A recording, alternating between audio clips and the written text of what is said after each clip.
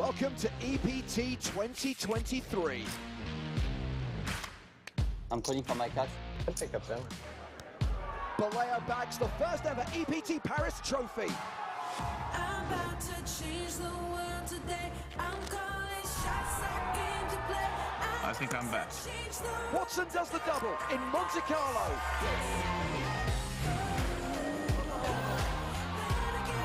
He won the pot, he won the pot. Timed off me, huh? Wojciech makes the call and wins EPT Barcelona. It's time to crown our next champion. Who will be next? Stamets takes the win here in Barcelona. Jason Mercier, he went with his instinct, he made the call. There's the professional level, and there's the Ivy League. Sebastian Pauli coming to terms with what he has just achieved. Nicky Corrin has done it! 2 main event titles! Sebastian Mallets has gone from poker fanboy to poker champion. This is why people love the EPT.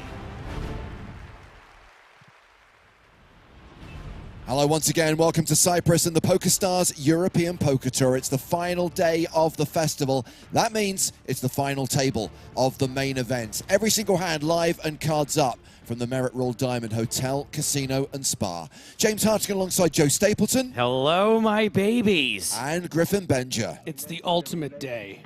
The players are in their seats, ready to get cards in the air. 7 players returning for the final day. We tried to get down to 6 last night, could not make it happen, and as a consequence, things are pretty shallow right now. The chip leader has 40 bigs, and there are a couple of shorties with 14 and 12 bigs respectively. Who are you hoping will win? Who do you think will win? What does your head say? What does your heart say? Want to hear from you. Use the live chat on Twitch, use the live chat on YouTube. You'll find us on X, you'll find us on Facebook, you'll find us on Instagram as well. Look forward to hearing from you over the course of the next few hours. It is former streamer Gilles Simon Gilly who leads with 8 million chips. Not far behind him, the Turkish player Halil Taşyerek. Then we've got Nikita Kuznetsov, Yannick Schumacher. A little bit shallower once we get to Jose Gonzalez, and the 2 short stacks are Andrea, the announcer, Dato, and Bjorn Kozenkai from Hungary. They're the short stacks with fewer than 15 big blinds, because we are kicking things off at level 32 with the blinds at 100K, 200K. And understandably, players been tight. Look at the payouts. Look at the money jumps with each elimination. Right now, everyone's locked up the better part of 163K.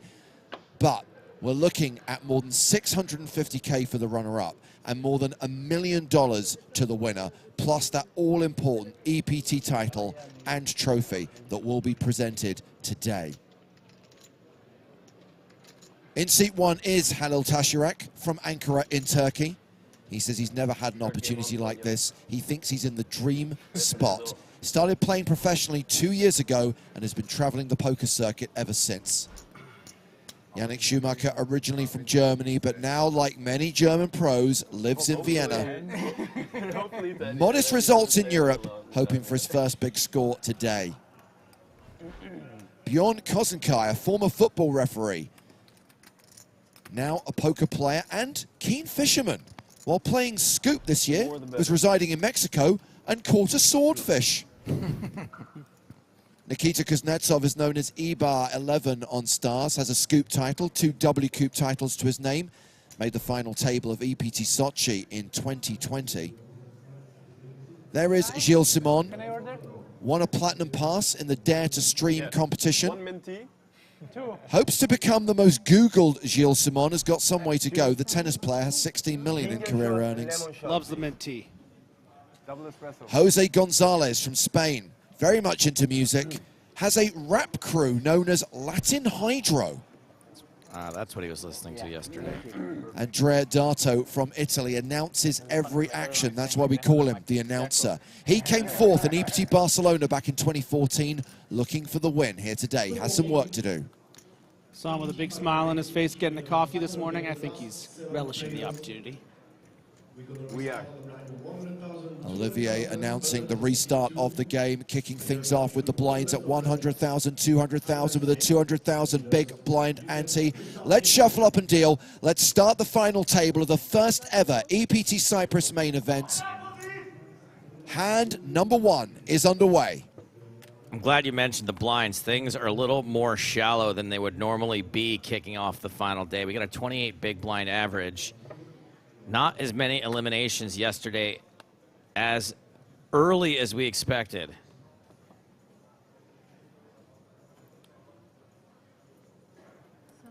Pass.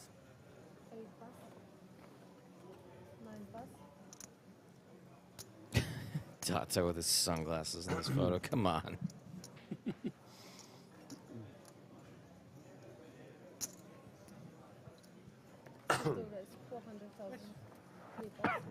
So action folded to Tasharek in the cutoff. He has raised to 400,000 with pocket fives. Round to Kuznetsov in the big blind with king 7. So we play 1 hour level today. 90 minutes, no? Yes. What's 50 minutes? Yes. 1 hour levels, and I think They will probably correct it later. It's probably some I mistake. think this is probably going to be it is. worked in as a call a lot of the time. It changed, no? It's Yeah, gonna it's be like 30 minutes level. 45 and then 30. No, only if it takes too long. But finds a 3 fold. players, it goes down to 45, and if it's extremely long, then they lower it even more. Oh, okay. The tournament has to end today. Correct. Yeah. Tournament? Has to end Yeah, today. it has to end today. There has to be Yeah, one. it has to be. Because they have to pack everything up and shit. And if we keep playing, a sniper comes over there and starts killing. I like that idea, Andrea Dato. Jimmy the Bee would be on board with that plan. Yeah, just to confirm, 90-minute levels until we get down to 3, and then we go to 45-minute levels. I don't think we would go shorter than 45, and I don't think that it would go so long that we would need to take any kind of emergency action and reduce to 30.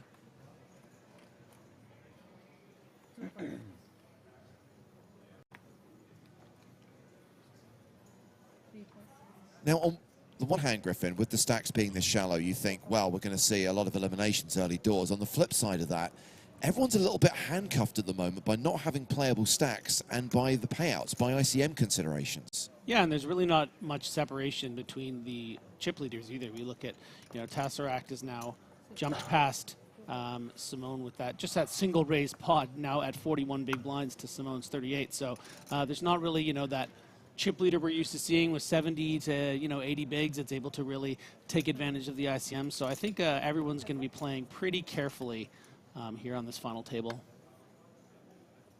We do have a blind v blind situation, unraised pre, 9-6-5 on the board. Ace high still the best hand.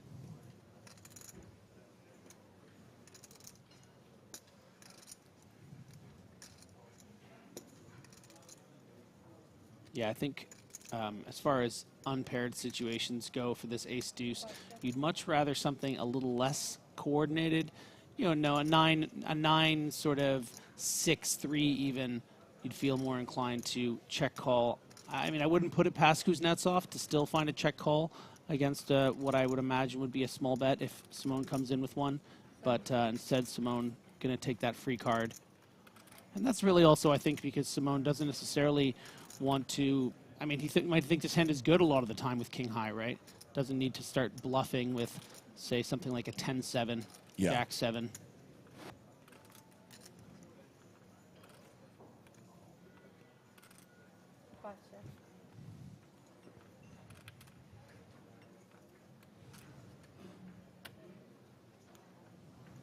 So check, check on the flop, because Kuznetsov has checked a second time. Simon checks behind. 9 on the river, ace high still the best hand. Yeah, I think at this point, facing a final check from Kuznetsov, which almost certainly is going to happen, I think Simone's probably going to hope that maybe even his king at 7 high would play, like Kuznetsov would check down a worse king here, but is going to be disappointed to see this ace high and lose this very small pot. Rui asks on YouTube, is the EPT coming to Portugal anytime soon? So there was a Portuguese leg of the tour back in the day in Vila Moura. I think we went there for a couple of seasons. The problem with Portugal, as lovely a place as it is, there's a very strict rule about cameras in casinos. And a huge part of the EPT is the experience of being able to live stream it for audiences around the world, being able to make TV shows, players being allowed to make their vlogs, and you can't even take still photographs inside the casino. There was a joke when we ran the event there where the PokerStars blog had like a courtroom artist doing images of the players at the table because they couldn't get any actual photos. If you had a winner's photo, it had to be taken outside of the casino. Wow, okay.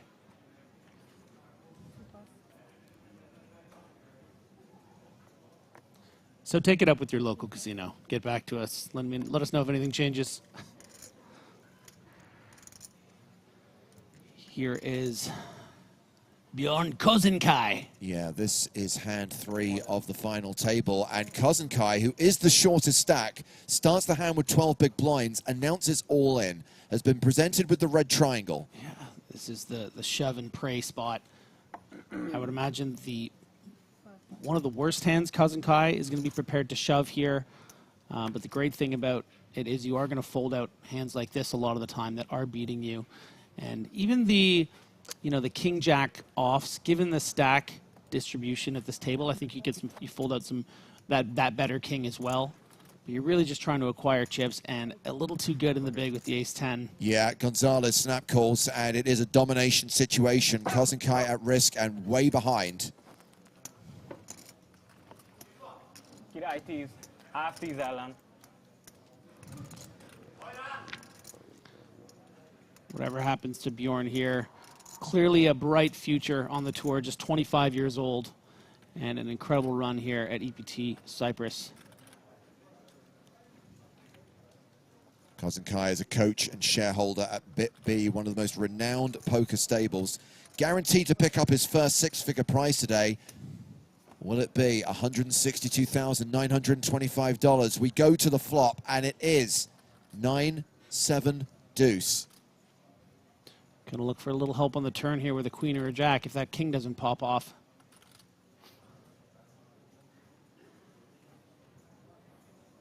Three outs for Kozenkai. 8-assal split, dáma ide, meg a király jó. I can also hit a queen. That's what he said.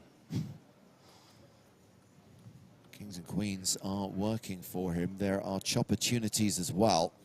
17% chance of survival.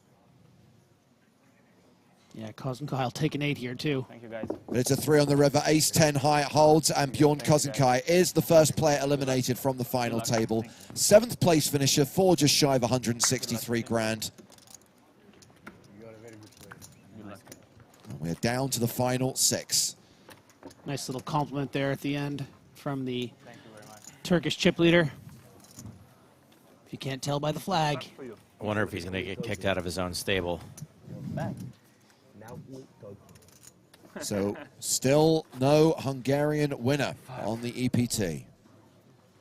Fuck, you won. Gonzalez, by the way, has chipped up to 7.2 million. He's got 35 bigs. Andrea Dato is down to 14 bigs, 2 of which will be posted on the next hand. Are you feeling normal or you're nervous as well? Is somebody not nervous here? And incredibly, just 11 big blinds separate Halil, the chip leader, and the 5th place, Yannick Schumacher, with 30 big blinds. Andrea Dato now significantly at the bottom with, at this stage, not much to lose. Going to try to find shoves similar to the ones Bjorn did, but hopefully get away with them or find a double. Next hand, and we find Schumacher with 7s.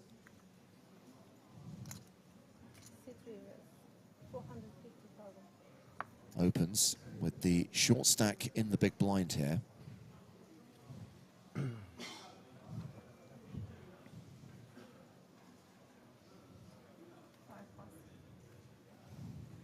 Quasi asking why they're playing with such shallow stacks, because they played for a long time yesterday without any eliminations. A lot of slap fighting last night. Yeah, and it's honestly, you know, with the levels being an hour and a half, it's usually we're used to seeing a lot of deep stack poker, but with how good players are getting in the year 2023, not a lot of big mistakes or blow ups, and just like you said, a lot of slap fighting. It's well put, Joe. The only one who was really going for it was Jose Gonzalez, and he got punished. That's true. So Gonzalez, middle of the pack right now, playing 35 bigs. Cheers. Cheers. Hey, I didn't get mine. Oh, I did. Never mind. It's on there. Limoncello? Maybe? Mint tea cheers. Is that collusion? Woo! That trophy will be presented to the champion later today. Going to lose another 5 players before we get to that point. The final 6 from a starting field of 1,320. No, you better for you.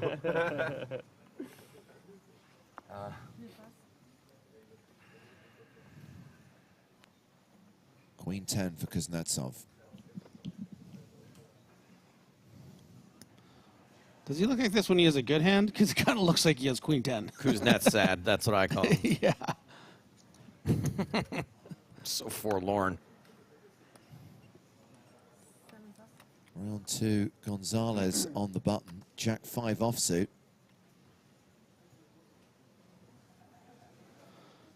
So Gonzalez has had a few big results in the last couple of years. Won the Eureka High Roller in March of 2022. That was worth nearly 350K. Took down a CEP event in Barcelona. Won last month's Estrella's Malaga main event for 92K. This is going to be a very clear, nice, clean shove on 11 big blinds for Dato, and just has to dodge the wake up in the big blind. I mean, this is really what you're hoping for on this short stack. Wait for him to announce it. Nice Now, cue up. we have Halil Tashirak folding 9-8 in the big. The shove gets through. Next hand.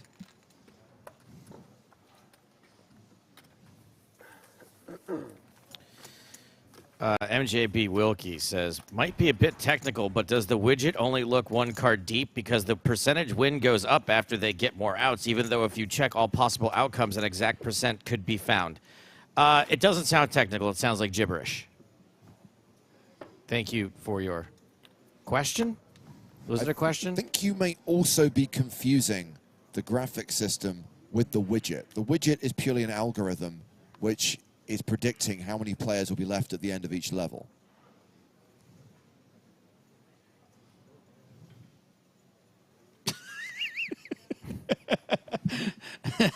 That look, and then the 3-deuce graphic shows up. It's perfect. At least he's consistent, Griff. Yeah. He's balanced and hating his life. Ooh. And watch as everyone else has rags.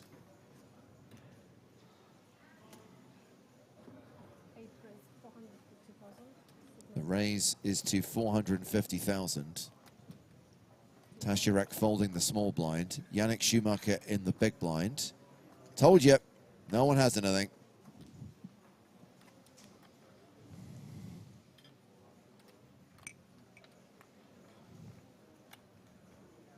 Raise and take it for Gonzalez.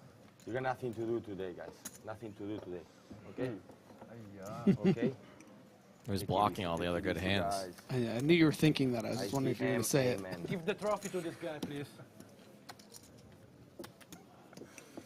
That one is nice. I will take you to a nice restaurant. Look at the chip stacks now. 1 shot, 1 ace. The chip leader has 39 big blinds. 2 shot to say 3. Exactly. Gonzalez is 38, Simon 37, Kuznetsov 35, Schumacher 30, and then you got that drop-off before you get to Andrea Dato playing 14 bigs. That's okay. It'll be 80 big blinds effective when they get heads up. Pass. I can't believe Jose Gonzalez got the whole week off from advising his Russian czar.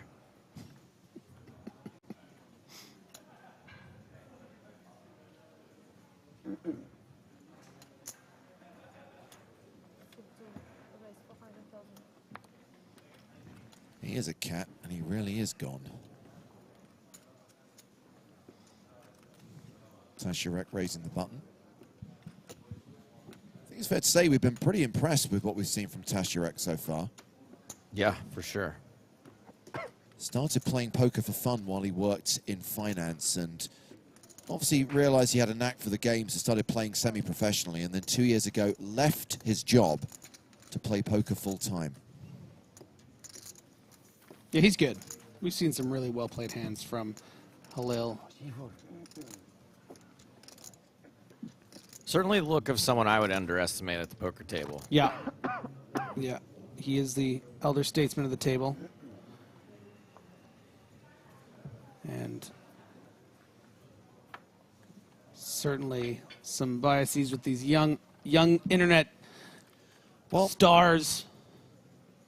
I hate to be pedantic, Griffin. Mm-hmm. Who am I kidding? I love being pedantic. The elder statesman of the table is actually Andrea Dato, who is 2 years older. He is not 44 years old. Than Halil Tasharek. Wow.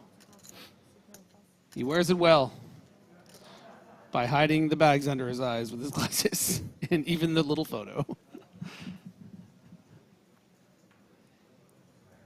Under the gun raise from Gonzalez, round to the blinds, Kuznetsov in the small. 9-4 off.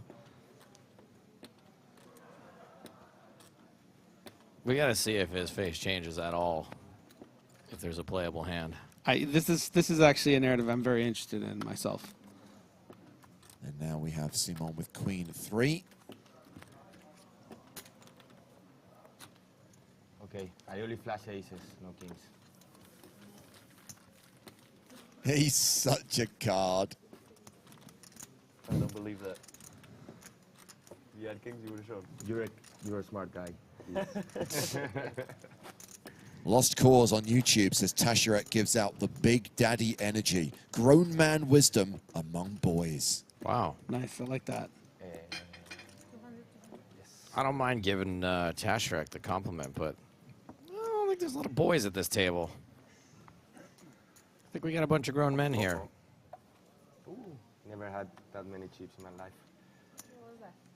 I mean, there are two like 25-year-olds. Is that grown men? Yeah. Yeah.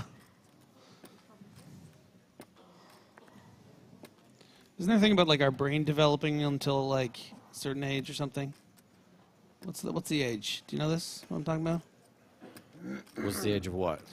I heard something about how like like men's brains develop only fully until like 30 or something like that. I didn't know it was that high. I would have guessed 25 or 26, but 27. I'm seeing 25. Thank you, chat. I'm sure they're correct. I'm sure all the neurologists in chat are weighing in right now. We do have quite a neurologist contingency here in the chat. A bit too easy. Small blind versus big blind. You didn't give me just one word. Never.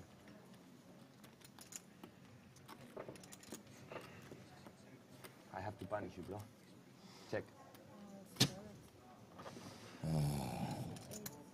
So hilarious.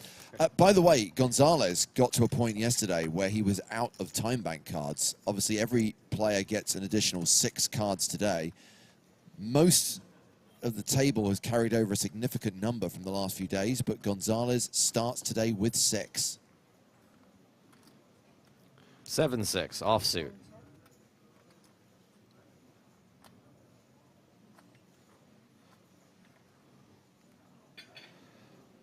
Check. Wow, he's in a mood, isn't he? And you can see the wry smile for Simone under that sweater. We're playing the guessing game, and Winning 99 thinks Queen of Hearts is Simon's second card. It would make sense as played. No reason to really bet on the flop. You're not going to fold out a king or an ace, and your queen high is often going to be good. Same on the turn. I tell you what, these two are going to have an amazing date after this. I'm going to take queen 6 off. You can have queen 6 of hearts. It's fair. Trust me. You get 3 times as many. Oh. Might be king 6. I only beat Doesn't matter. 5-7 and 4-7. Bet of 200,000 wins Simon the pot. Yeah, mathematical mind. Ay, ay, ay, ay, ay, ay, ay. He also beat 6-5, and he could have had that. We saw the 6. Problems. The change after 20 Because minutes. there was- Interesting. Who's been marking cards? Probably was one card that doesn't read.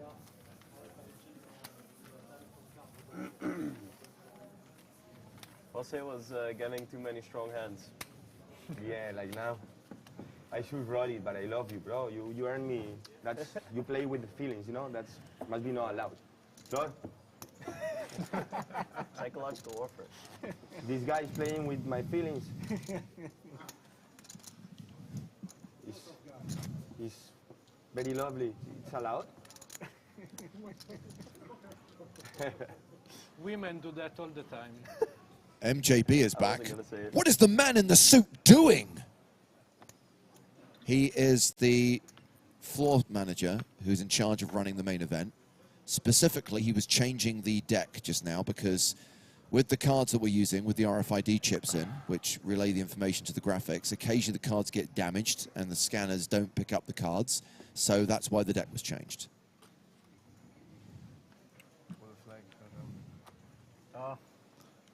Kuznetsov, I think, with one of the worst hands that he would consider opening here at the cutoff, but has some playability, has been quiet, so that's where that consideration comes from. But staying within his game plan, I think, not getting impatient, really respecting the quality of opponents that are 3 to his left.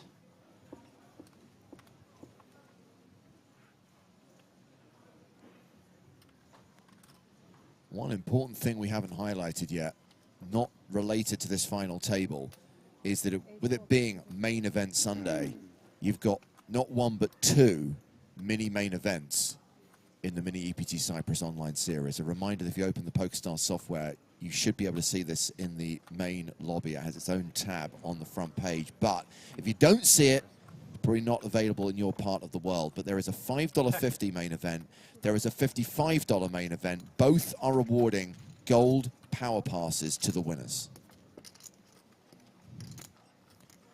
And we have gone to the flop. Blind v blind, unraised pre. Domination, rotation in Yeah. every possible way. Absolutely, a pair of 3s for the announcer. Plus, he has the flush draw.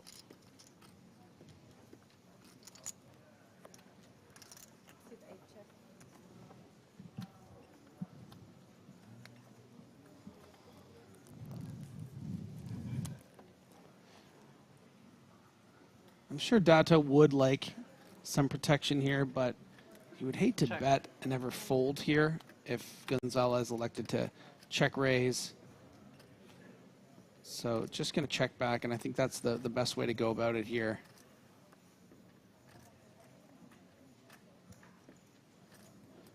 And now with close to nothing, Gonzalez wants to start betting.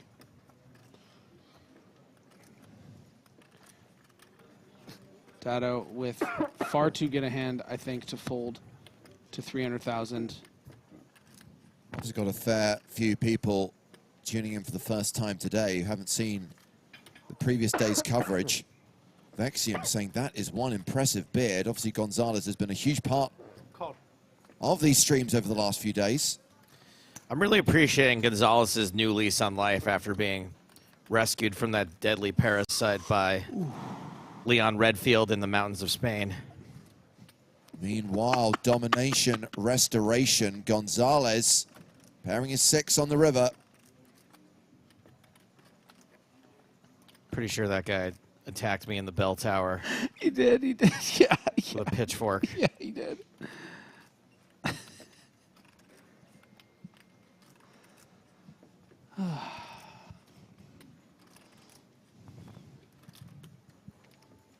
Check.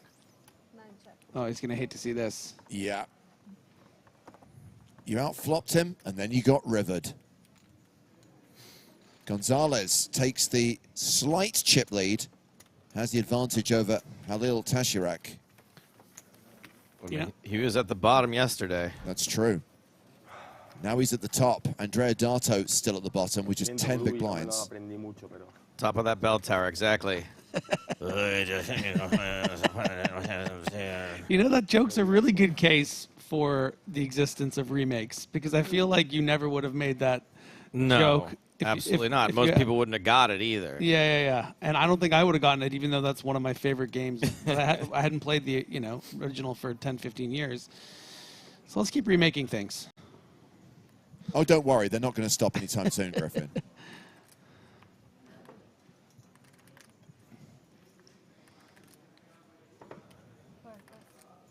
The customary Kuznetsov pause before folding.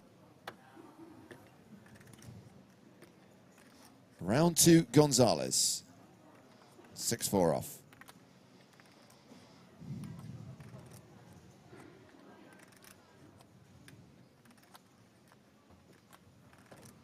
Not going to raise.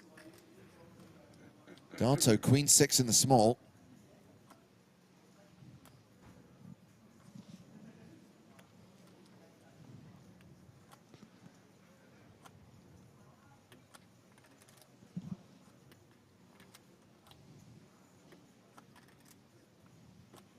Should this be a shove with 10 bigs?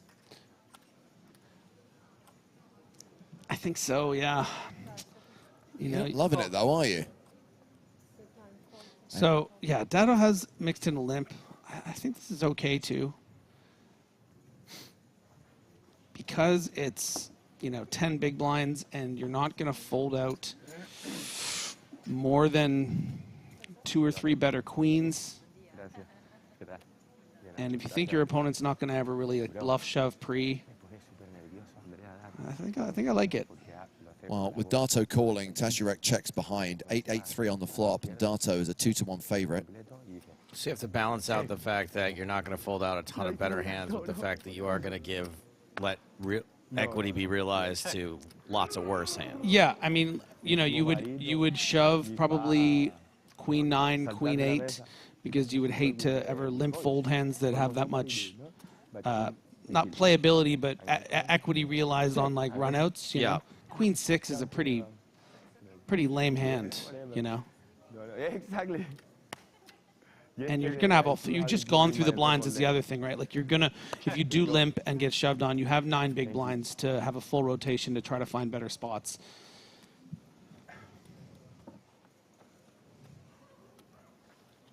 And Dato just checking this down as for value, really. And I'm a little surprised that Tashirak is taking the, I wouldn't call it bait because Dato doesn't want him to bet, but Dato really isn't going to believe this either. It's like, okay, so you're trying to tell me you have a 3? Wouldn't you have just bet that in the flop and been happy to get it in for my 9 big blinds? So, but Tashirak maybe just knows he can put a lot of pressure on high card hands that even if they call once, it's going to have a very tough time calling river. Well, also, can he eliminate sort of king high and ace high hands as well, given that Dato didn't shove pre-flop? Ooh, nice. Yeah, that's really well said. Didn't even consider that. Yeah, if you expect your opponent to shove all the ace highs, all the king highs, and a lot of the queen highs, what are you going to do if you're Dato here and have Jack 5 off? Are you just going to call with Jack high? And I was going to say, call with Queen 6. By the same token, I think Dato can also eliminate. I think his queen high might be good quite often, also for that same reason, because Tashirak's probably going to shove on him with King Jack and King 10. And look at the pressure it's put on him, even though he knows it makes no sense. It's just it's too valuable, these chips. If he loses 250K there and isn't prepared to call, say, an all-in on the river that might be coming, now your 9 big blinds have become, 6.5 or 7. Can somebody clip that, me saying something smart real quick? That was yeah, I gotta say, that was like 8 years old. That was some of your best work. That was really nice. Yeah. So Gonzalez and Tashirak tied for the chip lead right now, 30 minutes into the day. 1 elimination so far. Now I have to say something nice about one of Griffin's jokes in the next hour. That's why I gave you a little bump there. Yeah. It will be through gritted teeth. But you will do it. Yeah.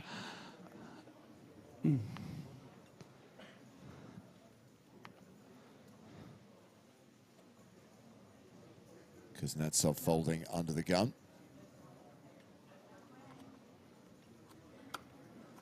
Jack 10 for Gilly.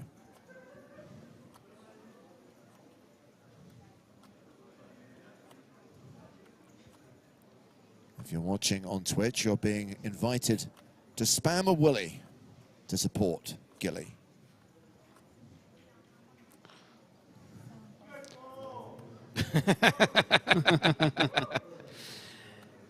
Yeah, he's wearing the purple hoodie around his neck too for the emoji, I guess. Yeah, and you can see how reserved. And I gotta tell you, Jose Gonzalez has really decided to try to see if he can become the captain of this ship, right? He's got the beard for it. He could be a captain. Yep.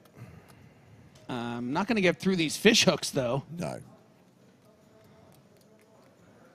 All right, well, let's see what the verbal declarer has to say. Mr. VD. Joseph.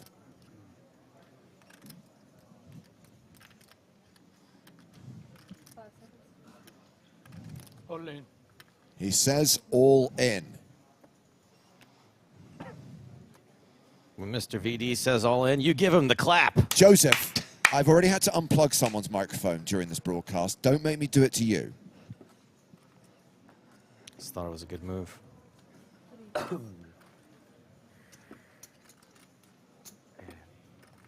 have only 25 seconds for my... You have 6 seconds. You got more time, Banks, Oh my buddy. God, he didn't know. What did he think those things were next to his chips? This is a pattern with Jose Gonzalez, by the way, who I like very much, but he's like kind of a step behind quite often. He's a disruptor, you know. He's a That's what he disruptor, is. yeah. We got the announcer. We got the disruptor. How many times did he apologize yesterday for goofing various things up, including almost calling it all in? I think he could have apologized a bit more. I thought he for that didn't one, to be apologize honest. for that one. Yeah, That was part of the problem. I think it was the lack of contrition in that situation that caused a lot of the problems. Whenever you want. I'll tell you what, I was a little starstruck to see Toby Stone come into the booth to explain things. He smelled exactly how I thought he would. He is smooth and It controlled. is a small room here, and he, yeah. I didn't ask for the count. That's why I I thought suppose. you pointed to count. He also has a voice of authority that I will never have. Correct. After desperately trying to explain to the audience why the ruling was made, and people having none of it, the moment Toby sits down and explains it, using exactly the same words, Yes, Daddy. everyone's like, oh, yeah, this guy knows what he's talking about. Yeah. You were very... Okay, so I could be wrong, James, because we were all gushing over Toby Stone, but I think the reason he asked about the 25 seconds thing is because he wants to know that at which point when he asks for the count, he gets more time. Right, so if he lets 25 seconds of his 30 seconds go by, then he asks for the count. Then she counts it. It gives him another, 5-10 seconds. I think the thing doesn't the clock count is towards- paused. When you ask for a count, the yeah. clock is paused. But it doesn't really matter. I would argue you want to ask for the count quicker, so Yeah. you then have more time on the clock to make a decision based on that information. Yeah, But if you already know the count, I guess is what Griffin is saying, and you're just asking to buy yourself some more time. I mean, it's he's just trying to maximize, within the rule sets, the amount of time you can to make a decision. It's not an angle. It's just more like, I want to use everything at my disposal. It's a little, He also was not 100% certain that those things next to his chips were new time bank cards. So very pained fold here for our table chip leader. Pardon me, our table short stack in Andrea Dato, folding the ace jack to the Gonzalez Open, and that's just, and this is part of the reason why it's the power of position. Do you really want to shove into an under the gun 1+1 opener with 4 people behind that can wake up with better when Gonzalez's range is supposed to be pretty strong? So that's why Dato was so peeved. And Kuznetsov finally gets the hand, but instead of being able to, you know, raise it and take a flop with a big blind that's calling with, you know, he does look a little less 8-7. Yeah, we were talking about this, right? Cheering at me than Italian people. King, Queen, 5. 9 still ahead. Gonzalez with a gut shot. 100%. More Persian people cheering at me than Italian. Look, there are Italians and 3 Persian. Just motion. I love a good mic I'll hug. do my best. Thank you. So I think in just normal poker circumstances, you can certainly call with 2 9s on a King, Queen, 5 board. When you're from the big blind, you're very under-repped. You know, your opponent could just be c-betting ace-7 of diamonds or something. But it's going to be a little more difficult at this stage of the tournament, at this final table, when Gonzalez can put so much range advantage pressure, when losing any chips at all is so devastating to your position. But yeah, so I'm not surprised we do see 1 call because of that strength that hand, hoping maybe Gonzalez will just shut down, but he's out of here on most turns. Spade not a factor. So Kuznetsov, 86% favorite, checks a second time. Yeah, certainly not a factor in the sense that neither of them have a spade, but now if another bet comes in from Gonzalez, but he's not going to do it. Doesn't want to run into the flushes. Oof. Barry Greenstein makes an appearance, and Gonzalez has a lock on this. 2 overcards, fine. 3,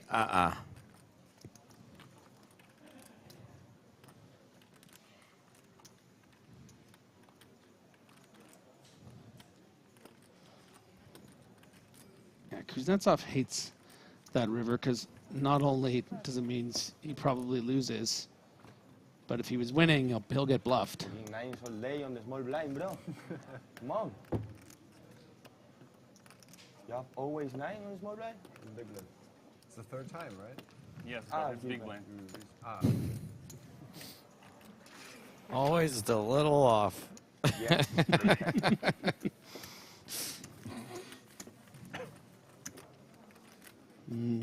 Trophy. I made the AK-47 again, if you make 3 bets. Do you think they shine it every day? Yes, several times a day. Nice.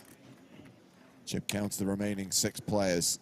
The big stack equates to 45 big blinds. The shortest stack, 14 bigs. There's at least one particular person on the staff who cares a lot how good that trophy looks, and is a major reason why the stage looks so good, all of it. Meticulous. Gonzalez back in action. Ace-Jack opens to 450K. King 3 for Schumacher on the button. Folds. Kuznetsov in the small. So sad. Kuznets sad.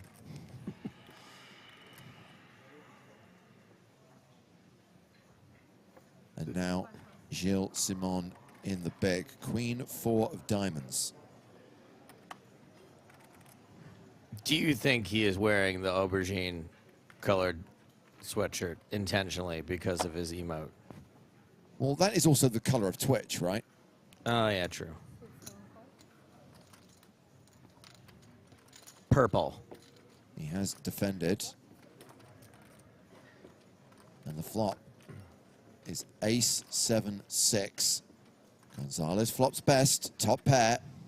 Better than a 9-1 favorite.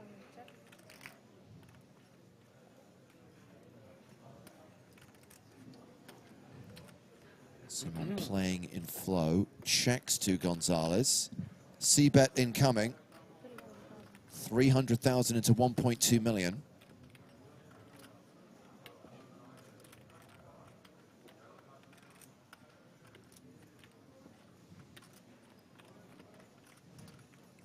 Simon with backdoor draws, but elects to fold.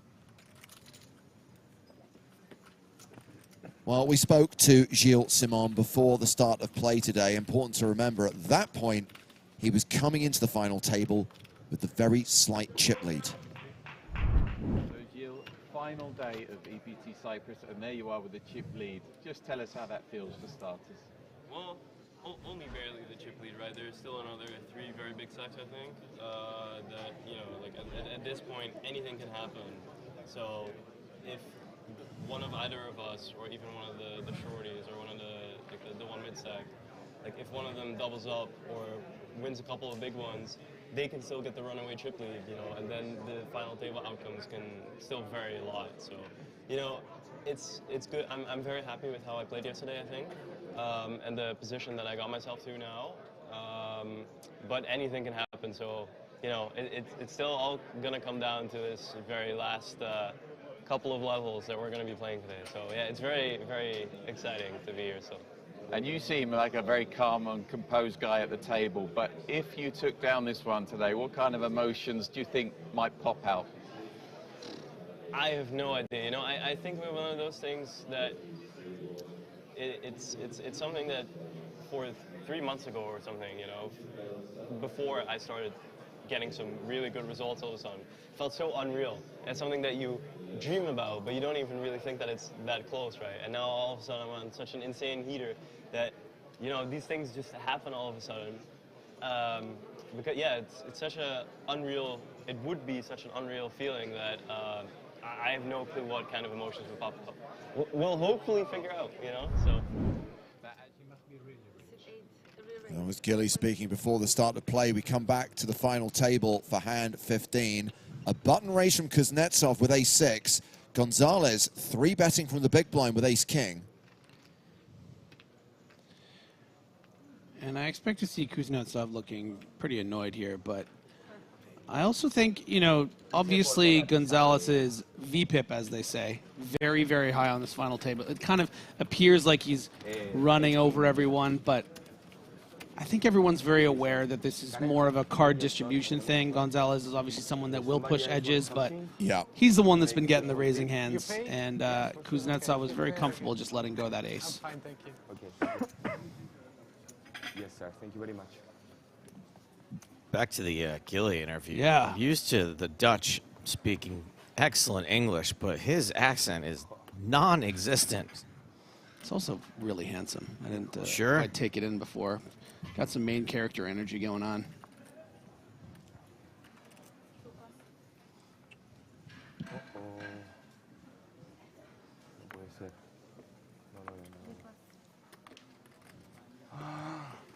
I do find it amusing that he has this goal to overtake the French tennis player with the same name. I mean, that could be like a bit, you know what I mean? It's not beyond the realms of possibility.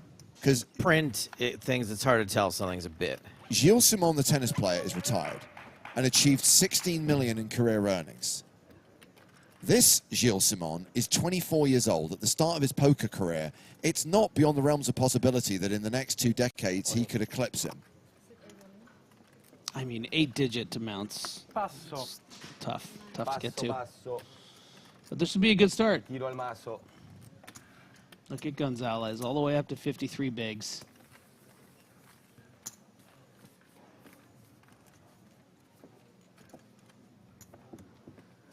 Yeah, back up over the 10 million mark. Andrea Dato still hovering around 12 big blinds right now with half the level gone. So still 45 minutes to play at 100,000, 200,000. You've covered a lot of final tables in your life, James. Have you ever seen a flag draped over the back? Because it's a vibe. Yes. Good. Oh yeah, it's been Pretty done. common. Common? I don't know whether you remember, Griffin, but we've had a few final tables recently with Brazilian players. Right. They love their flags. Yes, yes, yes.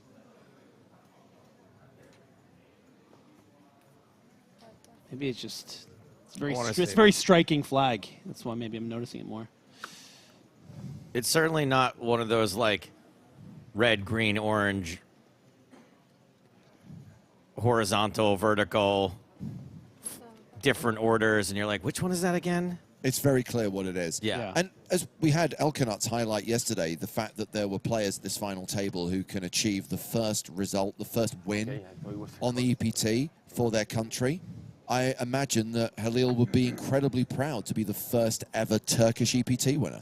Not surprised to see Gonzalez raising up this time. Kind of wanting to really telegraph to Dato that he's prepared to call an all-in, which I think, he would do for 12 big blinds. And also doesn't want as many peels from the big blind. The craps. The crabs. Oh, the laugh I will be after. bigger with weak hands. That's the What do crabs. you mean? It's fair. Oh, we got it. Weak. It needs a lot It's of good, but protection. it's weak. Yeah, it needs a lot of protection. Of course. Yes, because many over. That's how you avoid crabs. Yes, wow, the fuck, bro. A lot of protection. Free coaching for you.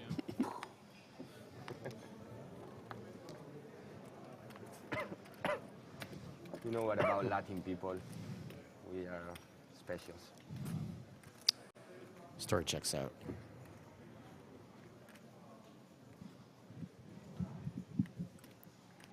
Come on, Nikita. Pocket nines. You could get a little smirk in there. Huh?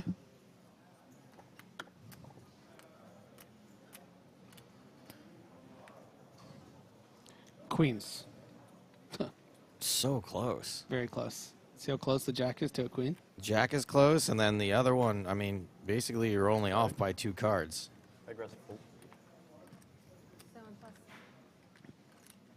Man, oh man, Gonzalez. Card rack. Yeah, and I do wonder, with Kuznetsov only playing 25 big blinds, that maybe Gonzalez is going to lean more call here with the ace-jack suited. You would hate to raise to 3-bet and ever fold this hand, so pretty comfortable just calling. I think even ace-jack off would probably just call. And now Tasharak with the 10s has an opportunity to really make life a living hell for Kuznetsov in particular. Wouldn't expect to see a lot of traps from Gonzalez here. Gonzalez, because of how active he's been especially, would probably be wanting to 3-bet big hands and get them in. So I don't even think he'd be this chatty right now in the hand if he was trapping, right? If he had aces or kings, he'd probably be quiet. But look, Tasharak wants to sort of keep the variance down. If you were to squeeze here and get it in with Kuznetsov, 10s aren't doing very well. Maybe the only hand that you're beating that would potentially go in would be the pocket 9s. Like Kuznetsov might even still just fold that. So staying under wrapped, and we have our first 3-way pot here. Wow. And it's all low cards, and there are 2 hearts out there. Tasharak ahead for now, but Gonzalez with the best chance of winning. And Kuznetsov should be thinking, this is a pretty decent flop for me. Gonzalez should have a lot of Broadway-type cards a lot of the time, or something like 7s or 8s, which I'm crushing. And Tasharak's range should also be a bit similar from the small blind. You know what turn card everyone is dreaming of, right? 9 of hearts. You got it.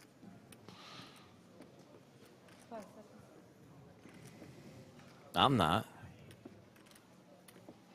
People love collisions. I think we should expect to see 3-way to the turn. I don't think we can expect to see any raising from either Gonzalez or Tasharak. And I don't think it's going to be a very big bet. And there it is, 425. No reason to, bet a million chips or anything here. So Kuznetsov continuing into 2 opponents, 425K into 1.675 million. And if we do see 2 more calls, this pot is going to balloon to over 3 million. And that's going to be a very big swing with how the standings are going to look like. So Gonzalez has flattered Tasharak. Calls as well. Still 3-way. Going to the turn, and yes, just shy of 3 million in the pot already. Is the Queen of Spades on the turn. That's the card I was dreaming of. So 10s still ahead, and Tasharak now a 2-to-1 favorite in this 3-way pot. Kuznetsov drawing to 1 out. And Kuznetsov might still think he has the best hand a decent amount of the time here. That queen does fill some of those heart combos. You know, the king, queen of hearts, the queen, jack of hearts, queen, 10 of hearts, and the like, which certainly either one of these players could have. So does Kuznetsov, with a pot of 3 million, want to invest any more chips in this street or just hope it checks through and somehow nines are good by the river? It's a very tricky, very, very, very tricky spot.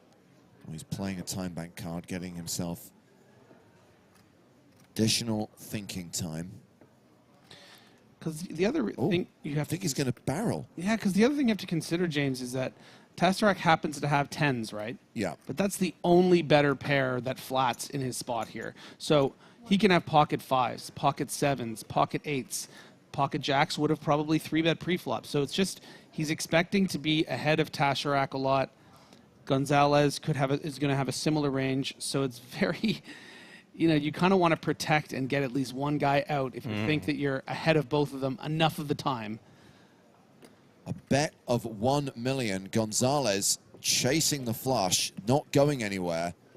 If Gonzalez can catch up here, this is going to be a significant lead for him. Well, this is now, I think this is a fold for Tastarak, a big side fold. He's got the best hand. I know, but look, there's a bet and a call here. You're up against a very strong under-the-gun range. Look at Kuznetsov putting in so much of his chips here. That queen is a very scary card. It has, like we've talked about, filled up those flush draws with the queens. If it was one opponent, it would be different, but two, it's tough. Oh. Folding the best hand, you got to do it. Tens go in the muck, and we go heads up to the river, which is the deuce of hearts. Gonzalez gets there. This is going to put him in an insane position moving forward. Will he know how to leverage that stack? Will he know the power that he can exert? Yeah, this hand is completely over. Kuznetsov won't put another and look at even in his facial expression, it's like, you got it, dude. I will say the only consideration would be that Gonzalez calls twice here with 7s, right? But pocket 5s have filled up, which would probably call twice here. And then, of course, all the hearts. Kuznetsov is not going to call this, and we're going to quickly move to the next hand, I would have to imagine. Yeah, shoves on Kuznetsov, who does not call all in. And that is going to give Jose Gonzalez a dominant chip advantage, a 2-to-1 advantage over the player who sits second on the leaderboard. 14.5 million near enough for Gonzalez, more than 70 big blinds. By comparison, Halil Tastarak has 7 million, 35 big blinds, and we've just seen Nikita Kuznetsov drop down below the 20 big blind mark. You know what's so interesting about that turn bet, too, is that it did, you know, when you think about all those pairs that Halil can have there, he's going to have to fold the 10s anyway. Like, you are folding out. Like, if that river was a brick, he wins a massive pot. Yep. And he's, you know, going to be second in chips, but just couldn't dodge that heart, ace, or jack. And it's Gonzalez's day. Gonzalez has had an amazing opening level of this final table. But now a chance for Gilles Simon to potentially win some chips. Ace-king suited under the gun. Yeah, right. Gonzalez is going to have queens.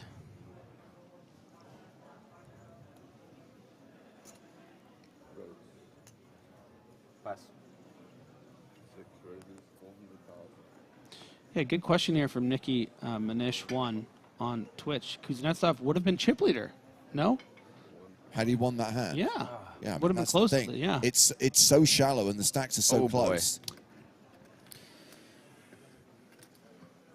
And at 200K big blind, 6-handed, this is going in. 16 big blinds for Kuznetsov. Going to get a lot of folds from this shove. You know, if Simone has ace jack off, might be folding here in these positions, but it's a classic flip. All in and a call on their backs. We're off to the races. They're waiting a second there for the other table. Do you see that? To turn them up. So used to it. Simon, by the way, doing exactly the right thing. You wait till the dealer tells you to show your cards before you show your cards. Nice. Like bears versus twinks, one of these two things has a slight mathematical advantage. Hearts versus 10s. 10 diamonds, 10 clubs. Doing our job for us. Oh, loving the moment. Just so easy to cheer for. Kuznetsov is the at-risk player and the player with the advantage right now. Gilles Simon needs to hit. Why is Dylan cheering for you? You know him? Yeah, he's a friend he's of a good yours? friend of mine. Yeah. Stayed with us at home in Vienna when he came over to Europe. A set of 10s on the flop. However, the straight draw for Simon, a jack would give him Broadway. We got 4 jacks live. You can smile. He won't do it. I don't want to jinx it. Turn card. Turn is too easy. Here's a tray. Nah, trust. 4 cards eliminate Jack on the river. Nikita Kuznetsov. Jack of spades. A jack on the river gives his opponent the win. If Kuznetsov does win, do we get any kind of a celly? No. Stupid how big this No? flip is. Yeah. River card Jack of spades. is a 6. Kuznetsov doubles up through Oh, Gilles that's a Simon. little something. That was a sigh of relief, Griffin, not a smile. He moved. I'll give you that. He did flinch. So Kuznetsov is now second in chips, and Gilles Simon is now in the danger zone. Danger zone. 14 bigs. You had flush? And let's just put into perspective here the swing of that pot. Sixth place pays just over $200,000. Now he's up to second place on the leaderboard, which pays over $650. So, you know, to stay in there, win that flip, it's surely one of the biggest swings of his poker career. I don't care who you are. That's not fair. Banana and pineapple, you had. 3-4, and then 50. You had an overpass? Overpass? Banana and toilet paper roll. Sí, in out and out. So Nines. Let's I had nines again. 9s again. Come on, bro. Stop it. Anyways, I was about to bluff it because I had the queen on my range always. Sciacallavamo di nuovo. I was bluffing it anyways, but the heart make it easier. I was bluffing it anyways, but the heart made it easier, said the guy with the nuts. Yeah, on a brick river, if he does shove there, does Kuznetsov call with 9s? What I was happy to see is the short conversation between Kuznetsov and Tasserac, where Tasserac was able to glean that he had the 9s. Oh, even more tax. All day taxes.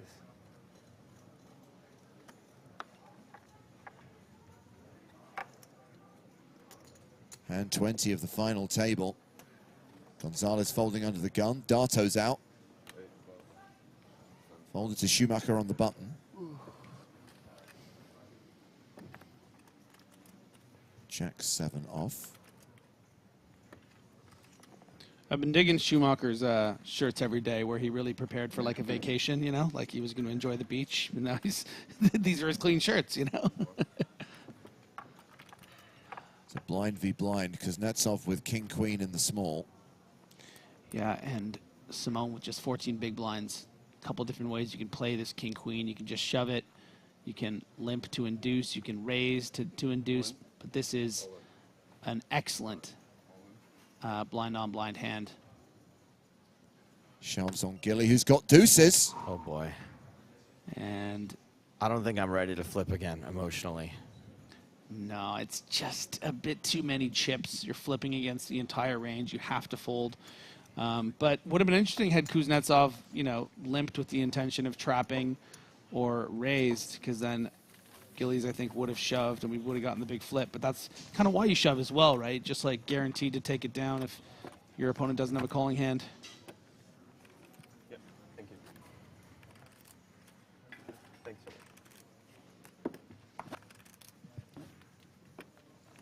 I think that also reflects the hand strength difference in that situation between a king-queen and, say, an ace-queen.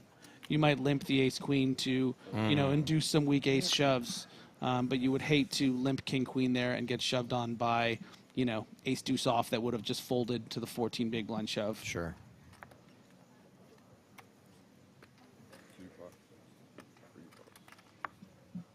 Kuznetsov with Jack-9 on the button.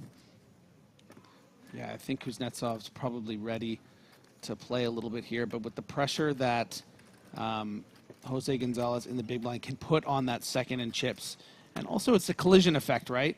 Like you can just let these two play and potentially get a bust out of Simon. Well, Simon finds himself in the same situation that Kuznetsov was in the last hand, king-queen in the small blind. And he's going to shove. Gonzalez in the big. Calls with 9s. And we do have another coin flip. King of a queen. Like Barbie versus Oppenheimer. One of these two things has a slight mathematical advantage. This time, Gilly has to win the flip to survive. Huh? King, queen.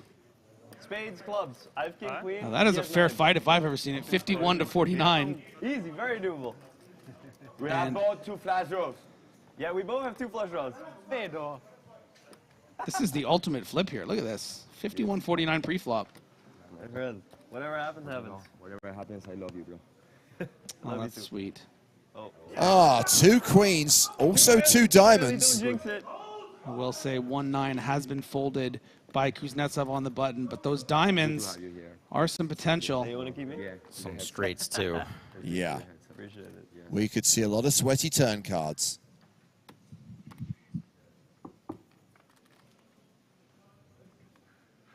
That is one of them. That is the sweaty turn card. Of all the cards. That is the sweatiest turn card. That is sweatier than the movie Alien. So now, Gilles Simon has to fade any diamond, any 10, and the case 9. The river is the 3 of spades. And we see Gilles Simon double up through the chip leader. Gonzalez still out in front with more than 11 million chips.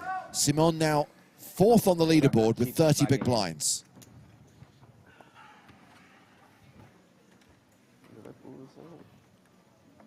Fourth on the leaderboard, but 9 big blinds from being second. 2,975,000.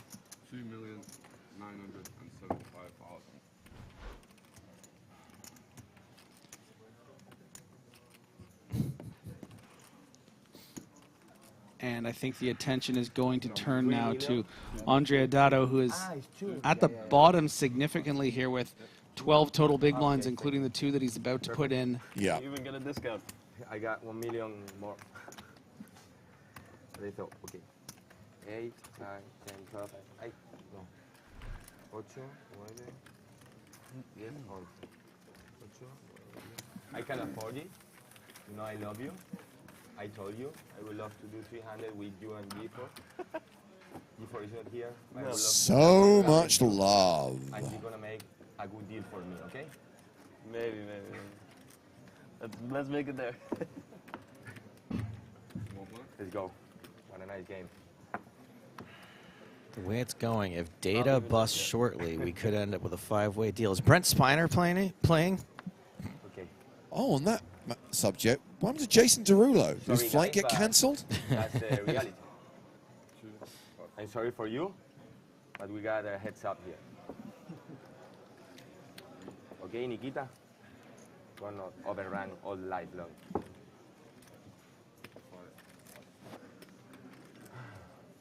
A deuce for Simon. Looks like it's going to be another blind v blind situation. Don't get savage now, okay? Don't get wild. I just had to take the time to count my chips. Good man, good man. Ace deuce for Gonzalez. All yours. Easy peasy. Shoves on Andrea Dato. What is the announcer going to say with King Queen? Emmeline. Oh, he didn't say it. Wow, slides it forward. I can fold this. Yeah, look at the shape it made. Look at that. Okay. It's a flip. Dama contra It's a su flip. 2. I lost my hand, okay? Now I have to. I love this guy as well, but he got too much Me lo guardo al money. tavolo. He lived his life. He's young man. He deserves good things. It is almost a flip. Everybody deserves good things. Andrea, andiamo, Good luck. Andrea. Thank you, sir. Good luck. Good luck, guys. Dato at risk and behind. short stack sammeln die ganze Zeit wechseln, ja. Another classic blind-on-blind race. Pincho, eh? King high flop. Pincho cuatro, pincho And cuatro. the wheel draw for Gonzalez. Yeah, that's really going to flip the percentages, but you can see still 31% for Gonzalez to eliminate Dato in 6th place. Turn card is a jack, so 7 outs for Gonzalez, 7 cards that would eliminate Andrea Dato. He needs to fade an ace or a 4 on the river. Dato. Cuatro, ace.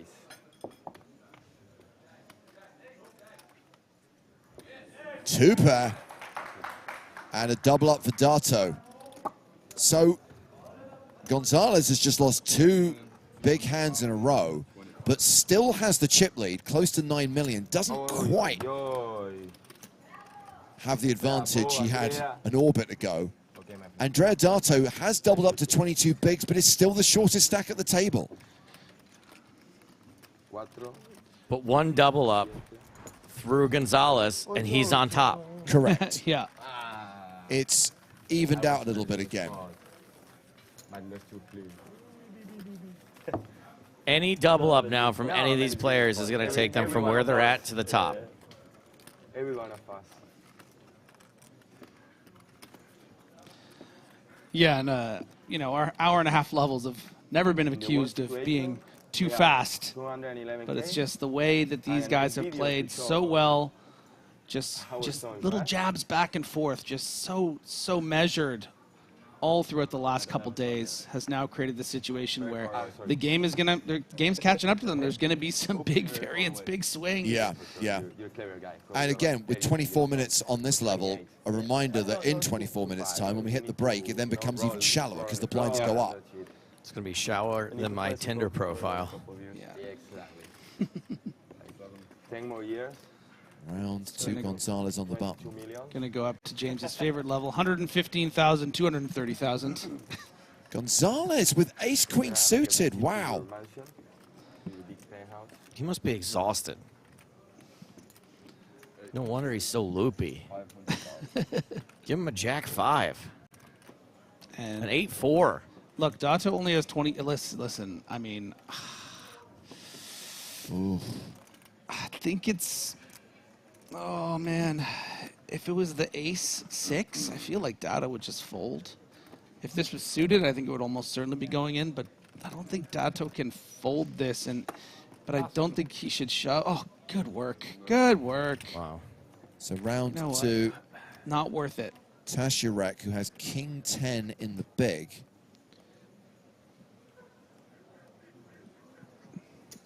He calls, and we are going heads up to the flop.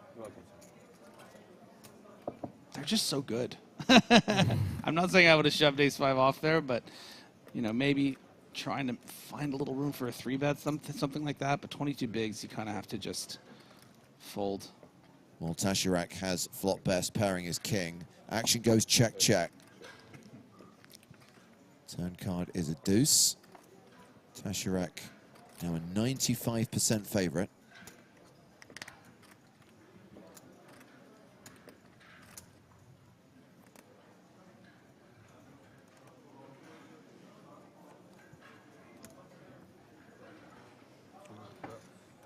And with no c-bet from Gonzalez on the flop, Tashirek leads the turn for 700,000. Should be an open and shut case. Well, the problem is, if you're just folding to this every time that they bet it, they're going to get away with a lot when they're bluffing, right? So Gonzalez definitely considering, do I just want to fold the best non-paired ace here? I don't think so. Now, we can see he does have the king, but we also just saw Tashirek. How about that? Man, we saw a little of this from Gonzalez yesterday. When he started losing pots, he started chasing, started getting a little weird. This is very weird and frankly doesn't make a great deal of sense. You know, with the 2 hearts on the board, Gonzalez probably would have just made a continuation bet on the flop if he had a 6 to try to do some check raise bluffs from, you know, heart draws, air. And yeah, Tassarek's not going to buy this, and Gonzalez is going to get nervous. Now the pot has bloated to 5.9 million chips. Lil Tasarek, blep, blep, blep. Scoring for the final table for sure. The public will be happy. The public gets what the public wants. Barry. Barry does not make an appearance because it is always coming 7. Tasarek has a lock on this as check to Gonzalez. 5.9 million in the middle. Tasarek the effective stack with just shy of 4.2 behind. Now, would Gonzalez play pocket aces like this? All in. He shoves on Tasarek, and if Tasarek calls, he takes the chip lead. Wow. Takes the chip lead, and Gonzalez is in the basement. I mean, these guys have been playing with each other for days. Surely Tasarek knows that Gonzalez is capable of just flying off the handle here. Pocket aces is a concern. Ace-king is a concern. Playing time bank cards, thinking this one through. Some 6Xs. Pocket 2s are certainly a concern. Wanting to just get all the money in with the king X's. That's a lot of concerns.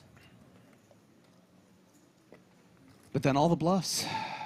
But do people take a lot of check back on the flop, raise turn, bluff lines? It's so strong. And listen, Gonzalez knows exactly where he's at. He knows Tasarek has a king. It doesn't have to be a particularly strong one. It's just calling a raise from the button.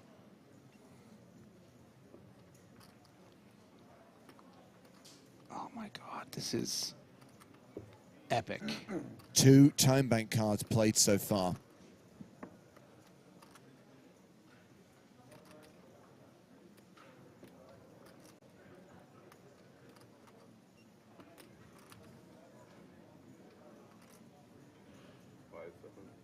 Just find it.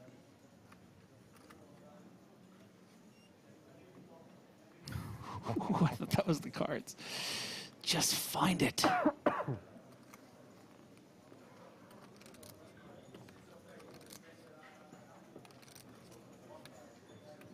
And he looks nervous, but probably pretty balanced in that respect. Even when you have it, you feel the nerves, Sure. hoping they'll call. And a very split poll on Twitch. 53% saying they're going to see a call. The other 47... This is worth the time bank cards. We've seen a lot of flippant use of time banks. This one is worth it.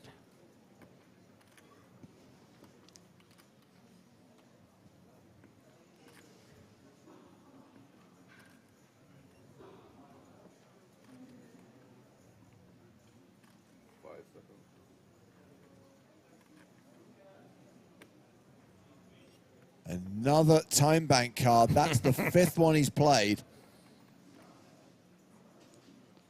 Ooh, grabbing chips.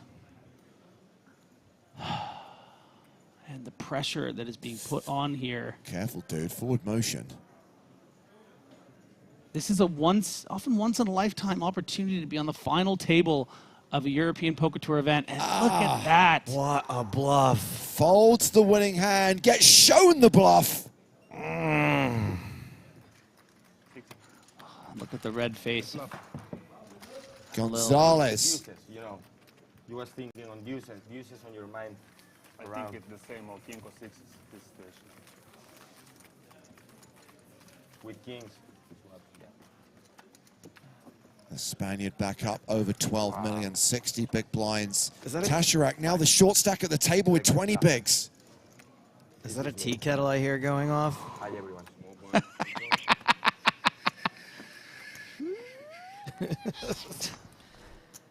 I mean, he's taking it well. Don't get me wrong, but to be shown it too. I don't know if you'd rather be shown it or not shown it. I have no idea. Not shown. Not shown, yeah. That's when what I'm it's, leaning yeah, toward. when it's the bluff not shown, Yeah. and when it's the value you want to see it, you'll feel better about making a sick fold if he shows you deuces or whatever. But no, it's hard when you're shown a bluff. I mean, look, the reality is if you're not shown a bluff every once in a while, you're probably calling too much. You know what I mean? Like you're not gonna. People are just gonna bluff you sometimes and show you. But it is annoying. What impact is that going to have on Tasharak mentally? Ace-10 in the small. But to his credit, Halil, you know, said nice hand. It wasn't like a bitter thing. I mean, sometimes you just got to tip the cap too, right? Like that was a really sophisticated, just brilliant move from Gonzalez. The balls, you know, it's just not a lot of players can do that, honestly. We've covered a lot of poker, a lot of final tables. Those bluffs are few and far between. So Tasharak elected just to complete in the small, and now Schumacher's outflopped him, pairing his 6.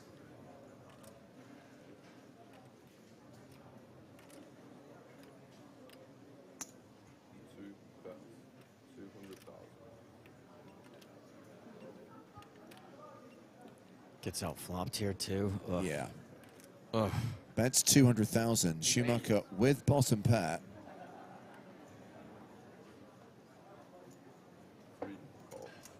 Makes the call, taking us to the turn. Jack of spades. Well, catching up here would win him a lot of chips.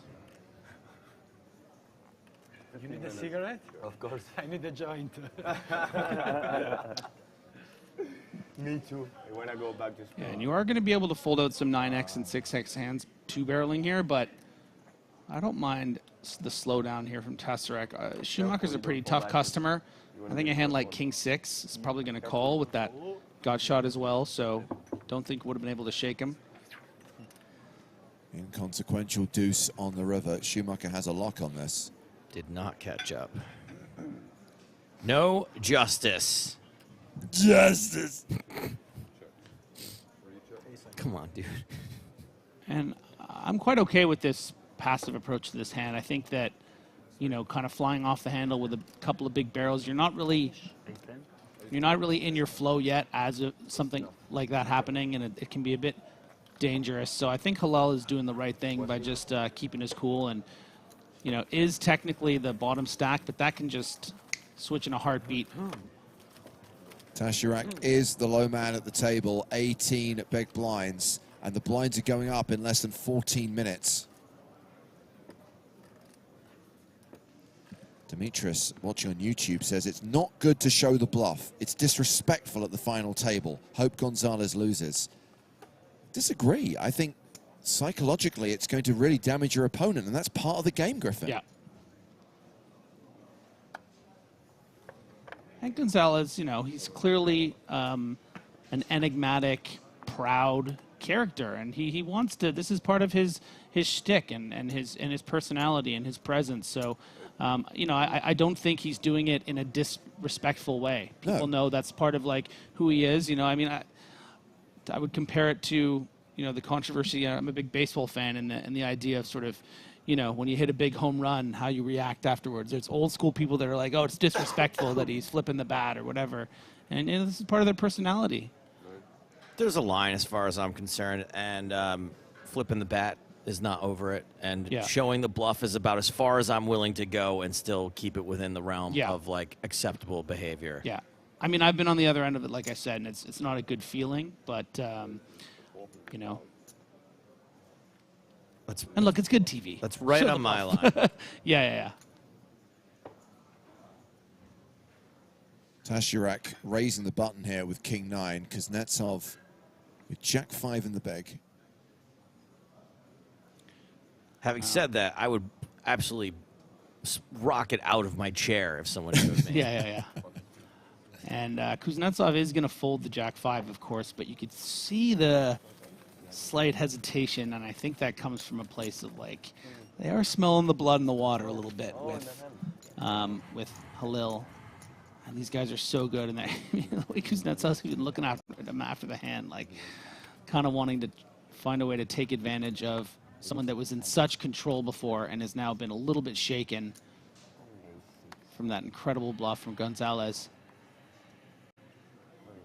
A6 is still cool. 5, 6, 8, 6. You'll be able to see in a second. We've played 25 hands at this final table. We had an elimination on the third hand of the day. Still six-handed right now. I mean, we're right now we're at where we should have been yesterday. Yes.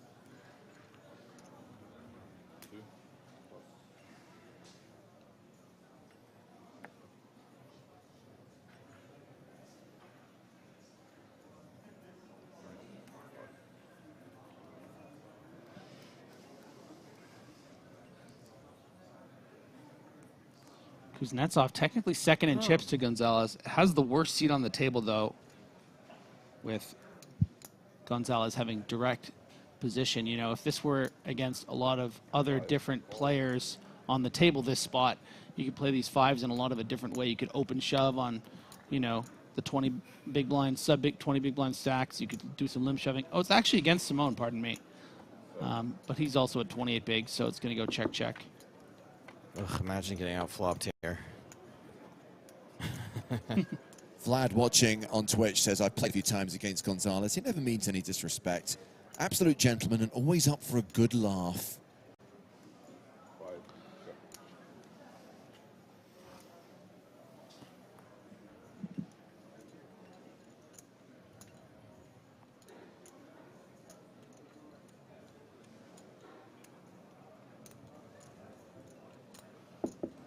Simone looking to get a little bit better. Oh, baby. Flush for Kuznetsov. Straight flash. Yeah. Straight flush draw.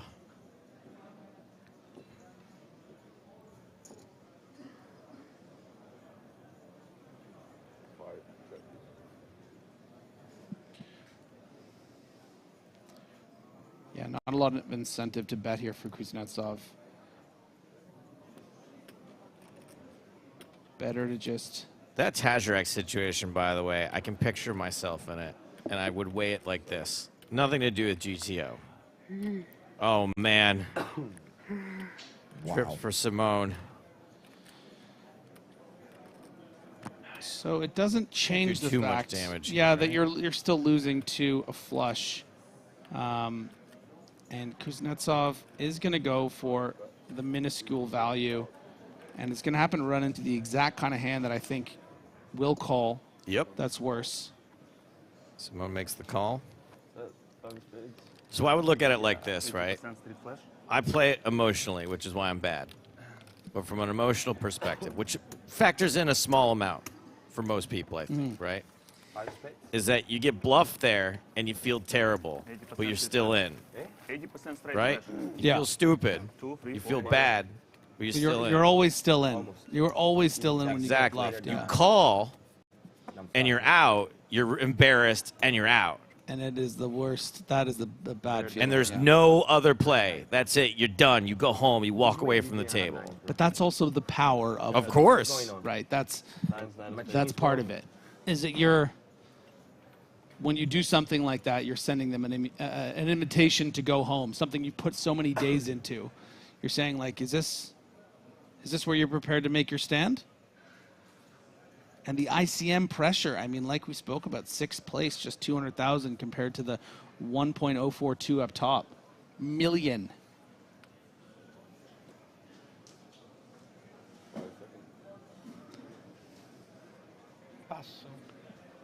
Passo. The verbal declarer announces pass.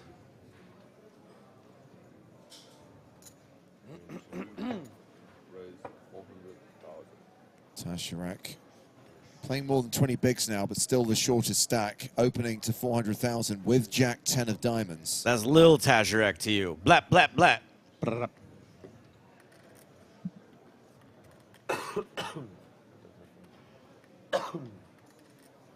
Round to the blinds.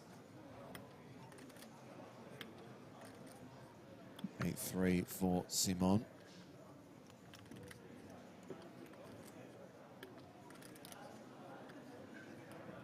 $400. And Gonzalez King Deuce. Here's to defended.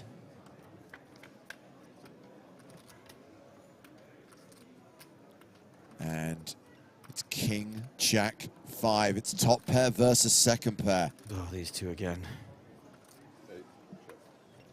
And you can't look at this hand without observing it through the lens of the previous hand, Griffin. But I like that Tasharak is prepared to bet here. You know, sometimes you're going to mix in some checks and pot controls, but Tasharak's comfortable enough. He's not going to change his sort of strategies here. He wants to build a pot when he can make better than just the jack, get some value from some draws. But when Gonzalez turns the screw, when Gonzalez decides either to check raise turn or bomb river,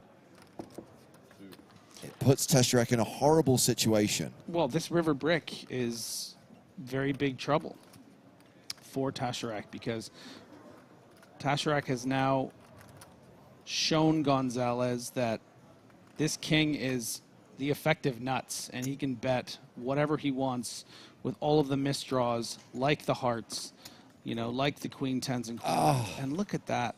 Quick fold by Tasharak. Correct fold on this occasion. And that's I think that also reflects a very good understanding of, I know you're going to hate me to say it, Joe, but blockers. I mean, you have that 10 in your hand, makes it less likely that he has those 10-9s and queen 10 straight draws and the quick fold. Yeah, I was going to attribute it to a live read. Gonzalez is the chip leader with more than 60 big blinds. No other player has more than 40 bigs. Tasharak continues to be the low man with 17 bigs.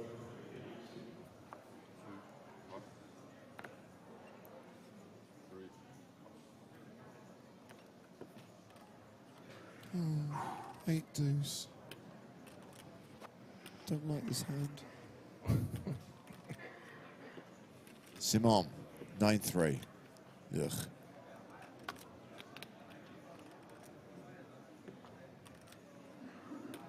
Oh, sorry. Card accidentally exposed. Penalty! It's not like he accidentally called an all in. Penalty!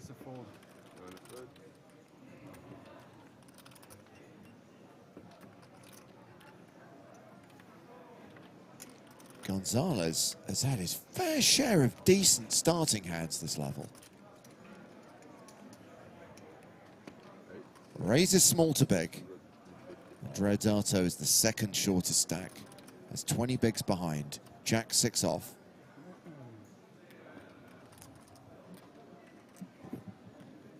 Pass.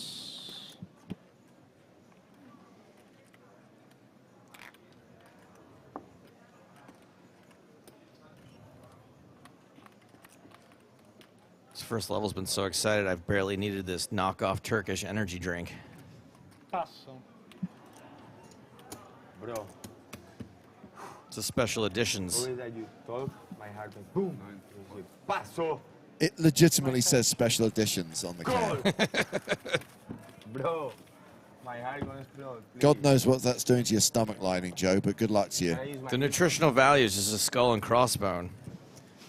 By the way, a few people genuinely asking if there should be a penalty for exposing a card. No, if you do it accidentally, no penalty. If you intentionally reveal a card, yes, you would get a penalty.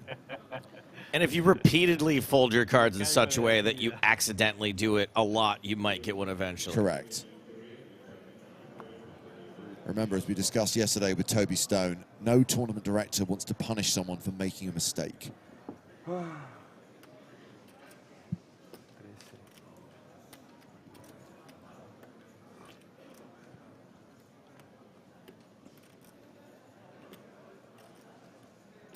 don't want to play King 7. Probably going to fold it.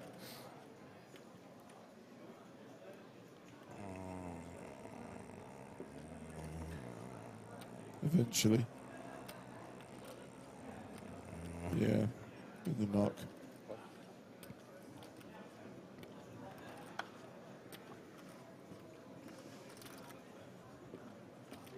Grande wants to know what type of penalty we have in poker. We spank your bare back and bottom. 10-9 for Gonzalez. Paso. Wow, Imitating the announcer. Dowda doesn't even flinch. Is he going to say it? Is he going to say it? No, I don't think so. Yeah, he is. He's going to say it to make Gonzalez laugh and to stay balanced. Or he's going to say fold. Oh.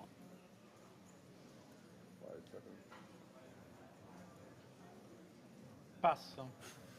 He did it. Told you. And Gonzalez very much appreciated it.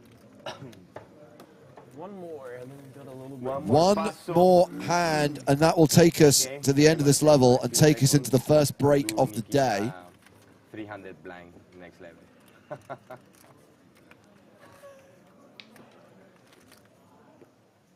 That was gonna happen either way, I think. Maybe 250. Really? Yeah, Maybe. 250. I tanked 90 minutes. Yeah, it's 250 next, right?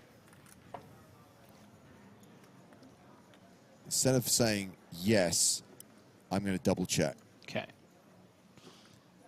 So level 32, level 33 is 125, 250, yes. At which point, according to the widget, we should have 3 players. At the start of level 33. These guys are just widget busters, huh? They are testing the limits of the widget. Yeah. Wow. Maybe that's going to be the thing that makes AI finally snap, you know? It's like, all right, widget, that's enough. Widget starts the revolution. The widget became There were self-aware. 6 left. October 22nd, 2023. left. So, the ace-7 under the gun raise from Kuznetsov. Tasharek in the small blind with ace-jack. Yeah, this is a little tricky, right? Because this is against under the gun. You would hate to just shove in these 18 big blinds and get snapped by 2 queens and busts in 6 after that brutal hand. It's too good to fold, right? So do you want to mix in a call? But maybe you just brain needs a break. You can't underestimate the toll that something like that can put on even the most. And look at that. Makes a very tight fold. Disciplined fold from Tasharek. Yeah, let's take 20. Now we've got... Don't show him. Schumacher with King 4 in the big blind. Divided and Conquered, going to give you a short answer to your question. No, you can't do that. You cannot reveal your hand, even heads up.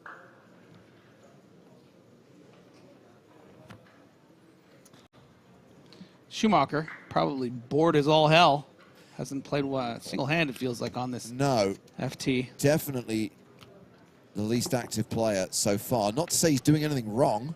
Oh, yeah, he's just been crazy card night. We've seen a very active Schumacher over the last couple days, so finally getting an opportunity to play a hand and flex his abilities.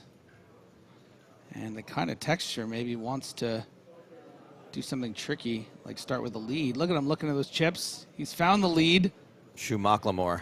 But it's right into the ace-jack, ace-7, pardon me, of Kuznetsov that ain't going anywhere.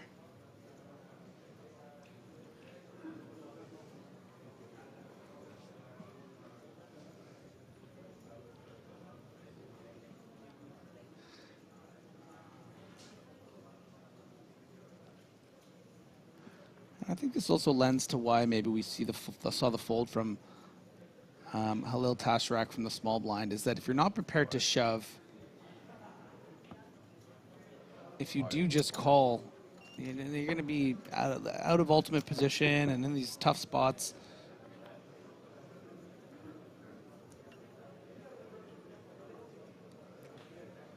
Schumacher thinking, you were supposed to just fold, man.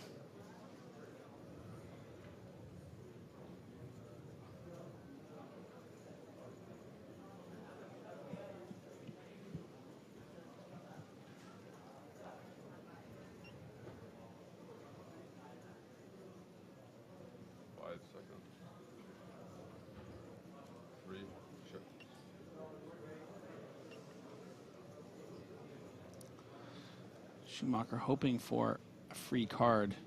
Maybe get lucky with a rivered king or 7.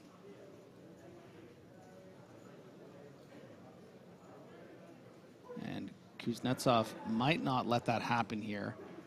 You know, ace high is okay-ish showdown value, but you'd hate to lose on the river to 1.3. Yes, and that's why we see the big bet instead, because, you know, pocket kings would play this hand like this, right? Just call the flop, bet big on the turn, and that's going to be a nice pot going into break.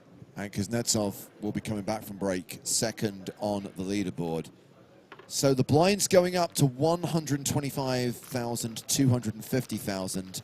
Things just got a whole lot shallower. The chip leader, Jose Gonzalez, has 53 bigs. Kuznetsov, the second biggest stack with 35 bigs. Gilles Simon hovering around the 20 big blind mark. And then you got Schumacher, Dato, Tasharek, all short. 17, 16, 14 big blinds respectively. Surely something has to give during the next session. We can't play another 90 minutes without losing a player. Or can we? Well. Find out on the other side of the break, because we will be back in 20 minutes with more live cards up action from the PokerStars European Poker Tour here in Cyprus. The last day of the main event, 6 players remaining, playing down today to a champion.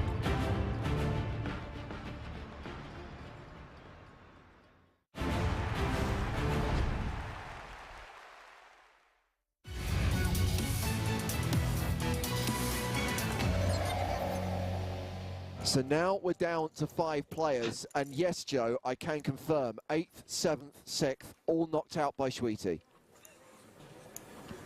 Oh, this is sick.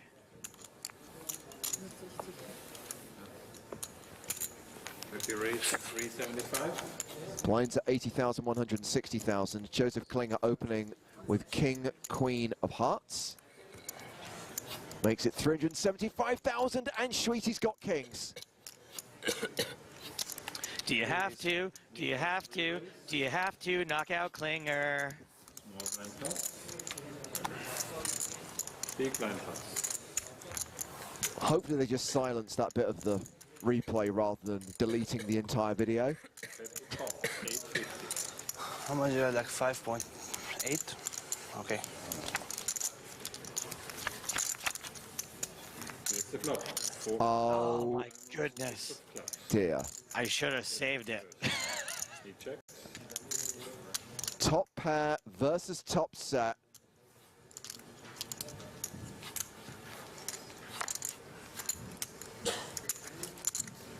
Nicholas bet 700,000.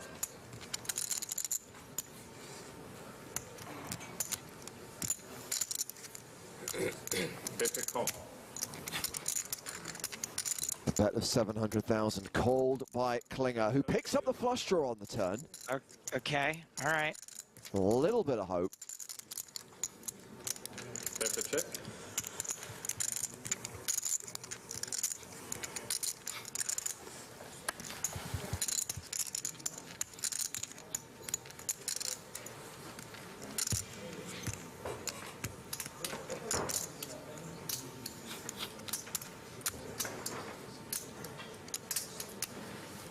Man, no matter what happens here, it's going to be bad for somebody.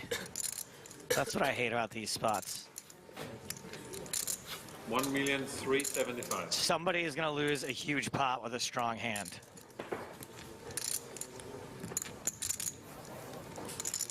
Somebody is going to get coolered. 82% chance it's going to be Klinger.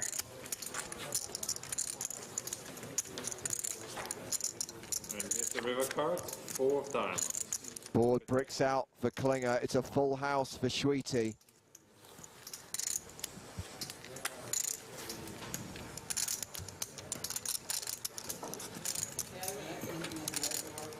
I'm all in.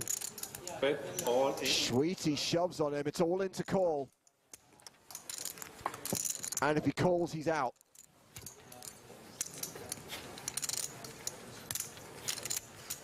I don't think I can fold this. What improved? Deuce 5? 5-7? And a 4.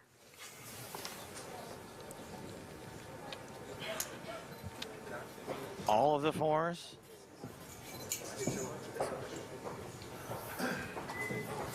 Pass. Finds a fold. Stop cheering, I wanted a call. I am not good enough to fold there. I love the fact the Lebanese row are celebrating. Sweetie's like, guys, I had a full house. I need him to call there. It's still a big pot, though. It is indeed. Not that he really needs any more chips. He's got the rest of the table covered by... I really would have liked to see this table in its entirety. I mean, not that I would want to invest so much time, but with the stack that he has, he can just kind of raise every pot, I think. Mike McDonald railing Andrew Chen, who is all in for just shy of 2 million. The pass. Mini class pass.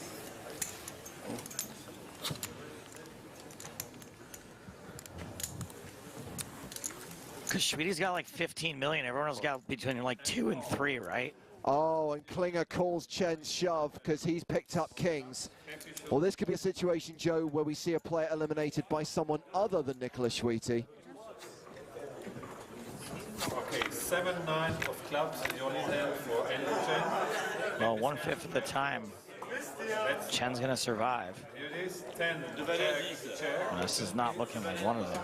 Well, he's flopped a gut shot straight draw. Leading with king.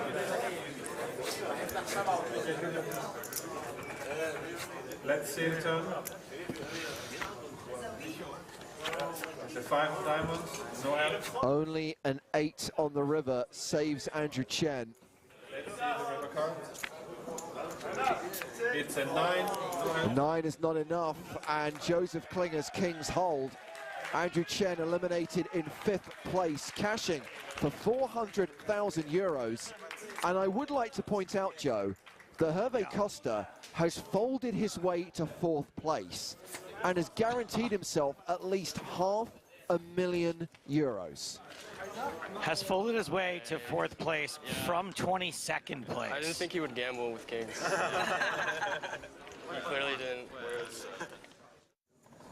Now we are down to 4.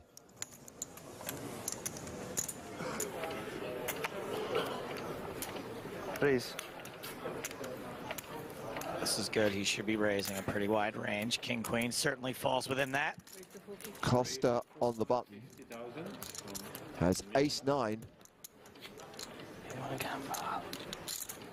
Again, not knowing exact chip stacks, but assuming Costa's the shortest. Yeah, and he's really short now, really short. Regardless of whatever 2 cards Nicholas Schwitte has, he has to call. 820,000, the all-in raise from him. Easy fold of 5s here, I think. Oh, it's Cara Mazzinas too, right? Yeah. Queen. Nicola makes the call. Fairway is all in with ace of spades. Roi dame. King queen versus ace-9. Yeah. King baby. Let's finish it.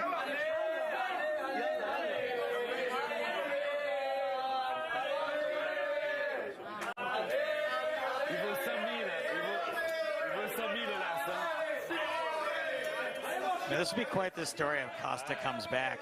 Allez ma petite. Queen deuce. King. Queen deuce. Queen deuce.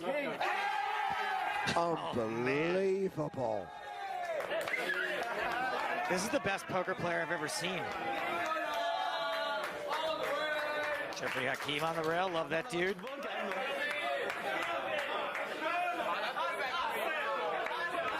Good luck.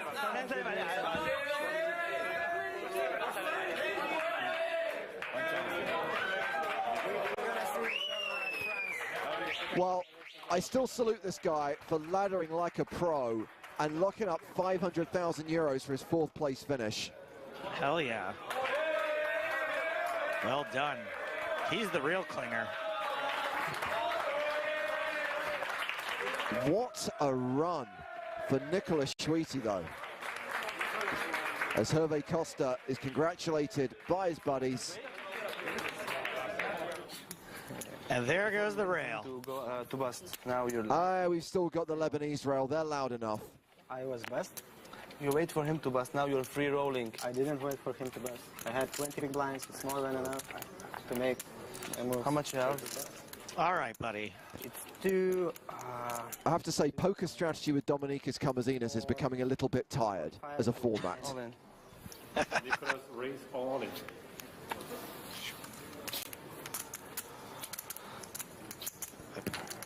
I think you have to call. Call. And call. There it is. Finally commits his chips. Ace of diamonds. By the way, Sweetie's knocked out everyone but one so far. correct. Also, okay, Camazinas has his opponent dominated. Okay, he's got 63%. There is no way he wins this hand. I don't see, I mean, he's really supposed to win this one, but I guess it's a pretty high chance of chop with ace-6 versus ace-7 too, right? No. Schwiti outright. He knows it, look. Got Tony G on his rail, repping Lithuania. Flop comes 5. Very good flop. Very good flop. Why don't you tell? There's Tony Why don't you shout now? Shout. Come on, yeah. Beware the premature celebration, Dominicus. Boom. I knew it. Oh my God. You just knew it was coming. There was never any doubt.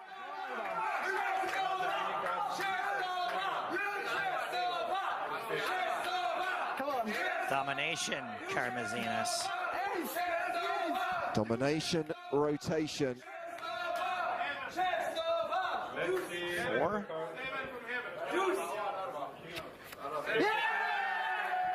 Nicolas Schwiti KOs another player. Dominicus Camazinas out in third place. Cashes for 700,000 euros. We're going heads up in Monte Carlo in April 2010. Nicolas Schwiti versus Joseph Klinger.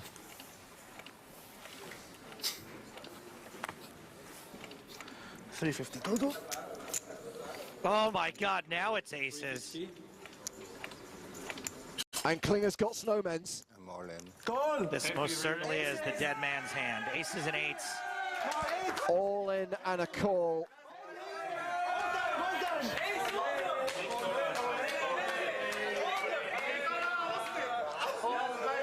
And Schwiti could close the deal here.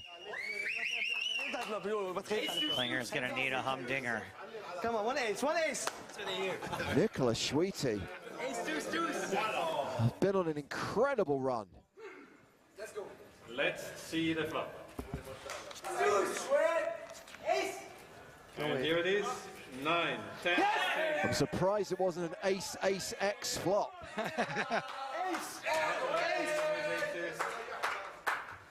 Unfortunately, I do not think him calling for cards when he's ahead is going to punish him. Ace. Here comes the turn. 7 6 ace.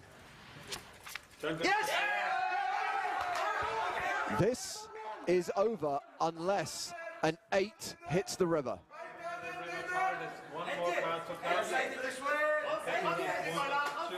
Meaning 8s in the deck. Any other card, we have a decision. Send it to 11 on. Come on.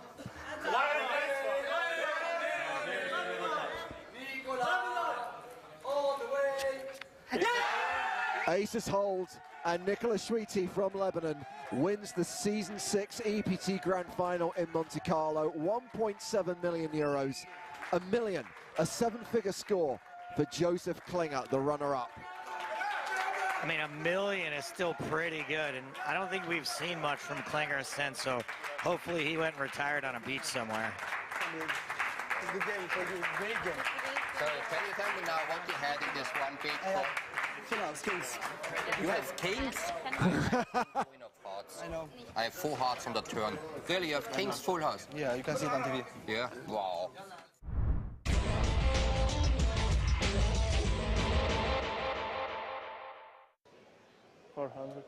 Raises to 400,000. Michel Detani in the big blind. has ace-5 suited, artisanal sourdough in action, and a call from Duthie. And we will see a flop. And that flop is ace-10 deuce with 1 club. Oh, James, this could get expensive. Both players making top pair heads up. Obviously, Duthie with the backdoor straight draws and backdoor clubs as well. Even more incentive for him to stick around facing some aggression on the flop. And I don't think Neves ever misses a continuation here. No, Duthie checks to Neves, who bets 225,000. And Duthie will make the call, taking us to the turn. 4 of clubs would be ridiculously spicy. How about the queen of clubs? That'll do as well. Now Neves with the gut shot to Broadway as well. Yeah, Neves still 62% favorite. 11% chance of a chop as Duthie checks for a second time. 850. And a bet now of 850,000 into a pot of 1.4 million. Yeah, really sizing up now. Really wants to punish. Duthie's not going anywhere, though. There's a 0% chance he's folding this hand. I mean, I can think of a few rivers that would get really ugly here, James.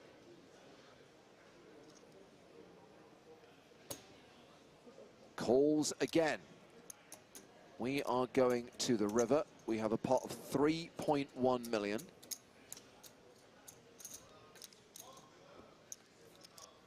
The river card is the 3 of clubs. That is the nut flush for Duthie. Oh, and a quick check as well. Checks a third time. Snap checks with the backdoor clubs.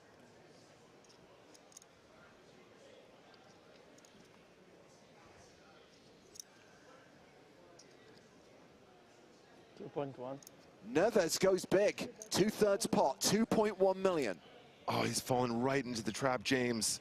And just double checking, Duthie has the nuts, so has to raise. The question is how much? He's got to go for all of it at this point, right? And I mean, if he does that, there's some flush, 2-pair straight combos out there. Neves doesn't have to call this off. No, absolutely not. However, there are plenty of combinations that probably feel inclined to do so every time, so you just go for all of it. That's a time bank card. That was a very flamboyant time bank card. I honestly think, given the action, you just got to go for max.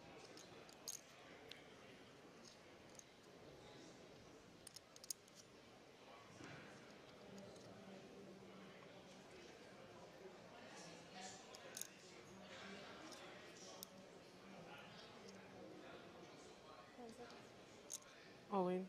He does pull the trigger. Duthie shoves, and it is all into call for Pedro Neves.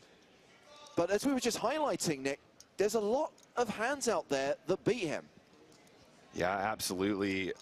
Obviously, plenty of just like ace-deuce, ace-3, that kind of thing. But the thing is, James, they probably would just flat on the river here, right? They wouldn't be check raising this river.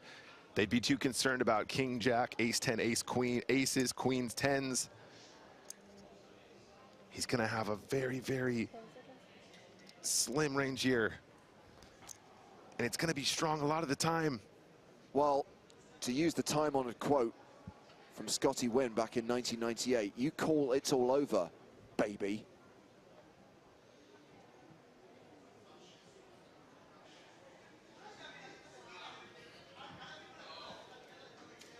Neves calls here with just top pair. It's over. And the trophy will be presented to Michel Duthie.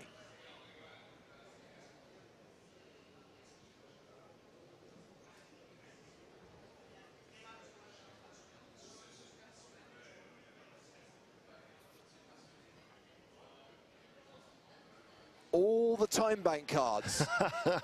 All the time in the world. Can I get a gif of that, please, immediately? That is a meme in the making right there, James.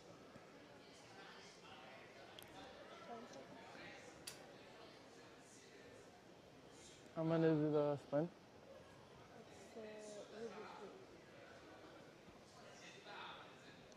Seriously though, chat, somebody please make a gif of that. I absolutely must have it immediately. What a moment, pushing all the time banks in.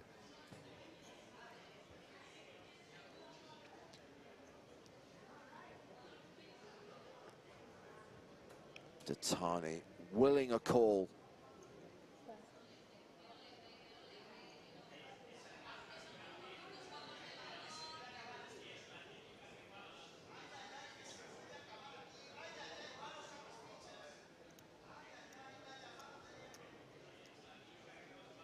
Still has a few time bank cards to burn through.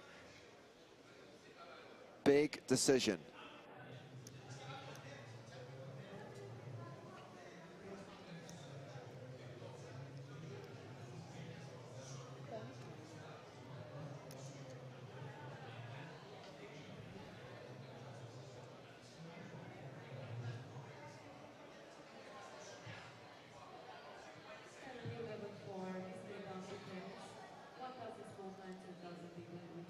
Neves is counting how much he'll be left with if he folds.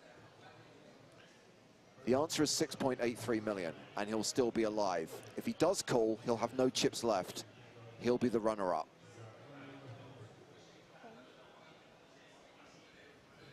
I think the fact he just won $1 million might also play into this call somewhat, James, if he decides to make it.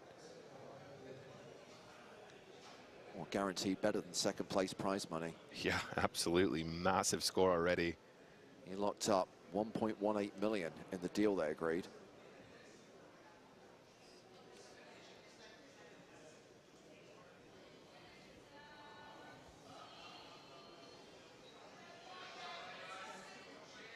He's got a single chip in his hand.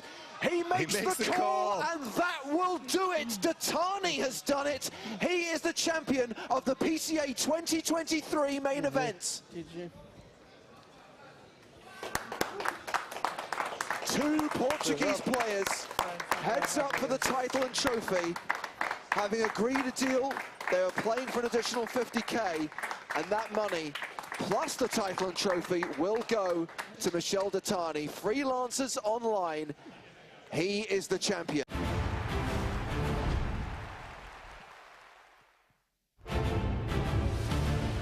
Well, that was PCA 2023. This is EPT 2023. The PokerStars European Poker Tour has come to Cyprus for the first time, and this is the last day of the series. It's the final table of the 5K main event from the Merit Royal Diamond Hotel, Casino and Spa. 6 players remain competing for a first prize of more than $1 million, and we are straight back into the action at the start of level 33. The blinds are now 125,000, 250,000 with a 250K big blind ante, and things are incredibly shallow. It's James Hartigan alongside Nick Walsh. Hello, hello, thank you for having me. Hello, hello, thank you for having me. Thank you. Didn't have a good feeling with those. Straight back in, hand number 31. Blinds top left. Still 6 players, huh, James? Indeed. Gonzalez is chip leader with 53 big blinds. We have got 3 players with sub-20 big blind stacks. Schumacher, Dutto, Tashirek. The second biggest stack, by the way, is only 33 big blinds. There is not much poker to be played here. Interestingly, Schumacher just completing in the small blind here, hoping to induce a raise from his opponent. He might get it, because Netsov with King Jack of clubs. Yeah, might be tempted to be aggressive versus limp. King Jack definitely not the worst candidate. I think not necessarily as a shove, could just be a raise, but also with these suited hands, I think checking also makes a ton of sense. I think at this stack depth, at this stage, I think checking probably is going to happen a lot more frequently, especially with the suited combos that you don't want to get like check raised off. But look at the flop. Okay, we do have an action flop. You may be slightly surprised to see Queens versus King Jack suited, blind v blind, go to a flop in an unraised pot, but I'd like to think some chips are going to go in now. I think it's probably likely. Schumacher hating this board. Gonna check 9-8-6. Obviously very wet texture. Kuznetsov, tons of equity with 1 overcard and a flush draw. You usually have about 50%, including under these circumstances, got some backdoor straight draws too. But as I said, yeah, I mean, avoiding that limp raise very important, especially with the ICM. So I really appreciate the check back from even from a hand as strong as King Jack of clubs here. Is going to bet flop though, and why not? Kuznetsov bets the minimum 250,000. Schumacher the favorite right now, but it is a post-flop flip.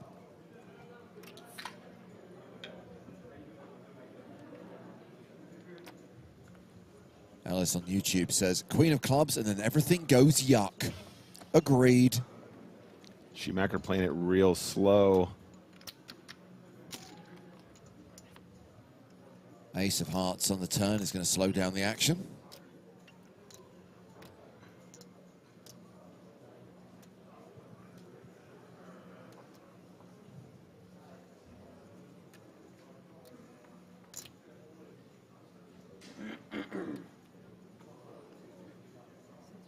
Schumacher checks again. I'm really interested to see what Kuznetsov decides to do here, James. I really feel like this is a turn where you continue the pressure, definitely can get some 8x, 6x to fold, but again, the nature of this final table probably dictates a little bit more passive action on the turn.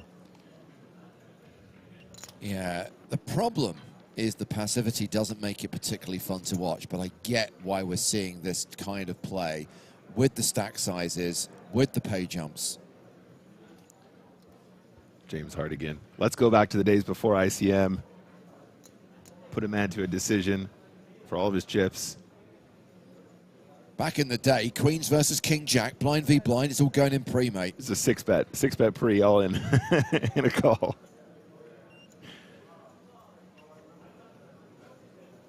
Who cares? There's a huge difference between 6th and 5th on the leaderboard. You play for the win. You play for the glory. I absolutely love it. Schumacher could find a little bet here on the river, I think, potentially. Definitely still get called by some 9x, some 8x.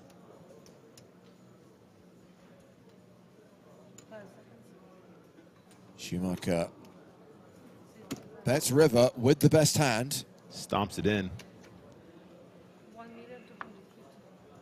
Wow, goes for the full pot on the river. Kuznetsov has just king high.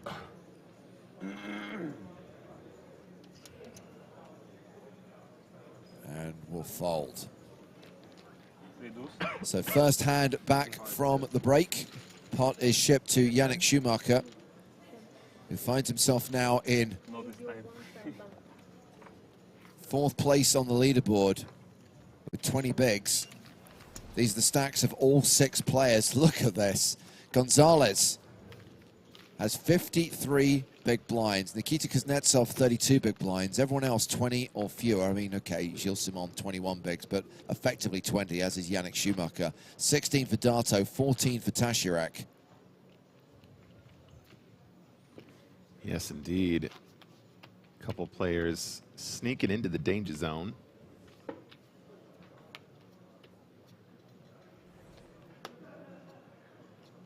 Let's see if we can eliminate a few.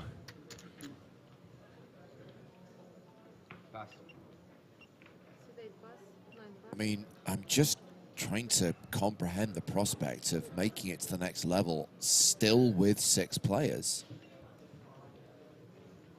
Yeah, I mean, a lot of players playing real cagey, trying to find those jumps, and who can blame them? Lots of cash on the line. Kuznetsov blind v blinds. Kuznetsov starts the hand with 32 big blinds. His opponent Gilly in the big blind with 19. Not sure if this is a spot where you just start opening up super wide, potentially on a final table. I would argue that Gilly is actually quite handcuffed here, so I think having like Omega, like wide steals here feels great. Yeah, I really dig this. 9-5, kind of not really relevant. The actual combination itself, not all that important, because he's just aware of the fact that Gilly being right in the middle of this field is going to have to play extra tight. Jack 8 suited might be enough though, James.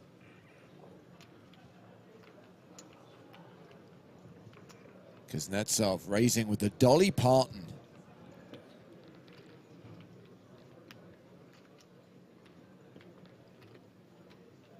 Simon defends his big blind. We go to the flop. All right, spam your chilies. I haven't seen a single chili today, Nick. It's all been about the willies. Oh, no. Well, whatever works. Okay, 8, 10, 6. Second pair for Simon. Kuznetsov. Flush draw. Yeah, Kuznetsov, no showdown. Does have the gut shot. Might prefer just to have it continue right here, right now, but plenty of continuing combos here hitting this board in Simon's range. So 1.65 in the middle. Yeah, I think everything so far pretty textbook from Kuznetsov. That is a sizable flop bet from Kuznetsov. Close to full pot. Yeah, really spicy. One thing that we've seen from Simon all along, though, James, is fairly fearless, right? We've seen a lot of 4-bet all-ins versus lighter 3-bets, getting it right a lot.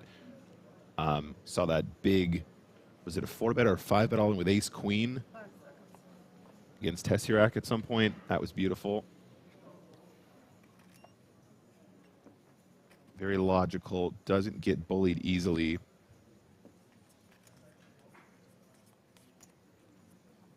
But with just 18 big blinds, every step counts. Every mistake could be a critical one. Every victory could be crucial to taking down this tournament.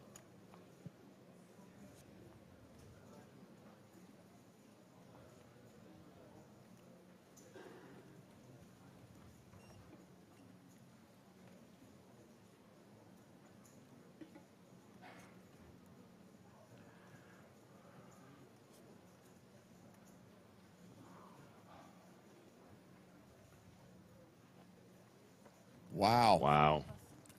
Folds the best hand. Yeah, really tough spot. King 8. Yeah, right. Well played there from Kuznetsov. Obviously that larger sizing really putting on the pressure, and that puts him with 36 big blinds now. A reminder that you can play online today while watching the final table of EPT Cyprus, because it is the final day of the mini EPT Cyprus series, which you'll see when you open the main lobby on PokerStars. And you'll see today that we have 2 mini main events, one at a very affordable $5.50 price point, the other at $55. Key thing to say about every single tournament in this series is that we've added Power Path tickets, and in the main events we're adding Power Passes themselves. 2 gold Power Passes up for grabs today. These are worth $10,300 each. A gold Power Pass going to the winner of each of the mini main events running today on Stars. Maybe you're sitting at home and you're watching this and you're like, hey, this would be a cool tournament to play. Well, yeah. I'm going to take issue with Nightbot on Twitch. They are not Power Path gold tickets. They are gold Power Passes.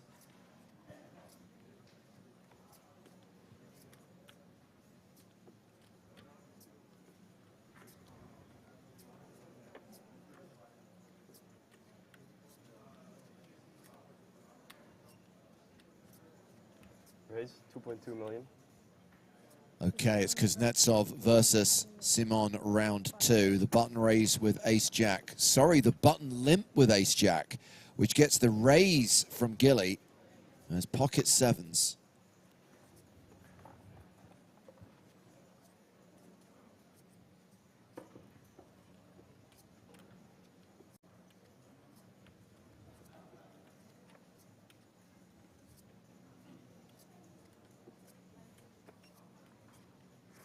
Kuznetsov, one imagines, limps the button, Nick, because he's trying to induce something from the blinds. yeah, I mean, it's tricky when you start to introduce these button limps. Part of the idea is to actually have some traps, right? Yeah, absolutely. But ace-jack kind of in no man's land under these circumstances, because you have to ask yourself how wide Simon's actually going to make this play. And I guess it comes down to just knowing your opponent. But ace-jack is way up there. Definitely one of the stronger hands he's going to limp here. All in. And it is all in. I'm assuming Simon is still going to commit. He does call, and we are going to the races. This is the time, guys. Get your willies in chat to support Gilly. Not for going flip. Chili's also welcome. Good luck. Sevens ahead. The slight favorite. The sevens need to hold, or we lose Gilles Simon and are down to the final 5.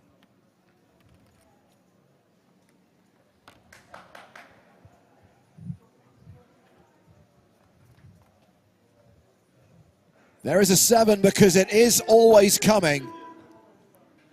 The 7 is always coming, and that is a very decisive flop. Can still chop. We can still chop, he says. 7! Or lose, yeah. That it won't happen. Let's go. I mean, No, it's you our never day. know. It's our You day. never know. Bro. It's our day. 4.4. Be confident. 4.4? Ah. This is our day for the picture. Remember. We're gonna make a One nice out picture today. for Kuznetsov. One card that Gilles Simon has to fade on the river, the 4 of spades. I have clarity. Whatever happens, happens. Ace on the river. Barry Greenstein is too little too late for Kuznetsov, and Gilles Simon gets the double up.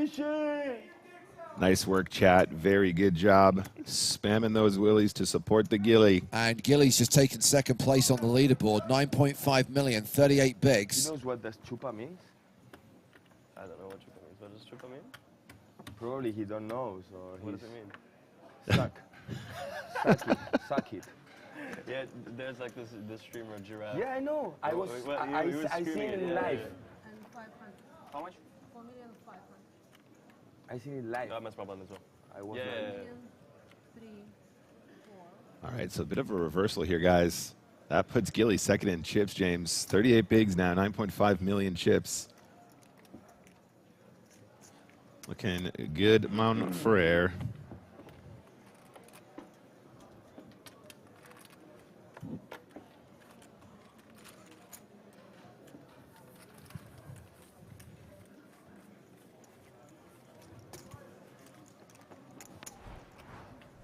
As we check the stacks of all 6 players, I want to go back to the mini EPT CYPRUS series for a second, because I've just been reminded that in addition to the 2 gold power passes for the winners, the runners-up in those tournaments will receive silver power passes, which are worth $2,500.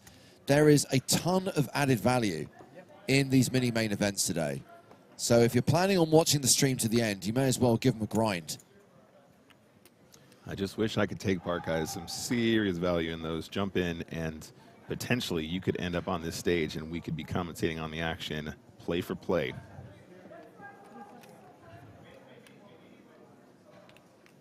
All right, Kuznetsov obviously taking a slight hit there. 18 big blinds now to start the hand, playing from the cutoff now.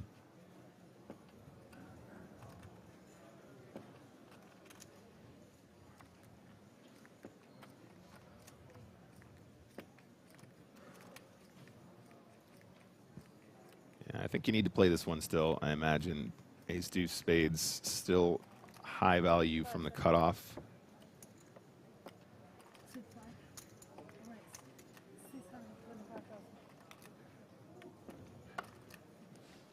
Little size up there, not just the min. A little bit more spicy than just the min. Kuznetsov has dropped below the 20 big blind mark after that hand versus Gilly, but is back in action.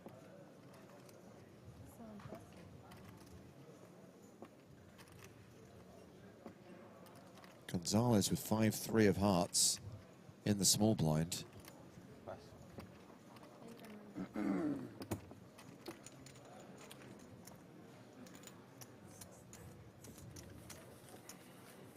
Raise and take it.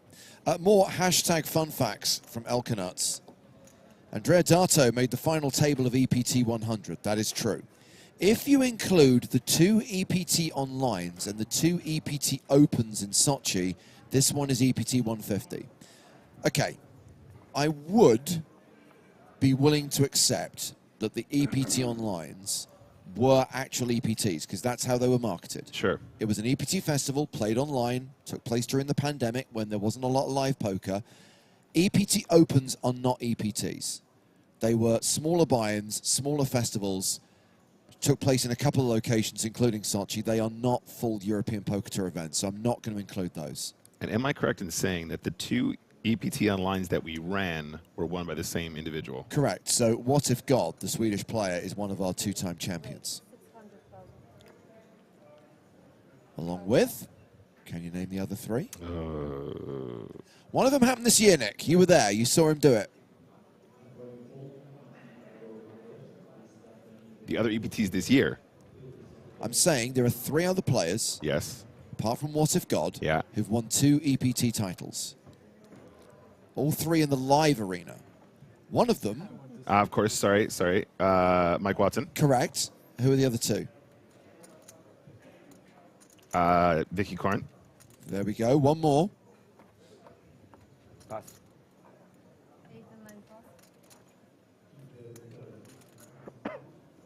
Help me, Chad. Help me.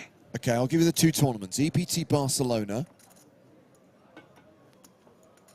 back in 2012 and EPT Prague in 2019. Just before lockdown. Oh, I was probably at that EPT as you well. Oh, dear. Don't give him the answer, Ed. What's wrong with you? Of course it's Pabal. Everybody knows that, guys. Nikolai Pabal. Sorry, Nikolai. I apologize. This is the problem. When you work next to a literal walking almanac of EPT wisdom and knowledge, the font of all knowledge, it's difficult to aggregate this information because you got it on tap. So we've got Queen 10 versus King 10 here. Just to recap, Schumacher raised under the gun. Tasharek defended his big blind. And Schumacher is continuing on this 9-7 deuce flop.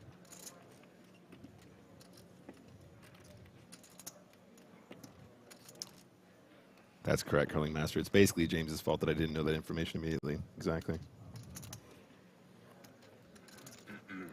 Schumacher takes it down with the worst of it. Nice hand, sir. Sorry. It was big.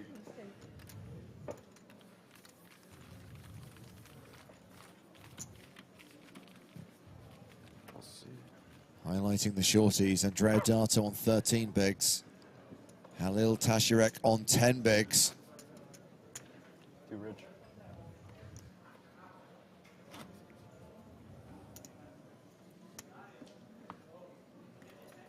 Big blind, yes.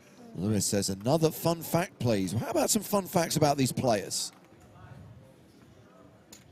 Did you know, Nick, that Jose Gonzalez, as well as being a full-time poker pro, is very much into music and has a rap crew called Latin Hydro? Latin Hydro. Great name. I'm also a fan of the other Jose Gonzalez music as well. I think we might be able to hear some members of Latin Hydro shouting from the rail right now. Nothing important. This guy lost to 3-bet, then I...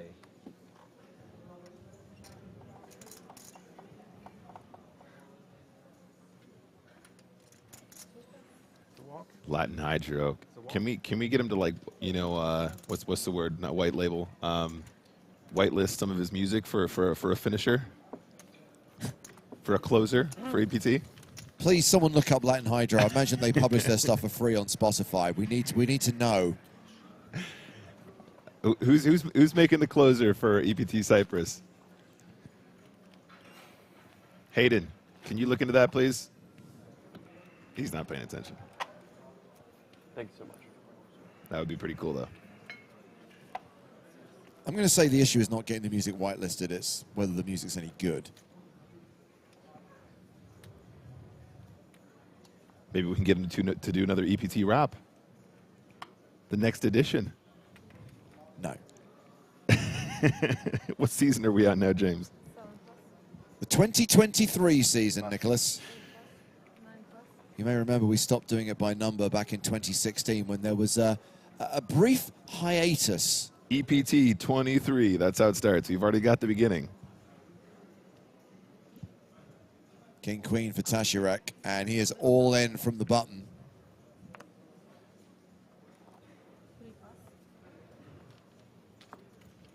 10-9 for Kuznetsov in the big blind.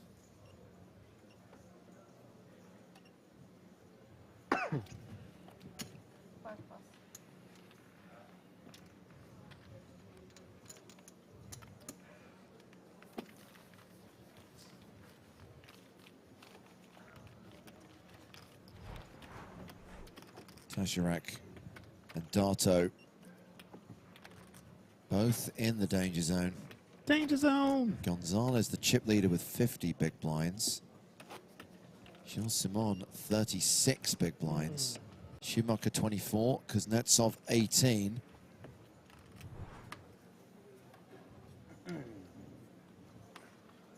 Pass. Latin Hydro pass. Dato now, 13 big blinds, keeping it nice and snug. Appreciate that from Dato here. And an all-in from our shortest stack, 12 big blinds, and that is from the cutoff with the ace-10 suited. Schumacher, Jack-8 suited on the button. 9 deuce for Kuznetsov. That's getting folded. What does Gilly have in the bag? 6 deuce.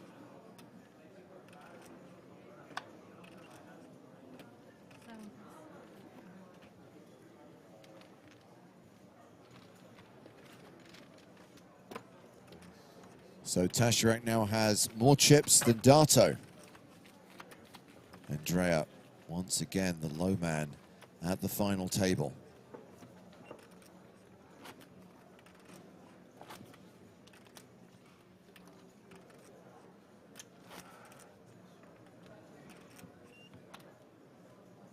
Every time we stream an EPT, it amazes me how many people are obsessed about taxes.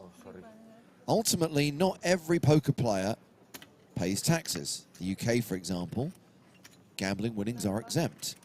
So it's going to depend on the player, their nationality, and where they reside. And it is the responsibility of players to manage their own tax affairs.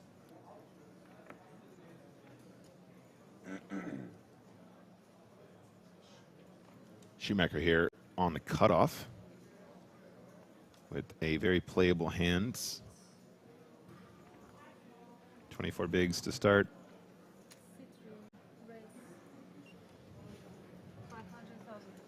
He's going to go for it.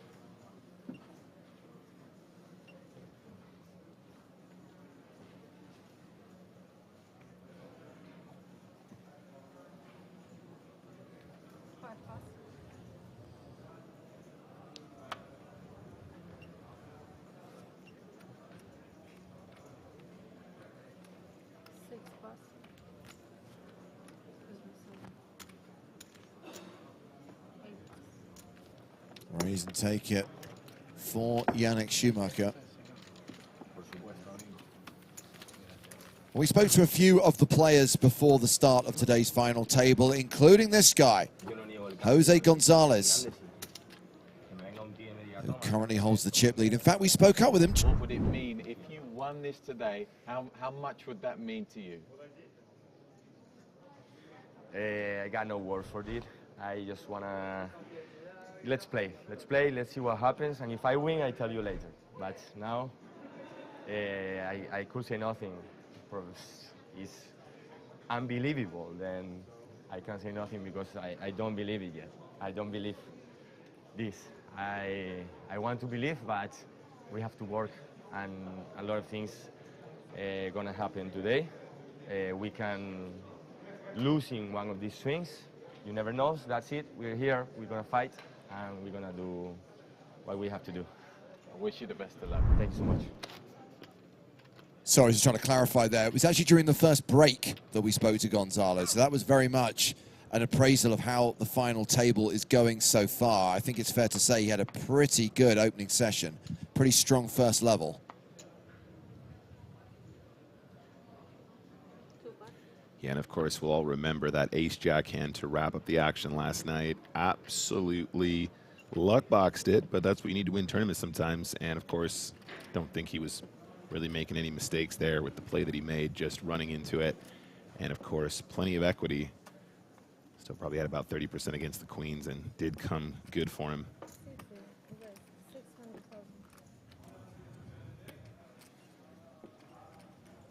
Schumacher has raised. We've only seen one of his cards, which is the King of Hearts. We can see both of Kuznetsov's, Queen Deuce of Spades. Put your cards in the box, Schumacher. How many chips do you have back?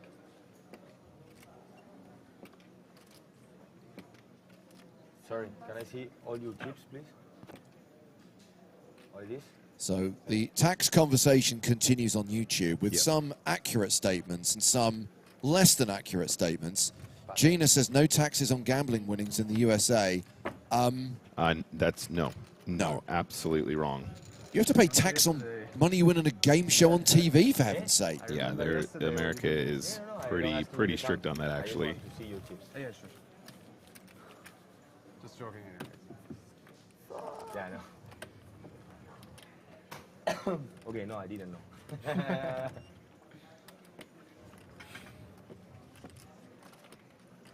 You know, sometimes it's possible that by a mistake you leave some chips back. Yeah. It was just a 3 behind there. Yeah. No, small is normal. 10th of a big blind. I was worrying about if you had a... A start stack. Close to the start stack.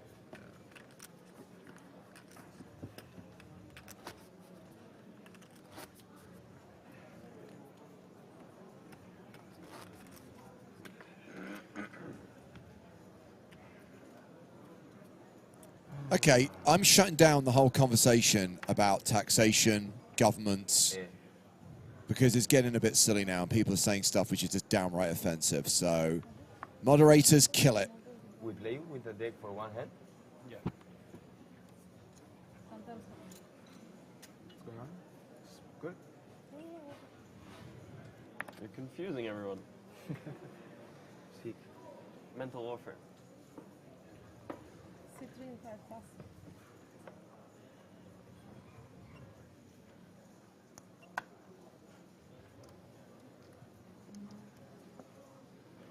Gilles Simon with 9-8 off, folds from the cutoff.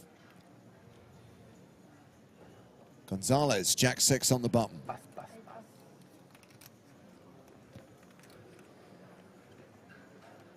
Now here's a hand that I think Dato would like to play, and it might be all in.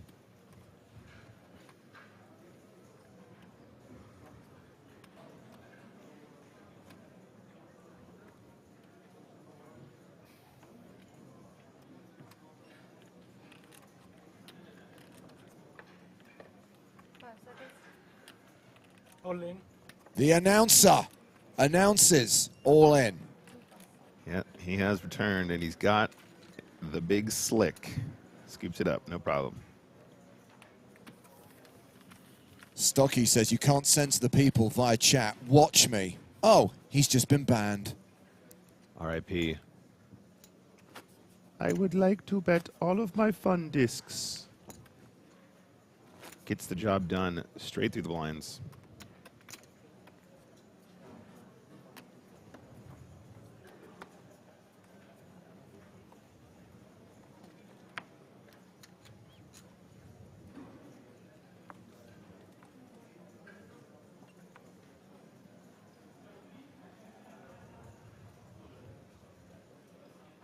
Snowman's for Kuznetsov. Num. 18 big blinds here for Kuznetsov, guys. From this position, remember we still have 6 players at the table. Probably just want to have a raise. I think if it were more top heavy, might be tempted just to put it all in. But in reality, probably just have a min raise here the majority of the time.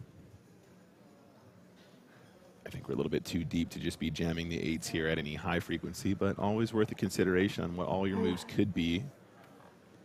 With ICM, almost definitely just got to be a min raise here. I think this is definitely what you want to do most of the time.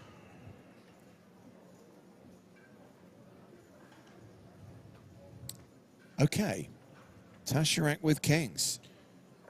Yeah. I would argue that kings are probably a little bit better than 8s, James. And what do you do here when you are Kuznetsov now facing this shove from the kings? And to be clear, does not know it's kings. Yeah, and Kuznetsov now second in chips. Might be tempted to take the shot with the ochos here, James, not going to lie. 3,300,000. Really tough spot, though. If he gets it wrong, could cost him literally hundreds of thousands of dollars. André.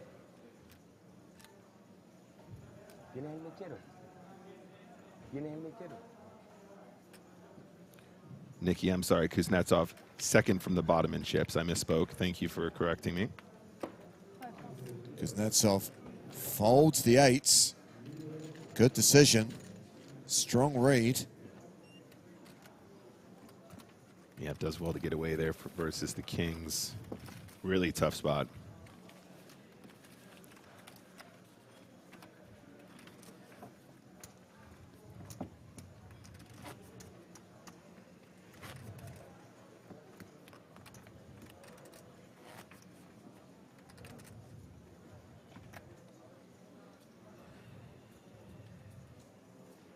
So we've got Tasharak playing 17 bigs, Kuznetsov 14 bigs, Dato 13 bigs. Action's going to start with Gilles Simon. Pocket kings.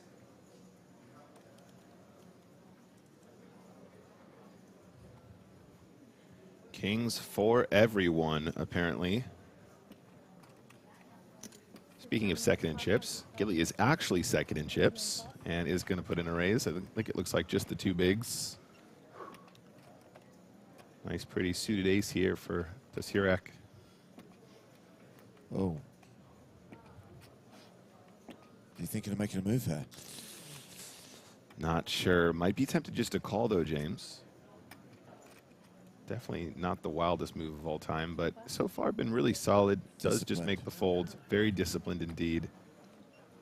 I think folding is definitely very reasonable at this stage. Will Gilly find any action here? Pocket fours for Kuznetsov. Might be tempted to put it in here, James. Oh, wow. 14 big blinds behind. Might be thinking Gilly's on the steal as one of the bigger stacks now.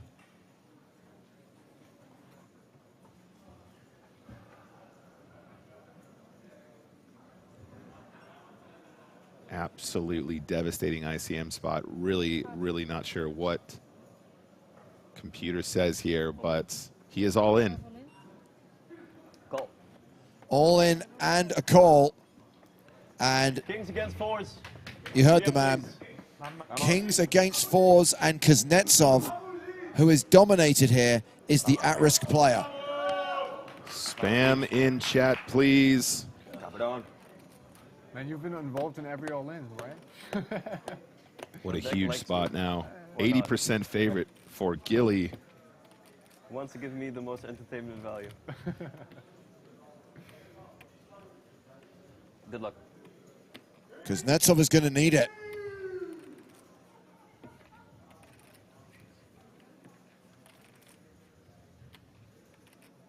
The flop is 9-8 tray. Diamond's not a factor.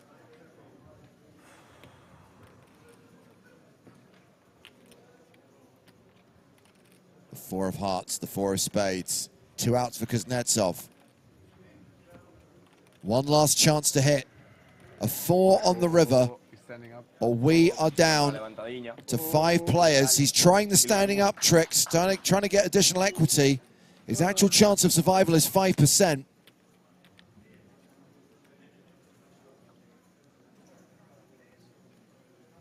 The river card is a 7, King's hold, and Nikita Kuznetsov is KO'd in 6th place.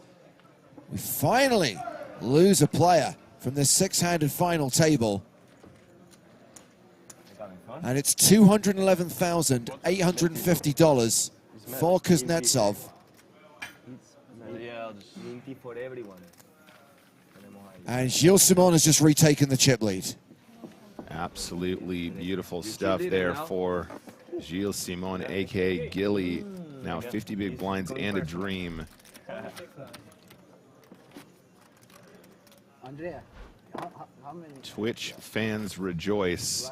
Our guy Gilly on the warpath takes one out. Sorry, a little bit of chaos going on. 3.4 and 25.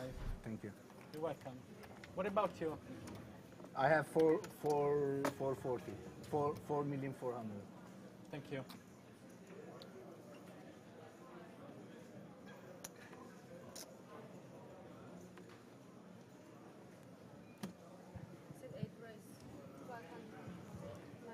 Gonzalez under the gun, opening with King 8 of diamonds.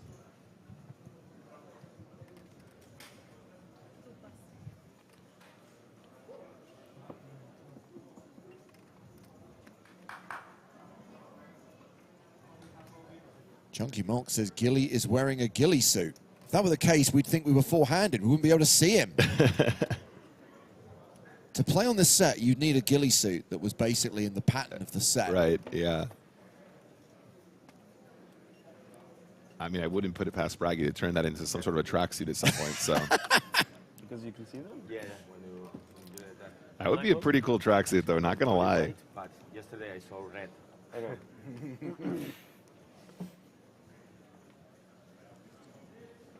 And be careful as well, you know? Be careful calling too much.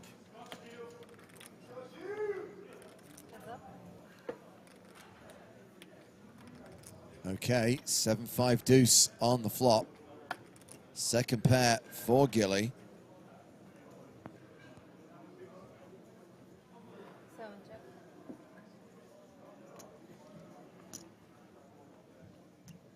Yeah, good spot. Gonzalez does have that pattern on his shirt, although it's monotone. Imagine if you could actually have one of those like LED tops on. Right. Like, you know, so you look like a member of Daft Punk and you've got the actual animation running on your chest. I could imagine a player actually getting one of those built and then literally being denied access to the set. I know a man called Gary who would not be a fan.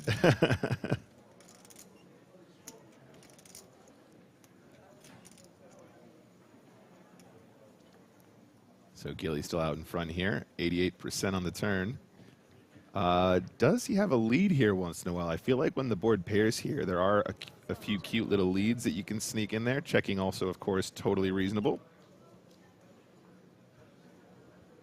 Mr. Gonzalez takes a check too.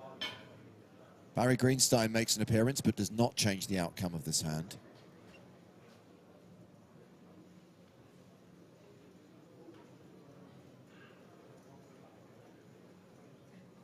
King high.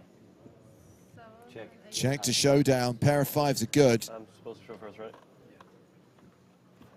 If you want to win the hand. Yeah, you got me too often with that trick, so I just wanted to make sure. And Gilles Simon consolidates his chip lead. He's up to 14 million now, playing 55 big blinds. Gonzalez sits in second with 42 bigs. 26 for Schumacher, 17 for Tashirek, 13 bigs for the short stack. Andrea, the announcer, Dato.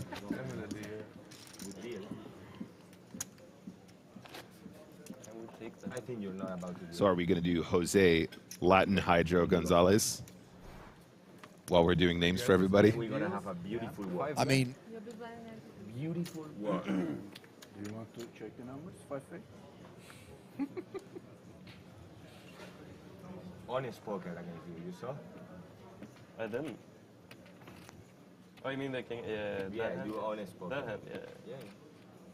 100%. Keep it friendly. Yeah, so the 6-7 before. got Dato here. What's he doing? Ready to say something. He's about to shout again. He's going to announce it. Listen to him. 500,000. $500,000. Oh, it's so good. I love it.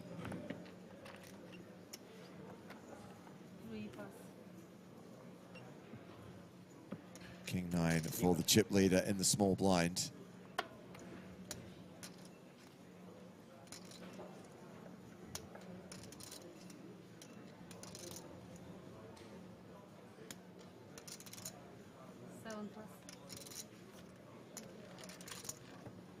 Gonzalez in the big blind with King 10.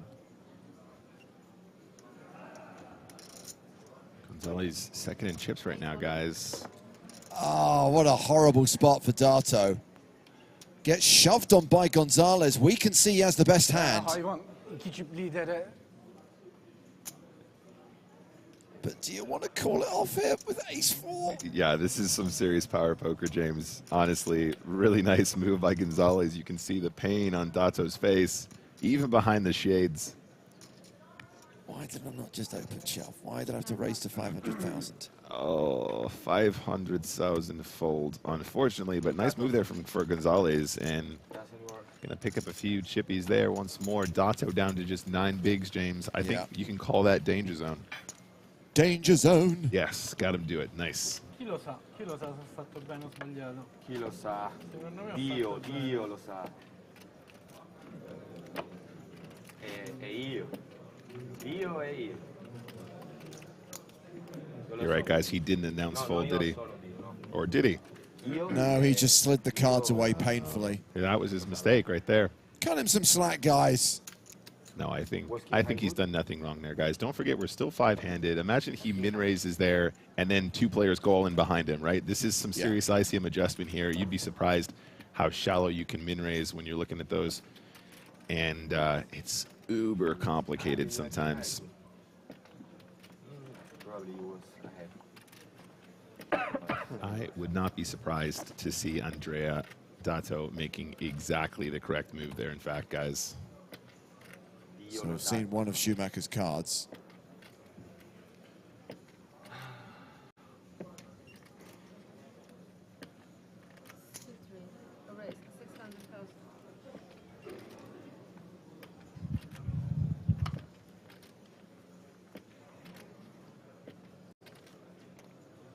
You're playing like 6.2 or something? We can have. Behind 6.2, I think, yeah. Maybe 6. Okay. Simon with King Jack on the button.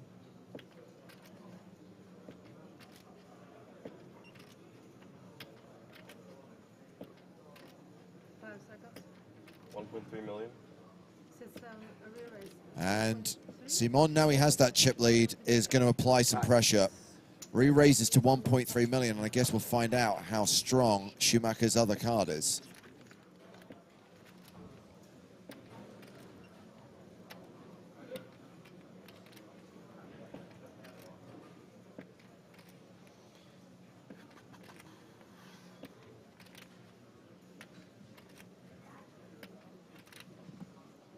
I get the impression it's not that strong.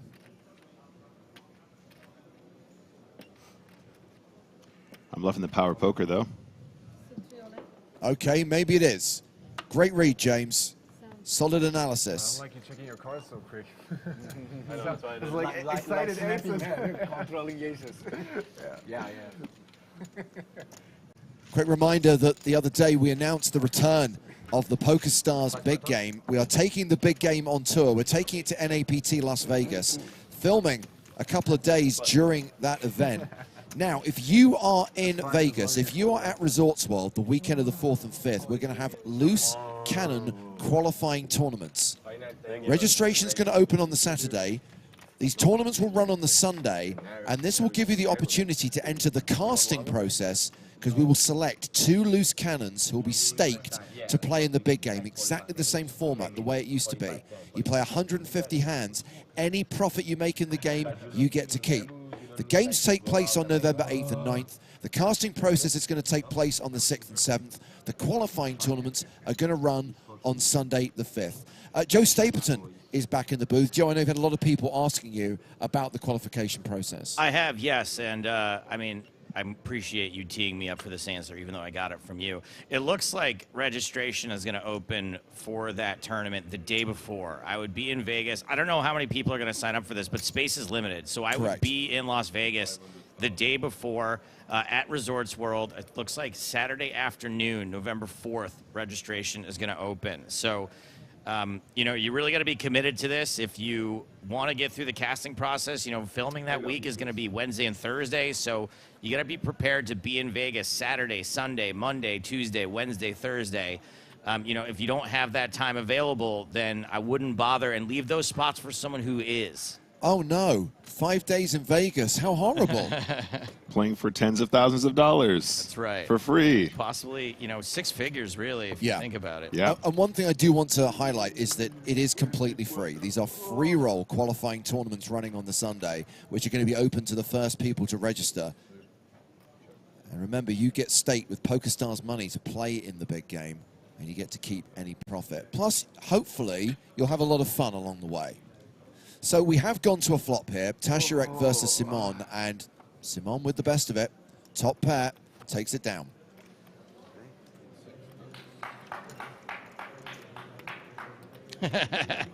Sounds like one of my stand-up shows. Solo clap from the back. Yeah, that's correct. I have problems in my... I'm an old guy.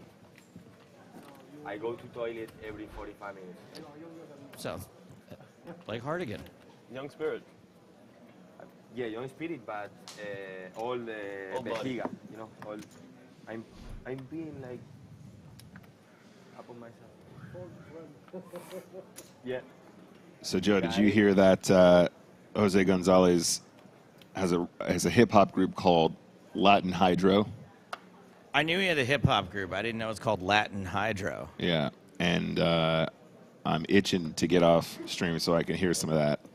I think it could make for a good closer. Is that like the 5-headed snake? That's a Hydra. Hydra. Oh, but isn't the male version in Spanish the Hydro? El Hydro.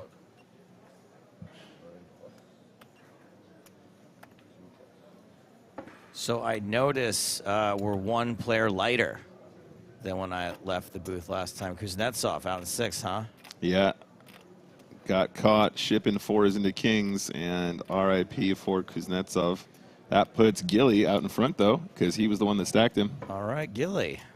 Let's focus on the positive. Andrea Dato still clinging to life. 9 big blinds. Jose Gonzalez still on the roller coaster of love. Also now part of the Minty gang. Yeah. Do I have to Danger. least stay inside or? Yeah. Okay. I mean, you can eat them, but all right. Very often you're forced to eat them while you're drinking. Yeah, I realized at the first sip, and then I was like, I'm doing something wrong. No, like normally you would have like a filter or something. Okay. This is au naturel. And I had some of that tea last night. Were you in here, Nick? They're not kidding. There's something in that. It's good, right? Not as good as this Turkish Red Bull knockoff called Wings. I saw that. Special editions. I am certainly flying high on it. I just ran 4 laps around the building. It's got actual wings in it. That's how you know it's good. It's ground up turkey wings. Action fold around to Schumacher in the small blind. You're on like 8? 7.8, 7.5. Yes, 8, something like that.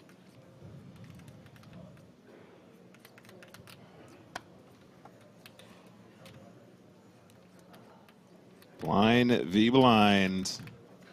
We're going to go to a flop. Limp and a check.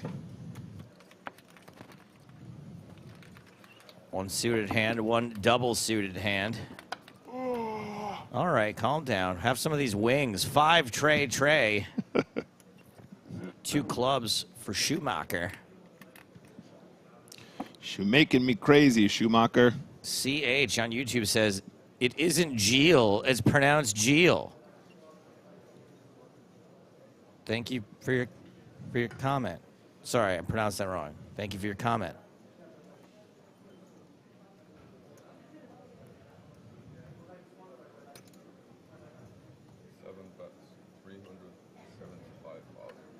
Simone, 375. 1.5 big blinds. Schumacher does have a couple of backdoors and the best hand with Queen High.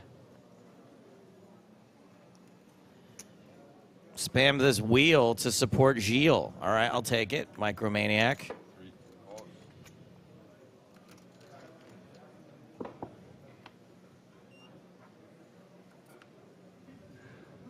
Ace of spades on the turn. That is one of the wheel cards. Also a wheel card for Simone. Are you, yeah, were you making a face at the guy who said I was racist for talking about this Turkish energy drink? Yeah. That literally says product of Turkey. And it's literally called Wings. Yeah. It's literally an energy drink. Factual.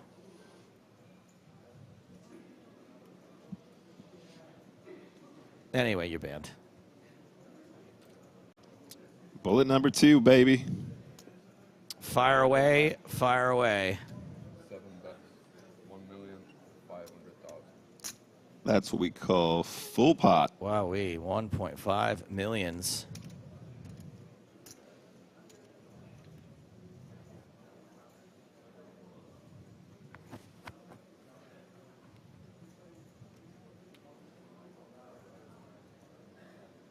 Pretty tough to continue here for Schumacher without another club on the turn. Ooh, having a think.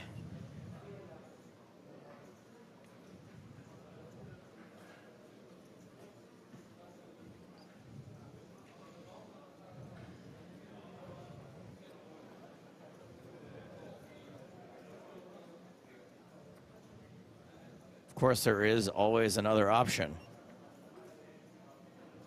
I always forget about the other option. Folding, not the option that I had forgotten about. That was one of the ones that I was thinking of. Nice move there from Gilly. I'm liking this adjustment though, guys. I mean, look, he's not been afraid to get in pots. He's not been afraid to battle, but it seems like since. Yeah, go. I'm into it. Let's go. Come on. Feed me the strat. Let's go. Joe. Strat me, Nick. Come on. Joe. I'm in.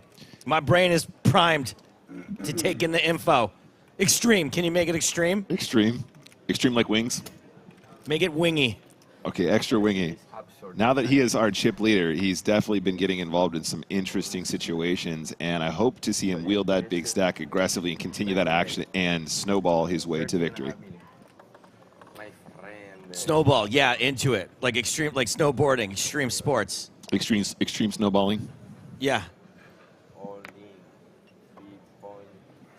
Tazarek all in from the cutoff. Just an ace. I'm with you, bro. Who cares? Show me the letter. I'm in.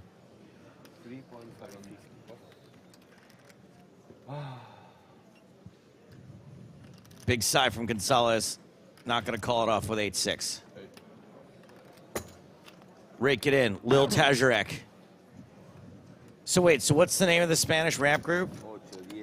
Latin Hydro. Latin Hydro featuring Lil Tazarek. Lil Tazarek. Yeah, maybe, yeah, he could get like a little feat in there. FT. Oh, they're at the FT.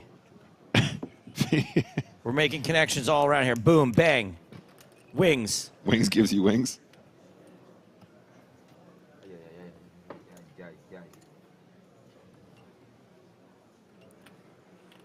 Woo! All right, let's do this. Next hand.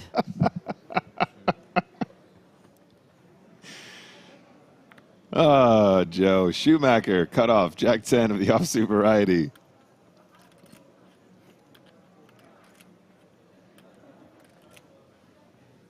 Come on. You're going to fold 2 cards of the same color? It's like giving him the keys to the Lambo. Simone on the button. 5 deuce off. I'll allow a fold here. I was going to ask him if he wanted a Turkish tea, but... I don't need it. Not on top of this. We don't want my heart to explode on air. You guys have folded the best hand. Dato. Fuck, I had 3-4. Wow, gets a walk with the dirty diaper. 3-4, 5-3, 3-2. Yeah, he's got to be happy about that. Nah, it's not on the push range. No. 3-4 suited, maybe. No, yes, absolutely yes. Pretty hard. Me and Ed K are in sync today. No. Shout out to the mods. You got lucky. Ed K, Raksha, Tom. Who am I missing? Other people out there today? We probably have our international stream moderators as well, but they're probably studiously covering their bases on our .es channels, .fr channels, .it channels. Croaks, Nightbot. Nightbot, workhorse. Yeah, that Nightbot. Never has a day off. Never. Really? Yeah. It's cancer in Dutch. That's why I looked up, Kanker. Yeah. I'm going to throw love to right in there just because she said some nice things about me yesterday. You speak very well, Dutch people. Only love for left to right. At least you have ganja. I was very confused when you said that word. I was like, what? Wow. In Italiano è cancri. Hand number 52 underway. Gilly folds. Jose Gonzalez, who the future is impenetrable, mentioned, surprised no one noticed, it looks like Twitter guy Dorsey. And agreed. Dorsey, all in. I think he said all in, Joe. Hashtag all in. Dato with ace-10. And I think we're going to see some fireworks here. Dato knows this shove is going to be wide. I don't even think it matters the amount of big blinds Dato has. 9 big blinds, ace-10. I think he's got to go with it, Joe. So just Dato to his left, and then to the left of Dato to Syriac with 14 bigs. So applying pressure, max pressure to 14 big blinds and 9 big blinds respectively. Dato calls his 9 big blinds. Quick fold from the big blind. And it's live cards, Joe. This is actually pretty close to a coin flip. Sweaty. Dato reporting the news to his rail, saying what's up to your mom. 50-something65-35. percent. Flippy situation. According to StatBot. Venga, que ya ha perdido 2 flips. Vamos a ganar uno. Yep, 2 live cards, tons of equity. Let's see how it goes, Joe. And it goes an ace in the window and a 10. I don't want to jinx it.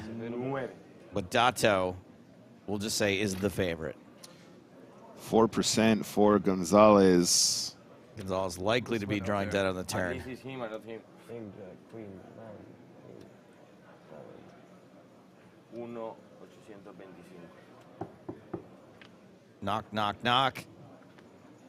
5 on the turn. Locks it up for Dato.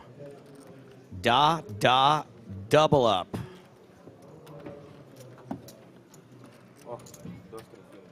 Talal on Twitch asks, where in Cyprus is this? B3. 2 levels below the lobby. Thank you for your question. Andrea Dato no longer the shortest stack, now with 21 big blinds, just ahead of Lil Tajarek, who's got 14.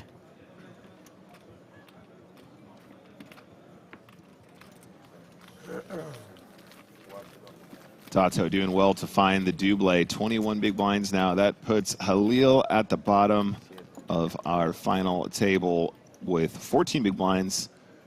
Let's see if that patience pays off. Maybe our friend Halil can find a double for himself.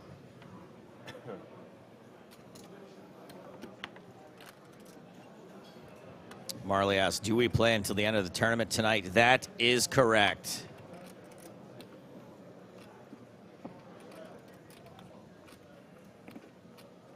Four eliminations to go, and it is over. Gilles going to open this pot with ace-9.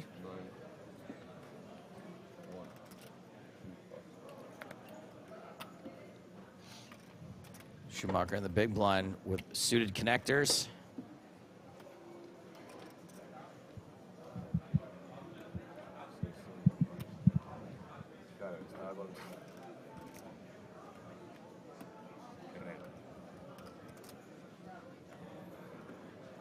Battle of the green sweaters draped, of the sweaters draped over shoulders. It doesn't really have a ring to it. Okay, Schumacher folds.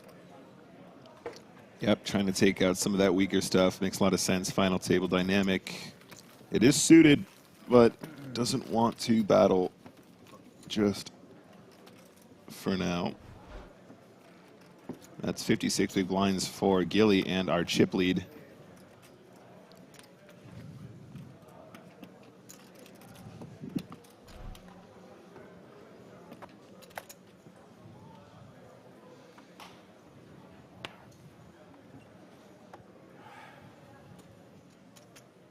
Pass. Gonzalez kicking things off with a pass. Dato quickly folds 7 deuce. And Halil Tajarek is all in. Oh, a hand that would be fun to play in other situations. Probably not going to call it off. Nah, 10 high call here, no good on this final table. Horrific situation, but Schumacher folds the pretty hand. And it's going to be a fold in the big blind here as well. No chance Gilly wants to spin it here with the king 5 off. Sorry.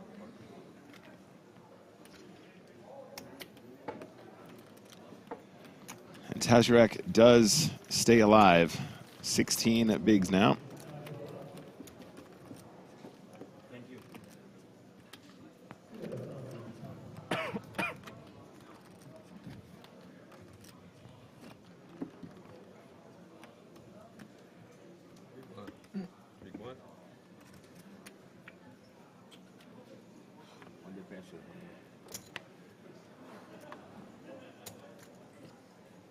Ay, ay, ay, ay.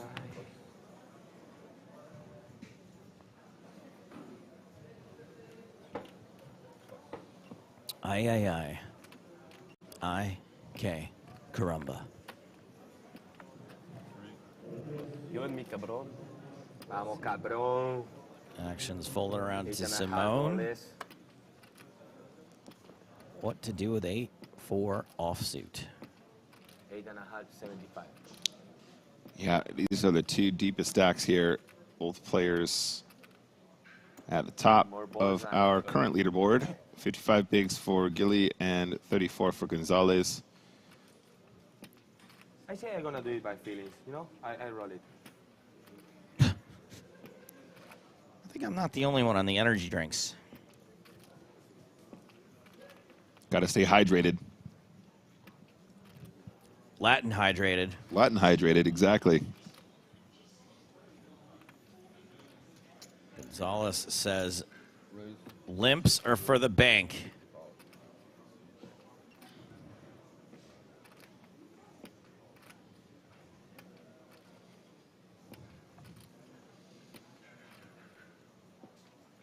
Someone gonna make this look good, or attempt to make it look good. And Change fold, card. fold. Change. Choose one. Only one. Killian was turning over both on accident. I saw a black card. I don't know what I saw. Black picture, you said? Black card. I don't know. Whatever. On my plate. Tasso's trying to get on that info. He should if he gets to see it. One of my big pet peeves at the table is when someone shows one card and then someone says, show one, show all. Right. Which is not what that means. Show one, show all means show one player, show all the players. Right. Not show one card, show... Why would it be all of your cards if there's only 2 cards? Yeah, show one, show all. Show one, show it to everyone. Correct. Maybe we should petition to change the saying. 2 queens? Show one, show everyone. Show one, People show would everyone. still get it wrong. No, I didn't say it was the same. Oh. I tell you the bad one. Oh, okay, okay. I was alive.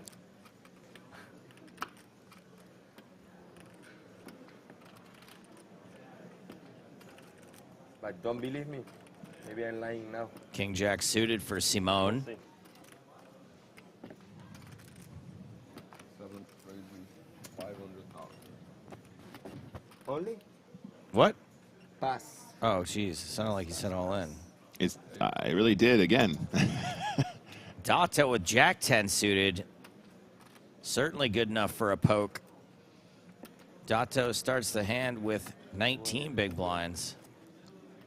He doesn't seem like the shoving type here. He seems like the flatting type.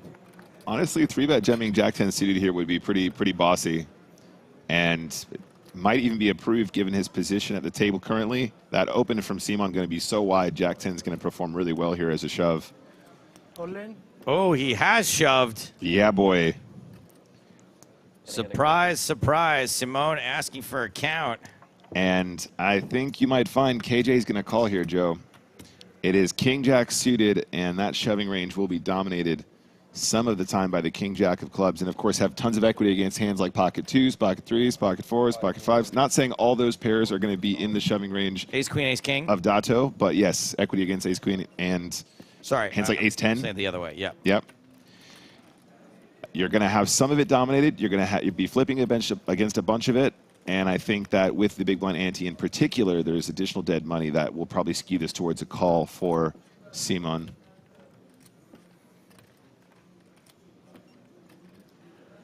If you can find a call here, we'll be dominating. We'll be in another beautiful position to eliminate a player and be the monster chip lead going into the final four, excuse me. I think when Simone tanks like this, Dato probably didn't want to call before. He definitely doesn't want one now. Yeah, absolutely. Certainly not easy. But yeah, it does make the fold. Wow. And gets away with a little bit of murder there. The power of aggression there, Joe. And, you know, perhaps with ICM in play, you do want to be on the tighter side there. Nice maneuver there from Dato, now 23 big blinds deep. I think that playing results that, say, Simone calls it off there with King-Jack suited and he's not ahead. Everyone's like, what a boner. But since we could see that he was ahead, people are like, oh, where's the heart? So I'm pretty sure that most cases people folding King-Jack. We're going to let him get away with it. Just need to respond to this question really quick, Joe. YouTube, Jobin asks, why do people say Jack 10 is the best blocker? Nobody does. Thank you for your question. Cool. Yeah. Also, blockers aren't real. Thank you for your question.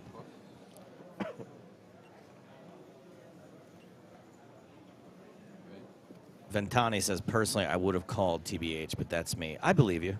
Not running very good. I believe you, and I believe that's why you're writing that comment from YouTube. Thank you for it.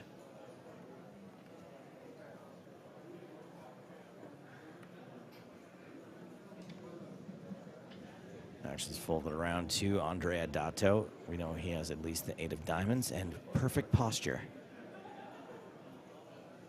All in. Announces all in from the small blind. Oh, that was a snap call from Tajirek. Not looking good for Dato, no matter what that other card is. It is a domination situation. Lil Tajirek, the player at risk, but is ahead.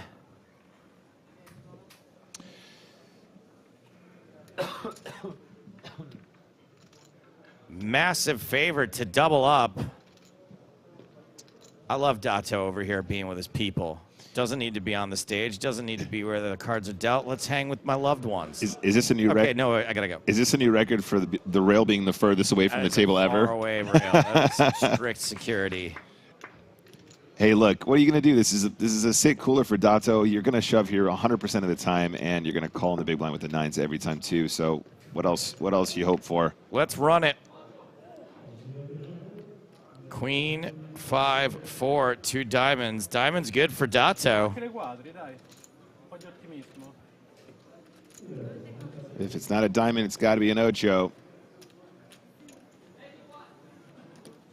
Or a 6. Couple of straight cards on the turn. Yep, or a 7. Yeah, no, you're quite right.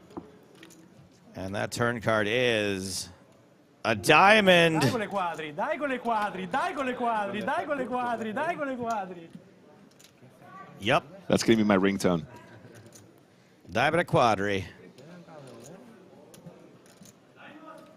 Big river card coming for Dato. Tajirek has to fade 11 outs. River card is the ace of clubs. Safe for Halil Tajirek, who doubles up again, and yet another flip-flop at this final table. Andrea Dato back down to under 10 big blinds. Yeah, like I said, real cooler here for Dato. What are you going to do? It's just a mandatory play, and Tajirak here, got to be so happy with that hold. Never easy, though, on the turn there, Joe. Lil Tajirak back up over 30 bigs.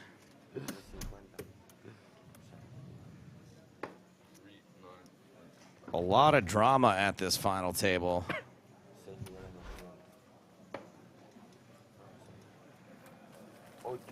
And Dato is back in the danger zone. Danger zone. And pretty much back to where he was just a moment ago. Needs to find another opportunity to stack some up. 8 big blinds and a dream. Yeah, always.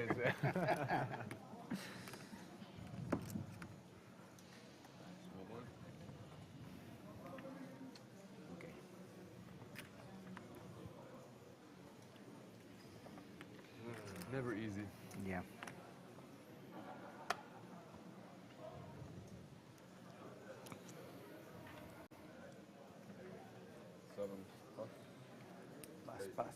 Action folds around to Andrea.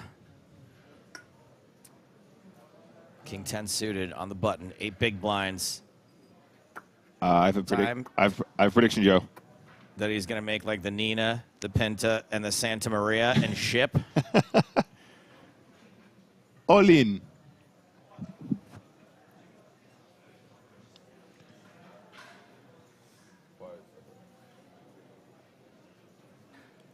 All in. Emmeline.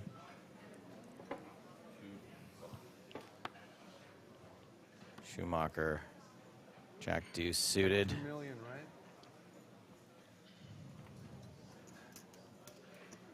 right? It's good. Thank you. Don't bother.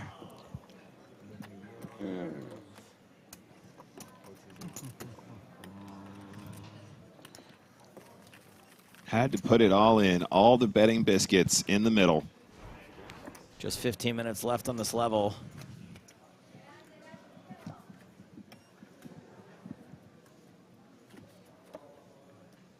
So average is 8 million. The big blind is four quarter million. So it means the average stack is 32 big blinds. Carry the 1 divided by 7 equals empty squared. Correct. It's not terrible. It feels like it should be a little more shallow than this considering how long it's taking, but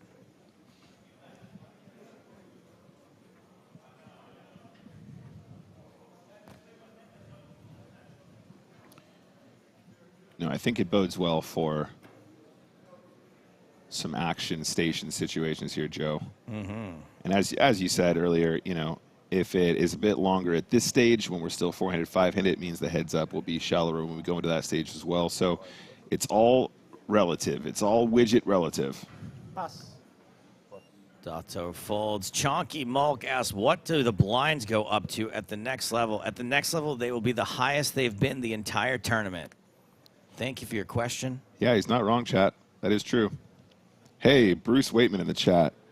I love these commentators. Can you mention my name? Bruce, thank you, sir. But no, absolutely not. Cannot mention your name.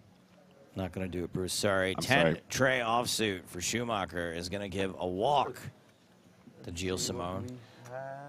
I wish I could give Bruce Waitman a shout out, but we just can't. We can't do it. Sorry, Bruce Waitman.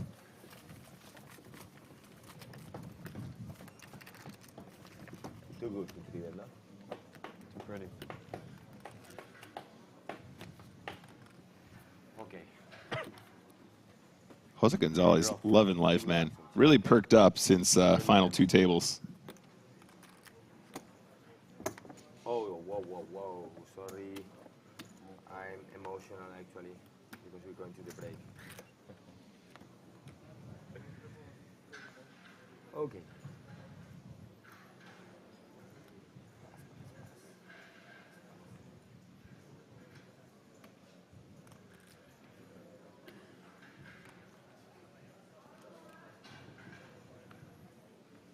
Andrea Dato, a little sourdough. Ace 5 of the spades variety. All in. He is all in. Seems pretty standard here, especially with the sourdough suited. Artisanal.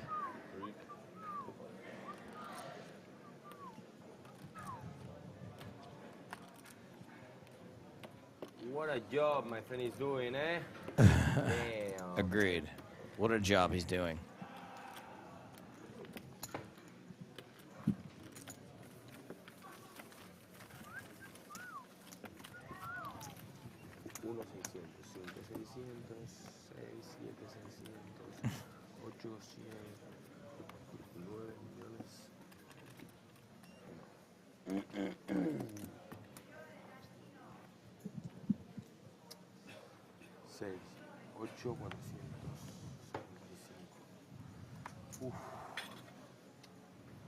He definitely sounds like one of the zombies from Resident Evil 4.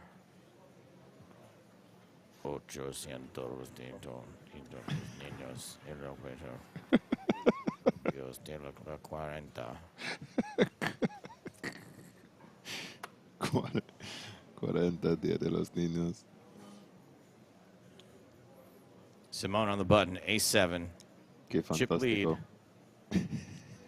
¿Dónde está la biblioteca?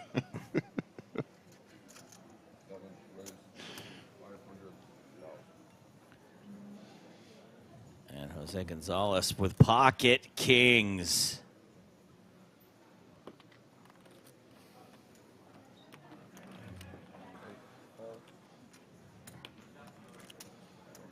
Just calls. Playing it cool. Getting a little tricky. 8-8 Trey. Kind of a dicey board. Ace high is going to be the best hand. A lot. Gonzalez checks to the pre-flop aggressor.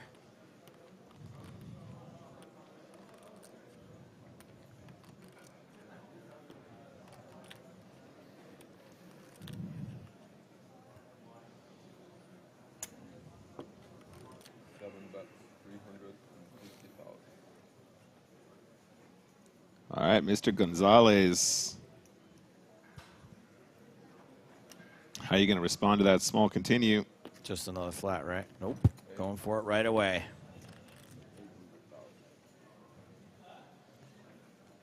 Quick fold from Simone. Yeah, going to take it down. To trap. But I didn't like this flop. If you fold bet, or if you call, I check calls and check fold. Take note. I ¿Qué? didn't have it in me. Take note. Eh? I didn't have it in me. I should. Yeah, if I call, you wanna check back or blah blah blah blah. I feel like this Yeah, but conversation is somewhat If one-sided. I pre-flop you, typical questions, eh? If my mom had wheels, would he buy? I don't think so. She'd be Dutch.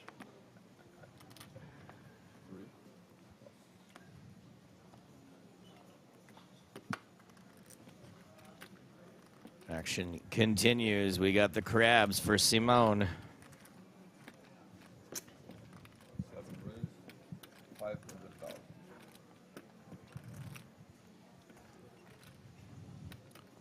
Country not all that unfamiliar with crabs. Gonzalez with ace deuce on the button. Now, just remember, guys, he did just show that he had kings and didn't 3-bet pre-flop. Suddenly has a 3-bet in position here with the ace deuce off. I still think probably it's in Simon's best interest to just avoid this spot completely, but you know, they're deep enough where you could consider trying to flop a set once in a while, but it's still kind of expensive. You see he's picking up on that too? What? Sorry? This time you decided to 3-bet them?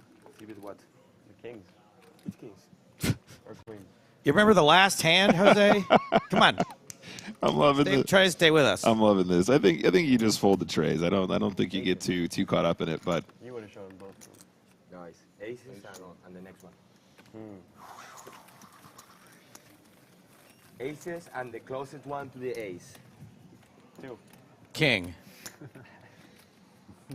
Wait, 2. Shoot. Go from that side. Never knows. You never know, yeah. Never knows. You never, ever know. yeah, got to pay attention though. All that information is available. Do you think that's a Latin Hydra song? Should be mandatory. I don't know, man. King, queen. Under the gun from pass. Simone. Pass.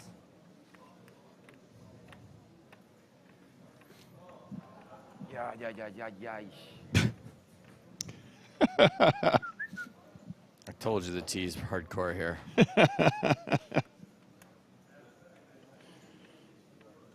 Dre Dato, 5 deuce suited on the button. Probably just taking a little time to find the fold, yes. Becoming one with the cards. Oh, man, Simon's going to get this all the way around. Unless Schumacher decides he wants to get freaky with the 9 tray off when he is 22 big blinds deep. Nah. Nah, dog. I'm voting nah.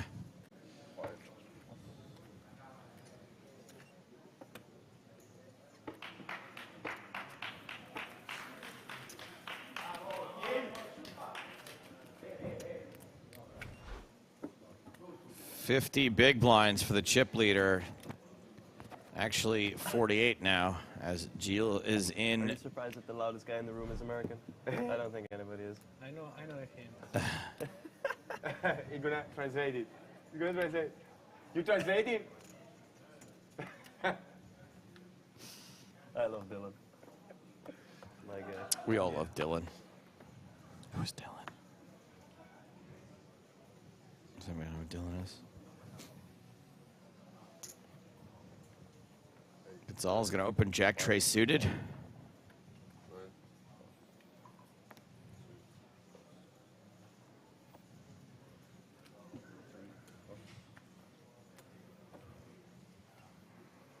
Simone Queen 5 off in the big blind.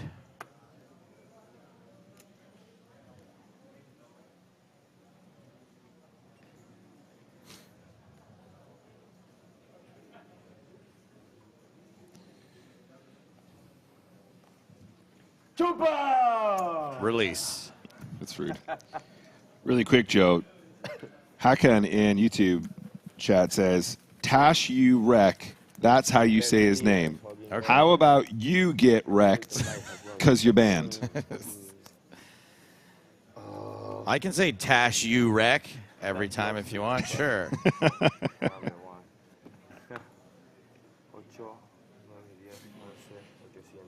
29 big blinds for Tash you wreck.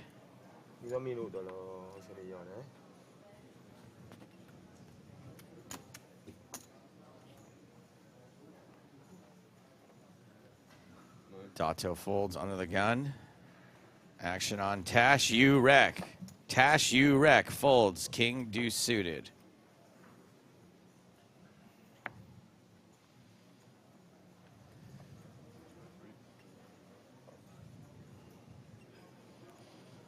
Simone with ace-9 in the small. I know there's a good chance this isn't true, but Samet in YouTube chat says Tashirak means stone heart in Turkish, which I would love as a nickname at the poker table.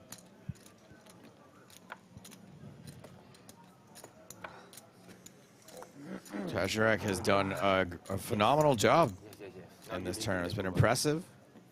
Has faced some ups and downs. Has kept his cool. Heads up between Simone and Gonzalez. Top pair for Simone. Don't worry. I can teach you.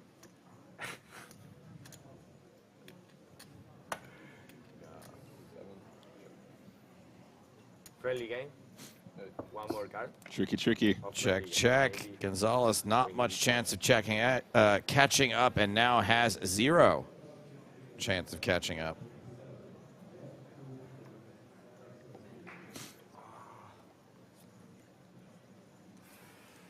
I imagine Simone's going to go for some value now. Sí, fuerte. Tengo que me dar fuerte. Y los más mayores de la mesa. No, hacemos rápido. All right, let's keep it to English while we got a hand in progress, if you would, please, Mr. Gonzalez. I'm 27. Sorry, Senor Gonzalez. Why? I thought he was friend. No. I had a good hand. Show me. I show you one before. I can't. Show me the good one. I'm gonna see it on the stream later. The good one. Show him the good one. You can just show it. As good as it gets. 1 and 1, bro. Close it in on the end of the level. 5 players remain. Andrea Dato, I would say still the shortest stack, but he's the shortest stack again. Now we're even at showing. Okay? Don't ask me for showing.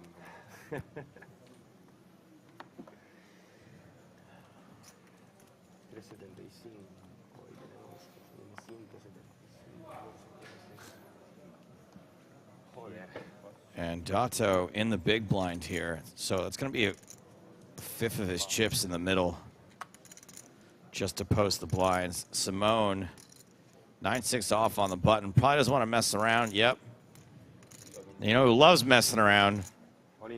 Jose Gonzalez doing the hippie shake over there. And moving all in. I mean, yeah, what else are you going to do? Again, it's just one of those 100% spots. Blind v blind into an 8 big blind stack of Dato. Queen 10 very, very easily good enough. Even with the ICM considerations. Really? Yeah. Oh, miles easy. Jack 10, probably a slam dunk. 8-7 suited, probably a slam dunk, Joe. Oh, sorry. I thought you were saying the 8-5 was an easy call. No. The ship with the Queen 10. The ship with the Queen 10 into the big blind. Tutti le fiche al centro, presto. Yeah, absolutely. Looks like we're going to get in one more hand before our second break of the day. Maybe Jose Gonzalez can go walk it off for a couple of minutes. I don't know.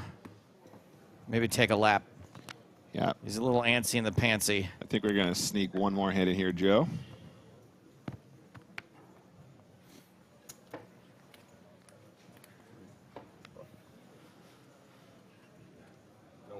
Gilles Simone, 9-8 suited. I would be surprised if he didn't want to play this one, Joe, as our chip leader. Cheeky little min raise, no problem at all. Guess what? You don't have to be surprised. What's a trivet para allá? Sorry. Let me see if it's mine. Yeah, I did the story. Okay. All right, yeah, maybe a break's good. Maybe we all need to just, you know. He is full of beans for sure. Tucker ourselves out a little bit. Ace-4 in the big blind for Taz Jurek. He's going to defend off the 27 big blind stack.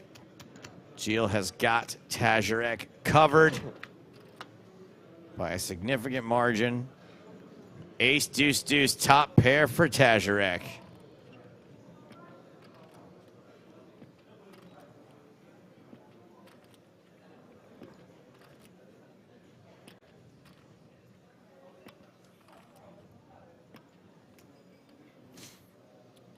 Tazarek checks to the player who last aggressed.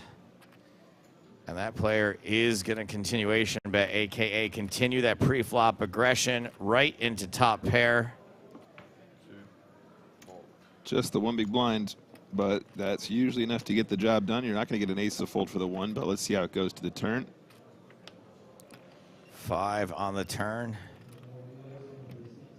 That leaves Simone with no way to win this hand at showdown. Probably not many ways to get Tazarek off of it either.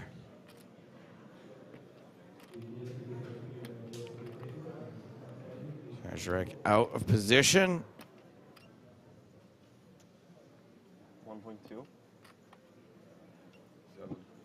Checks to Simone, who does not slow down. Fires 1.2 million into 1.8, 2/3 pot. And I can't imagine Tazarek's too upset about this. Especially with the gut shot, Joe, yeah. Cuts out the call. And this is the biggest pot we've seen for a while, especially one played through the streets. Over 4 million in the middle. River card is a 10. So Simone left with 9 high. Will Simone wave the white flag or run into the buzzsaw?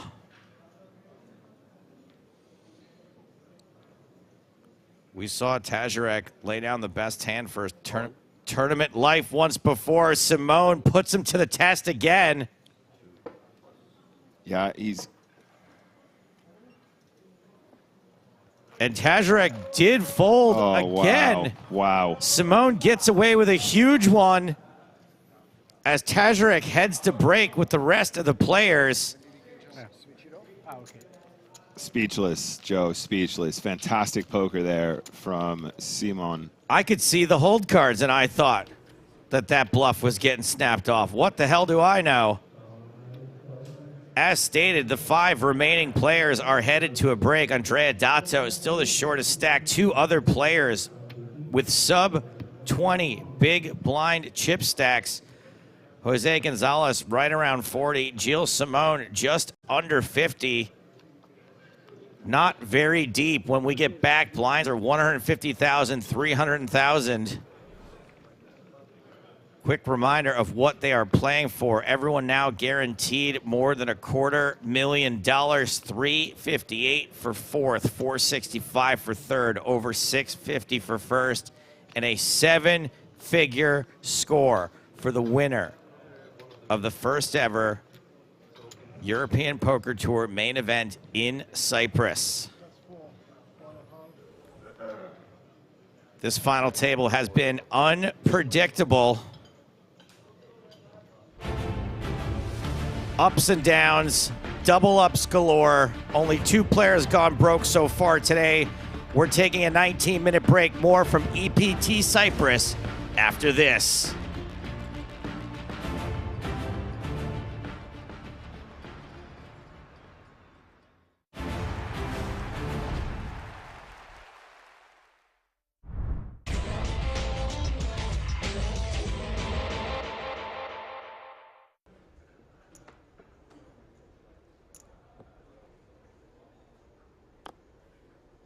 Well, the chip leader is first to speak here with pocket sixes. He's counting out a raise to 135,000. Round to Adrian Mateos in the big blind. Queen 10.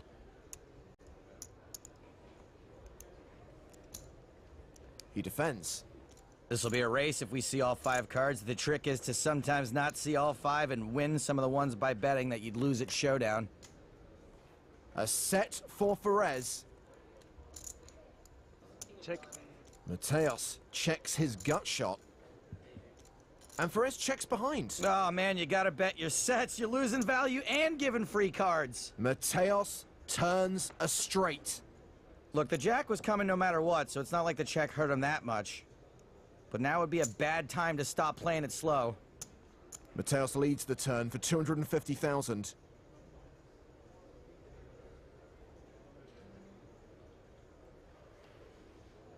Oh boy. Ferez raises to $500,000. It's not really Ferez's fault, but in general, you don't want to be checking when you're ahead and raising when you're behind. For your health. And now that Ferez has shown himself to be strong, I'd say there's a pretty good chance Mateos tosses in a few more betting discs.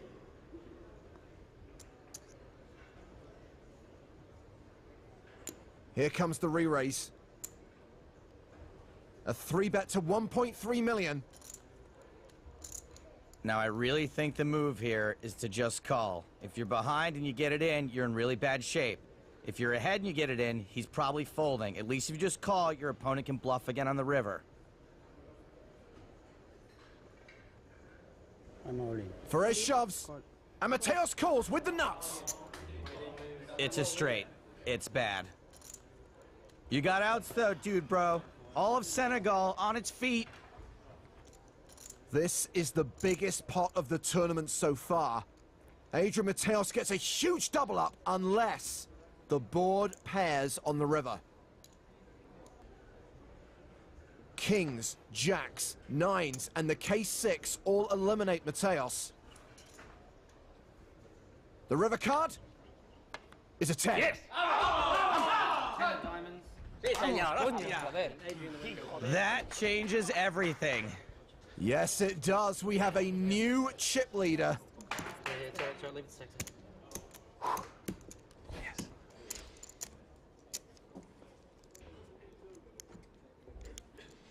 Blinds now 61-20. Ferrez has ace-9.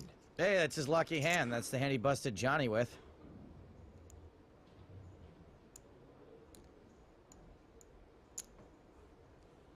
He raises to 310,000. Mateos with 7-4 of spades. Hey, we are heads up, and Mateos is going to have the post-flop advantage, so a call here is perfectly reasonable. He defends. And what a flop. Top pair for Ferrez, 2 pair for Mateos. That is some post-flop edge, but also what a cooler. Heads up, this is a bigger cooler than the one where they keep a cryogenically frozen Marlon Brando. 425,000, the C-bet from Ferrez. It's got to be very tempting to raise here.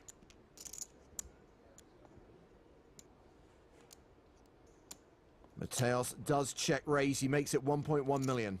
Ferrez might just think Mateos is trying to push him around, the big bad pro.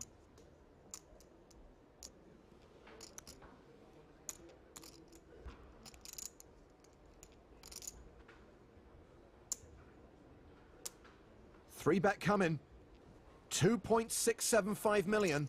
Ferrez has also got backdoor hearts. And once he's shown himself to have something here, it's entirely possible Mateos goes to play this fast as, which I am totally on board with.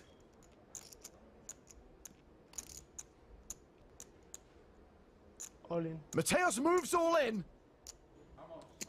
Too many chips in the middle to fold now. Ferrez calls, and the cards go on their backs. Dobles contra as 9. Doble stopper, sí. Ferrez has run pretty good this whole tournament, but that can all change in a blink of an eye. Ace of hearts, 9 of clubs, pair of aces. Adrian. The turn card. Jack of diamonds. So Ferrez spikes an ace, jack, or 9 on the river. He's the grand final champion.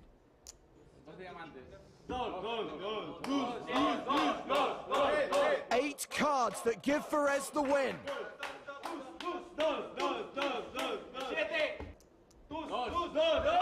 It's a blank.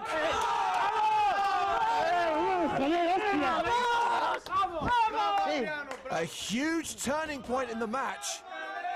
That was the big double-up opportunity he was waiting for. Now he's in the lead. Now he can put it away. Adrian Mateos now has a 7-1 chip lead over Muhyiddin Ferrez. Back to the action. Mateos, commanding chip leader. Well, this is a different story than before, eh? Ferrez with ace-6 of spades.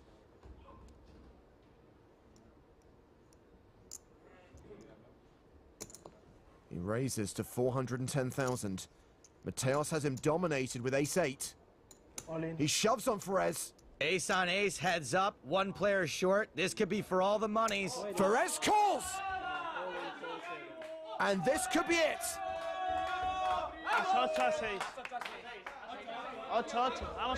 He doesn't need an ocho, he just needs no seis. More than half the time, Mateos seals the deal here.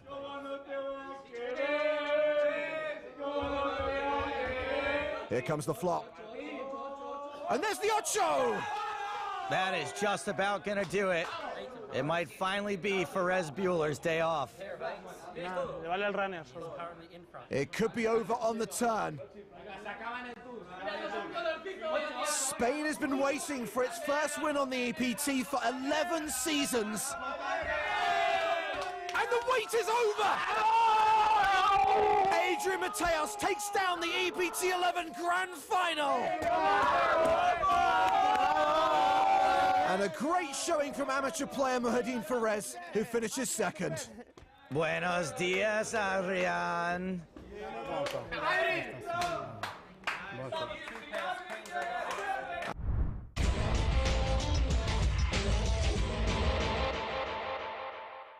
I was trying to have the energy and the hunger to kind of, finish the series strong, but also kind of try to not feel the pressure and stress and be able to perform as well as I could.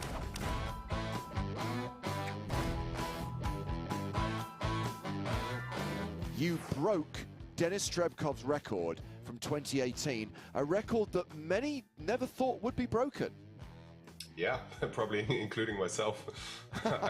What was the record? 5. 5 was the record, yeah. And I'm friends with Denis too, and I remember at the time, years ago, just thinking how completely insane that was already, and how that would maybe never happen again. So, yeah, I'm kind of blown away by the series in that sense. I remember getting my 6th, and I was like, what have I done? This is wild. Yeah. I mean, we obviously saw what you were posting on social media. I like the fact that you were self-aware enough to realize that this was utterly ridiculous. Pretty much, yeah. I'm not going to lie. It was quite a streak of tournaments. That was, yeah, very fortunate. Utterly ridiculous. Obviously happy, but I know how hard you are on yourself. So my guess is that the way you finished, even though keeping it that consistent was going to be near impossible anyway, just what I know of you, my guess is that you're probably kind of still like kicking the wall a little bit after the way that things ended. Yeah, that is pretty accurate and fair. Unfortunately, it does feel like it was quite a rough end to the series. Like the last 5 days, it's not just like player of the series, like there was all the biggest tournaments as well. So money-wise, that was kind of a rough end when, you know, I'm playing a lot of 10K buy-ins, all that stuff right at the end, and that was pretty rough. Like I think I still played, you know, fine the last week. So it's not like I'm necessarily hard on myself for my own performance in that way. Just the results weren't as desired. So when you're sort of at the end here, and you, first of all, if this isn't accurate, please correct me. But when you really want it the most, right? Like, okay, now you're like, oh man, it's all the big event buy-ins. I gotta hang on to player of this series. You're like, I personally, when I'm in situations like that, I can feel it. I can feel me wanting it too much. Do you experience that feeling, and does that affect how you play? It was kind of weird in a way, because after I've, you know, had won 6 and 7 in this series, and it was kind of like I'd already achieved in that way kind of everything I could have wanted and more in that way. Yeah. So I was less hungry, but also, yeah, absolutely, I still wanted the player of the series. It's actually something I've been wanting for years, really, that I've been trying to get. So I still absolutely wanted that. It was hard kind of with that struggle, because I was also feeling there was like pressure and stress to perform as well, that I felt like both from myself for sure, and, you know, maybe you know, friends or people who are following me and rooting for me. Whilst that was, you know, very nice to have, it still like felt like there might have been some pressure to perform for the end of the series and try to reach the player of the series. So it was kind of hard. Both I was trying to have the energy and the hunger to kind of, you know, finish the series strong, but also kind of try to not feel the pressure and stress and be able to perform as well as I could. I assume that you would rather have people rooting for you than saying nothing, though, right? It's kind of a double-edged sword. Yeah, for sure. It's, I mean, it was kind of funny with the following. It was obviously mostly all positives. Some were just like saying, you know, how absurd it is, or like what's happening, or like they don't care anymore, or something like that. But yeah, it was definitely very nice and very positive overall. That was definitely fun. Yeah. Okay, good. And just looking at this series compared to last year, I distinctly remember you having a phenomenal number of second place finishes last year. Like almost like you could have eclipsed the record from this year had you gone one better in a number of tournaments last year. So I guess, again, to accentuate the positive, it feels like year on year, this was a better series. For sure, yeah. This is definitely my best series results-wise. Overall, definitely much better. Yes, there were an unfortunate amount of second places last year. But like even last year was a really good series. And then in the take two, I had won 2 more series that time as well. But like I remember when I was going for player of the series last year, and everything fell apart on the final weekend, right? Pretty much, yeah. So I ended up getting like joint second with Kelvin when Rui won, and I remember Kelvin saying to me like any other year he and I would have won it if Rui hadn't had like such an insane year. And like funnily enough, this year I had an even more insane year, like better than Rui, and still didn't manage to win. So it just kind of accentuates how crazy of a year this was, and like how impressive also Patrick's achievement is.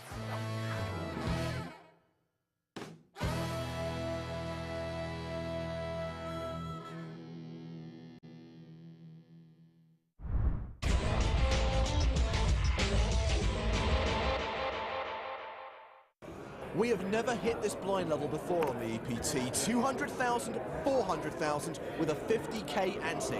That's over 10 times the starting stack for the big blind. Crazy. Kimo Koko raises his button with ace-4 offsuit. Pocket fives for Tom Middleton. Stacks are a little deep for Tom to 3-bet, call it off at 2-5, so maybe he just calls here. Nope. That is a 3-bet to 2 million. And I think Kirko could go either way here. By either way, I mean fold or shove. Tom has left himself room to fold to a shove. And if Kimo thinks that'll happen a certain amount of the time, he could easily stick it in.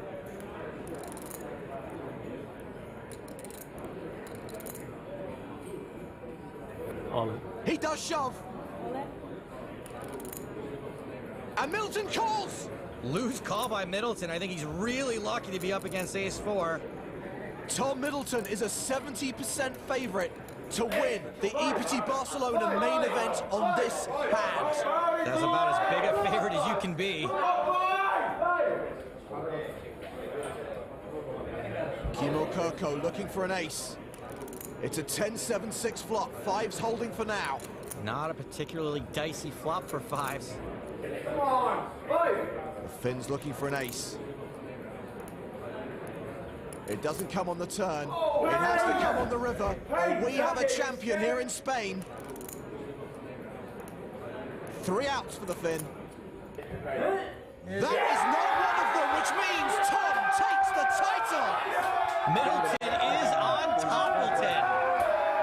He was the chip leader at the start of day 3, day 4, day 5, and day 6 at the start of the final table, and now he is an EPT winner, joining his friends Jake Cody and Toby Lewis in that elite circle.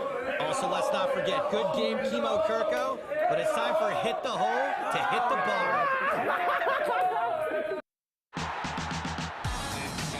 This is the NAPT, my babies. Comeback time. Yeah, we can play for real now. I'm gonna cheer for you. One time, come on. Yeah. Hey, Mom, I'm playing heads up on TV. I'll see you later. Why are you so good, Vanessa? Congratulations to Tom Marchese. William Reynolds is the champion. Vanessa Selch is the first ever 2-time NAPT champion. No better place to play poker than in Vegas.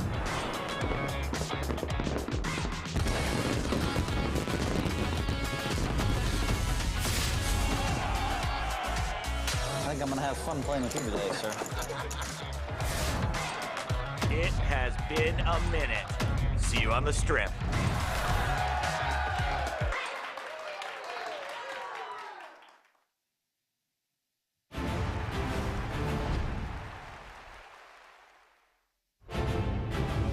Yes, we will be back in Las Vegas next month for the NAPT. 3 days of live coverage on the PokerStars Twitch and YouTube channels. Meanwhile, we've got EPT Cyprus to wrap first. That's right. PokerStars European Poker Tour has come to the Merit Royal Diamond Hotel, Casino and Spa for the first time. And we have got to play out the final table of the main event. We have got 5 players returning from break. All pretty shallow. Chip leader Gilles Simon with fewer than 50 big blinds. Jose Gonzalez playing fewer than 40. Everyone else fewer than 20. With Andrea Dato, the announcer, very much in the extreme hyper danger zone with just 6 big blinds, because we are now playing 150K, 300K blinds with a 300K big blind ante. It's James Hartigan, and joining me live via satellite is Maria Ho. Hello, Maria. Hello there. So, Maria, we played late into the night last night, finishing 1:30 a.m. local time. Couldn't get down to 6, played down to 7, but earlier on today we lost Bjorn Kozenkai and Nikita Kuznetsov. But obviously, because of the slowness of play and the ICM handcuffing, the stacks have got very shallow, and that's meant the handcuffs have become even tighter. Yeah, and I've seen Simone just able to still apply a lot of pressure without being super deep stacked. Again, all of these players really trying to outlast one another, and getting to heads up is a big part of being able to actually put yourself in a position, of course, to win the whole thing. So survival is definitely on most of these players' minds right now. Big jumps, obviously a huge increase in prize money with every single elimination. And you've got to feel that right now there is no one at the table who is going to be willing to make any kind of move when you've got Andrea Dato sat there with 6 bigs. And next time the blinds come around, because of the big blind ante, a third of his chips will be in the pot before any cards are dealt. Right, there's definitely not going to be a whole lot of waiting left at this point. But again, these players, you know, we saw right before the break, Tasurek having to lay down top pair against the pressure coming from Simone. And because of that, unless you're a shorty and you could double up, it's going to be really tough for you to outlast any other stacks. Schumacher wielding his secret weapon, potassium.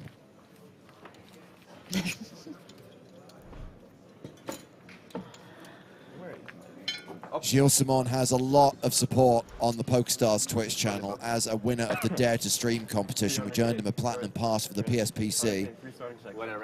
Hasn't really been a streamer recently, very much been focusing on his game, moving up the stakes, getting results, including a W Coupe title earlier this month, and now here, 4 eliminations away from winning an EPT main event. Action underway. Level 34 has commenced.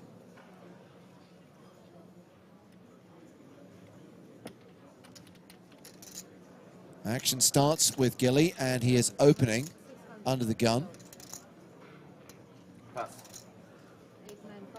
Folds from both Gonzalez and Dato, and from Tashirak. Schumacher in the big blind. Alas, we've only caught one of Simon's cards, the King of Spades. We can see both of Schumacher's 5-4 of clubs. 16 bigs, I guess you can defend him, Maria. Yeah, I think I would be defending as Schumacher, and Simone could be very wide with this under the gun open. Again, just trying to leverage that big stack. Makes the call, and we will go heads up to the flop.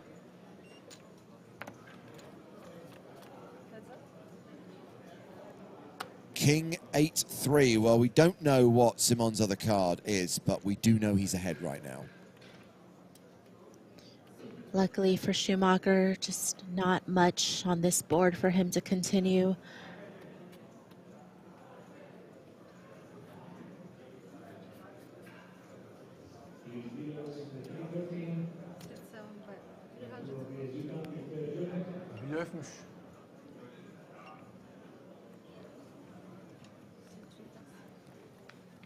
And ship the chips to Gilly.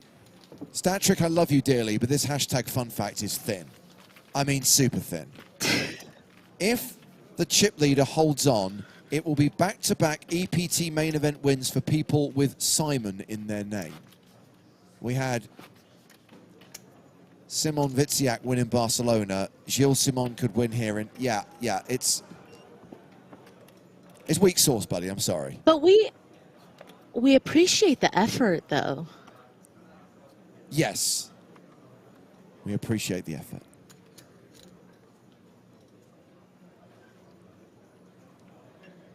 Gonzalez first to act this time.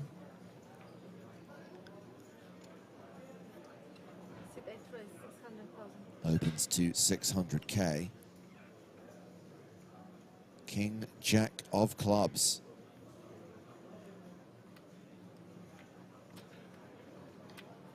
I was very impressed by the way that Gonzalez played yesterday. Had great composure and, again, was willing to apply pressure in the right spots. You know, got Yuge to fold queens pre at one point.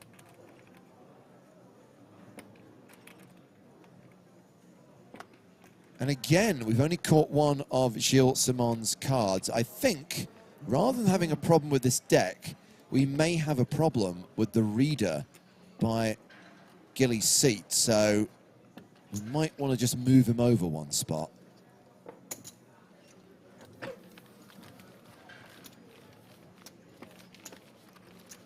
Yeah, I think we'll make that happen. A quick reminder, as we see the fans in the stands who've come to watch this final table in Cyprus, that we have got the mini EPT Cyprus main events running today. $5.50, $55. Those are the price points of these tournaments. Both are awarding gold power passes to the winners. Silver power passes to the runners-up. Remember, a silver pass is worth 2.5K.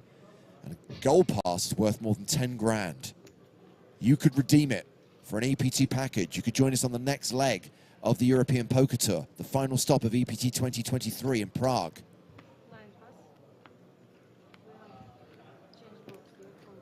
So back to the action at the final table. Gilles Simon has moved over one seat. Let's hope it's worked. Boom, we can see both of his cards.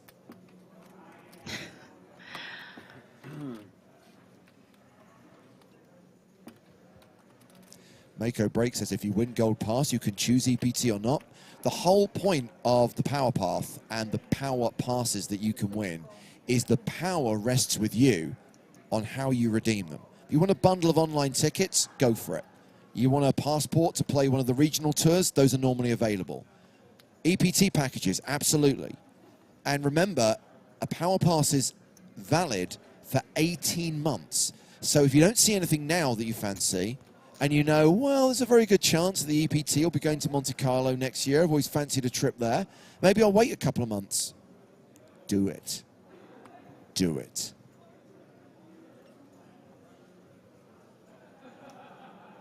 Do you want to spread it out over a couple of events, or do you want to just go, you know, one and done, just big one?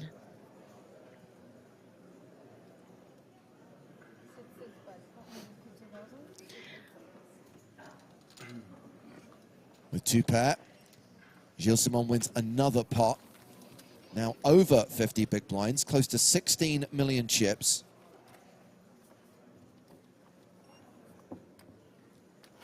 As they play for the glory, as they play for the trophy, and that first prize of more than $1 million. Total prize pool in this event, 6.4 million, generated by 1,320 total entries. This was a very popular tournament, outperforming expectations.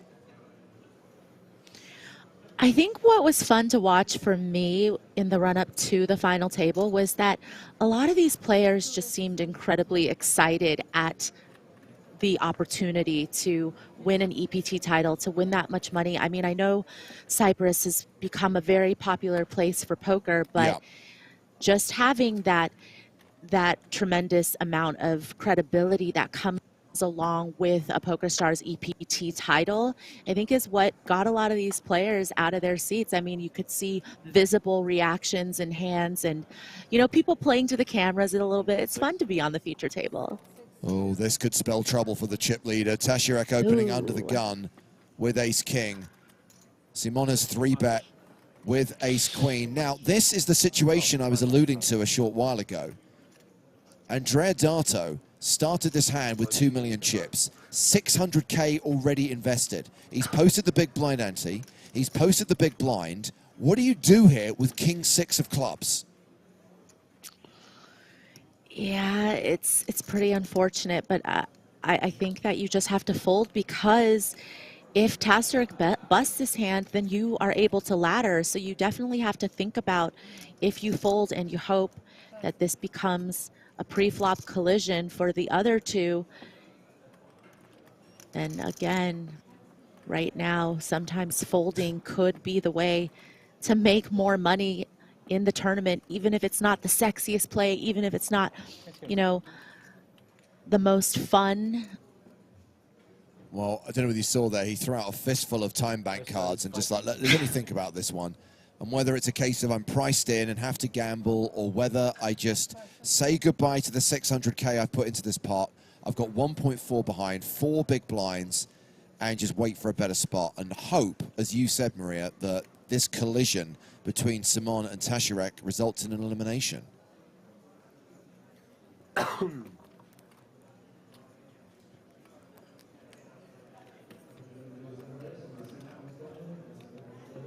You understand the thought that's going into this decision, but I do think that ICM just dictates the survival is most important in this spot. And Tasarek. All in. And quickly called, and here we go. Player at risk, however, it is a domination situation in Halil Tasharek's favor.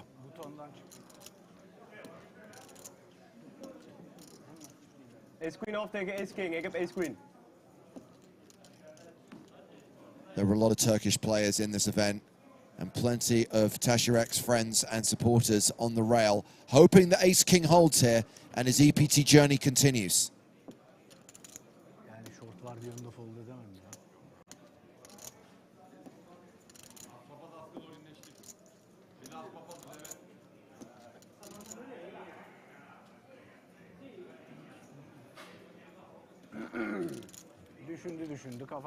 And yes, we know that a king has been folded.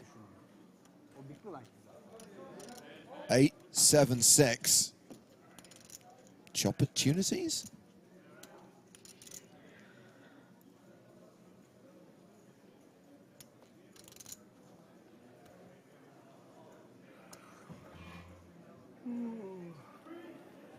Turn card is a jack. So no chance of a chop.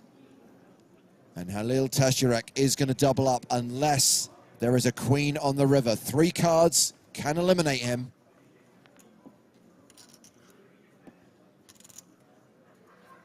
The river is an ace. And Barry Greenstein gives him the double up. And now it's very close at the top. Jose Gonzalez, Gilles Simon, Halil Tasharek pretty much tied for the chip lead. 5 minutes.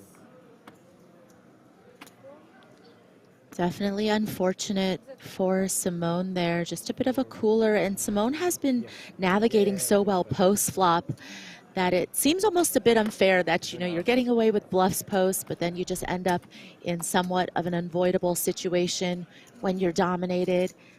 And now you're just not as comfortable as you once were, but still plenty to play with.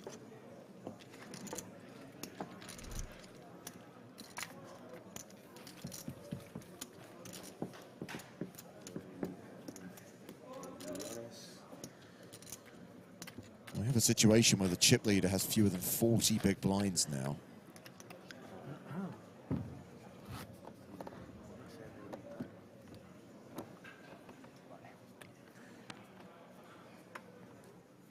Big blinds, right? Isaac pointing out that Jason Derulo will be arriving shortly, and that will change everything.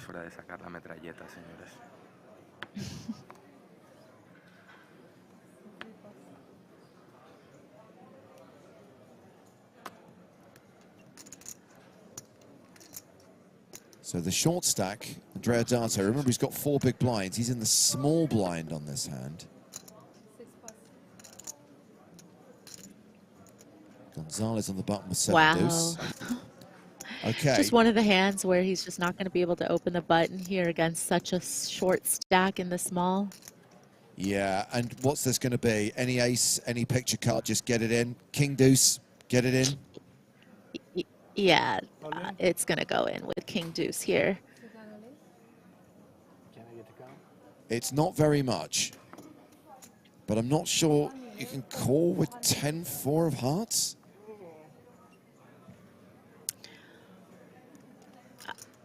I feel like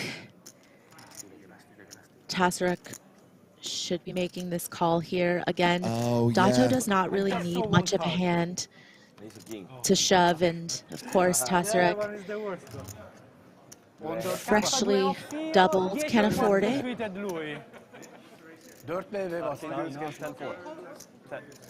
Ho visto solo il K, ho visto l'altro il 2 finto. Yeah, when you consider that Tasarek had already posted the ante in the big blind, had so many chips invested already, makes sense to make the call with 10-4, and actually is not that far behind. Look, it's practically a flip.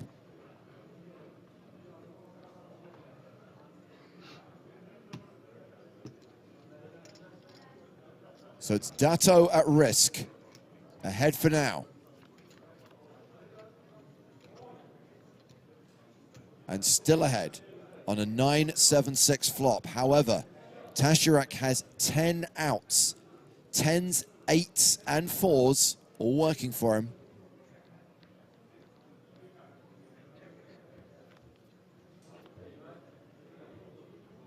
Now has 14 outs.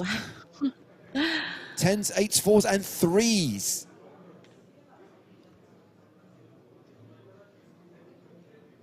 Dato, 2-1 favorite to survive. Needs to fade those 14 cards on the river. Which he does. The Italian survives.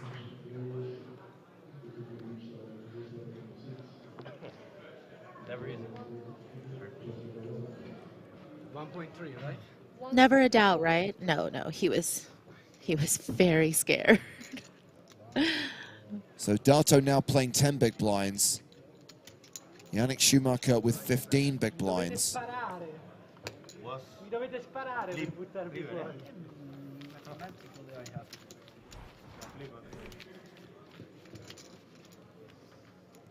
Gonzalez with the slight chip lead over Gilles Simon. I'm sure that everybody was cheering for him. I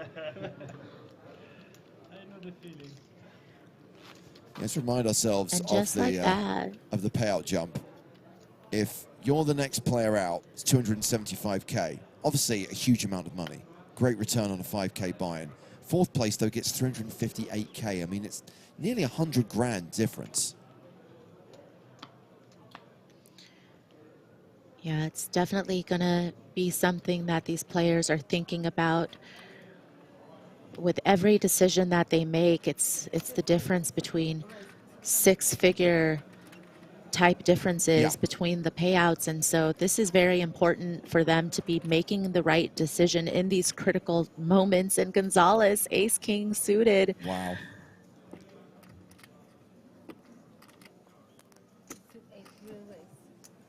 Three bet from Gonzalez.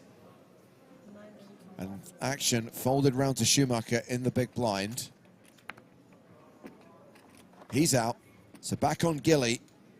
Sorry, the stacks behind are 20 chips, right? Just I think so, Thank yeah. you. No, just to be I'll sure, just- because I'll it's not check, very clear. Perfect, thank you. And quite often, Queen Jack suited is going to be the type of hand that you're going to come along even against a 3-bet, but it's just a little unfortunate for him that he happens to be dominated on the suit, because that's a big reason for why you peel the suited combos, of course, to hit flushes. But Well, I'm not this sure if- spot definitely doesn't want to see clubs. Yeah, I'm not sure if you heard that, Maria. Good reader, bro. Gilly looked at him and said, do you have ace-king? Put him on the exact hand. Adele? You marking cards? No, I just wanted to say something cool for the stream. Eh? I had no clue. I was always going to pull. You always say ace-king. He did say something cool for the stream, and he was Ace-king right. kings, you know, that's boring. But if I guess ace king, right? More combos to hit. Yeah. I get to look cool more often on stream. At least you say suited or something, no? Pass. Thank you, man. Folded around to Tasarek on the button. He has jacks and raises.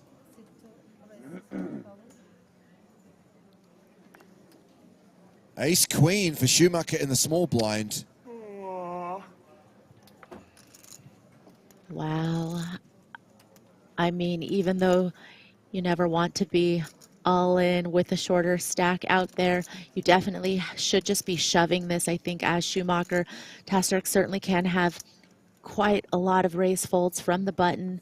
Schumacher still has plenty of fold equity, but Tasterek not going to be folding jacks in this spot.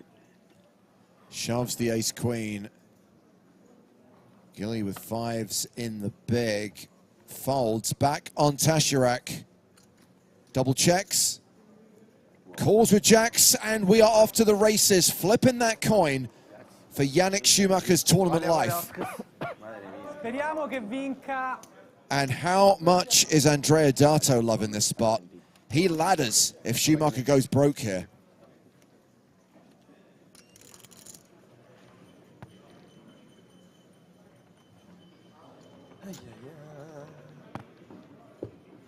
I stand up on the turn. Well, and if you have your one time still, this wouldn't be a bad place to use it. On the turn, you need the extra stand-up bonus equity.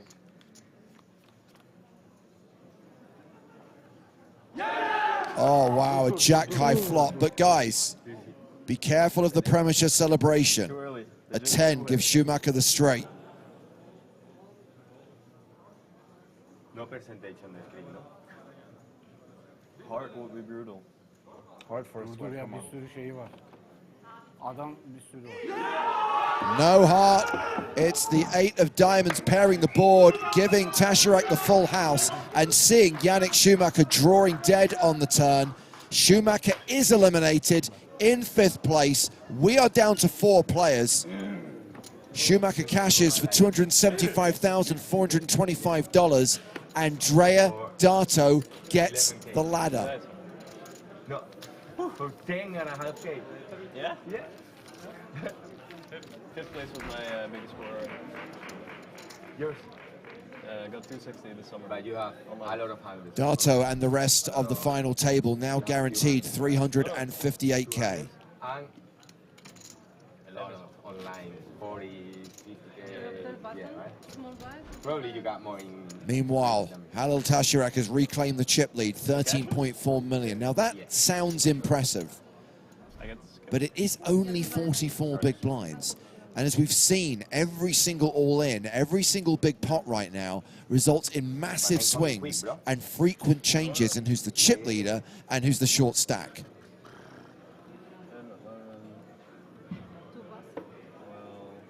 I have to say, Maria, Dato's done some solid laddering today. Don't do silly things, okay? Stop. Yeah, that is a underrated part of your game that I don't think people think about a lot, but folding, it's kind of an art. Okay?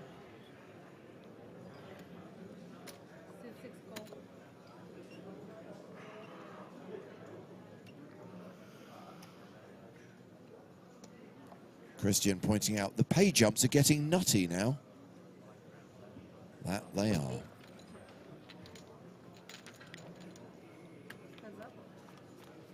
Gonzalez going to just check his option with the ace-10, quite a strong hand in a BVB scenario, but you just see how important it is for these players with an immediate short stack out there to be cautious and not bloat the pots too much.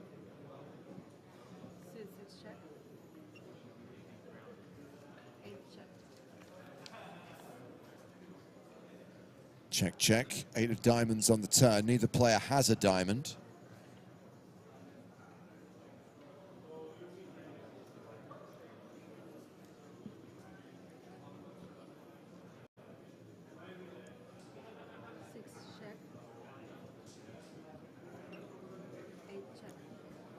Gonzalez certainly has plenty of showdown value, can easily check behind, and it's a great river card for the ace high.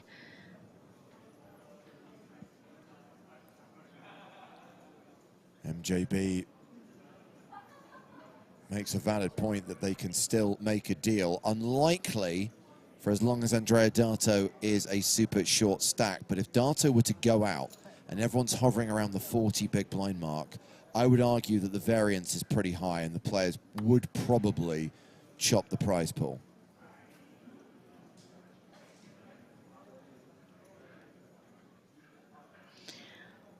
Simone taking a little time with the queen high might actually give Gonzalez the call in this spot. It does feel like perhaps maybe Gonzalez has some random stabs on the river with hands that have no showdown value, and I love that Gonzalez was willing to take a value bet in this situation when check 2 on the river.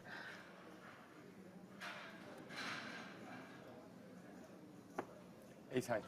Makes the call. Queen high, no good. Queen diamonds? No, sorry, but Queen high, no good. Ace high is the winning hand. Queen 9. Queen of diamonds. No, too much time. No queen of diamonds. You snap with the queen of diamonds. Tobin Plays on Twitch says, if they make a deal, will we know about it? Do they announce? Absolutely. If any deal negotiations take place, they take place at this table on the main stage in front of the tournament director and in front of the cameras. And again, I find myself saying this every time we stream a final table, Maria, but I appreciate that there's a lot of people who watch poker who don't think deals are right, that we shouldn't have deals in tournament poker. Number one, these are the guys paying the entry fee, rather. So what happens to the prize money, they should have a say over. Secondly, deals happen in every single poker tournament, or pretty much every single poker tournament on every single tour. It's much better that it's done in public and orchestrated by a member of tournament staff, and players are actually paid the amount of money that they've agreed in the deal, rather than you let them go behind the scenes, work it out amongst themselves, and someone then gets screwed over down the line. Yes, and that has definitely happened more times, people think, or maybe as many times as people think.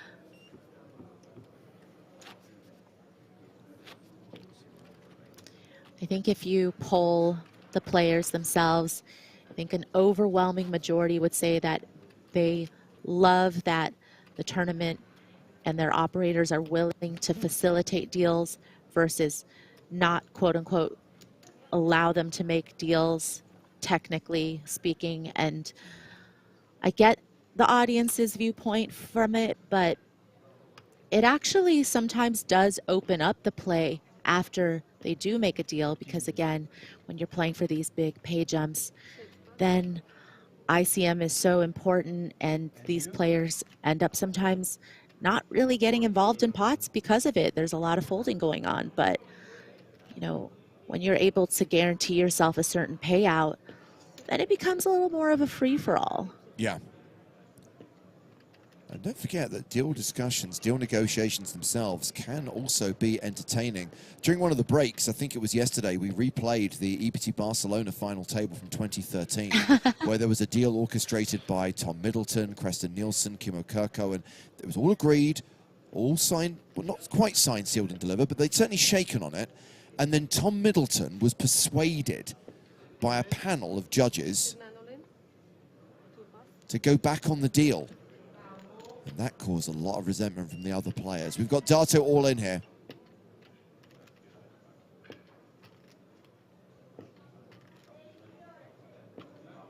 El millone, el millone. Ragazzino, pelo. Oh, si lo dice la dona, está claro.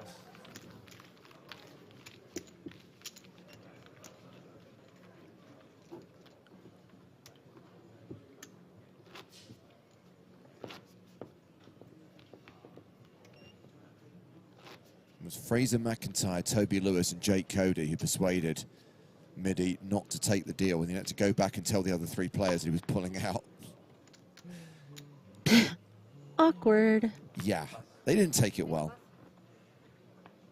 No, and they shouldn't. I feel like once it's been decided, you shouldn't be going back on your word at that point. I understand that maybe in the moment he wasn't thinking about if it was a good deal, and then upon consulting other people decided that it wasn't, but that's probably why you should consult people before you shake on it effectively. Marbard says, no deals happen at the World Series of Poker. I don't think so. Not officially, because the World Series won't orchestrate them. But Maria, you've played enough WSOP events to tell me that deals are done behind the scenes, right? Yeah, they say, okay, we want a break, heads up. You go to the bathroom, talk about it, go to the side of the room. And again, it's a little bit of buyer beware. You have to be quite familiar with the person you end up heads up with to even feel comfortable doing that. So in this hand, it's blind v blind. Tashirek raised to $1 million pre. Simon defended, has a pair of fours. We've only seen one of Tashirek's cards, so we don't know if Simon is ahead right now.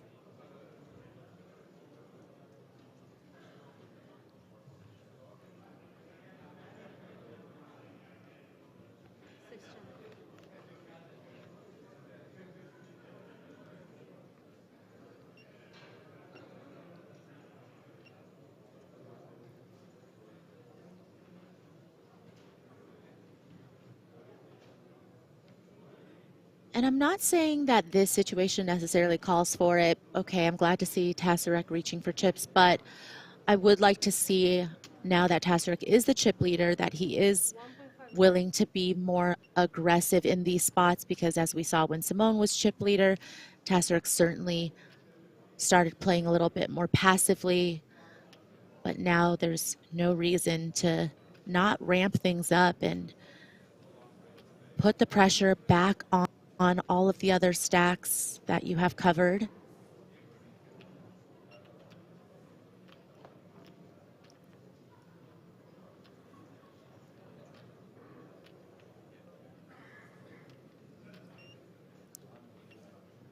Simone, not an easy decision here, considering there can definitely be a lot of bad river cards. And unimproved, is he willing to call another barrel on the river? So does just decide to fold here.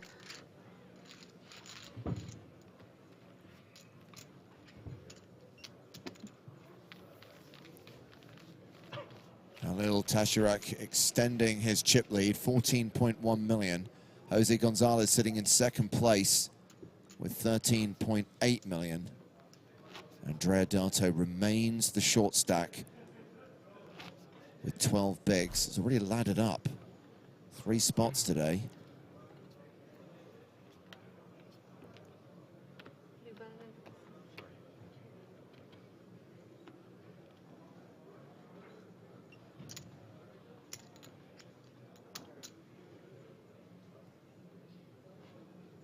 W. Cutmore say, are these cards Fournier? Correct. Fournier, official card sponsor of the EPT.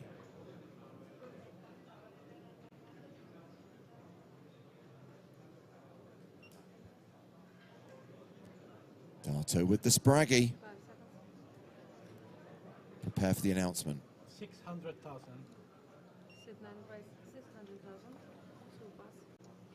Raises to 600K.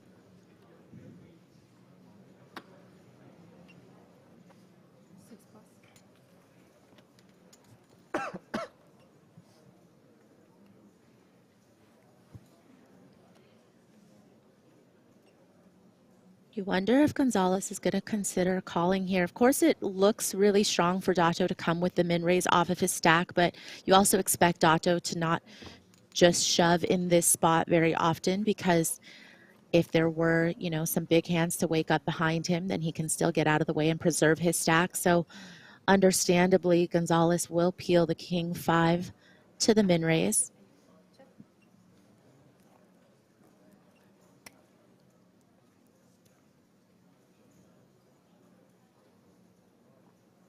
I noticed that Mr. Stapleton has appeared in the YouTube chat. Maybe you can calm things down over there. People are starting to be quite nasty to each other.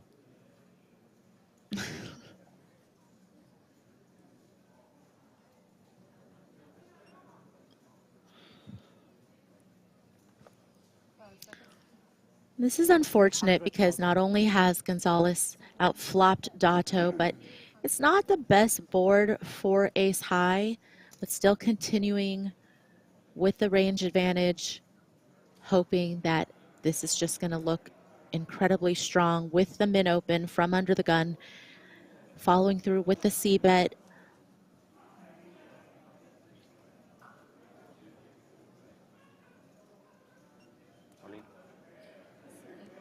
Wow. And Gonzalez going to have none of it. I can say I did not expect to see the all-in. I thought a call would be appropriate there, but Gonzalez really making it tough for Dato to even get away with that. Expect the unexpected with Gonzalez, who has reclaimed the chip lead.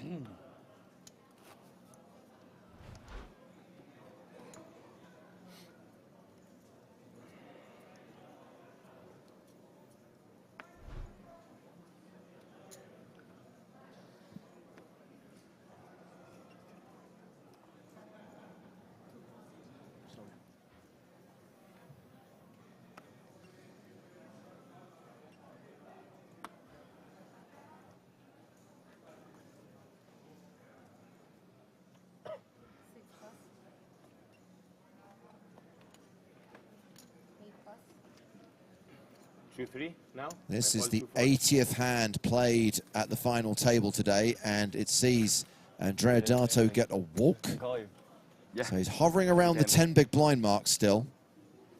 Oh.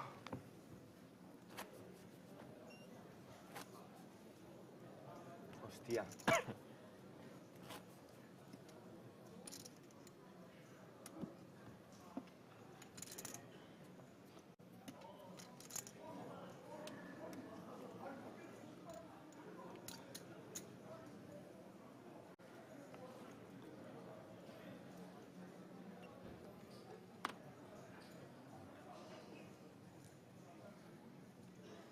Queen 5 suited. Roy, So it shields buscame un someone under the ibuprofeno, gun. porfa, tío. Un ibuprofeno. Gracias. Yeah, and that's the type of hand that Simone, when he was chip leader, would have probably opened, but now, of course, has to adjust his opening range a bit. Okay, we stand by to hear from Andrea, the announcer, Dato.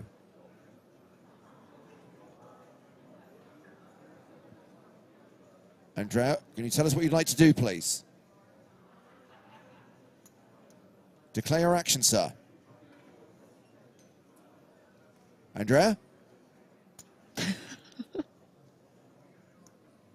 Needs more time. To warm up his vocal cords.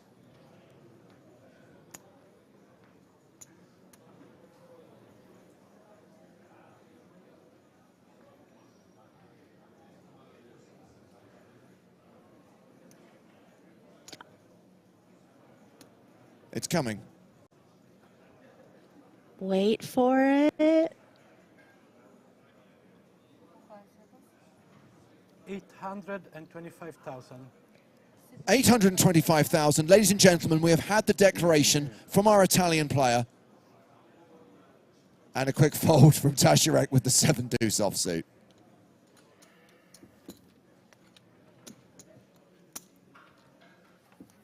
Andrea Dato, as we've mentioned a few times, finaled an EPT back in 2014.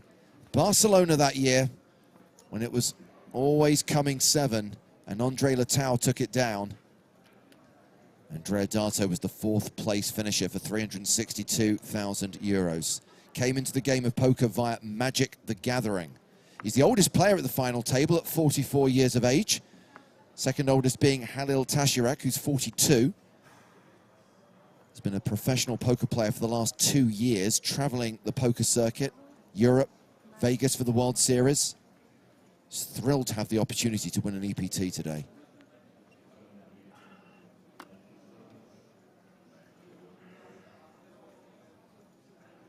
And then we have Gilles Simon, winner of the Dare to Stream competition on PokerStars. There's a left twitch behind to focus on playing poker at the highest level. And here he is in the top 4 of an EPT main.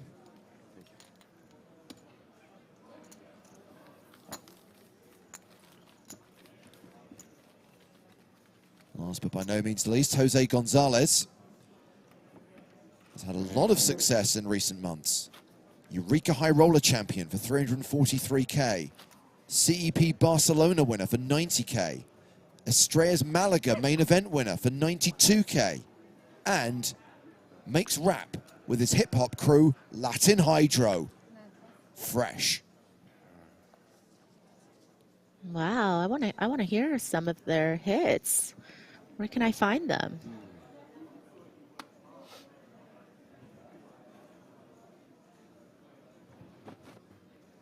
I refuse to believe their stuff isn't available for free somewhere. Spotify, YouTube.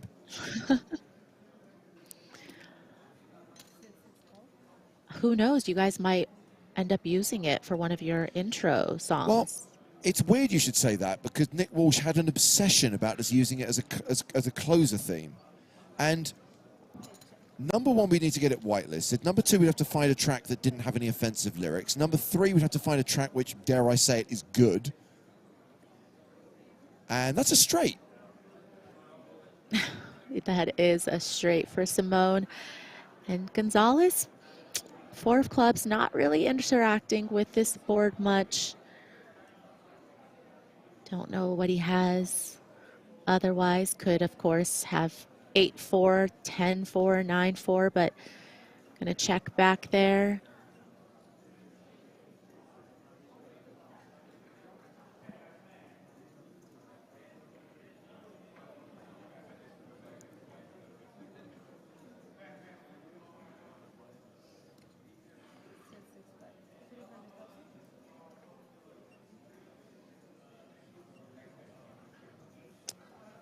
Simone going for the min bet here, and if Gonzalez continues, then of course we might start thinking about some backdoor flush potential here that Gonzalez could have, or 7-4 in this spot for a chop. Does seem interested.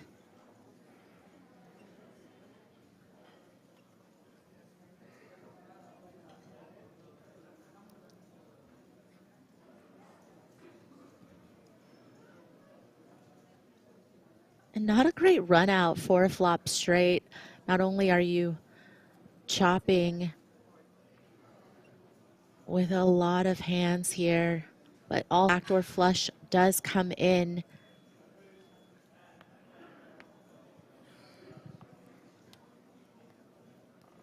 And thanks to Ed, our YouTube mod, for doing some basic research to find out that Latin Hydro have a 4-track EP on Spotify called The COVID Files. You better not be milky. 7. Me too.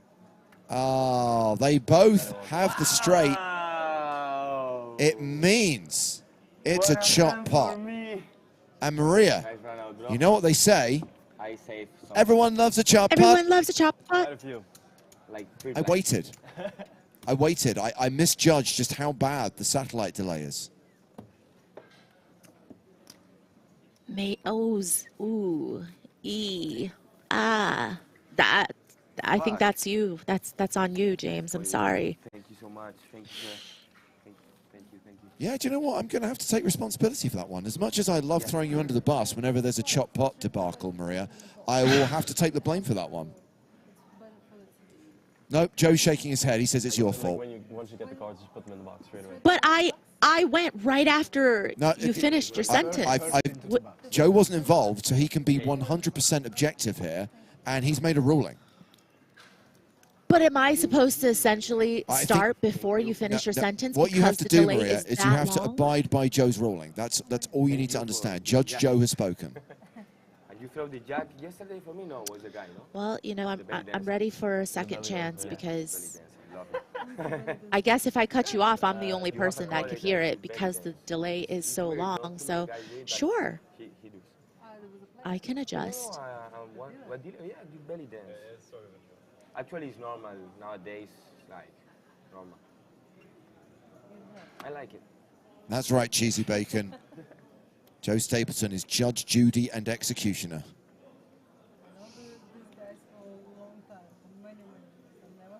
But probably he keep in secret. He just give away his secret. 600,000. Pass. No voy. Button raise from Gilles Simon. King deuce for the short stack in the big blind.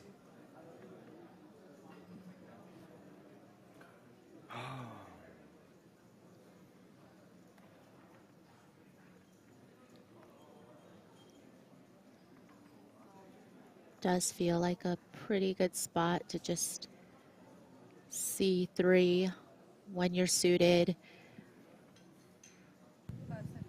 What's he going to announce? Call. We're going to go to a flop. And Joe has decided he needs to actually be on the mic to keep you in line, Maria Ho. You know how sometimes someone will be really hard on someone because they care about them, and then other times someone will be really hard on someone because they're jealous of them? Neither of those reasons are why I'm so hard on Maria. Wow. Kings and deuces for that Dato. hurt. 98% equity.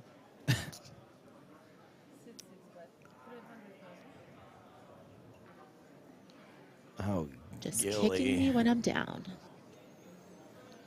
She says from her 5-star hotel room in New York City.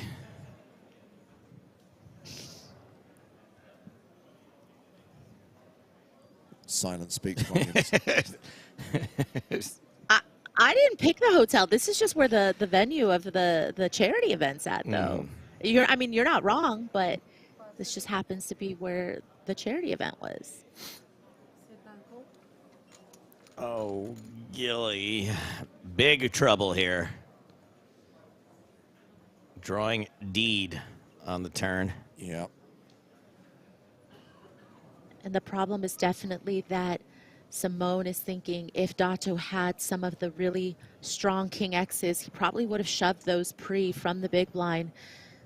So still feels like he might be targeting a weak one pair hand, perhaps some of these 8X's, even a deuce X, and of course, 450,000. we've seen.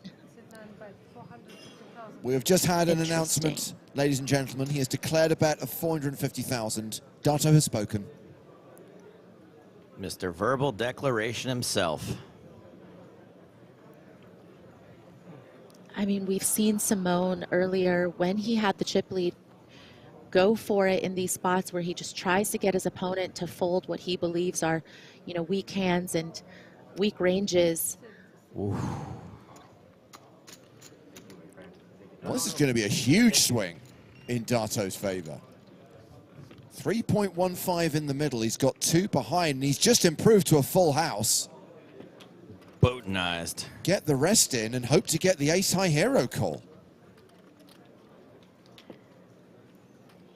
Yeah, stack to pot ratio. We've got 2 million behind for Dato with 3 million in the pot. So can certainly shove in this spot. But you wonder, what Simone's going to make of the lead on the turn. And then this possible incoming jam on the river with the ace high. Of course, he's beating some busted flush draws. But ace high is not even going to beat 8X in this spot that could have potentially played it this way, except that 8X's probably wouldn't be willing to shove the river. I mean, when Dato shoves here, this is a tale as old as time for this table. People... Check. Oh. Ha! I guess he thinks he's setting a trap here, but I'm pretty sure that Simone will just check it back now. Hasn't done it yet. There it is. But it's still a big swing.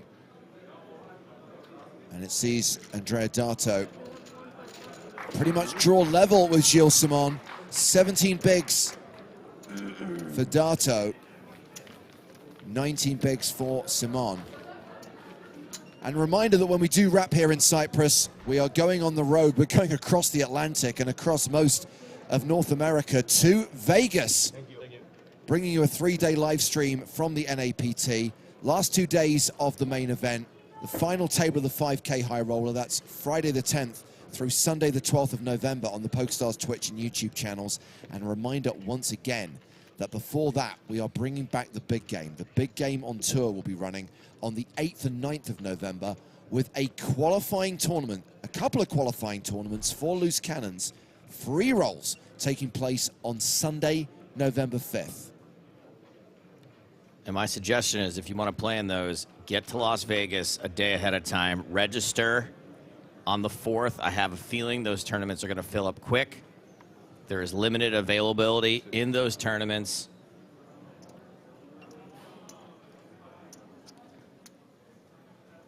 I think we're capping it at around 200 players total. And with the proximity of LA to Las Vegas, I think we might have a fair few number of people driving in just to play that free roll.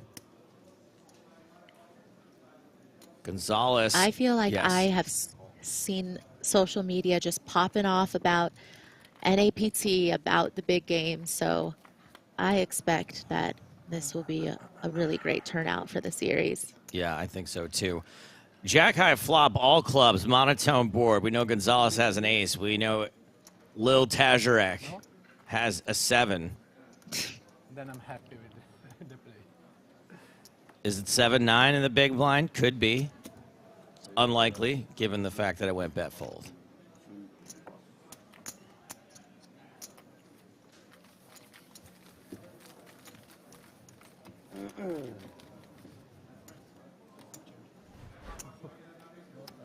Maria, I don't know if James hit you up for this or not. Yeah, any fun celebrity stories to tell from the charity event last night?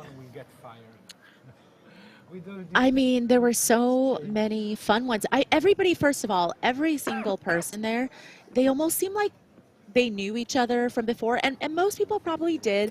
A lot of them seemed to have played in Hank's home game.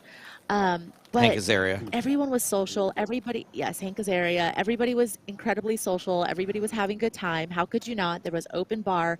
Michael Cera brought his mother, and she sat next to him, and he was showing her his whole cards, every hand. It was really cute.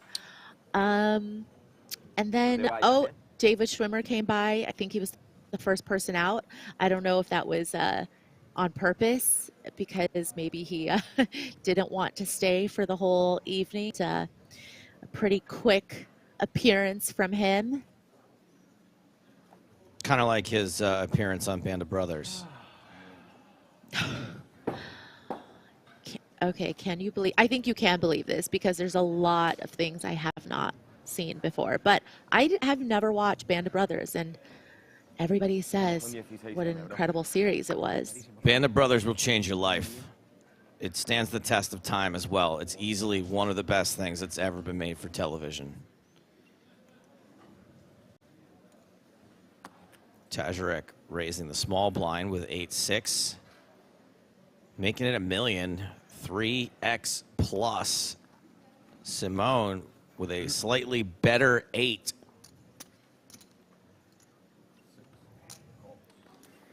And Simone is going to take a look at the flop, a.k.a. the first 3 cards. Community cards on their way. 9-6 tray, 2 diamonds. So we've got a pair of 6s, a domination rotation for Tazarek. But Simone has the open-ended straight draw, the backdoor diamonds. Yeah, this is a pretty fun flop.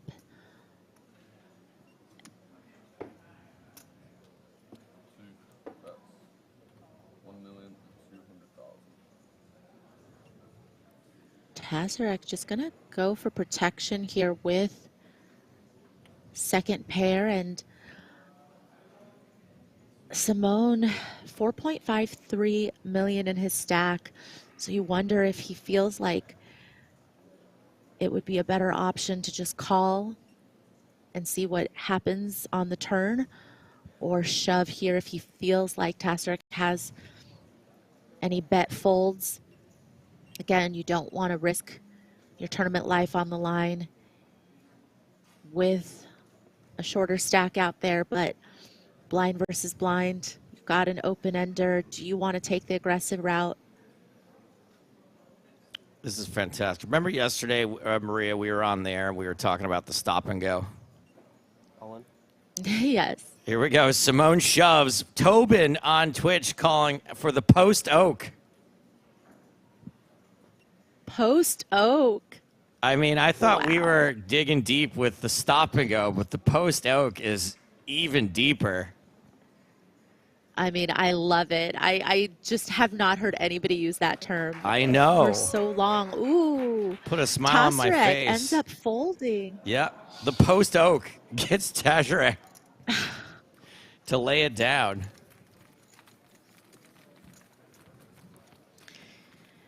I feel like I read it in Super System, and that was the last time I've seen it. Very, very dated phrase, which we like, because everything old is new again. Maria, it sounds like it was a lot of fun. I love vintage. Yeah, it sounds like it was a lot of fun last night, Maria. That's cool. Did Michael Cera mention me? It was. Yeah, he said, tell Joe I said hi. He first asked when he saw me, he was like, oh, is Joe here? I was like, no, Joe's in Cyprus. And he's like, well, tell him I said hi. And I was like, okay. And then I told him, I was like, yeah, Joe said, sup. Oh, you said it cool like I said to say it. I just said it the way that I said it in real time. So did that sound cool enough? That was for good. you? No, that was pretty good. Oh. Yeah. No. That was really close to what I would have done.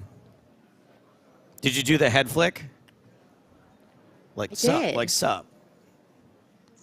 Sup. Yeah, Oh, for okay. sure. Yeah, no, I can hear the head That's the only flick. way I to think you do did it. it. Yeah. Hell yeah.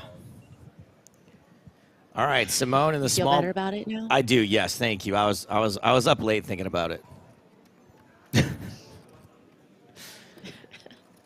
Simone in this hand with Jack 4 suited, attempted to limp in. Gonzalez says, nah, ain't about that.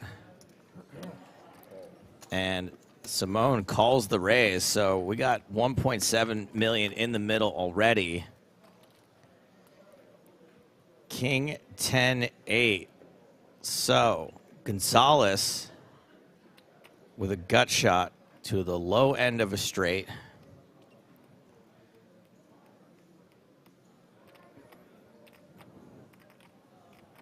Simone checks to the razor.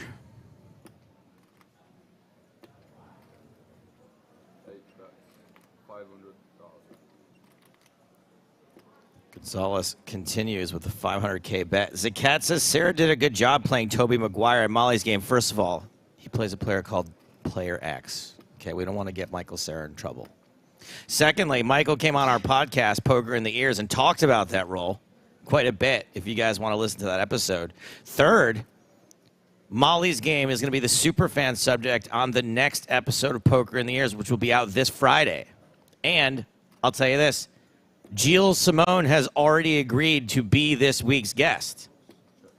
So check that out. Full circle. Simone turns the open-ender and the flush draw. Checks. Yeah, with that float on the flop from Simone, he has turned a whole lot of equity and very much what he was looking for when he continued with the Jack 4 of hearts on the flop. But goodness, making a straight on the turn, but the low end.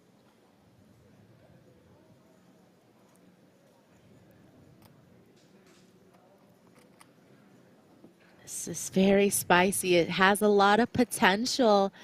Simone with the combo draw. We've definitely seen players get aggressive in these spots with combo draws. Blocks Queen Jack, which is the nuts right now.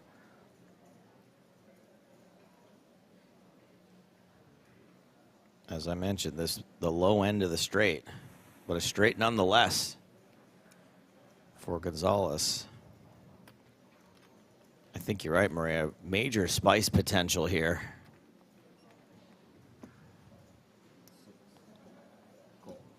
Simone going nowhere. Huge pot. Gilly with just about a pot-sized bet left behind, slightly more. And the river is the queen. Bigger straight for Gilles Simone. Wow, and checks it to Gonzalez. Gonzalez checks it back. Nice try.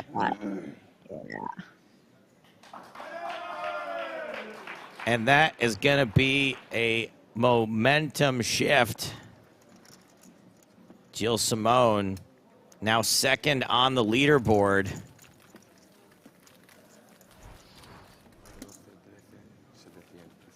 Gonzalez still out in front, but loses a chunk on that hand. I don't know how to describe this final table, Maria. It feels like it's crawling along because there hasn't been a ton of like all-in confrontations and bust-outs, but there's been a lot of changes of momentum.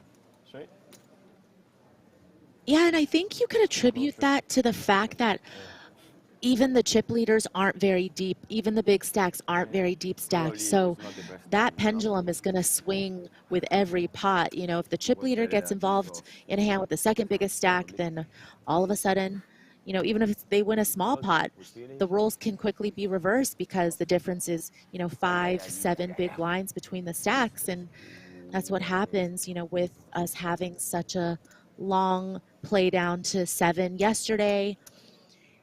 And a lot of these players, you know, managing to hold on, some of the shorties doubling, and now they're not very deep anymore. Yeah, I'm feeling that. That's well described. Action's folded around to Gonzalez, who's probably been the swingiest player over the last 48 hours. Has been up, down, left, right, all over the place. Check.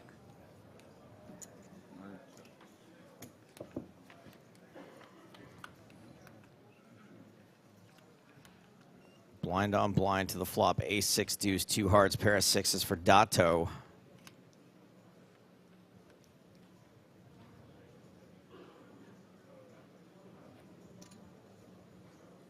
That's 300,000.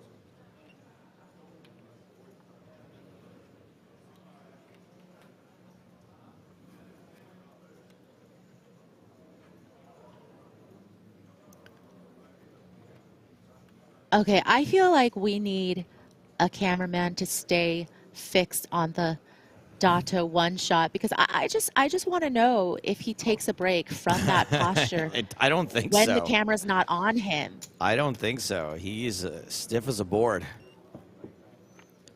Dato announces call, and Gonzalez picks up a straight draw while Dato turns a second pair.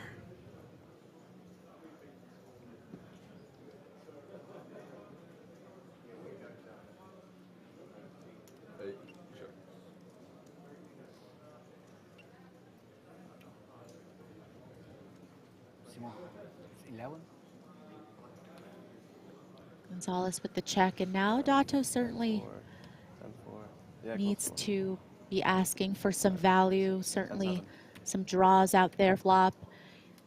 Probably feeling like it's a bit unlikely that Gonzalez would check top pair. 350,000. The announcement's been made. Hear my cry. 350,000.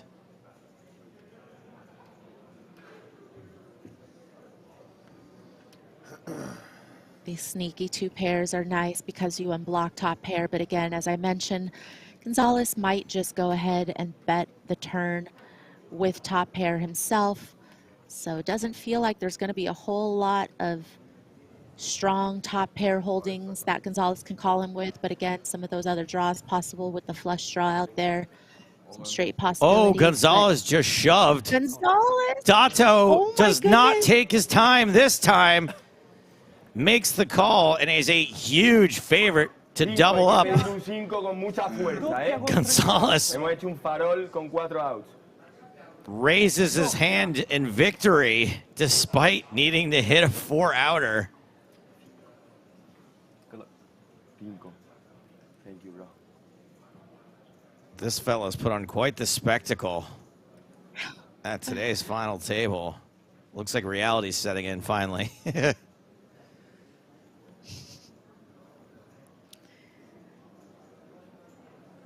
Andrea Dato. There you go. He does have a second pose. It's on his feet, but still quite posturific. River card is the queen. Not the card Gonzalez was looking for, and yet another double up for Andrea Dato. And here's something fun. Double up. There's 4 players in this tournament, and we have a first place player, and we have a fourth place player. But there are 6 big blinds separating first and fourth. Yep. And that is exactly what we were discussing just a couple minutes earlier, Joe. This is crazy in terms of the way that these chips are distributed. Send me in there right now. I'll get a deal done. Only he had 4 chips. 10, 11. 10, 10. He's gonna have We'll be 9. sipping pina The coladas negotiator. in 11 No, minutes. You have like 10 million something now? Yeah. Yeah, I have 10. 11, 10, 8. I lost the chip lead. Yeah, I must win it again. To be that happy. What's funny is a lot of people Out now. are attacking Gonzalez right now. And I'll just say the irony is that people have been complaining about the lack of moves, the lack of creativity. And I'll just say that this shows to go you how little incentive there is to do things like that when you're playing for these amounts of money and these sorts of pay jumps. We haven't really seen it pay off that much.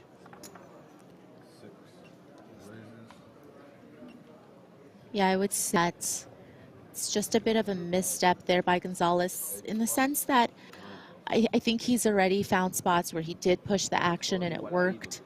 And situationally, those were probably a little bit more well-timed. And I feel like this might have just been a little bit more of a situation where he wanted to be the guy, you know, he wants to be the guy to make moves, the only person to kind of bring that excitement, and it might end up costing him dearly. Simone shoved on by the jacks of Halil Lil Tajarek.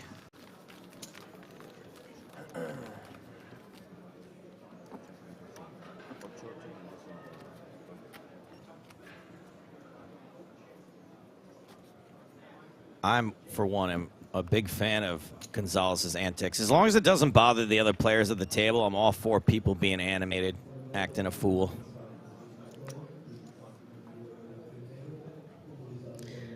The thing is, though, Stapes, in your day job, you know, part of you is about making people laugh, sometimes acting a fool, but, you know, intentionally. But I feel like if you ever made a big final table, you would be the quietest person there. It just depends. The term chirping chips applies to me more than any player ever in history.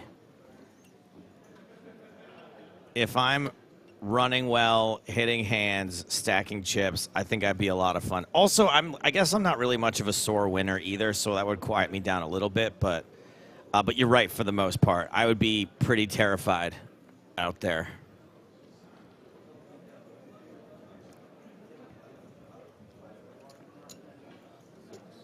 You just want it to end. You'd be like, when is this going to be over? Correct.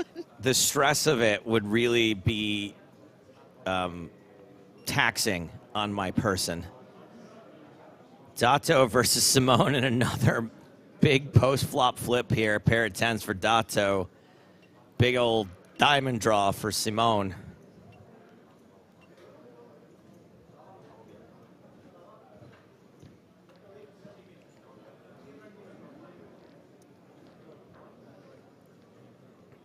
I would secretly be texting Maria under the table saying, can I deal yet? Can I take a deal yet? Check. Yeah, I'm going to be the one who, I'll be the Jake Cody on the rail telling you, nope, this is not a good deal. No deal. Gotta renege.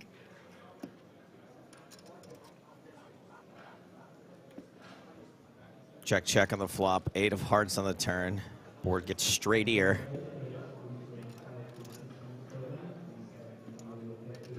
Simone's gonna fire now. Yeah, pretty natural semi-bluff. Certainly, you know, feels like with Dato checking back, there can be a lot of weaker hands, perhaps some ace-X's, some small pairs that didn't really like that flop and may not be able to continue to any aggression. But Dato checking back that flop so that he could pick off some of these stabs, I think, quite easily.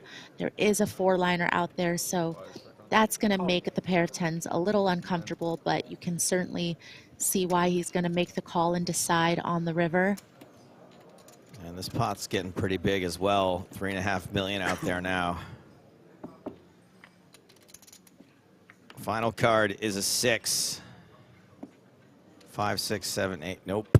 Not a straight for Simone, not this time.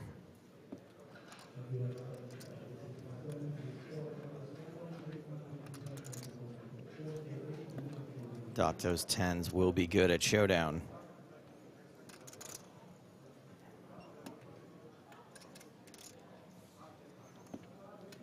Are we going to get to showdown? Is Dato bluffable in this spot? I think facing another sizable barrel, he will definitely have to fold the pair of tens. That's a sizable barrel. The sizing 2 million. Yeah, it's. I really think that it could get the job done here. Of course, you know, that obvious straight is possible, and I think Dato is wondering how many 2-pair combos would perhaps go for this sizing for value on the river as well. Would they even be willing to bet for value on the river, or would they just end up checking? Shredda says super puke spot to call with a 10 here, and I think Dato likely agrees, as he's already put out all of his remaining time banks just in case they're necessary. Simone doing a great job. Yep. I was just going to say, you got to give it up to Simone for even willing to follow through. And, you know, when we saw him in frame, he definitely was able to hold a poker face. I mean, the big sleeve over your face doesn't hurt, makes it a little bit easier. I would be visibly shaking even with that amount of cover-up, so Simone doing a pretty good job here. I can't imagine Dato. Pass! Simone bluffs Dato off the best hand. And the chip lead of this tournament has changed hands once again. It now belongs to Gilles Simon. But make no mistake, these stacks are still super, super close. Simone and Tazarek with nearly the same stack. Gonzalez and Dato with nearly the same stack, and not a ton of chips between them.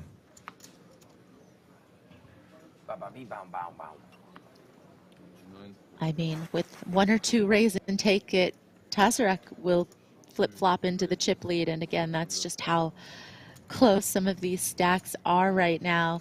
It's not going to take pot for somebody else to be the chip leader. But who's going to be the one to pull away from the rest of the pack? Well, this one is not going to be one of those raise and take it's for Tazarek. Simone calls out of the small blind. Gonzalez folds. Simone's going to be out of position.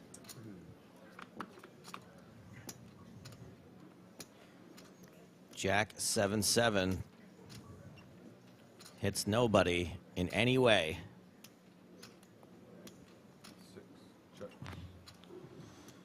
And we have seen Tazarek amp up the aggression a bit once he had the chip lead. Now, though, you wonder how he wants to proceed. Check, check, turn card. 8 of spades. So some interaction with Simone's 9 now. Simone with the best hand, ace high. Yeah, and with the call from the small blind, Simone can certainly have a lot of this board as well. There's going to be a lot of the Broadway cards, you know, the Jack 10, the Queen Jacks, the King Jacks, the 10-9 suiteds, you know, the 7-8 suiteds, perhaps 7-6 suiteds are all going to be in there. So certainly a lot of hands that I think Simone could be repping here, but does check the ace high. All right, well, ace high's value just went up quite a bit.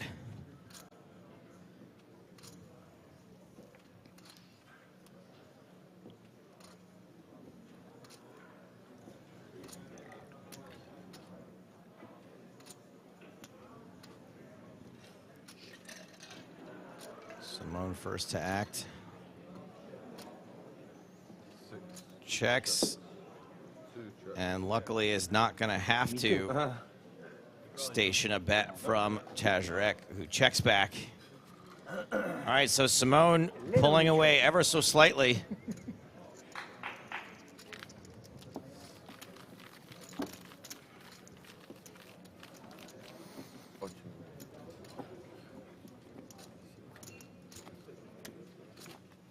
Ten big blinds between Simone and Tazarek now.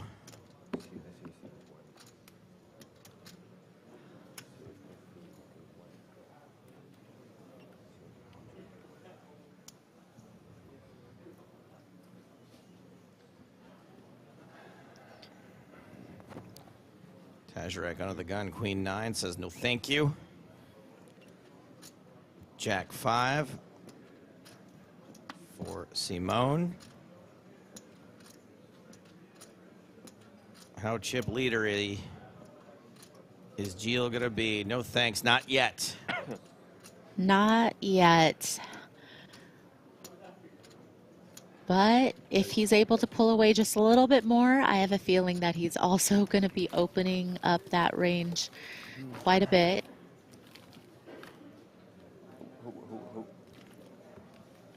Maybe check under the desk, if there was a card. I think I saw one fall on your left side. I think I saw one fall off. I'm not entirely sure. I don't see a card. No, was a flip. Was an ollie. Then the ledge saved, I guess. An ollie. Dealers do typically count down the deck pretty regularly. If there's a card missing, they'll figure it out pretty quick. I joke. Yeah.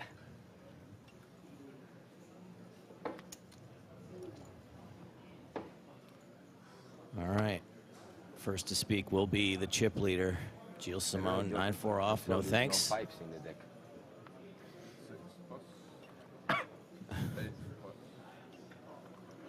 Queen 6 for Dato. Gonzalez fold in between. It's 9.5. Thank you.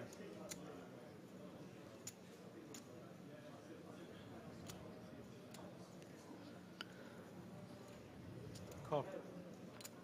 Dato is going to try to see a flop with Queen 6.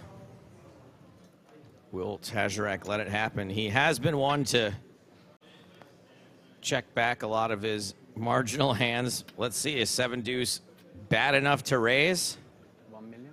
It is. It looks like he's going to take the spot, which I can appreciate. I don't feel like Dato's going to be limp calling Queen 6. I think some of the stronger Queen X's, you know, some of the ones that are a little bit more connected, perhaps, you know, Queen 8, Queen 9s plus, and some of the suited Queen X combos would be in there, but it feels like you kind of have to just give Tazarek credit here and fold the Queen 6 suit. Fold indeed. Want to address this comment from Rigger about Jose Gonzalez. Says, was yesterday when he called all in with his headphones, not paying attention, should be out. First of all, we stand by the decision of the tournament staff to not force a player to commit chips to the pot when there was a misunderstanding about what happened. Toby came on, explained why the decision was made. But secondly, in addition to that, and a point I feel even more strongly about, there's nothing that says that he would have lost that pot. Even if he had had 7 deuce in that situation up against ace king, it has a significant amount of equity. It's entirely possible that he would have won that hand doubled up and/or I don't remember who was the bigger stack at the time. So I think it's unfair to say he should be out from that. You can disagree with the decision if you like. You can say that maybe that was a little lucky that he didn't end up having to make that call, but we don't know what would have happened had the board been run out.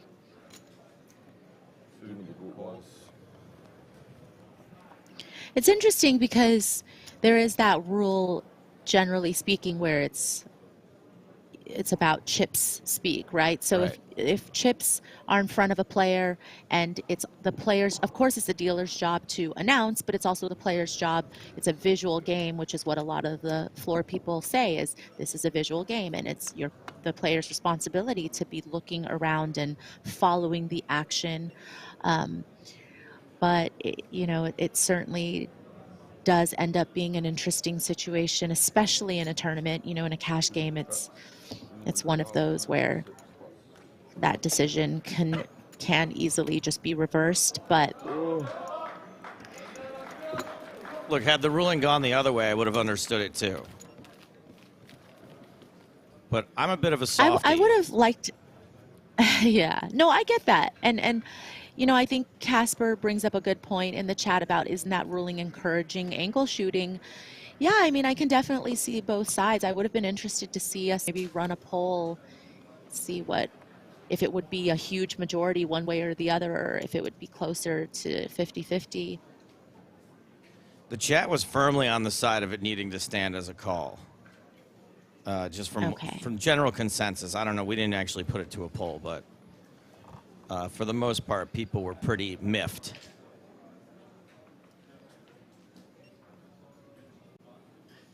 Dato under the gun with Jack 10. 600,000.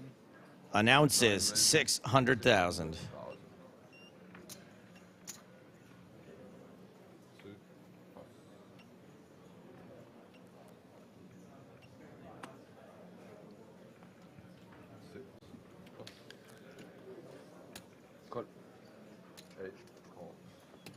Hardigan weighing in. He was on the air with Toby yesterday. I didn't actually hear what Toby's explanation was, but I did hear that he said it's totally standard to have made that ruling. Pair of 10s for Dato, and apparently a few people then went back and looked at the TDA guidelines and changed their minds, which is rare on the internet. Yeah.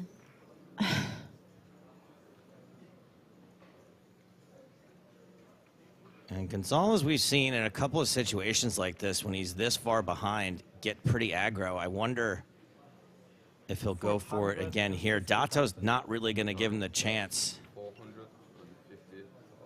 450.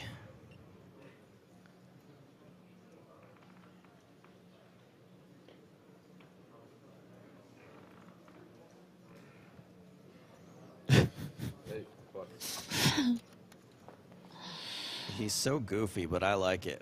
If I do this and he mat, and I say raise, It's kind of angle shoot. Sigma with And it. speaking about angle shooting. Interesting comment here. How much say do the players get with that ruling? They're the ones with money at stake. If most are okay with or against the ruling, seems like the final decision should go that way. That's exactly why the players shouldn't be in control of the ruling. That's exactly why someone who has nothing at stake, an impartial third party, what kind of rationale is that? If you just left every decision up to the players, oh my God, it'd be a complete anarchy.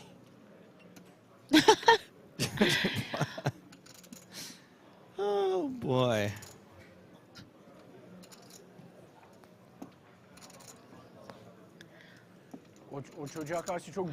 I think people don't, I'm not sure how many people do know this, but the TDA actually meets once a year, I believe, and they go over the rules and the guidelines, and they're always willing to be open to changing their position or, adding additional rules if needed. And so none of these are set in stone in the sense that, even though there's a guide for how tournament operators should run the tournaments, it's not necessarily one that's going to always stay that way. And also not everybody uses the TDA rules either.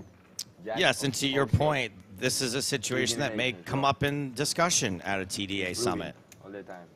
you know, they oftentimes come with homework and say, hey, this is a ruling that happened. Let's talk about it. Let's make something a little bit more solid. Jose Angel, Jose Manuel, Jose Manuel. Oh, God. Then Bo Coach says, this is the same logic you used with regards to the making the deal at the table conversation, though. Yes, that is the logic we use for making a deal at the table. The players may make a deal. They may agree to chop the prize money. Absolutely. It's not the same as making a ruling that affects one player more or less than another. You absolute telephone pole. Sorry. Whoa. Sorry. I get in trouble for swearing. I should not use language like that. Pocket nines versus pocket queens. Trouble on the horizon. Give you some gray stapes. Eight raises for 1,800,000. Simone made it 600,000. Gonzalez makes it 1.8. Blinds are out. Back to Simone.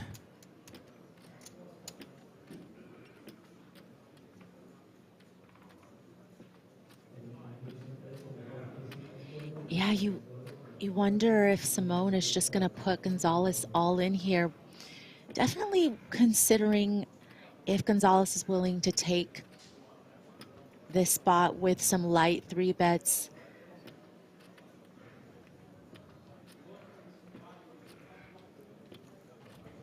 You know, if you don't think that Gonzalez is ever going to be 3-betting any of the smaller pairs and is only going to be 3-betting the big pairs plus the big aces in this spot, then it's not that the nines are going to perform that well if called.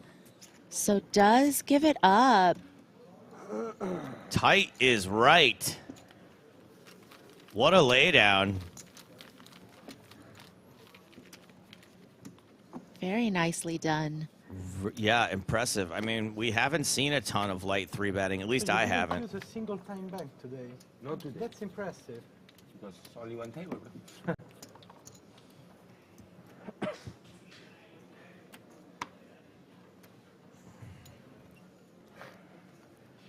5 minutes to go on this level. I start short, then I had not very difficult decision. Like, oh, sorry. Everything already solved. The fold is incredible, don't you think? Yeah, Dennis Cord. It's weird when Maria breaks it down like that. It makes it sound less incredible. And no offense, because Maria is just, no, that's what we're supposed to be doing, is analyzing and coming to these decisions and making things that seem miraculous actually take place because of logic and reasoning. But yes, great laydown, a spot where a lot of people would have got into more trouble for sure. Bro, I saw white again. Please, yeah, and let's not forget that, you know, even the best players, they might know what they're supposed to be doing in that spot, but they don't always decide to go with that decision. So we've seen plenty of players know that perhaps it's a fold, but make a call or go all in when they know they should be calling. And you also have to follow through and execute. Right hand, fold, or simply, you do like this. Like this. Oh, yeah, big one. I love you, bro. I want you to keep your card safe. Thank you. Ooh, 10-9 suited for Andrea Dato. Yeah, it's much different, bigger, harder. 600,000. Bigger and harder. Okay.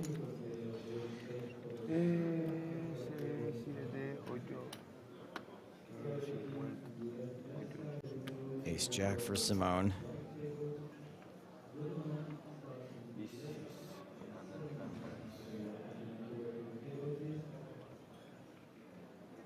are called. Wow. 6 calls.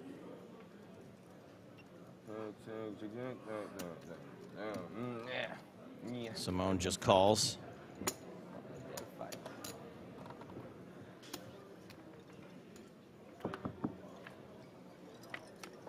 Easy on the Pepsi Fuller. The rubber sheets are packed. Ace, 10, 7, 3 hearts. Pair of 10s for Dato. Top pair for Simone. Nobody with a heart. 6 Yeah, that part might slow the play down a little bit. You know, there's going to be some situations where I think Simone could get aggressive. But here, I think just a call is going to be in order. Even, you know, against a min bet, Dato can certainly be opening under the gun with a lot of suited hands. So all the flushes are possible for Dato.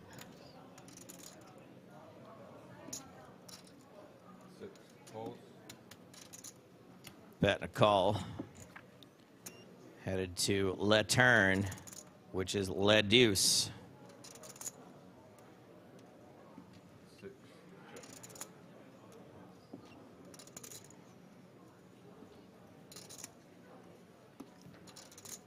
Dato may want to exercise some pot control here. And he does.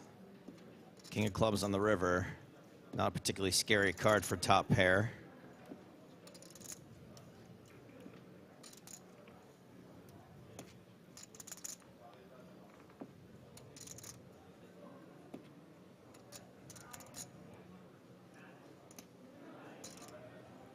It's also nice to have a jack here as Simone, just because you do block queen jack. Makes it a little bit easier to go for value here. Value not achieved. Dato, But does not stop Gilles Simon from taking down this pot.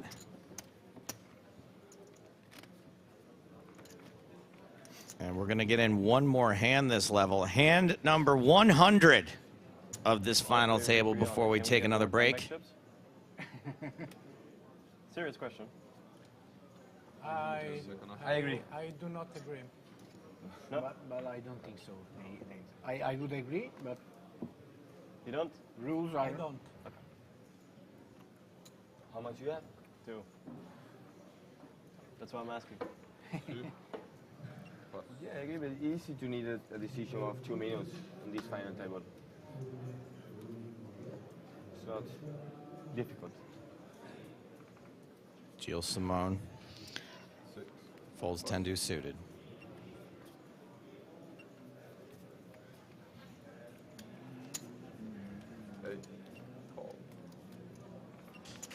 Gonzalez going for the trap here, hoping to limp shove perhaps against Dato. If Dato elects to open this with the A7, could be a lot of trouble. This is the- 800,000. Okay. Raises to 800. Gonzalez's limp trap playing out the way he would hope so far. Break. We saw the limp. Now we've seen the raise from Dato. The Gonzalez response is all in. All in. Così le palle. And this is the first time I've seen Dato slouch. Right before the fold, lays down the dominated hand. How embarrassing for Dato that we caught that.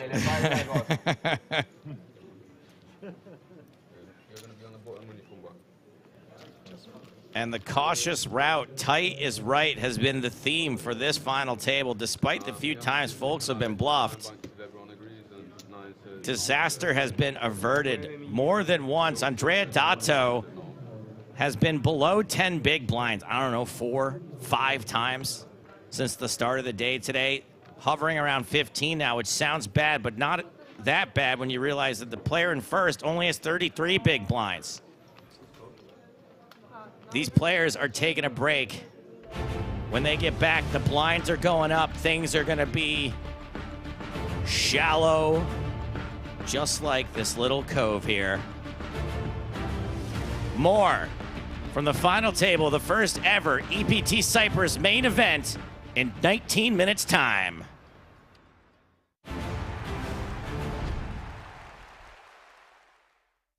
It's like I was rooting against Chris. I just said, well, I hope Farhall wins. I was an idiot. What do you want from me?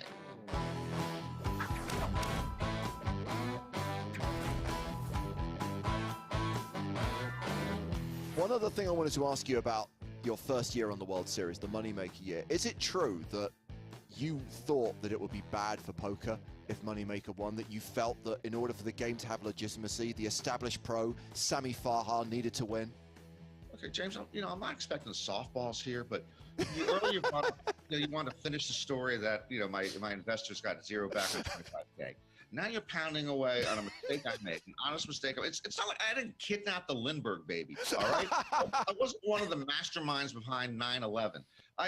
When we were coming down the stretch, in fact, when Phil Ivey got knocked out 10th just before the final table, and obviously we were going to have 7 episodes, so we were going to have plenty of Ivey.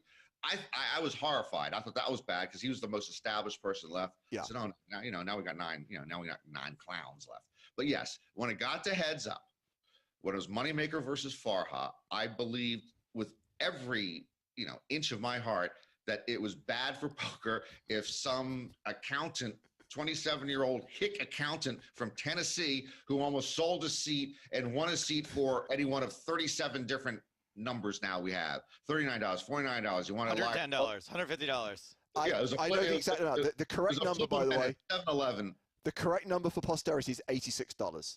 $86 as of today, James. I thought it was bad for poker if some amateur came in and just showed that you could be a nobody and have no previous experience and have a rank of hands chart in front of you and beat the Humphrey Bogart gambling figure with the cigarette dangling out of his mouth. Yeah, so it's like I was rooting against Chris. I just said, well, I hope Farha wins. I was an idiot. What do you want from me? Okay, well, to that point, do you think that over the last 18 years or so since 2003 that you have changed your opinions on much else besides that? It feels like, to me, you've grown a lot, or changed, we'll call it, because grown isn't necessarily always a positive or a negative thing. It seems like you've changed quite a bit. Do you feel like you have? Again, sometimes there's changes that you don't feel or see.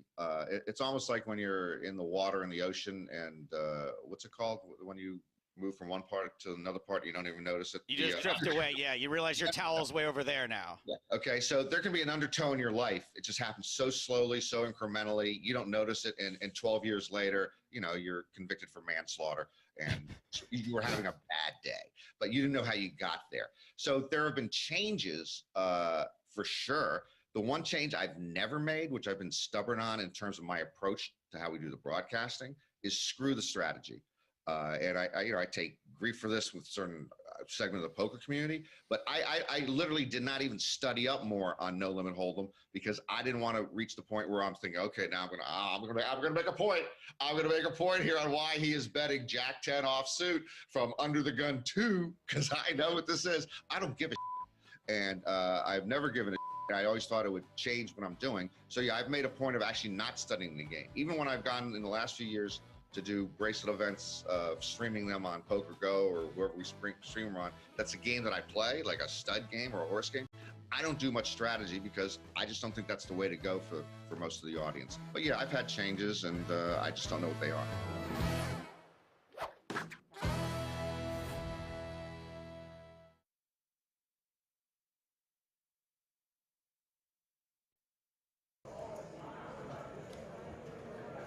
Pocket fours under the gun. He raises to 45,000. Finger and Trinovsky have folded. Seidel's on the button, and we haven't seen his hole cards. Come on, Seidel. Grow a beard. Also show us your hole cards. Well, whatever he has, he thinks it's worth a call on the button. Martin Jakobsen in the big blind. Has ace-7 offsuit.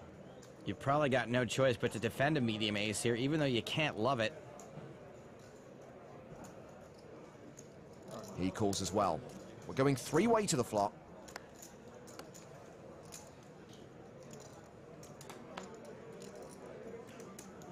And that flop has a 4 on it. A set for Coleman.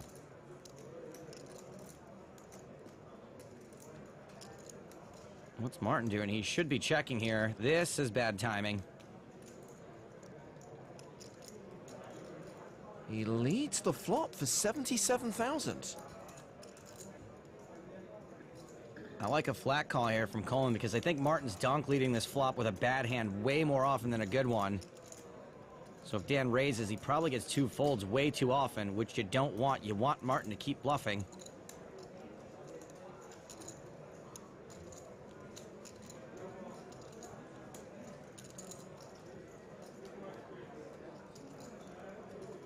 Coleman does just call. And side out, folds. We'll never know what he had. 10 on the turn. Jakobsen now with a gut shot. Martin's probably never going to get a fold here unless the board runs out so badly for fours that it makes his hand actually win. He's betting again with just 9% equity. 155,000. There's not much more reason for Dan to fold now than there was on the flop. 7-8 got there.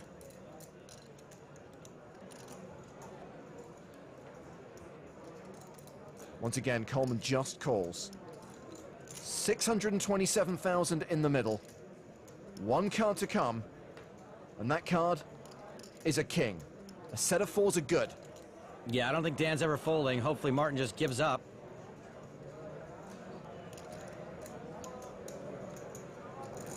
He bluff shoves. Or he just blasts off. Probably not going to work. Quick call from Coleman. And Jakobsen's out.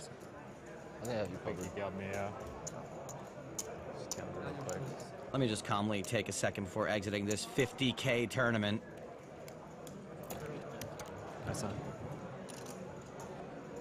Martin Jakobsen, the eternal bridesmaid on the European Poker Tour. Good luck, guys. That was nice. That was a gift. It was sick. Sick. I've never seen him doing something like this. Yeah. That was ambitious. Huh? That was ambitious. You don't need to do stuff. It is obviously the flagship. It is what gets everybody's juices flowing.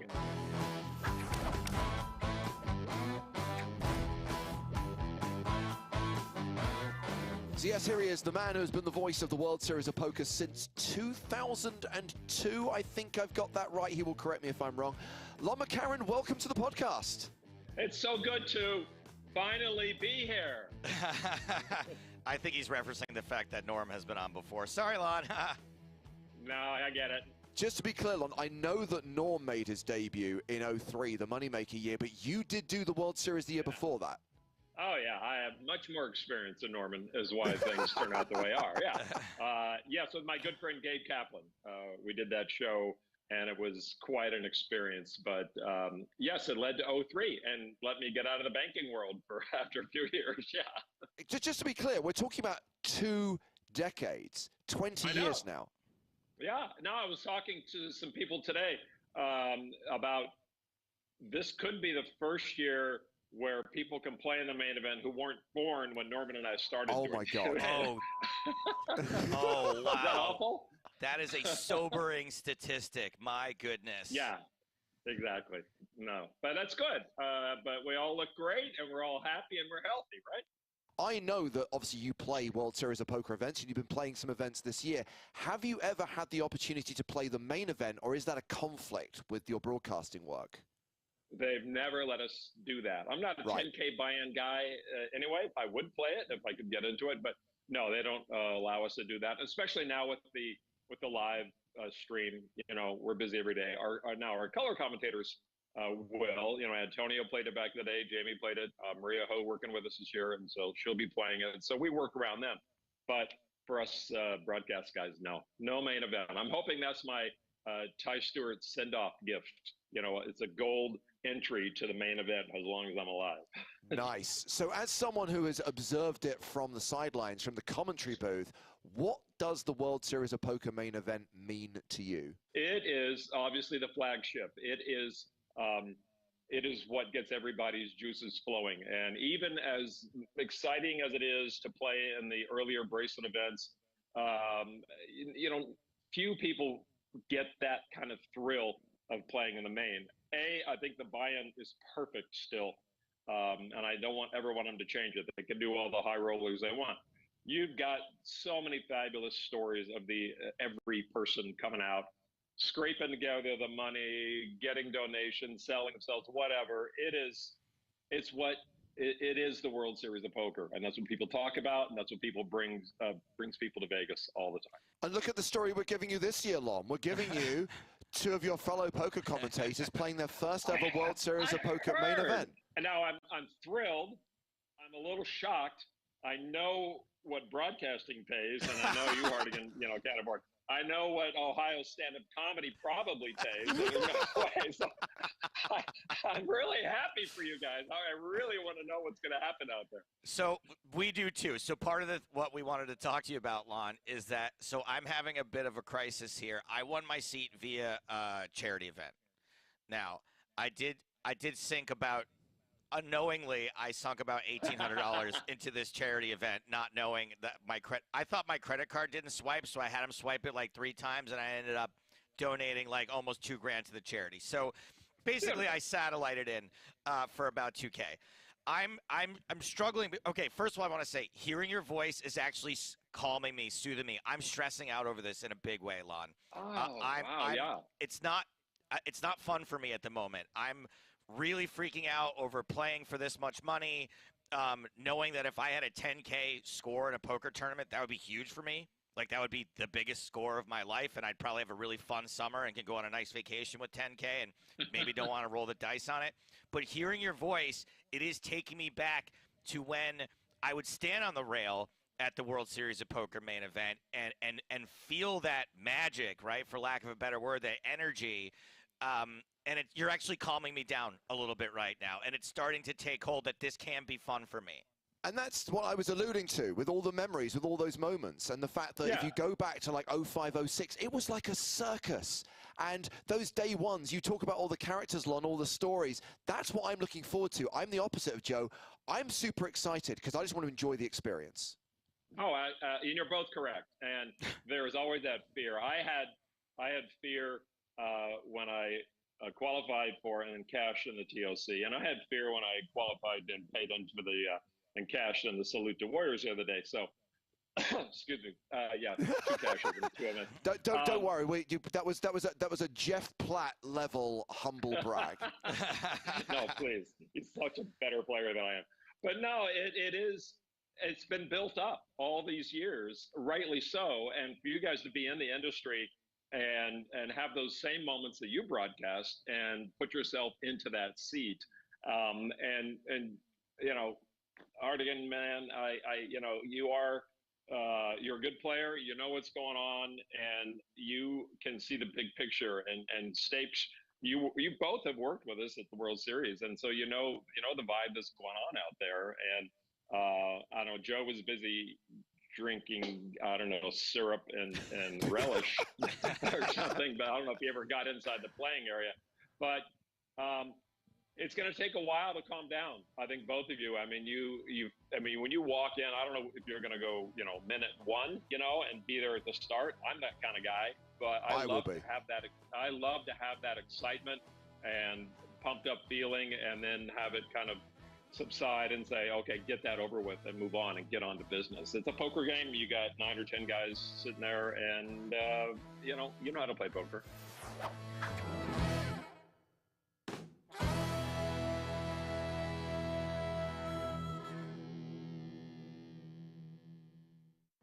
Manigler's up in the small blind with 6 deuce. Ryan Reese started the hand with 6 big blinds, has 4 behind because he posted the big blind ante and the big blind itself. Before, yeah. So this is $1 million plus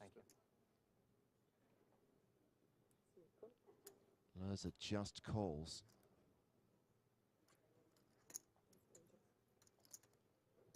And Ryan Reese checks his option with 10 deuce. Well, Reese is open-ended on the flop. Action goes check, check. Board pairs on the turn. Won't be surprised to see Lurzer check here again and look to go for a delayed bluff on the river.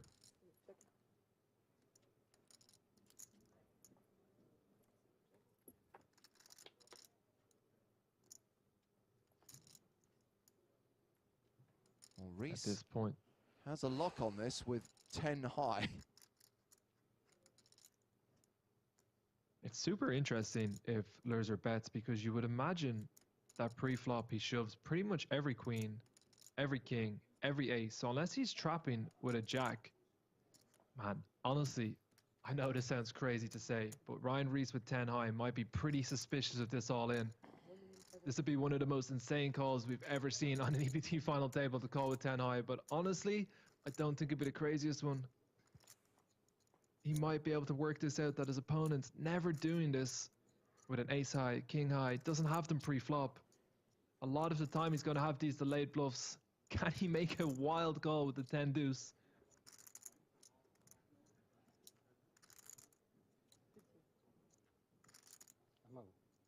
He is definitely thinking about it. 7-2.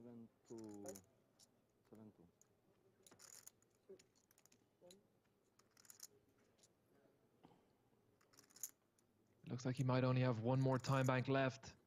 Have you ever found yourself in an MTT, Vincent, where you've called all in with 10 high and been right? Definitely not on a final table, not even close. This would be one of the sickest calls ever. But it just doesn't make sense from the 6 deuce. Oh, what a call! He calls all in with 10 high and will get the double up.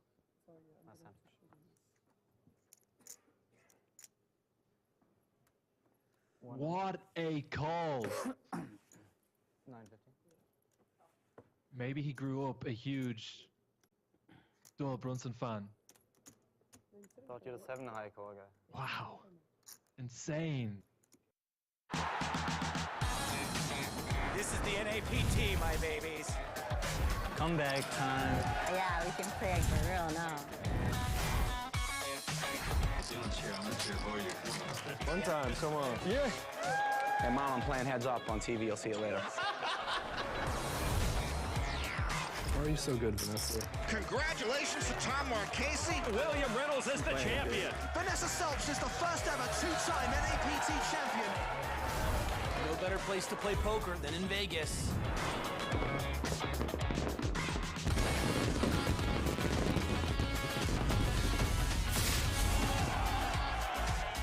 I think I'm gonna have fun playing with you today, sir. It has been a minute. See you on the strip.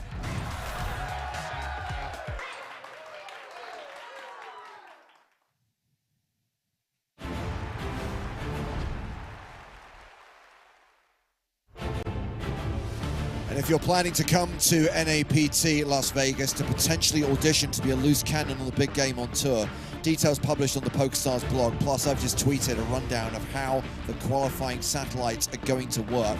I'm sure we'll get into that this level here at the PokerStars European Poker Tour from Cyprus. The main event final table continues, and we are still four-handed. The chip leader has 33 big blinds. The shortest stack, 15 big blinds. It's James Hartigan alongside Griffin Benja. Hello, everyone. Griffin, something has to give this level. Yes. We cannot continue this shallow. Yes, something has to give, and hopefully it's a trophy. Well, I'm not sure we'll be awarding a trophy this level, but I'd like to think we can get to 3 players or maybe even heads up. It's not beyond the realms of possibility that it'll go bish, bash, bosh, and we'll have a winner. But the problem, I guess the counter-argument to what I just said, is that when they are this shallow and no one wants to take any risks, it almost handcuffs them even more. Yep, absolutely. Look at the prize jumps, 358K for the next player out, 465K, more than 100K if you can ladder one spot, 652 for the runner-up, more than $1 million for the winner, plus that title and trophy, the single biggest payout still to be awarded in this huge event in Cyprus that attracted 1,320 total entries and generated a prize pool of $6.4 million. And a reminder, still no deal chat. Hold on, what has Olivier got to say? If you steal 4 at the end of the level, we will reduce the clock at 1 Not sure if you guys can hear that. Olivier's telling the guys that at the end of this level, we'll hit the dinner break. And if we are still four-handed when we come back from dinner, we are going to reduce the levels to 60 minutes. Suffice to say, if we get down to 3, the levels will reduce to 45 minutes automatically.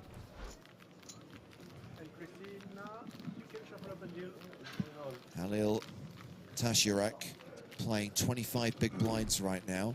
Jose Gonzalez with a very similar stack, 24 bigs. Gilles Simon officially chip lead of 33 bigs.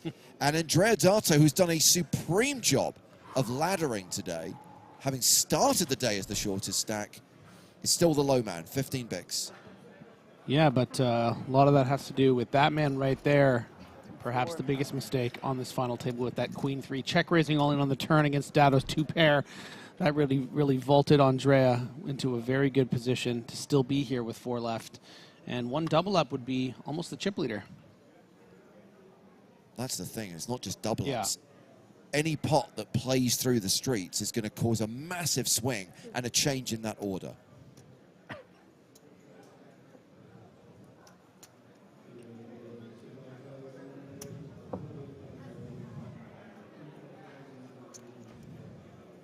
All right, Doomy05, I'll bite.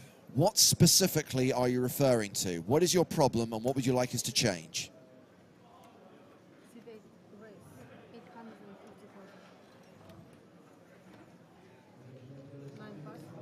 As we see, Gonzalez raise the button with King 5. Tashirak, Queen 10 in the big.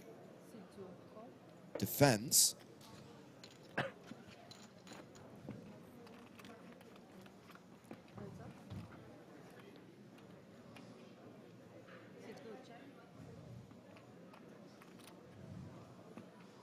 Not a bad flop. Yeah. Top 2 for Tashirak. The gut shot straight draw for Gonzalez. Yeah, you know, sometimes you want to protect something as strong as 2 pair on a coordinated board like this, but because you block all of the other value hands that aren't, you know, pure straights like King Jacks and Jack 8, sometimes you do just want to call to keep hands like such as a King 5 to continue barreling, but Tashirak very comfortable in just wanting to protect, you know, playing sub 25 big blinds. You certainly don't want to give a card that might really impact you, such as a Jack. And look how stubborn Gonzalez is, quickly calling the significant near 3x check raise. And this is part of what the reason to, oh, come on, get real. Wow, the Jack on the turn, giving Gonzalez the straight. He's now 4-1 favorite. And this is some pure, straight up, unadulterated luck in the favor of Gonzalez. Hard to imagine Tashirak is bluff raising a ton on this texture. So Gonzalez, in my opinion, just getting very, very fortunate here. I mean, look at this stack to pot ratio, about 1-to-1. But Gonzalez has both played aggressively and gotten lucky in the right spots to be in this position. And that's kind of the way things have to go if you're going to get Final Four in an EPT.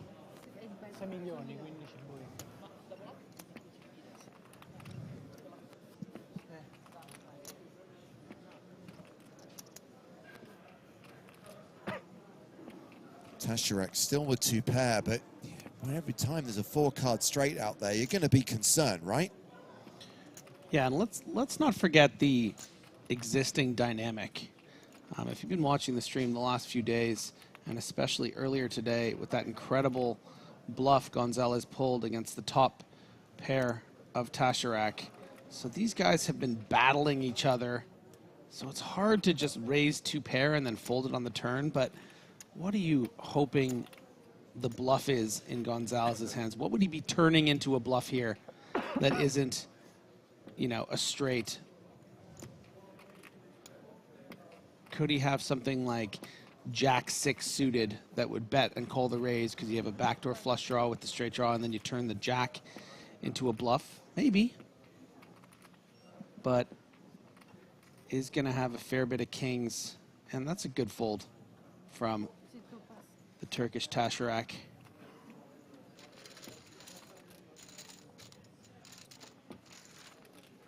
Okay, so Doomy05 made their feelings about the format known, using a common four-letter word to describe said format.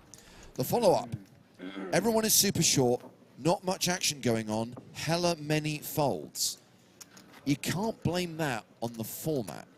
As we've said multiple times, the players have put themselves in this position. The blinds go up every 90 minutes, and I would argue, Griffin, that 90 minutes is a pretty fair structure for a poker tournament, and the increase in the blinds is pretty gradual. We don't jump from like 100, 200 to 200, 400. They go 125, 250, 150, 300. Mm-hmm.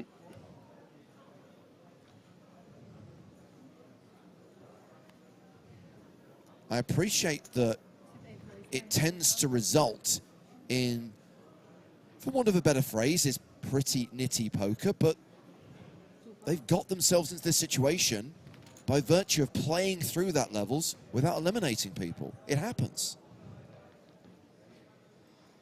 Yeah, and I would just want to remark on sort of a card distribution perspective. I mean, we've covered a lot of EPTs, and there's been a lot less big coolers, you know, big flips, and that's just gonna happen sometimes. You know, the cards are ultimately random, and it's not just about who's playing them, but even when there's two situations, a situation where the money should go in. And I will accept. Shorty doubles a lot, you know? And I will accept, Tom, you're right. Nitty is not a fair appraisal of today's play, and Lazio Ho is also correct. There's been tons of action. This has been an amazingly lively table when you consider the stack sizes.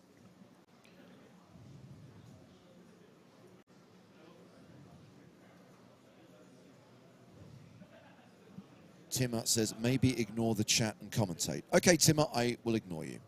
Datto, King 7 under the gun.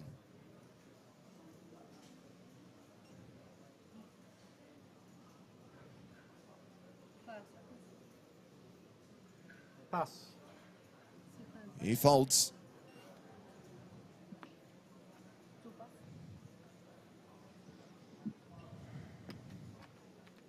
So round to the blinds. Gilles Simon with 10-6 off.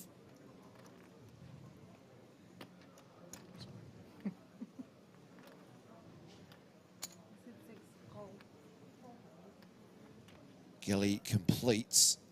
Gonzalez, King 9.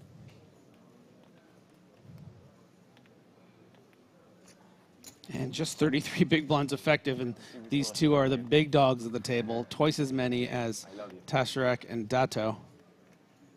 Woof, woof. Pair of sixes for Gilles Simon, 3-1 favorite.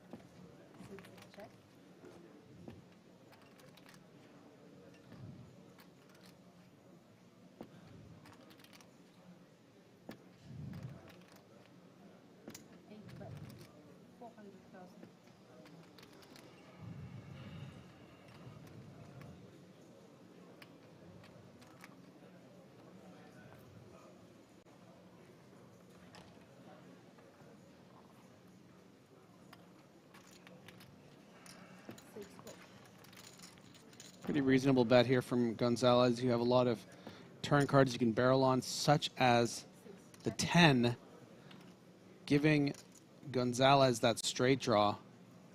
And look how quickly he's eyeing his chips. But takes the free card instead, and good on him, because Simone, having turned that 2 pair.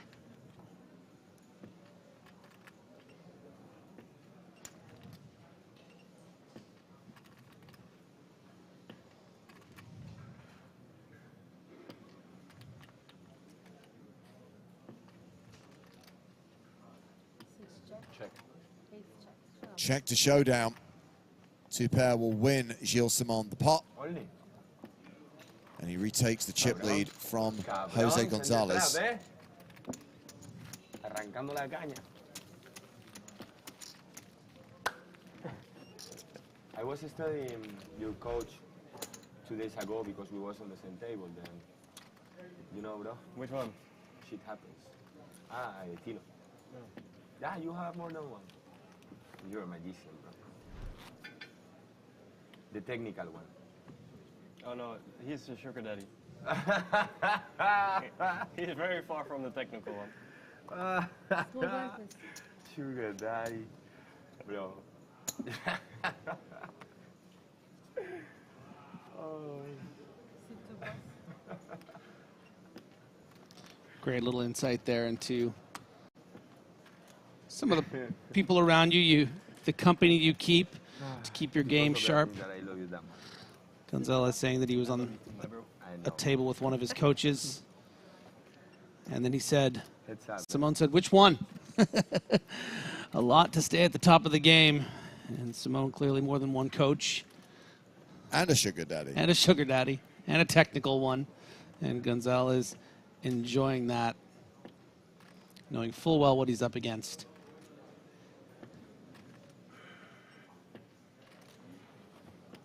$1.3 million.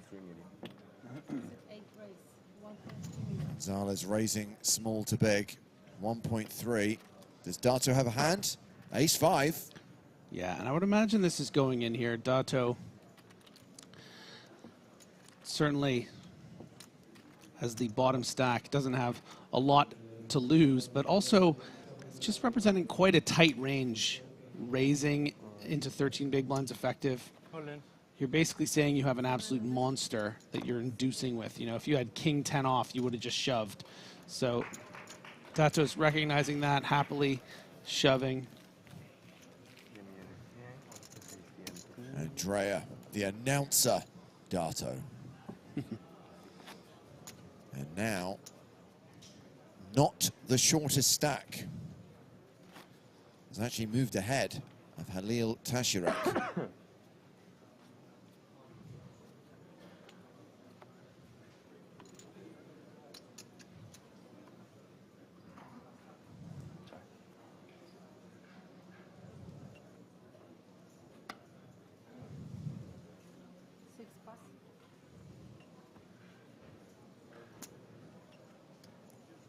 King 7 suited for Gonzalez on the button.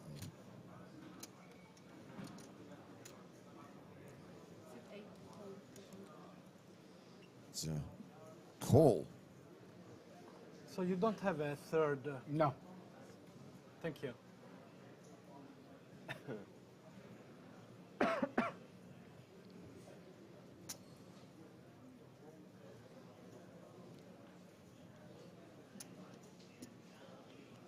What will he announce? Pass. That he's not playing the hand. You can see a little sigh there, a little breath. When I had the full house, king and deuce? Remember when I had full house, what he had? Thank you.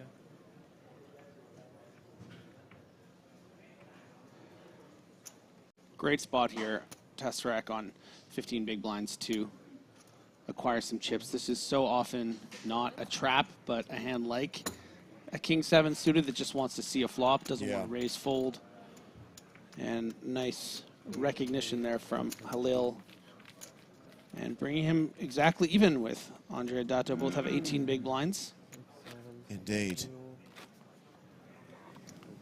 And Gilles Simon with a slight chip advantage over Jose Gonzalez, 32 and 28 bigs respectively.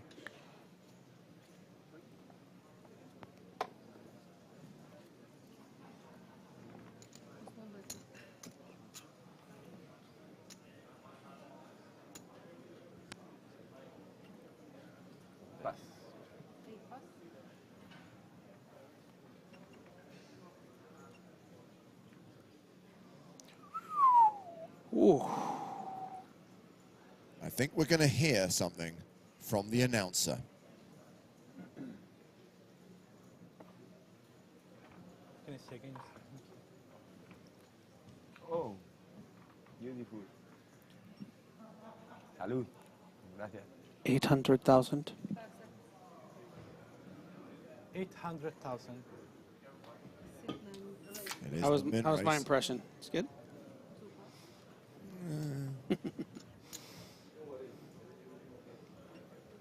Will this induce any action? 6-5 for Gilles Simon in the big blind.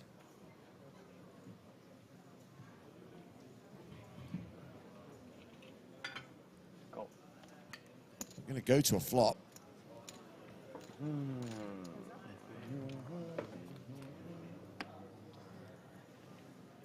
Queen for deuce. So a gut shot and a backdoor diamond draw for Gilles Simon. Yeah, and this is a bit of a spot of trouble here for Simone, because this is the kind of hand that you're going to want to mix in some check raises with sometimes. And of course, Dado finds himself near the absolute top of his range with pocket kings. 450,000. Go small. 450K into 2.2 million. Yeah, and for Simone's sake, I would love to just see a call here. Certainly not folding to this, you know, quarter pot bet, the backdoor flush draw and the gutter to the nuts, but might be tempted to increase the price of poker. Try to fold out all those. Yeah, and there it is.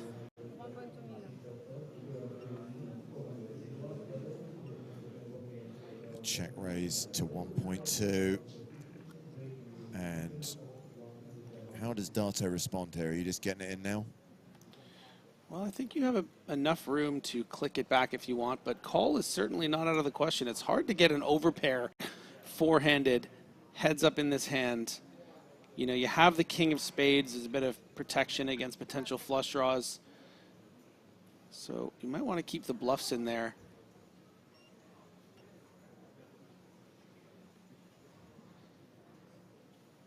You know, the raise is only 750 more, so you could make it 2 million and still have 4.5 back to make it look like you could be re-bluffing. Or you could just flat and see if you can get Simone to barrel off.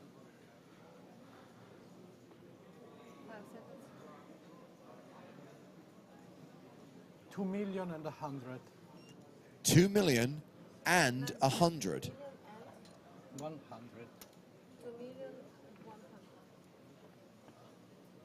And a quick fold from Gilles Simon.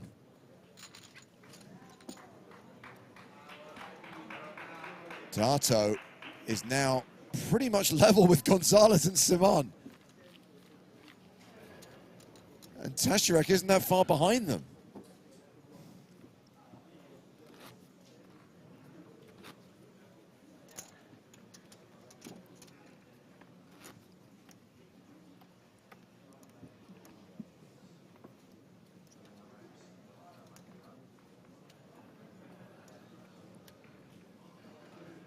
I mean, Dato is 4 big blinds away from being chip leader. Yeah, and quite excited about it. Going to talk to his rail, which I'm sure, I think I overheard the cadence of one Mustafa Kanit on the rail there, asking about that previous hand he played with Simone. Friends with the likes of Dario Sammartino.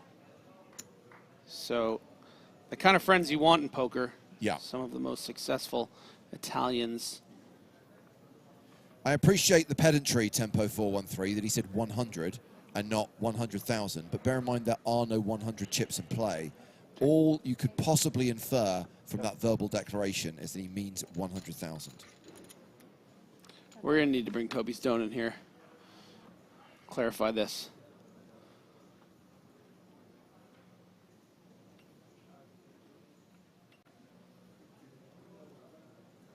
For example, even if he said 2,000,001, it has to be 100,000. That's literally the only number it could be.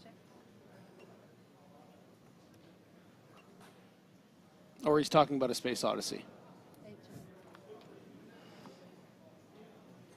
Yeah, that well-known movie, 2,000,001, A Space Odyssey.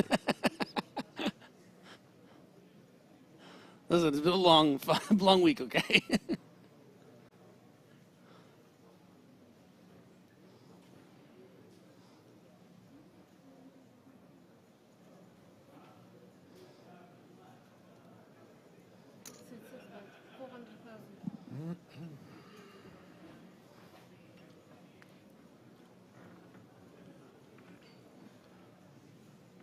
So hairy.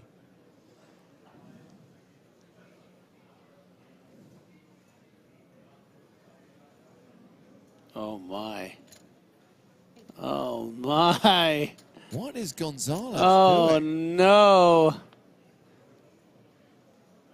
Maybe he's a bit neurotic and he wanted to have exactly 10 million chips after this end. Is he It's an planning OCD thing to do something funky on the river? I mean, I yes. guess you could argue he was chasing a 3-high flush draw, but Yeah. I don't think that's what was happening. Oh, that definitely has a lot to do with it. You know, it's certainly the backup. You know.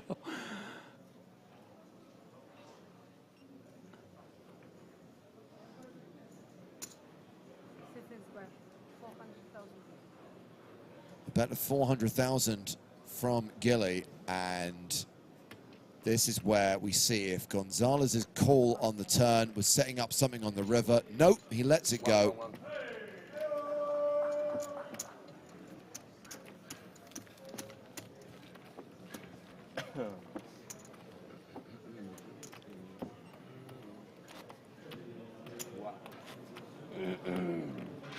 So equal. Not much separating them right now. 31 bigs for the chip leader, 24 for Gonzalez, 22 for Andrea Dato, 18 bigs for Halil Tesserac. Everybody have chances.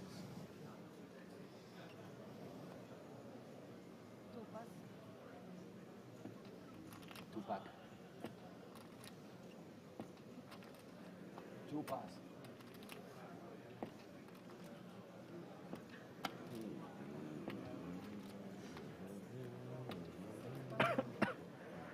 Seven 7-4 in the small blind for Jose Gonzalez.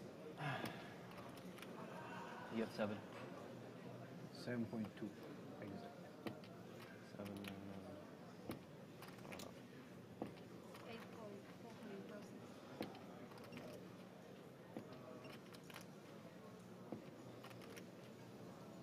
He completes, and now we have Dato, who was not prepared to remove his sunglasses for his photograph. Checks his option, and we will see a flop, which is Jack 5-4, pair of fours for Gonzalez.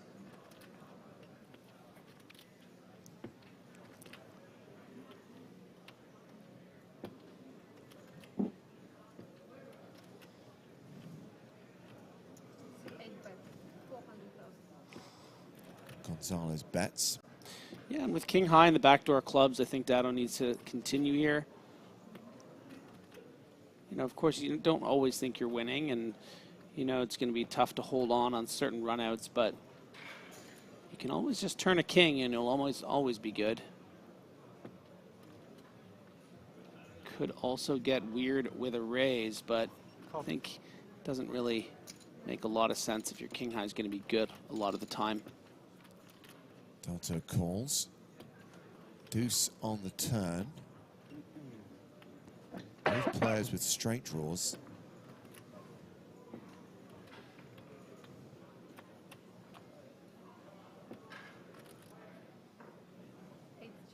Oh, Gonzalez does not have a straight draw. I was waiting for you to get there. I didn't want to correct you. The 6 is in Dato's hand, not in Gonzalez's hand. I was actually looking for a while. I was like, I just don't see it, but I'm pretty sure it's there. To come back to your earlier point, it's been a long bet. Yeah. And now Dato with that king high, thinking, you know what? Let's just try to get to showdown or try to get there.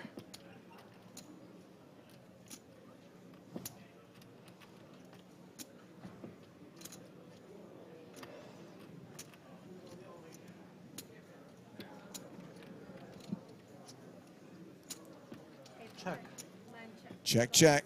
King high, no good. Gonzalez is going to win this with a pair of fours.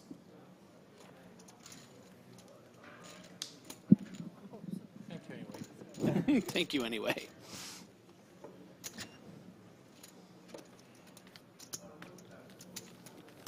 It's good. It's good to make me to be awake. Yeah. So boring this game. It is important to be awake. You are correct, sir. Yeah, important to pay attention, which is a problem Gonzalez hasn't had any problems with all week. Laugh because it's funny, we laugh because it's true.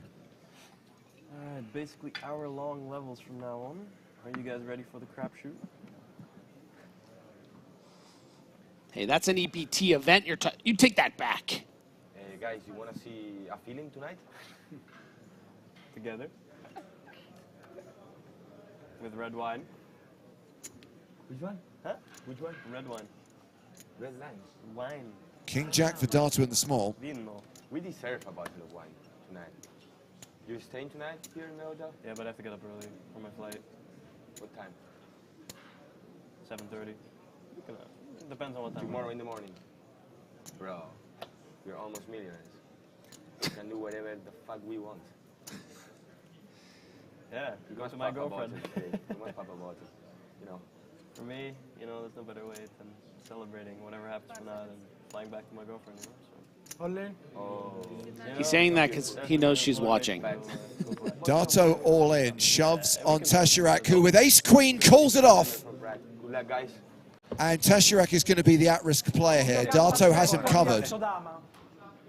Huge swing here. Tashirak has the advantage with ace-queen.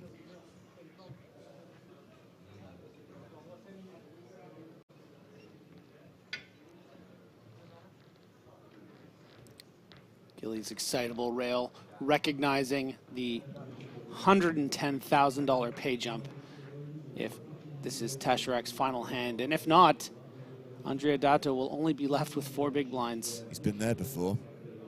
That short? Yeah, he was down to 4 big blinds at one point. Wow. And everyone going to their support systems. So ace-queen ahead. Tashirak a 2-to-1 favorite to double up. 5 cards to come. The flop is king high. That's a good start. Dato now an 86% favorite to eliminate Halil Tashirak. He has 3 outs, the 3 aces in the deck.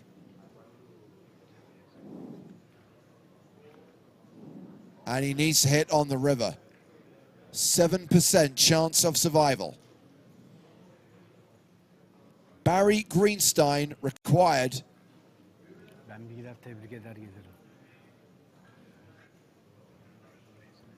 The river card is a 9.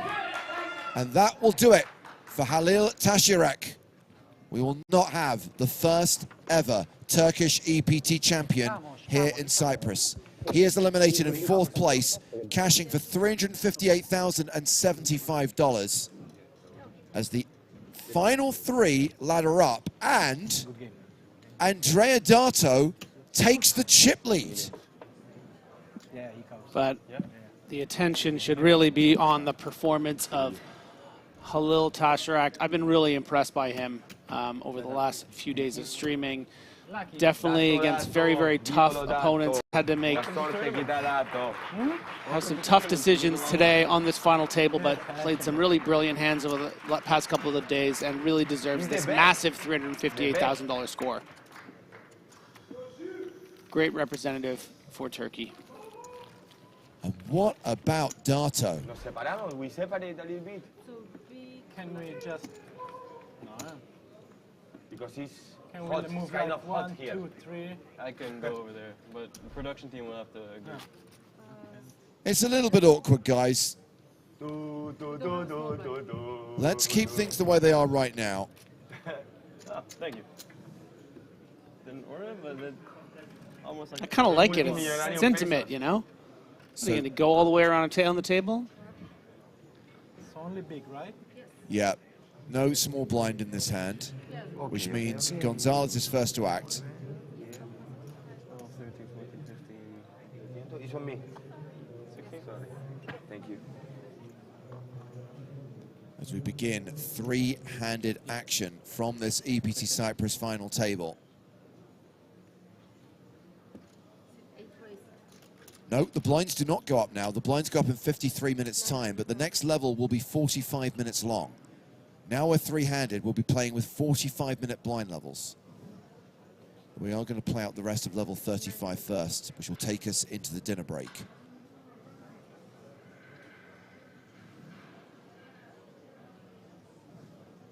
Gonzalez is not on the button, but has raised with King Queen. There is no small blind in this hand. Ignore what it says on screen. 2,600,000. And I'll tell you what, I don't think Gonzalez is folding this hand. He is the shortest stack. Dato is just taking the chip lead. Certainly going to have some bluff 3-bets here.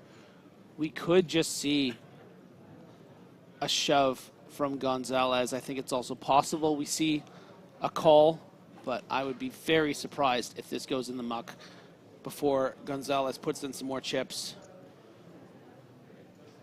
I would say there's a decent chance we're two-handed after this hand if Gonzalez decides to go all in.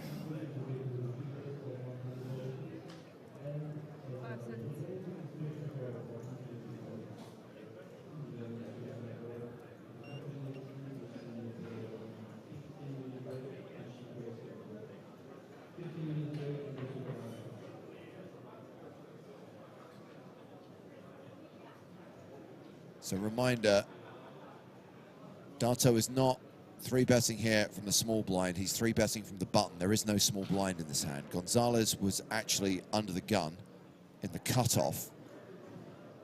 Opened to 900,000. Dato has re-raised to 2.6 million, and it looks like Gonzalez is going to call. Sorry, again, wrong cameras. Yeah, deciding that this is not the hand that he is going to lay down on his shield with. He wants to see a flop, keep those weaker kings and queens ins, but not get this in pre.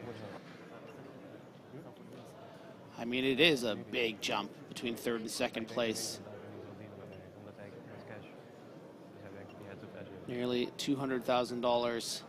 Ja, I don't know. En ik heb ook niet veel timebanks, dus dat is ook kut. Dato has not checked. Gonzalez is first to act here.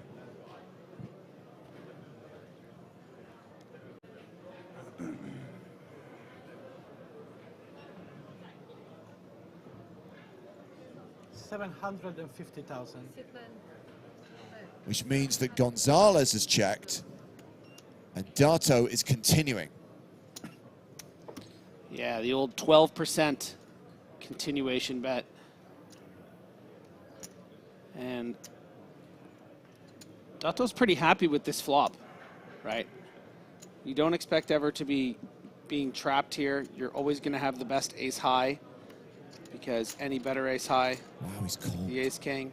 And yeah, because of the price, right? Like Gonzalez is thinking he's going to bet full range here, whether he has it or he doesn't. Maybe I can hit a queen or a king against 2 jacks or against the bluffs.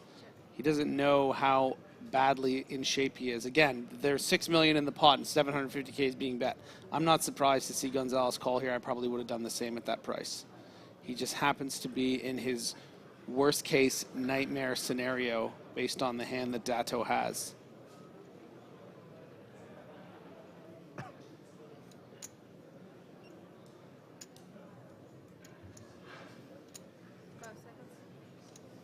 Check. Yeah, and at this point, no real reason Dato can find to bet. Expecting him to have the best hand a lot of the time, but you know, Gonzalez could just still have like a 9. Rather just check, get to showdown now. And yeah, Gonzalez knows he is not folding out an ace high, just hoping that Dato was mucking about with a random 3-bet here to start the 3-handed proceedings. And it's prepared to give up with that hand.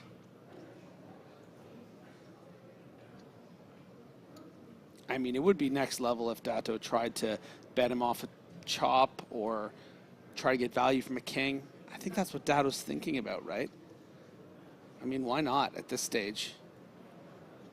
You know, you pretty much know you have the best hand. Let's see if I can get a little more value or fold out a chop. Andy, yes, the graphics are wrong, and apologies for that. The system hasn't accounted for the dead small blind, doesn't realize that Dato's actually on the button here. But with the action check to showdown, this is going to be a win for Ace High. It's going to be a win for Dato, and that is a huge pot, which gives him a stack of 20 million. Gives him 50 big blinds.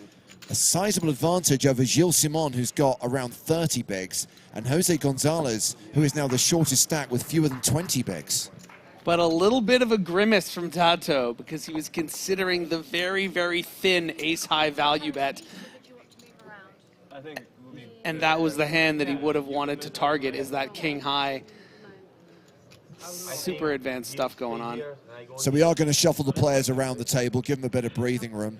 Still got a sizable rail watching the action here in the poker room.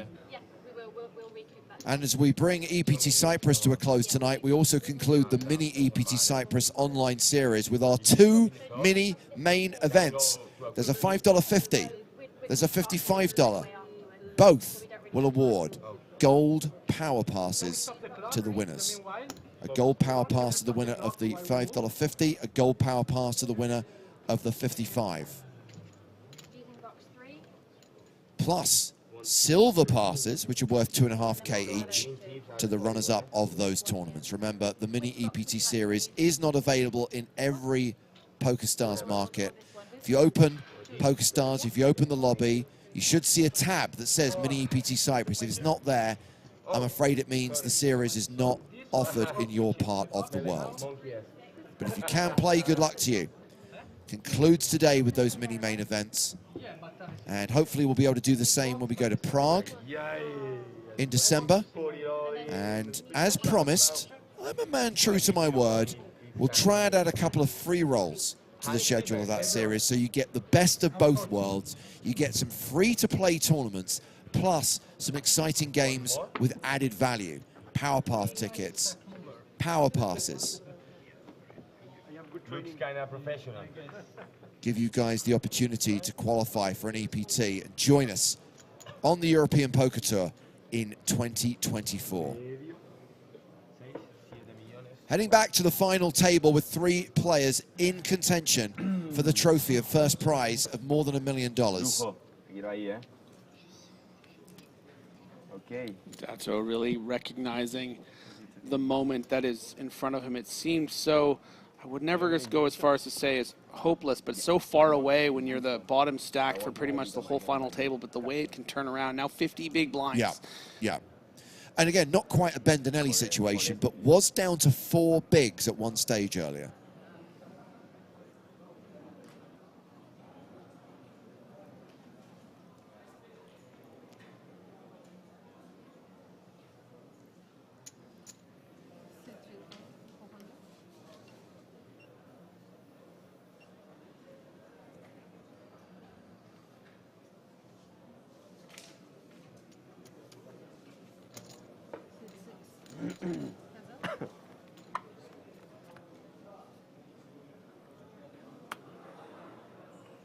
Floor?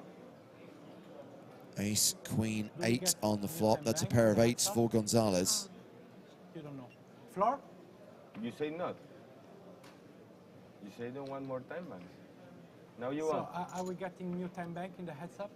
Thank you. Don't believe additional time bank cards are distributed for heads-up play. I believe you get 6 at the start of the day, and that's it. I will. Yeah, bottom pair are going to be quite good enough to continue here against this small blind limp-in range.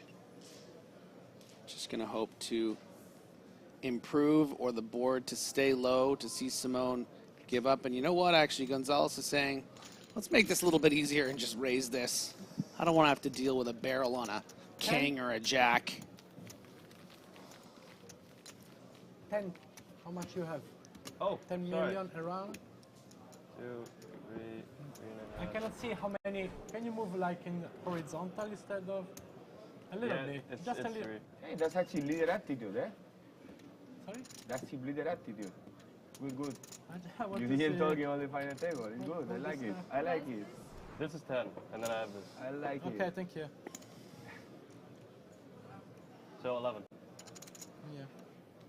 Yeah, I love him too.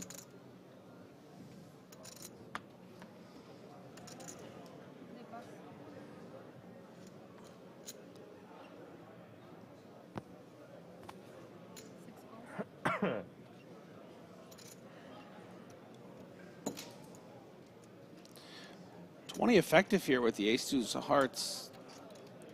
Dato is justified in just shoving over this limp from Gonzalez, but, you know, when he is being trapped, that would really suck to give up the chip lead like that. So instead stays under-repped and just checks back. I like it. Under-repped, under wraps. Top pair for Gonzalez, wheel draw for Dato. Yeah, the kind of board Gonzalez is pretty thrilled about, looking to induce a bet here, some sort of semi-bluff or bluff from Dato, so you can start check raising, getting more chips in, just playing 20 big blinds. I don't know if this is the combo that Dato is going to use, because ace high still has so much showdown value. He would hate to be check raised. So Dato with the check back, and Gonzalez's hand strength shrinking a bit with that turn card, and now a little more difficult to get value.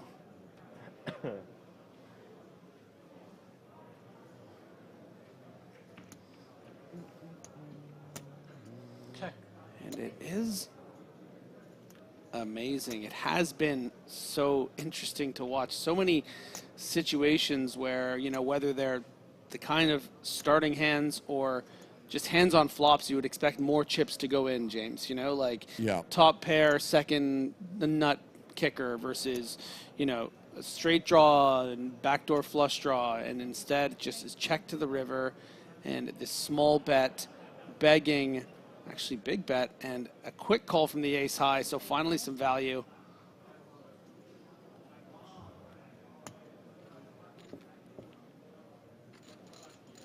That's it. Gonzalez chips up. He's pretty much level now with Gilles Simon. 25 bigs apiece. 45 bigs for current chip leader, one-time short stack, Andrea Dato. I mean, the Italian's already gone one better than in Barcelona 2014, the last time he made an EPT final table. Guaranteed at least $465,000 for a third place finish, but now stands a realistic chance of winning an EPT.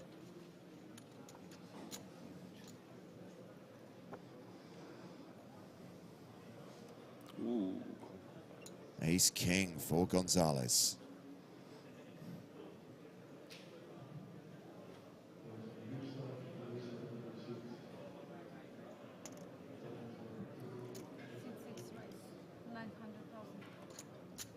Makes it 900,000 from the button. And Dato looks interested. Oh, $1 million he's made it. Well, Dato's got ace-8.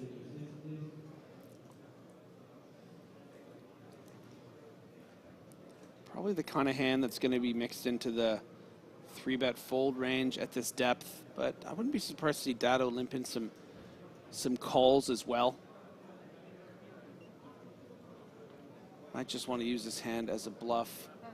Wow, look at that discipline. Gilles Simon in the big blind, Jack 4. Incredible restraint from Four diamonds. Andrea Dato there. Maybe the 2.5x It did a little 3-6. spooking him a little bit, knowing that he's going to have to make the 3-bets even more. Tilt. And, you know, once you 3-bet 2.5 blinds to, you know, 9, you've now put in, what, 9 of the 25 blinds with ace-8? So it's just really good discipline from the Italian. Miliardo la volta. Tutto bene. Tutto bene, amico. Tutto bene, si è rigati il pene.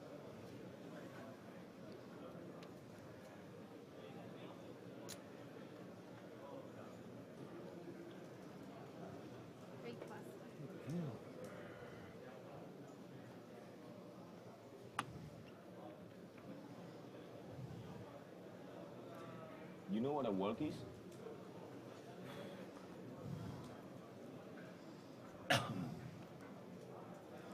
Not going to get a walk with this hand. Not this time. Queen 9, yeah. So aggressive. Let's see, let's see, let's see.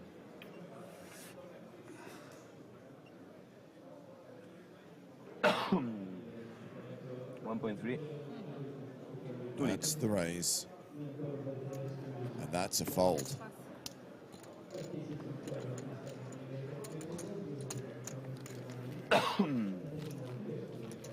always making me sweat.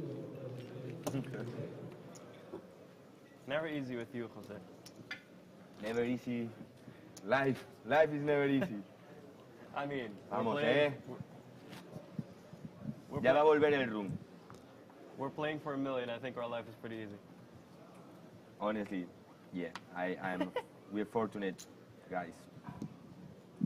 We're pretty, have money. Right. More pretty than you, but you have more money. I'll allow it. Oi, oi, oi, oi. She's bleeding. She's greedy. There's a walk for Andrea Dato, who still leads the final three. Halfway through level 35, 45 minutes to play at the 200K, 400K blind level. 45 minutes until the scheduled dinner break as Joe Stapleton rejoins us on stream. Hello, my babies. You know what I haven't had in a while? What about this comeback for Andrea Dato, Joe? I should believe it, but I can't. Everyone's had the chip lead. Everyone's been the short stack, but Dato has been the short stack for the longest amount of time and the most often. That day. You know, when you said hello, my babies, you looked at me, which made me feel like an important baby. You are an important baby. You're the biggest baby.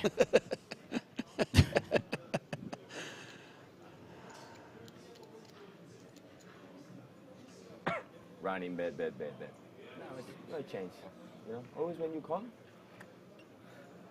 So it's going to be a walk for Gilles Simon.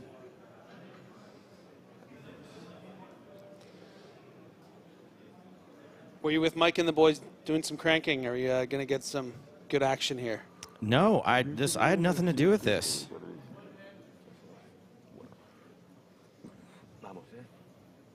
Passo. It is a walk See what I have? for Gilles. I do. I won. Like good ludopats that we are. You should have looked away. VIP hand.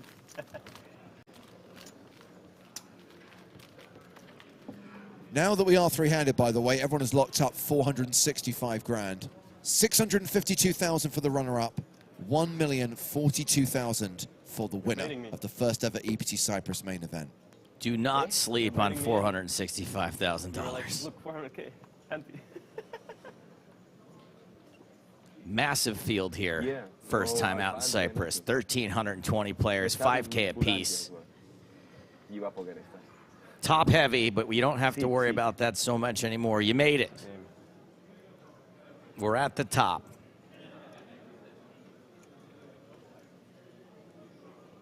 Andrea Dato, King 10 on the button.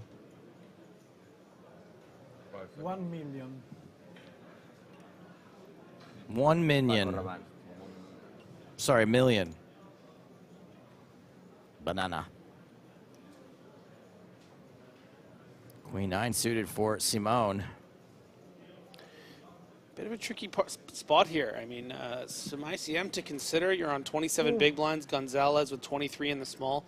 This is such a strong three-handed holding, but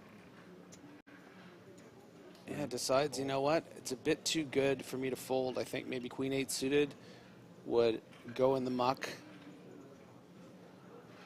But Simone prepared to C3. Easily. Sorry, I'm just nervous. My way off. Okie dokie. As Griffin said, Queen 9 suited a little too good. And what do you know? Top pair for Simone.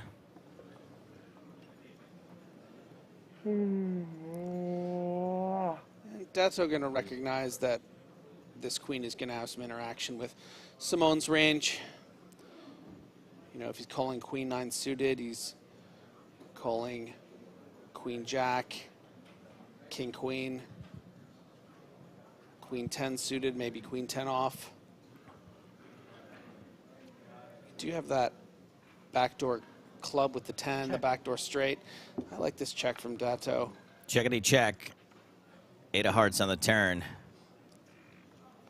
Not an improvement for Dato. Yeah, it's hard to expect to fold out much of Simone's range on the flop with a bet. And I think not just the times he has a queen, but, you know, the ace highs let's just say Simone had something like ace, 8 of diamonds. Gonna check call that flop, right?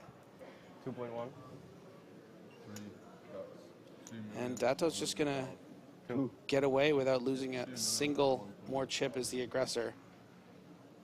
Don't think he has designs for any funny business. Everything about the way this table is played so far has been anti-funny business, has been anti-speculation. Very little even, I would say, of folks calling, you know, with 2 overs, just trying to hit something. That's the pass from Andrea Dato. Yeah, and I think Andrea knew that whole turn there with that bet. Never going to be continuing with that holding, but it's important, the mind games at this stage, and you know, you want to remind your opponents that you're a tough out, that you're not just going to raise 2.5x pre-flop, check a pretty dry flop, and then always fold on the turn. It's like, it's taken a lot. I'm going to make you sweat it.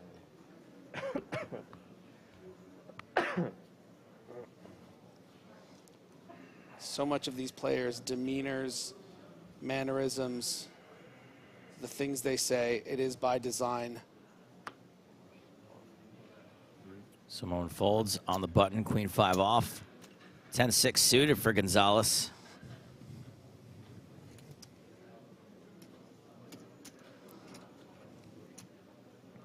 Seems reasonable in the small blind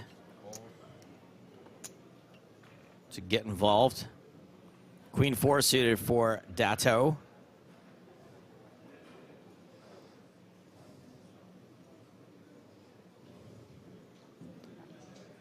You can see his body wanting to move. He does announce check, however.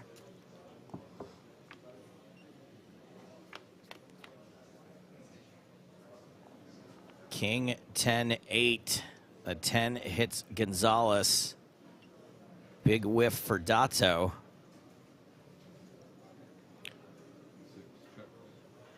But the kind of board and the fact that they both checked, I think Dato would have called a min bet, and instead it's going to get an opportunity to get a free card. Don't see a lot of reasons why the Italian would start betting. Not going to fold out better. Well predicted, Griffin. Check, check to 4th Street. That Jack is of the diamonds. one, baby. That is a card. That is the card. Gives Dato a straight draw and a flush draw. More equity than a bad deal on Shark Tank.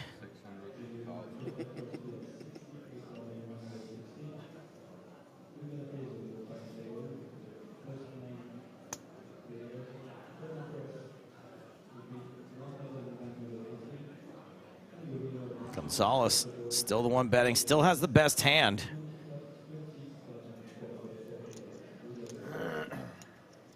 Call. And Dato still takes the lower variance route, hoping to spike something on the river. And that river is a diamond. Flush out for Dato. Yeah, this is going to be very tricky once Gonzalez finds the check. And I know you might be looking at this and be like, well, how is it tricky? He has 3rd pair, the flush came in. Well, it's because of how wide the ranges are in spots like this, right? This is an unraised pot pre-flop. There was only a single bet on the turn. Yeah, Dato happens to have queen 4 with the flush, but he would have had queen 4 offsuit here. You know, there are some hands that have missed draws. If Dato had a jack and was calling, 2,400,000. why would he bet pot on the river with just a jack? So he's representing quite thin. He's just pretty much representing a flush. It was a pot-sized bet. Now Dato can also have 9-7 off, queen 9 off. These are hands that would check back on the flop. Putting Gonzalez in the paella pan.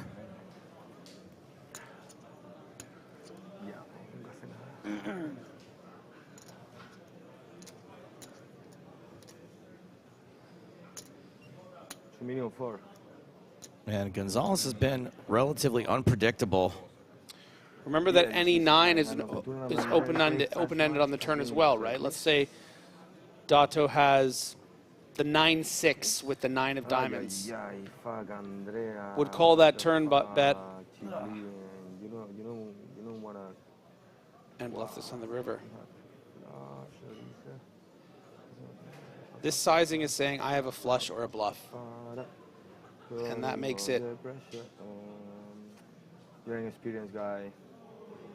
You know I call a lot, but this is a spot, very, very scary spot. I can be, yeah. Okay, you're big blind. You don't have nut flash, I suppose. No, Get in the mind of a madman. I heard a couple of correct answers in there, but Gonzalez talks himself into the call. yeah, not nut flash, normal flash. The normal flush is good. And Andrea Dato extends his chip lead, leaving Jose Gonzalez with 15 big blinds. Como un témpano. Just having a great time. What a character. The hands of a surgeon. He's the best, definitely. The best husband.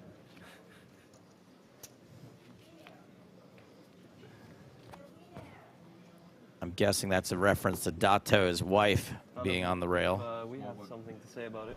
Eh? Not if we have something to say about it. No. That he's the winner. Not now, not me.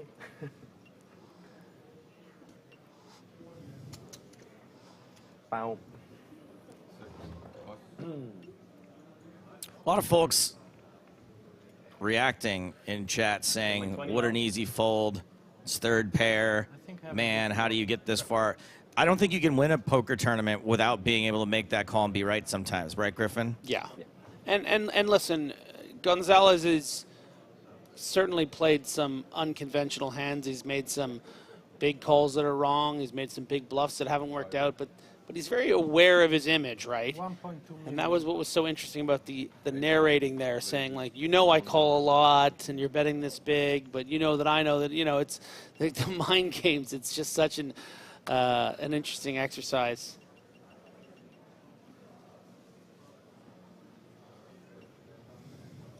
And now Dato doing exactly what he needs to do, which is put max pressure on Simone. It's really Dato's job to be raising a lot on Simone. It's kind of Simone's job to just play tight. And these are the new rules. Like that's just the way it works. You can't tangle with the chip leader here when you're staring down the barrel of a, you know, $200,000 pay jump. Andrea Dato over 21 million in chips, more than Simone and Gonzalez combined.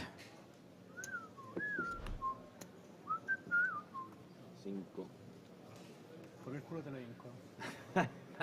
Así decía mi novia. Qué maestro.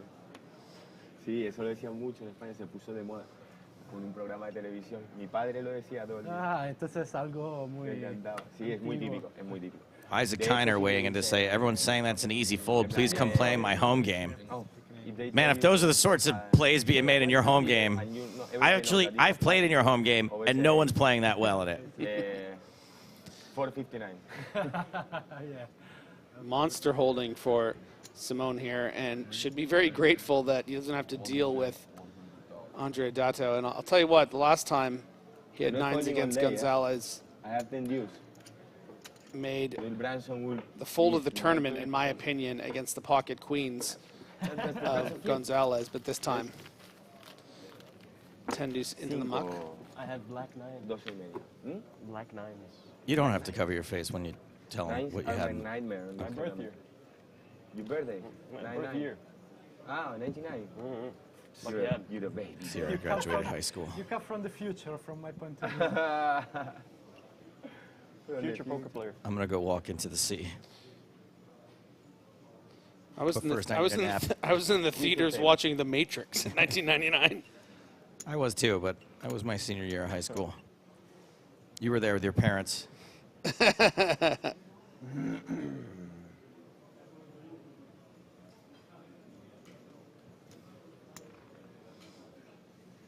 What in? 12 big blinds. Yeah, I'm probably going to call, but I want to take my time. Wow. Take your time. How courteous. If you're about to call, you can use mine as well. Gonzalez just shipping it with queen 6. Probably good luck. Small to big, Can I get a count, please? which I guess is somewhat standard for this stack size, small to big, but just it's kind of shocking to see considering how tight everyone's been. You know what's so interesting is that earlier on the final table, Dato limped this exact hand, I believe, on this exact stack size. And this, I think, shows maybe a bit of a difference in strategy. 250. And I think I remarked about how, and there's the call. Okay. Dato does make the calls the slight favorite. Casi 40. Kappa Jack contro Dama 6. I think Gonzalez at this stage. Jack, loro Dama 6. King Jack, Queen 6. 3-6 o una dama y un 6. And this isn't giving up. This is, let's up the variance a bit here. I'm the wild card. Let's get going. This could be the end of the biggest character we've seen since the very last stop on the EPT. Lucian Cohen put on quite a show in the Estrellas main event, and Jose Gonzalez has been a lot. Vienen de a dos, ¿no? And of course, 34% of the time he's going to survive and double up, and we've seen tons of short stack double ups to get us to this point. Here we go. Queen in the window, king hiding behind it. That's going to make things very difficult for Gonzalez.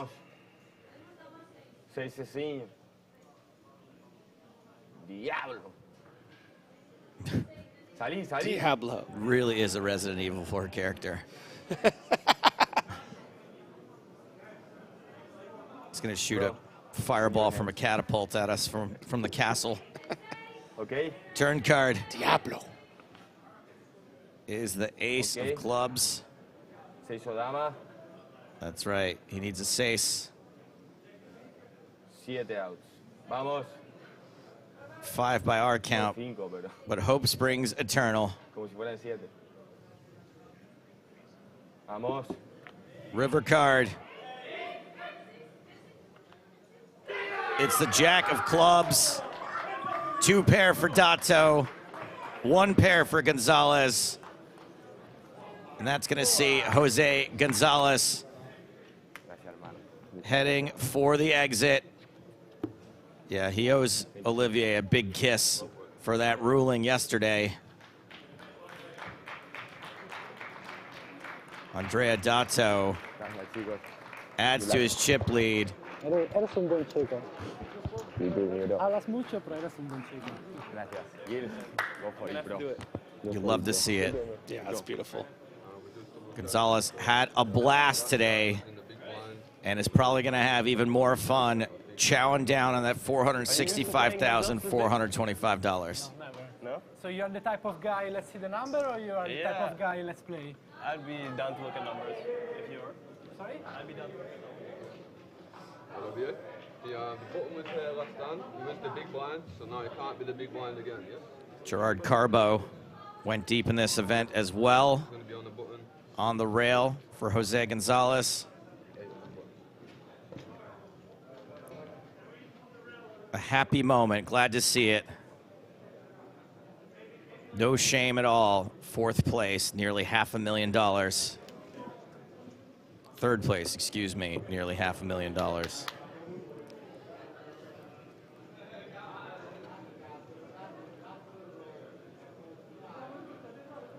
It's going to be good times on the island of Cyprus tonight. Yeah, I might have to find them for a drink. Yeah. Heads up with a huge chip lead, says Jimbo on YouTube. And you ain't kidding, Jimbo. Better than 2-1 Andrea Dato versus Gilles Simon.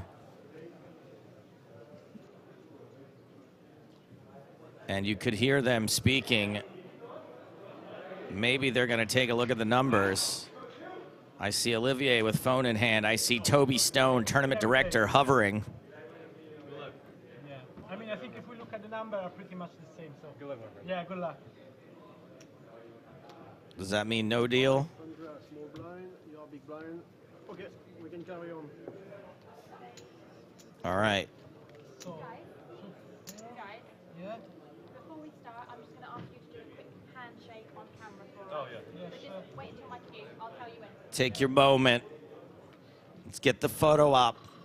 The kink. So much. You also, do you just want to take a break now? Or Yeah, I mean, we can have dinner like break. I don't know. the 45 minutes right now. Yeah, it would be great. Floor, can we have dinner break right now? And Can we have dinner break right now?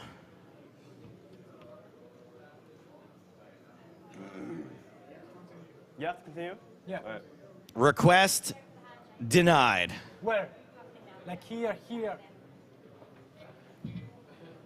Oh, hold up. I'm just gonna put the cable on the way.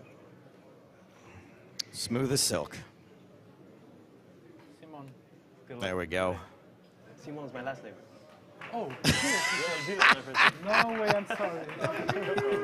Good Burn. luck, Gilles. Good luck in there. 66 big blinds to 30 in favor of Andrea Dato. 26.5 million to 12 million. So some work 11, you, for and me Simone. 35, something like that, right? But it's been up to the How many challenge chips are in play?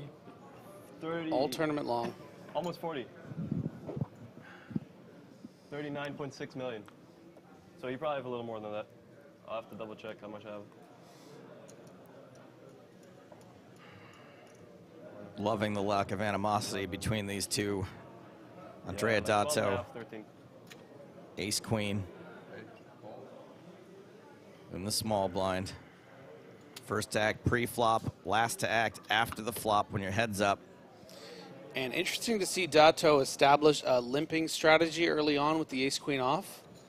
I think that's going to indicate that that's going to be a lot of what his intention will be if he's not going to raise a hand like ace-queen, as he allows Simone to see a free flop and flop two pair. Bottom two for Simone. And a hand for Dato that could easily get to showdown. But without a pair. Yeah, not a hand I think he's going to be thrilled to see a check raise from.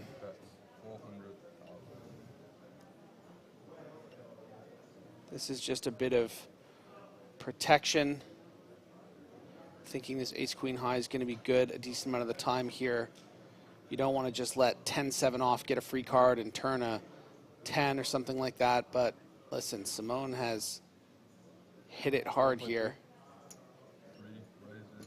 And I don't think Dato is going to get too stubborn here. Going to recognize that this is something that's going to happen sometimes when you limp big unpaired hands like ace-queen. But I have to see what he's going to do. Might think it is too strong with the backdoor club, thinking that ace or queen will give him the best hand enough of the time. And that is why we do see, in fact, a call. So already a super interesting hand and a tricky spot for Andrea to navigate. And that 8 is probably good news for Andrea. Card that he's going to be able to fold to, a big barrel.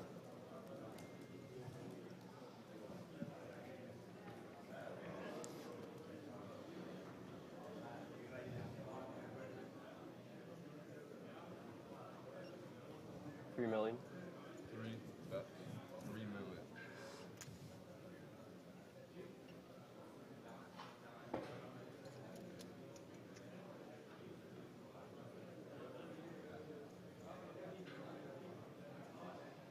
Dato has not been particularly sticky in situations like this.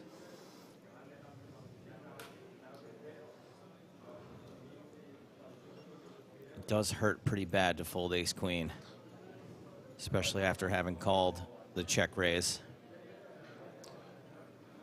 Well, you just hate to lose here against the you know, the 6 deuce or the 6-7 that might check raise on this flop.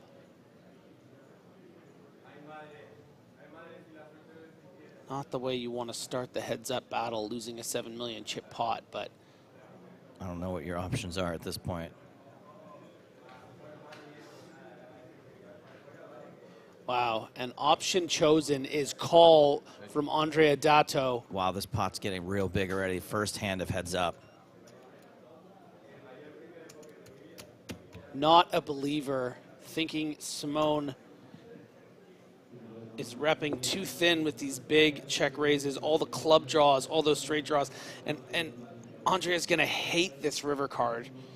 You know, if Simone was check raising and betting here with the 10-4 of clubs even, and then of course all those 6-7, 6 deuce type combos. So this will allow Dato to get away.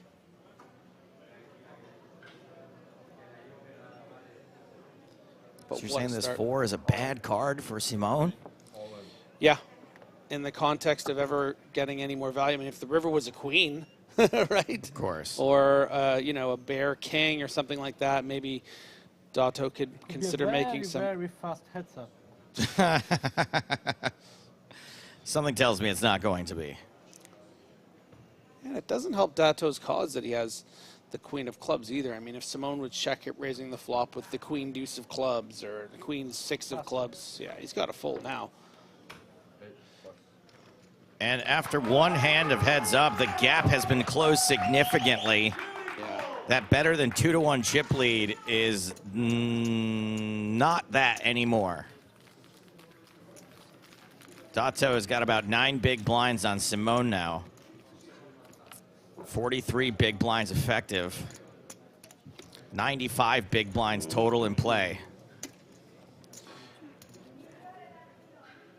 And something I want to bring to attention here is, you know, a very specific hand that I saw last level, I believe, where, you know, Andrea Dato had pocket kings against Simone on the jack, 4-2, 1 diamond board, 2 spades.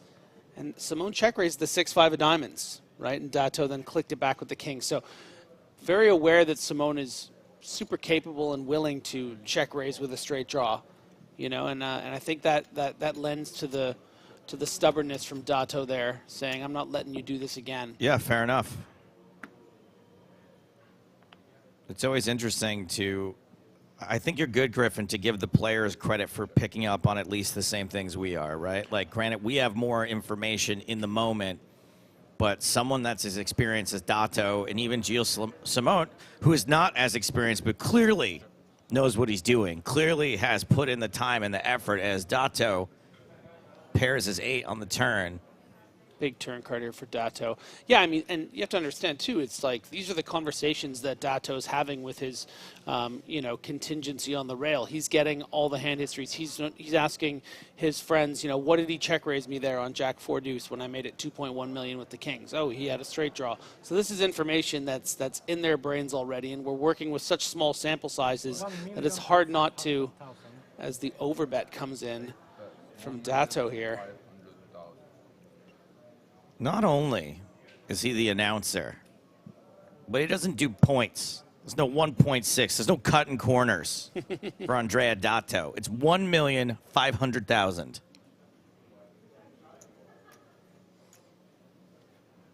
Good discipline from Simone. Prepared to get bluffed there. Also a good hand twofold. Pocket 5s in particular, because you are blocking some of those straight draws. Your 5-4s and 5-7s and 9-5s. First time chat from Dallas, who says Andrea is his name. Lol.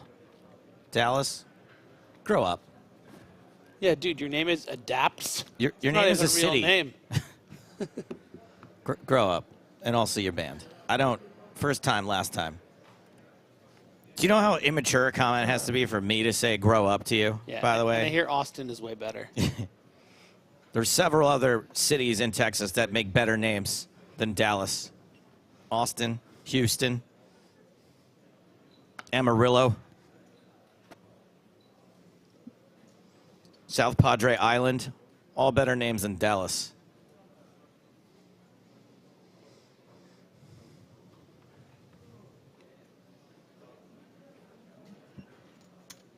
Dato limping in with King Deuce. Simone with King 10.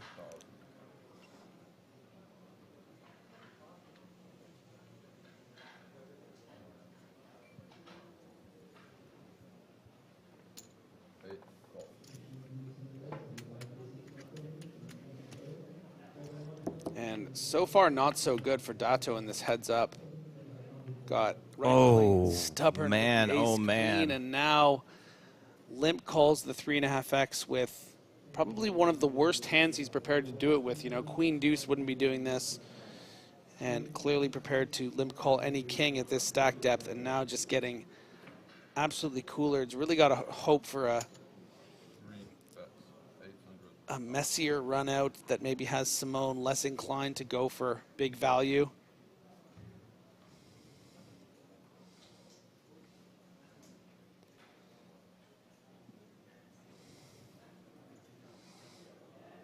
You know, if we see something like a 4 on the turn and a 7 on the river, Simone could just go for 3 streets here from a perceived.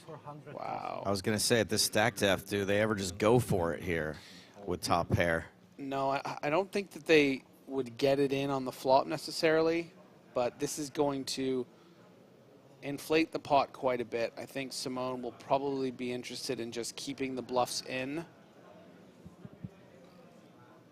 And this is also a way for Dato to get, you know, value from your jacks and queens that will call this raise, your ace nines. And then if it is something like a better king, I think Dato's intention would be to probably either bet small on the turn or check back. Probably bet small in order to just check back the river and hope to be winning against the kind of hands I was talking about. Oh, that's interesting. Kings and nines now for both players. The 10 still playing for now. Dato with no way to win this hand outright. I don't think either player is super thrilled by this turn card.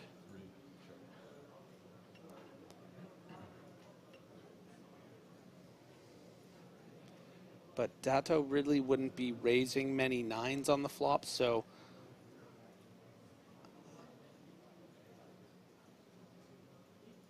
I'm going to be very curious to see if Andrea just puts out that smallish bet to check back the river, or if he's just going to pretend that perhaps his hand might have gotten caught in the cookie jar. So that 7 on the river means the 10 is going to play. No chop. Yeah, and if there's no more betting here, this will vault Simone into the chip lead at 21 million to 18.5. And what a crazy turn of events. If there is more betting, he'll go even further into the chip lead. 8 million. Wow. Goes for full pot. Doesn't seem particularly afraid of a 9. This is a pretty remarkable value bet from Simone here.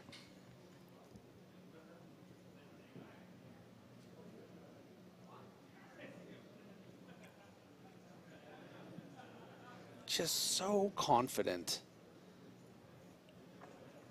Thinking that Andrea's most likely hand here was absolutely nothing or a worse king, right? Right. Absolutely. Now, we've seen many, many, many big laydowns at this final table. Some from Dato, some from other players. So now we have to ask, what is Andrea thinking? And he calls, wow. Dato makes the call, and that is going to leave a mark.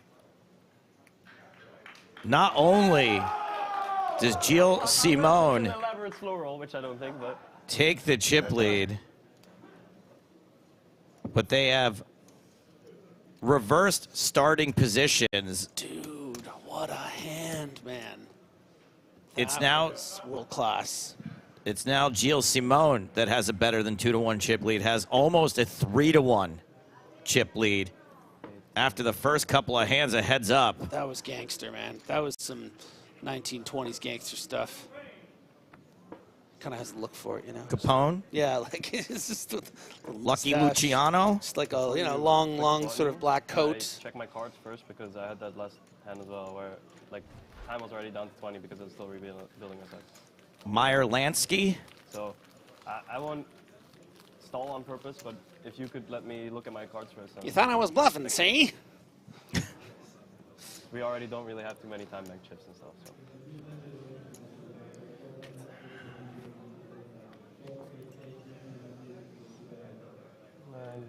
Dana says, I first thought Simone was a goofball, but this guy has some tremendous skill. Hats off. What? Small line? Yeah. Sorry. Rats off to you. That sweater belongs in a museum. 7-4 for Simone. Why not? Ride the wave. Play the rush. Also, it's heads up. 7-4 seems fine.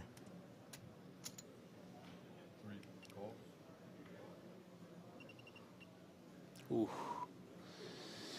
And if we've learned anything about Andre Dato, he does not go down easily. You may have just clipped him in the shoulder, saw him run off into the woods. He'll be back. 1,300,000 over the limp. Seems like a lot to call.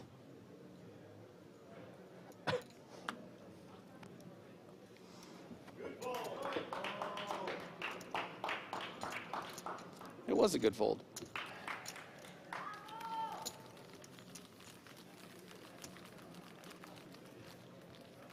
Clap it up.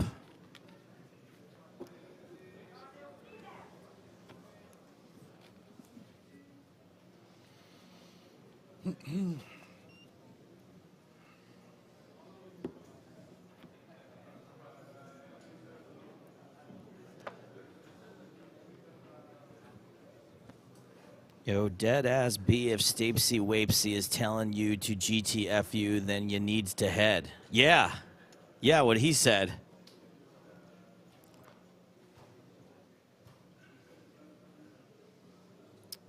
Oh, I think that message got deleted. I think it was complimentary to me. I know it seemed like it wasn't gonna be.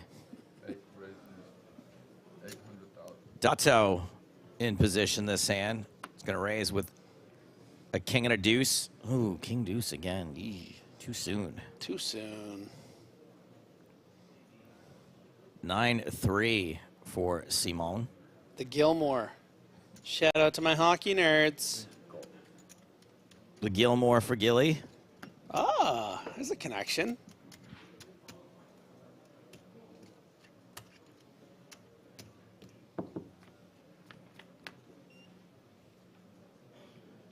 Jack 9. Trey bottom 2 again for Simone.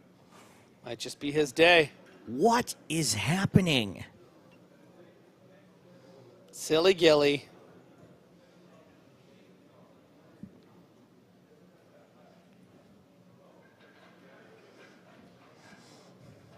I guess at least Dato didn't hit top pair this time.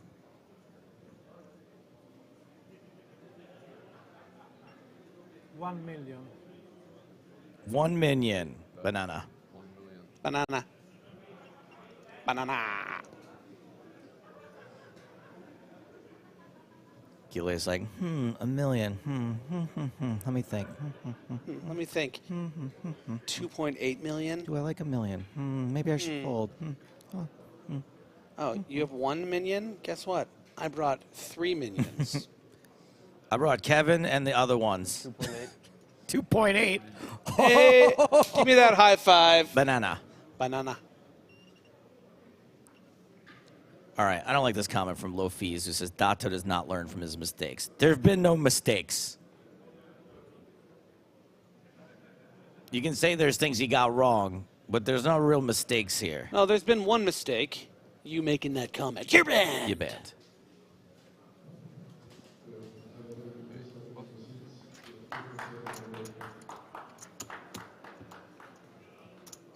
I mean, was that a mistake to not try to hit running diamonds?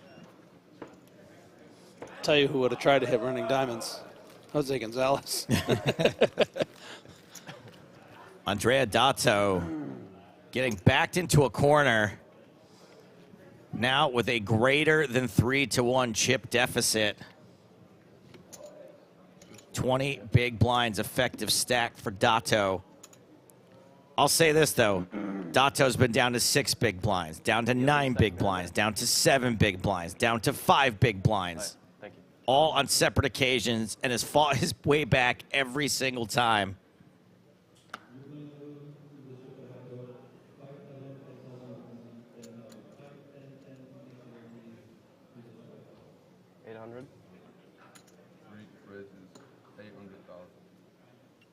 Ancient Sofa says, for me, this has been the best EPT of the year. Really great final group, too. Commentary has been outstanding. Very kind. Thank you.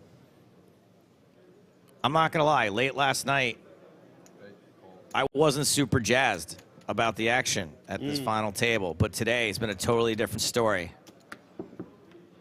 Today, it's been Jazz Fest. Hearts on hearts. King, king, jack. 1 heart on the flop. 9 high is winning.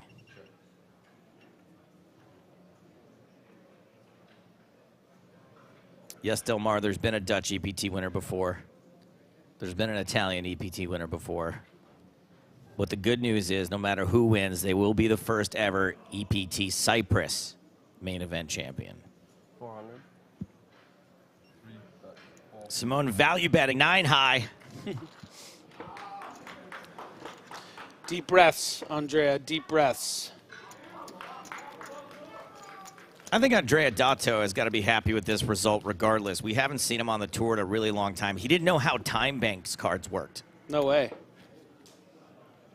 And I don't know how many EPTs he's played since his comeback or whatever, but we haven't seen him at a final table since 2014. And I don't think he's played a lot since then. A 9-year downswing. Yeah. Well, a 9-year non-swing. Right. I think he's mostly been out of the game since then. Didn't even pick up a bat. Exactly. Comes out of retirement. And just hits home runs. I mean, let's say he runners up here. Not bad. 800,000. 8 raises, 800,000.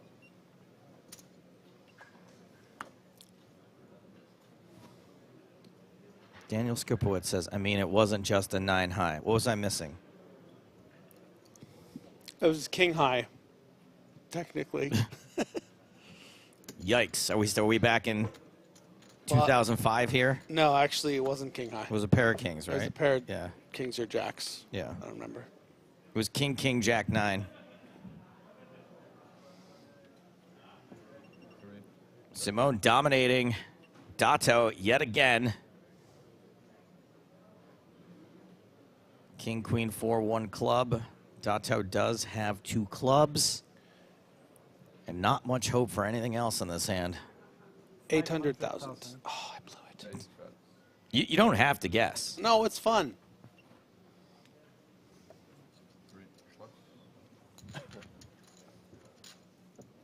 Oh, rolling chips, sorry.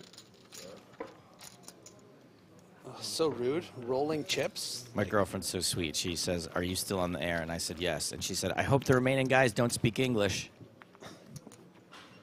Because she knows I dread doing the interview at the end. And if they don't speak English, I don't have to do it. Right. She's so sweet. Tell her I said hi. Okay. Thanks.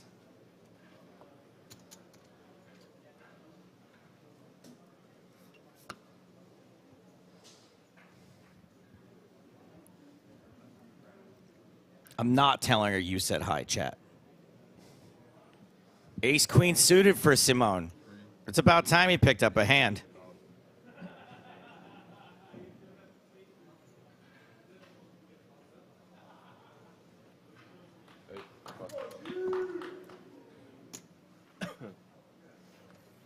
Last time I saw Gilly on Twitch, man, he played $5 MTTs with Easter dams in the chat. Now he's on this stage. Wow, huge respect. Good luck and nice commentating, guys. Pretty cool. There at the beginning.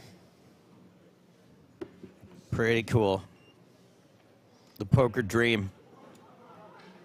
I guess he used to stream on a 20-minute delay, though.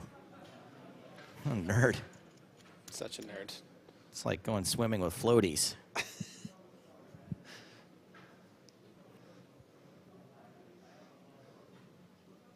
800. 8 raises 800,000. Domination situation. Finally, Simone has a dominating hand. Do you mind if Dato hits a 7? Can I do the rotation thing? I feel like it's always been your guys' thing, but I've always wanted to say it. Yeah, you can say it. Yeah, you don't mind? It's fine. I mean, hitting the 7's the hard part. King 9 tray, 1 heart, no 7. She said, remember when we saw Griffin at medieval times? We must have saw a guy that looked like you. Oh, yeah. No, but I don't that sounds remember familiar. That sounds familiar, yeah. We got so drunk we had to leave before it was over. Yeah. It's no wonder I don't. Yeah, she told me I looked like it was really handsome. He was super hot, yeah. Yeah. That's why we had to leave. She was talking at her collar. Yeah. Check, check with this ace of diamonds on the turn. Nope, 1 check so far, excuse me. It was check, check on the flop.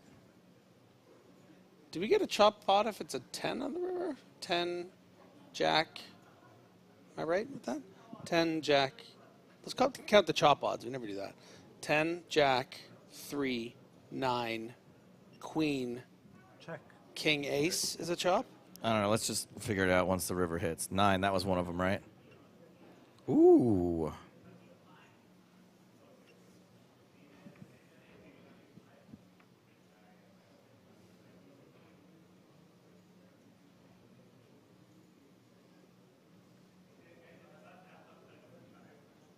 And I think we're probably going to get to showdown here, my babies.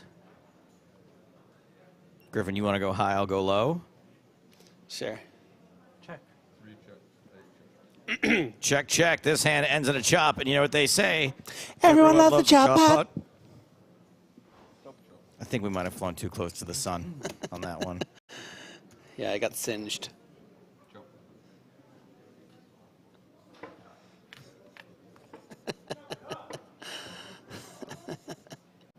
Gobble, gobble, gobble. Wow, this is a polarizing chop song. The scores are all over the shop here. Not a lot of people rewarding our bravery. I feel like that was like that. I saw that thing the other day. That was like Jessica Simpson, and it was like a old thing when they were singing, like Jewel and Jessica Simpson. Reminded me of that. I don't know it. It's too specific.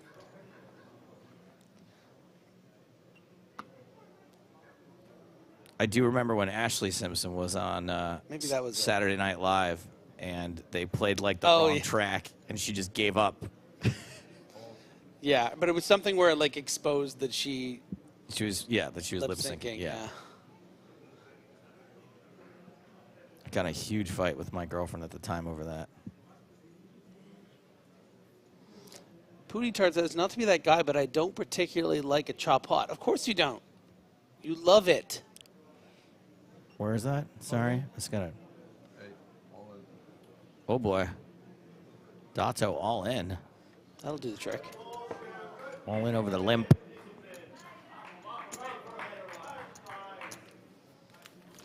This is maybe my favorite compliment I've ever gotten on the stream. Griffin, I don't know what you're saying half the time, but I do enjoy it. Yeah, that's all of us. You deserve a break. You too. Oh, is that it? Dinner break time. Gilles Simone and Andrea Dato heading to dinner break with Dato still trailing by a better than 3-1. Chip disadvantage. Gilles Simon running hot, maybe being saved by the bell here is one of the best things that could happen to Andrea Dato. Both players guaranteed $650,000 right now, both playing for the $1.042 million. So playing for $350K difference in prize money. Levels are going to be 45 minutes each when we get back. Things should be wrapping up quickly, so don't be late. More from the first ever EPT Cyprus Heads Up in 43 minutes.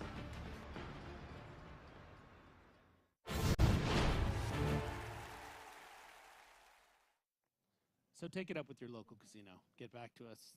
Let us know if anything changes. Here is Bjorn Kozenkai. Yeah, this is hand 3 of the final table, and Kozenkai, who is the shortest stack, starts the hand with 12 big blinds, announces all in, has been presented with the red triangle. Yeah, this is the shove and pray spot. I would imagine one of the worst hands, Kozenkai, is going to be prepared to shove here. But the great thing about it is you are going to fold out hands like this a lot of the time that are beating you. And even the king-jack offs, given the stack distribution at this table, I think you fold out that better king as well. But you're really just trying to acquire chips, and a little too good in the big with the ace-10. Yeah, Gonzalez snap calls, and it is a domination situation. Kozenkai at risk and way behind.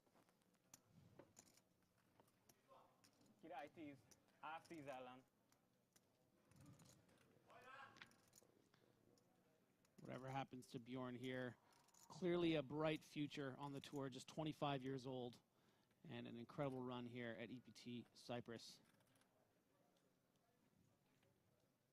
Kozenkai is a coach and shareholder at BitB, one of the most renowned poker stables. Guaranteed to pick up his first six-figure prize today.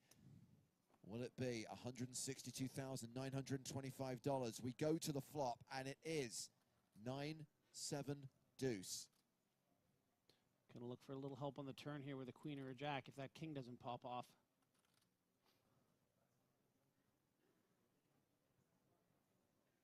Three outs for Kozenkai.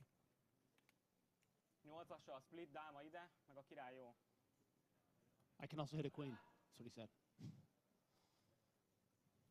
Kings and queens are working for him. There are opportunities as well. 17% chance of survival. Yeah, Kozenkai will take an 8 here too. Thank you, guys. But it's a 3 on the river. Ace-10 high holds, and Bjorn Kozenkai is the first player eliminated from the final table. 7th place finisher for just shy of 163 grand. Yeah, and our hour-and-a-half levels have never been accused of being too fast. But it's just the way that these guys have played so well. Just little jabs back and forth, just so measured all throughout the last couple days has now created the situation where the game's catching up to them. There's gonna be some big variance, big swings. Yeah.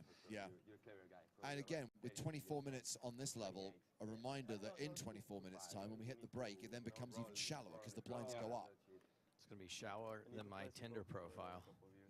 Yeah. 10 more years. Round 2, Gonzalez on the button. Gonna go up to James's favorite level, 115,000, 230,000. Gonzalez with ace-queen suited. Wow. He must be exhausted. No wonder he's so loopy. Give him a jack-5. And an 8-4. Look, Dato only has 20. Listen, I mean, I think it's. Oh man, if it was the ace-6, I feel like Dato would just fold. If this was suited, I think it would almost certainly be going in. But I don't think Dato can fold this, but I don't think he should shove. Oh, good work, good work. Wow. So round 2. Not worth it. Tashirek, who has king-10 in the big.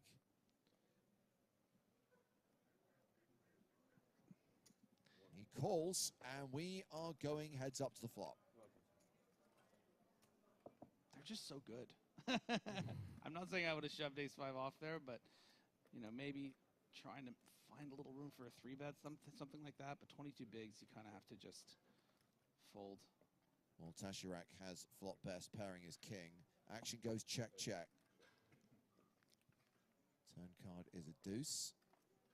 Tashirak now a 95% favorite.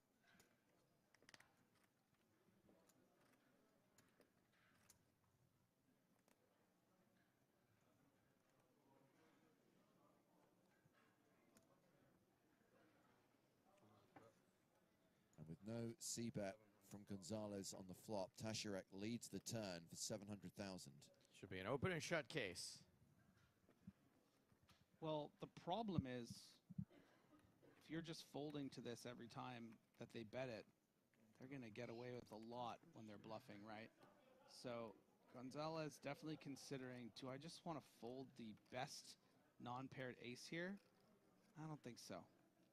Now, we can see he does have the king, but we also just saw Tashirak. How about that? Man, we saw a little of this from Gonzalez yesterday. When he started losing pots, he started chasing, started getting a little weird. This is very weird and frankly doesn't make a great deal of sense. You know, with the two hearts on the board, Gonzalez probably would have just made a continuation bet on the flop if he had a 6 to try to do some check raise bluffs from, you know, heart draws, air. And yeah, Tasarek's not going to buy this, and Gonzalez is going to get nervous. Now the pot has bloated to 5.9 million chips. Lil Tasarek, blip, blip, blip. Scoring for the final table for sure.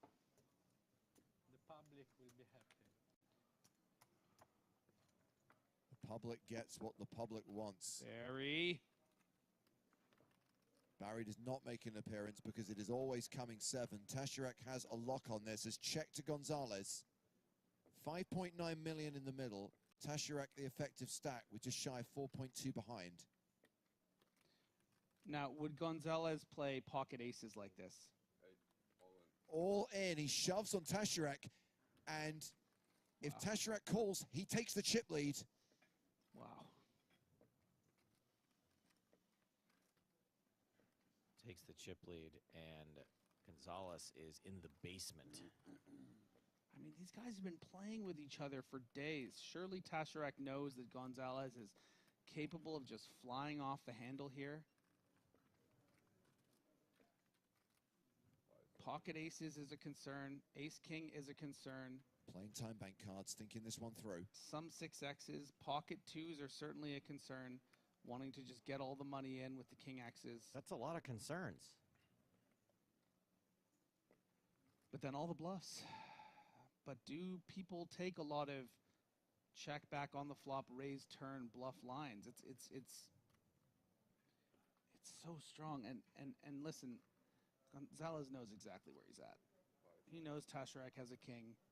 It doesn't have to be a particularly strong one. It's just calling a raise from the button.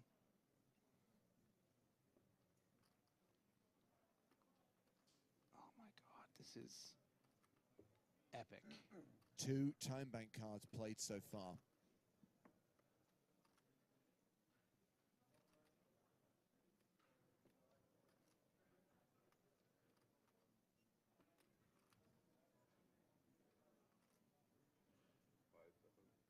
Just find it.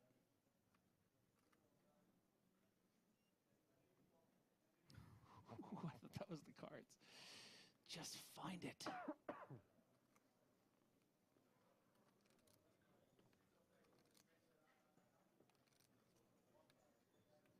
And he looks nervous, but probably pretty balanced in that respect. Even when you have it, you feel the nerves, hoping they'll call. And a very split poll on Twitch, 53% saying they're going to see a call. The other 47. This is worth the time bank cards. We've seen a lot of flippant use of time banks. This one is worth it.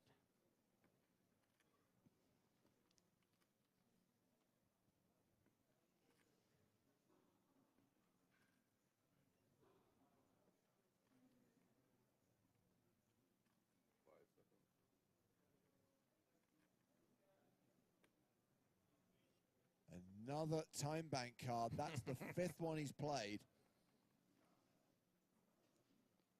Ooh, grabbing chips.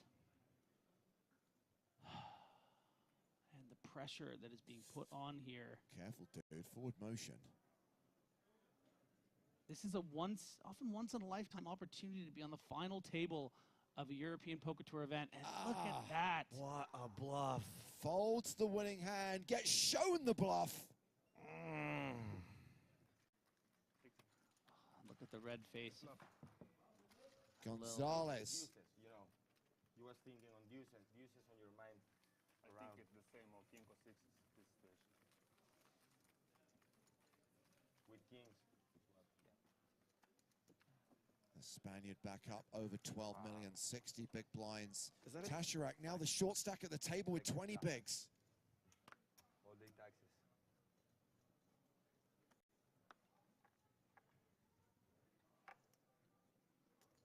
And 20 of the final table. Gonzalez folding under the gun. Darto's out. Folded to Schumacher on the button.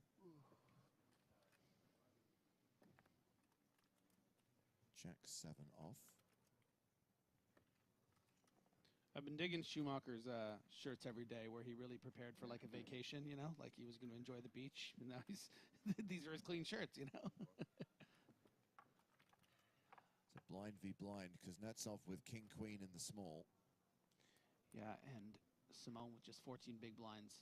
A couple different ways you can play this king queen. You can just shove it.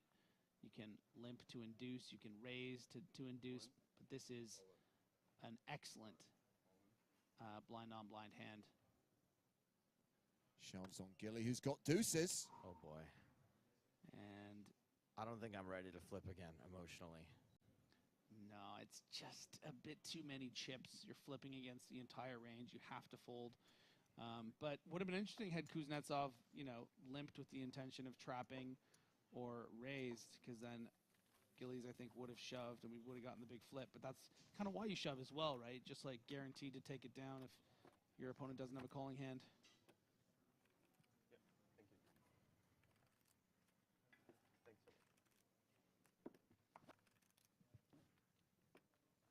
I think that also reflects the hand strength difference in that situation between a king-queen and, say, an ace-queen.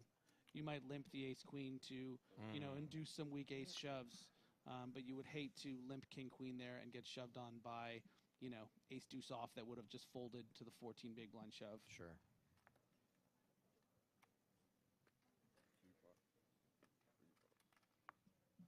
Kuznetsov with Jack 9 on the button. Yeah, I think Kuznetsov's probably ready to play a little bit here, but with the pressure that Jose Gonzalez in the big blind can put on that second and chips, and also it's a collision effect, right? Like you can just let these two play and potentially get a bust out of Simone. Well, Simone finds himself in the same situation that Kuznetsov was in the last hand, king queen in the small blind, and he's going to shove. Gonzalez in the big. Calls with nines. And we do have another coin flip. King of a queen. Like Barbie versus Oppenheimer. One of these two things has a slight mathematical advantage. This time, Gilly has to win the flip to survive. Huh? King, queen. Spades, clubs. I have king, queen. Now that is a fair fight if I've ever seen it. 51 to 49. Easy, very doable. We have both 2 flush draws. Yeah, we both have 2 flush draws. Pedro. This is the ultimate flip here. Look at this. 51-49 pre-flop. My friend, whatever happens, happens. Whatever happens, I love you, bro. Oh, that's sweet. Ah, 2 queens, also 2 diamonds. I will say 1-9 has been folded by Kuznetsov on the button, but those diamonds are some potential. Some straights, too. Yeah. Appreciate it. We could see a lot of sweaty turn cards.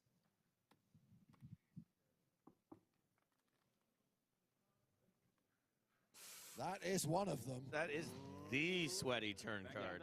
Of all the cards. That is the sweatiest turn card. That is sweatier than the movie Alien. So now, Gilles Simon has to fade. Any diamond, any 10, and the case 9. The river is the 3 of spades. And we see Gilles Simon double up through the chip leader. Gonzalez still out in front with more than 11 million chips.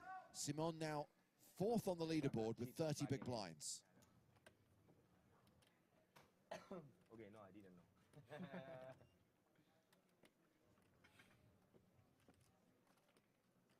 You know, sometimes it's possible that by mistake you leave some chips back. Yeah, it was just a 3 behind there. Yeah. No, small is normal. 10th of a big blind. I was worrying about if you had a... Start stack. Close to the start stack.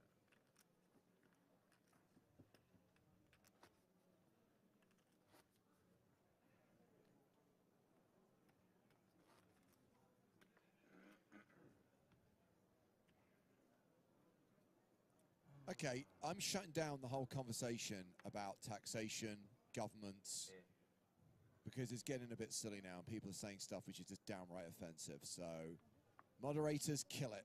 We play with the deck for one hand? Yeah. What's going on? It's good. You're confusing everyone. See. Mental warfare.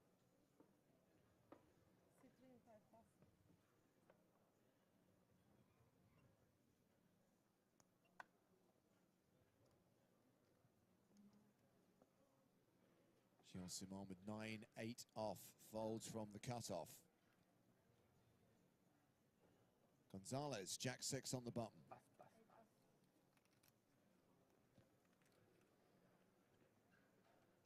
Now here's a hand that I think Dato would like to play, and it might be all in.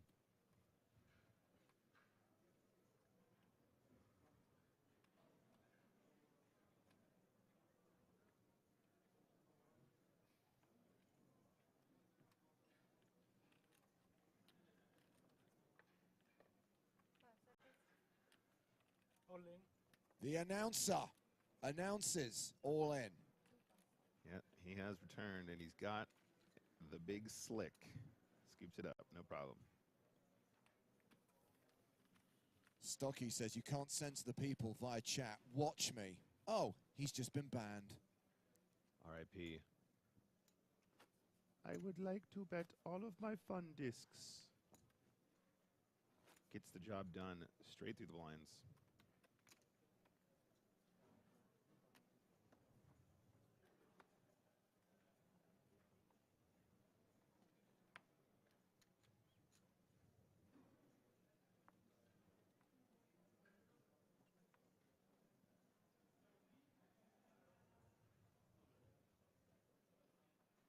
Snowman's for Kuznetsov. Num. 18 big blinds here for Kuznetsov, guys. From this position, remember we still have 6 players at the table. Probably just want to have a raise. I think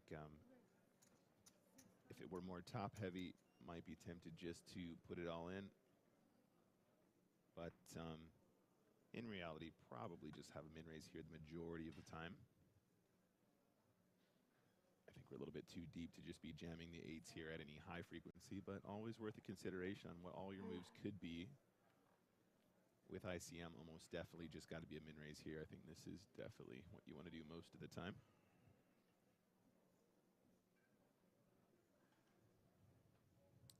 Okay.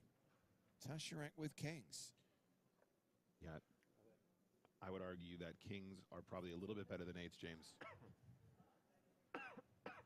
And what do you do here when you are Kuznetsov now facing this shove from the kings?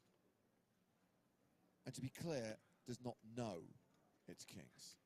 Yeah, and Kuznetsov now second in chips. Might be tempted to take the shot with the ochos here, James, not going to lie.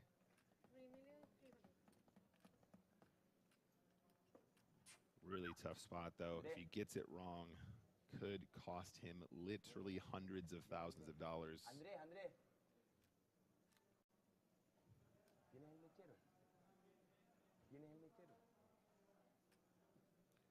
Nikki. I'm sorry, Kuznetsov, second from the bottom in chips. I misspoke. Thank you for correcting me. Kuznetsov folds the eights. Good decision. Strong read. Yeah, it does well to get away there versus the kings. Really tough spot.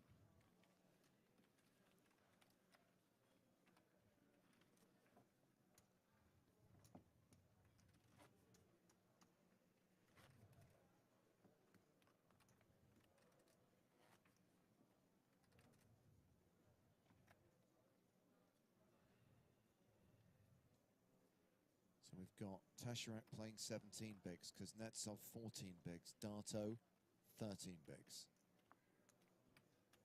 Action's going to start with Gilles Simon.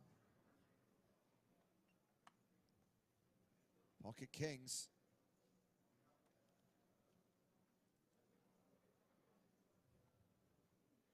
Kings for everyone, apparently. Speaking of second in chips, Gilly is actually second in chips and is going to put in a raise. I think it looks like just the two bigs. Nice, pretty suited ace here for Tasirek. Oh. You thinking of making a move there? Not sure. Might be tempted just to call, though, James. Definitely not the wildest move of all time, but so far been really solid. Does just make the fold. Very disciplined indeed. I think folding is definitely very reasonable at this stage. Will Gilly find any action here? Pocket fours for Kuznetsov. Might be tempted to put it in here, James. Oh, wow. 14 big blinds behind. Might be thinking Gilly's on the steal as one of the bigger stacks now.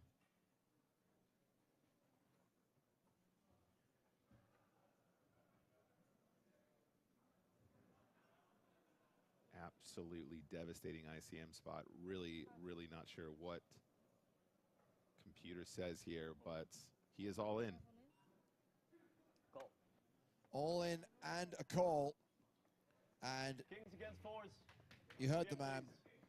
Kings against fours, and Kuznetsov, who is dominated here, is the at-risk player. Spam in chat, please. Man, you've been involved in every all-in, right? What a huge spot now. 80% favorite for Gilly. Wants to give me the most entertainment value. Good luck. Kuznetsov is going to need it.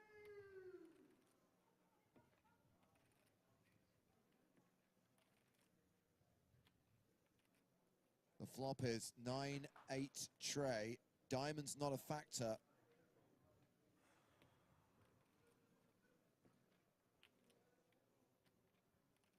The four of hearts, the four of spades. Two outs for Kuznetsov.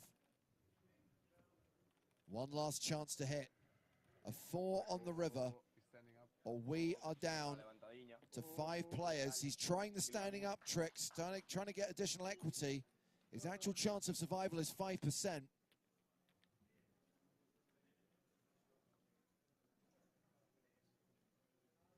The river card is a 7, King's hold, and Nikita Kuznetsov is KO'd in 6th place.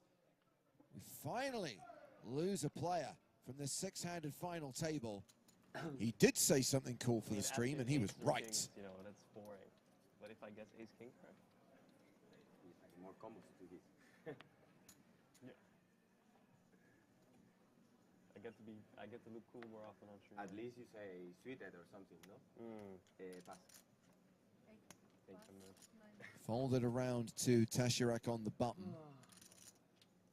He has jacks and raises.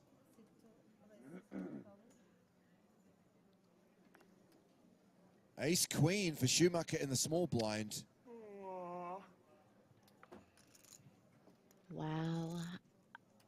I mean, even though you never want to be all in with a shorter stack out there, you definitely should just be shoving this, I think, as Schumacher. Tasarek certainly can have quite a lot of raise folds from the button. Schumacher still has plenty of fold equity, but Tasarek not going to be folding jacks in this spot. Shoves the ace queen. Gilly with fives in the big. Folds back on Tashirak. Double checks. Calls with jacks, and we are off to the races. Flipping that coin for Yannick Schumacher's tournament life. Speriamo che vinca. And how much is Andrea Dato loving this spot? He ladders if Schumacher goes broke here.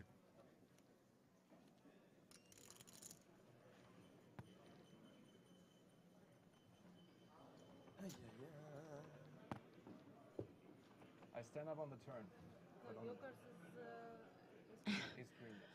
Well, and if you have your one time still, this wouldn't be a bad place to use it. On the turn, you need the extra stand-up bonus equity.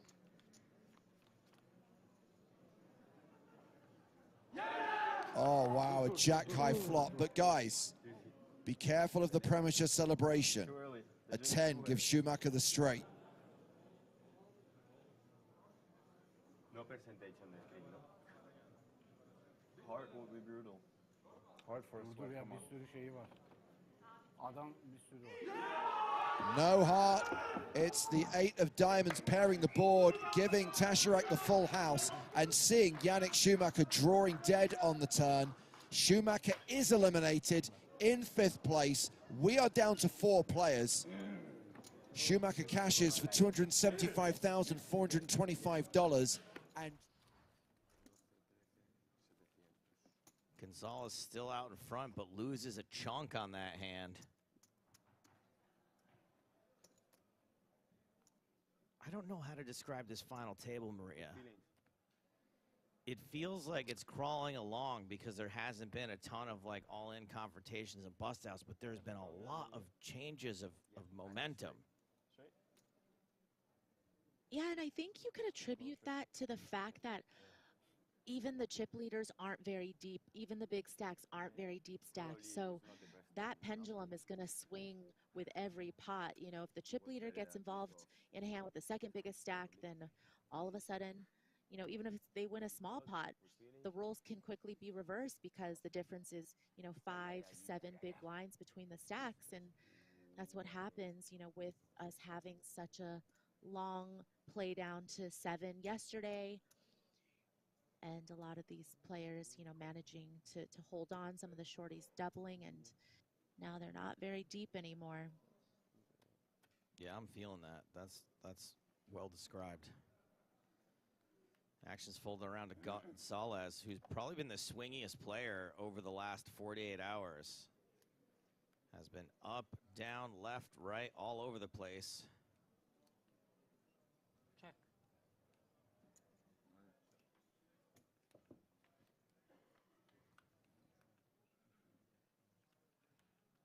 Blind on blind to the flop. Ace, 6 deuce, 2 hearts, pair of 6s for Dato.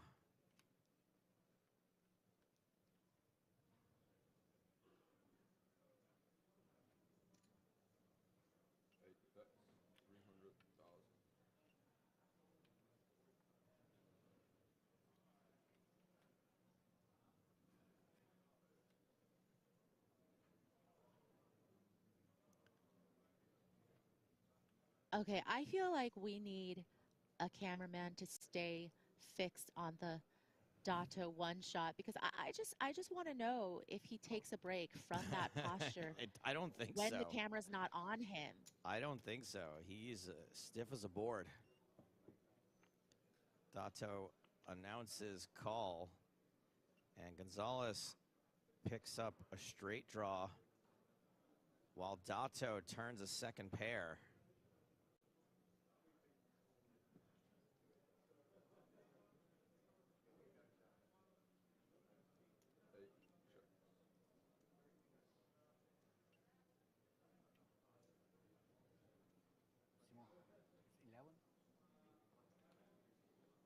Gonzalez with the check, and now Dato certainly needs to be asking for some value, certainly some draws out there flop.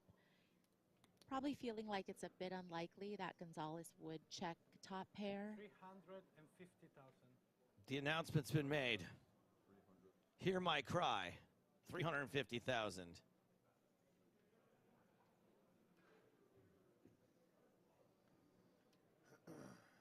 These sneaky 2 pairs are nice because you unblock top pair. But again, as I mentioned, Gonzalez might just go ahead and bet the turn with top pair himself. So it doesn't feel like there's going to be a whole lot of strong top pair holdings that Gonzalez can call him with. But again, some of those other draws possible with the flush draw out there. Some straight possibilities. Oh, Gonzalez just shoved. Gonzalez?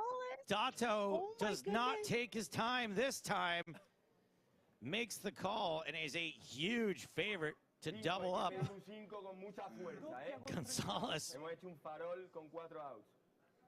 raises his hand in victory despite needing to hit a 4-outer.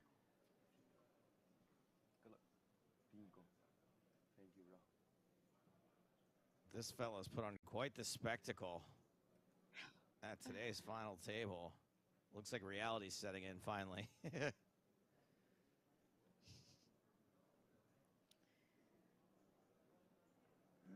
Andrea Dato.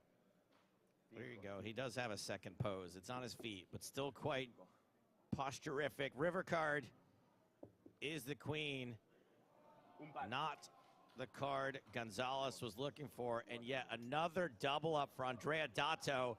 And here's something fun. There's 4 players in this tournament, and we have a first place player, and we have a fourth place player. But there are 6 big blinds separating first and fourth. So, Stapes, in your day job, you know, part of you is about making people laugh, sometimes acting a fool, but, you know, intentionally. But I feel like if you ever made a big final table, you would be the quietest person there. It just depends. The term chirping chips applies to me more than any player ever in history. If I'm running well, hitting hands, stacking chips, I think I'd be a lot of fun. Also, I guess I'm not really much of a sore winner either, so that would quiet me down a little bit, but you're right for the most part. I would be pretty terrified out there.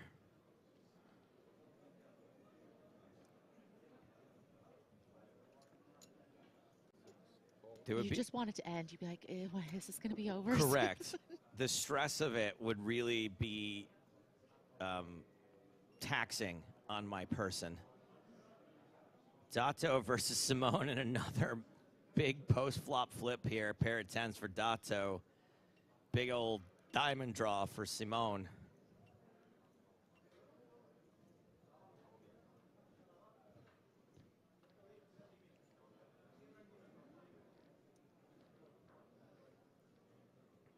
I would secretly be texting Maria under the table saying, can I deal yet? Can I take a deal yet? Check. Yeah, I'm going to be the one who, I'll be the Jake Cody on the rail telling you, nope, it's not a good deal. No deal. Gotta renege.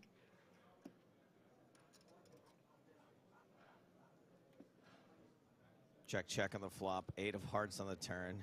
Board gets straight ear.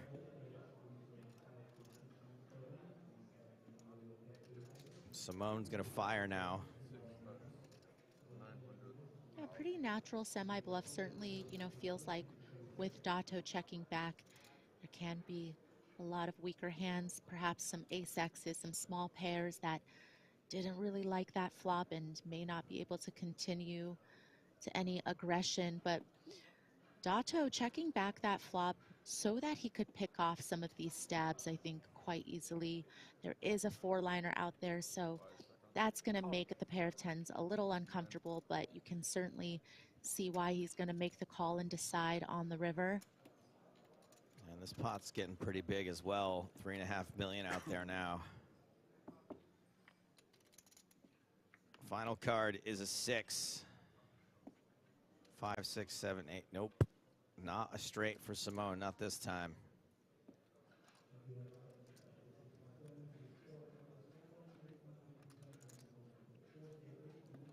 Dato's 10s will be good at showdown.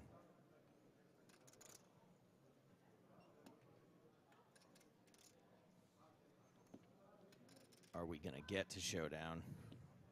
Is Dato bluffable in this spot?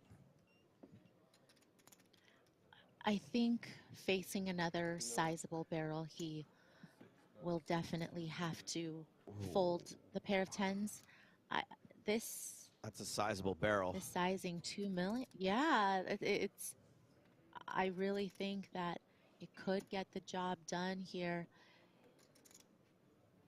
Of course, you know, that obvious straight is possible, and I think Dato is wondering how many 2-pair combos would perhaps go for this sizing for value on the river as well. Would they even be willing to bet for value on the river, or would they just end up checking? Shredda says super puke spot to call with a 10 here, and I think Dato likely agrees, as he's already put out all of his remaining time banks just in case they're necessary. Simone doing a great job. Yep. I was just going to say, you got to give it up to Simone for even willing to follow through. And, you know, when we saw him in frame, he definitely was able to hold a poker face. I mean, the big sleeve over your face doesn't hurt, makes it a little bit easier. I would be visibly shaking even with that amount of cover up, so Simone doing a pretty good job here.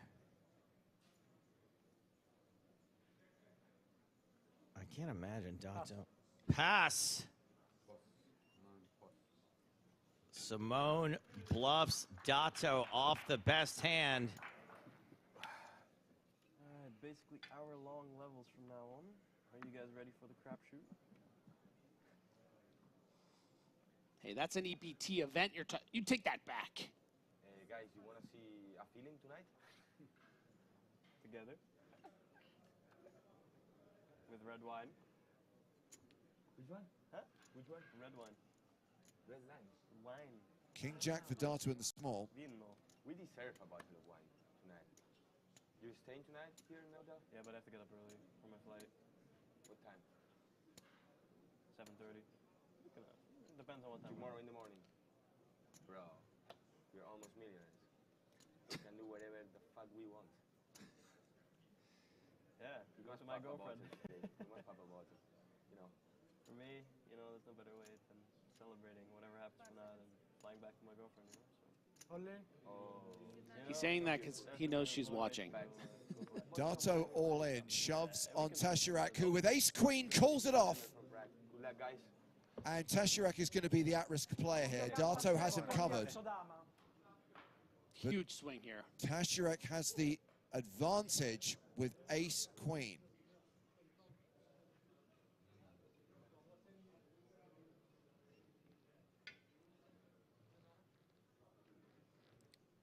Gilly's excitable rail, recognizing the $110,000 pay jump if this is Tashirak's final hand. And if not, Andrea Dato will only be left with 4 big blinds. He's been there before.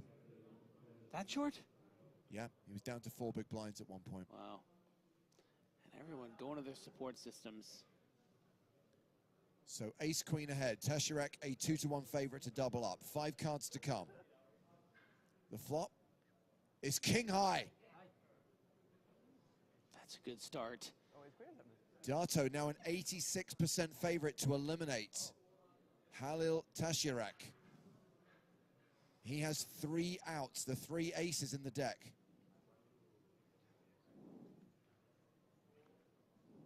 And he needs to hit on the river. 7% chance of survival. Barry Greenstein required.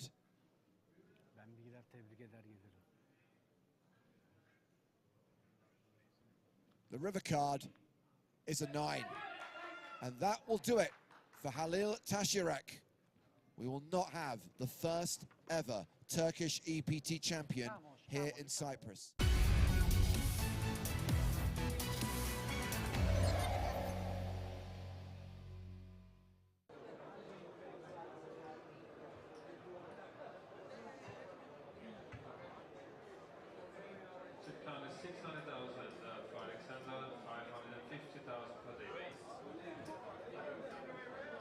Another domination nation situation. All kinds of paint.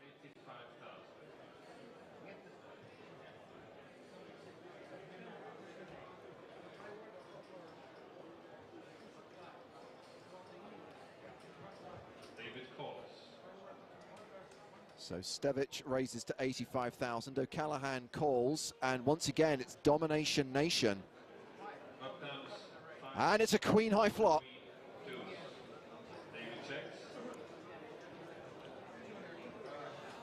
Is now the time for justice. Justice.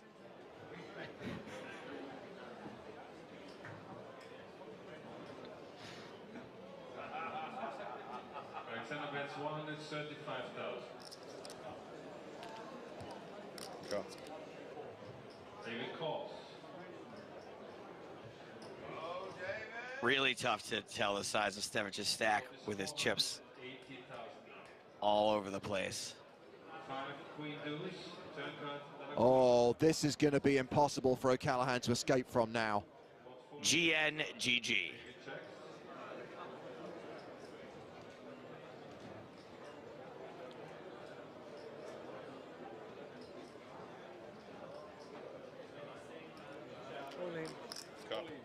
All in and a call.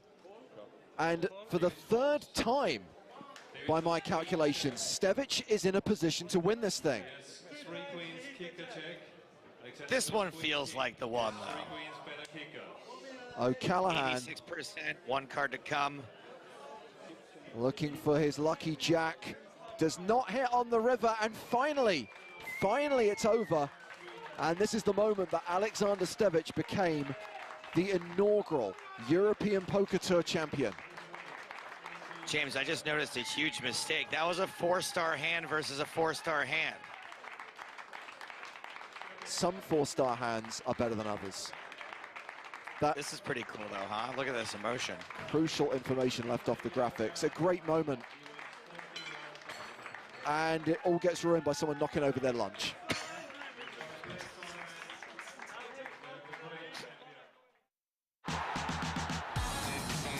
This is the NAPT, my babies. Comeback time. Yeah, we can play for real now. One time, come on. Yeah. Hey, Mom, I'm playing heads up on TV. I'll see you later. Why are you so good, Vanessa? Congratulations to Tom Marchese. William Reynolds is the champion. Vanessa Selch is the first ever two-time NAPT champion. No better place to play poker than in Vegas.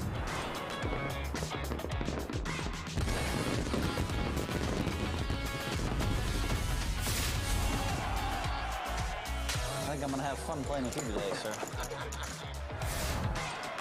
It has been a minute. See you on the strip.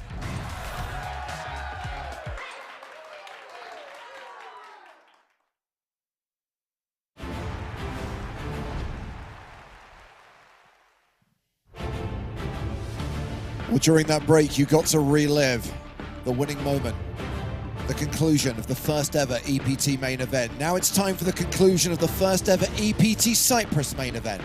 The PokerStars European Poker Tour has come to the Merit Royal Diamond Hotel, Casino and Spa, and we are heads up in this 5K tournament. Coming back from the dinner break, it is Gilles Simon versus Andrea Dato. 61 big blinds, plays 17 big blinds at the new blind level. 250K, 500K, with a 500K big blind ante. James Hartigan alongside Nick Walsh. Hello, hello. Thank you for having me. We're back. 17 big blinds effective. You guys know I love it. Heads up and short stack. That's my jam. Dato with some work to do, but he's proved that he is a survivor. He has been short stack for most of the day. At one point, though, he became chip leader, and he does not go down without a fight. Came to poker via Magic the Gathering, gave up his career as an engineer to focus on poker, made the final table of EPT Barcelona back in 2014, a 4th place finish. Now he's guaranteed at least second, guaranteed at least 652K. But of course he's eyeing that first prize of $1 million, as is Gilles Simon, originally from the Netherlands, now living in Austria, winner of the first ever Dare to Stream competition back in 2019, won himself a platinum pass, has had a lot of success live and online, including winning his first WCOOP title earlier this month. Has been studying the game, has been working with coaches in Vienna, which is very much a poker hotbed, and is looking for his first breakout live score. Yeah, 652K, already a massive score.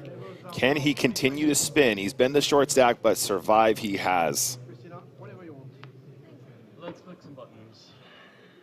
Let's click some buttons. So now we are short-handed, now we are heads up.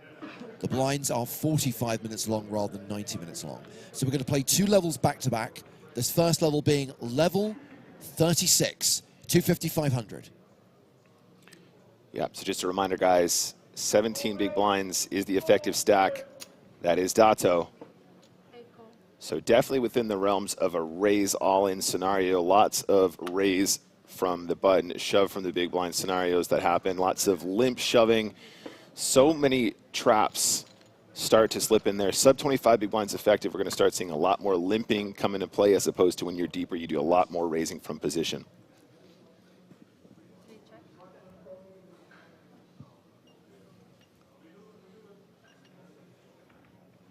Simon with the best of it, pairing his 7. Has checked to Dato, who checks behind. King on the turn, and Gilly now a 86% favorite. Yep, 2 checks. Simon probably a little bit concerned that Dato might have a king that he check back on the flop here. Plenty of king high, ace high combos like to take a more passive line here on 3, 6, 7, 2 hearts from position.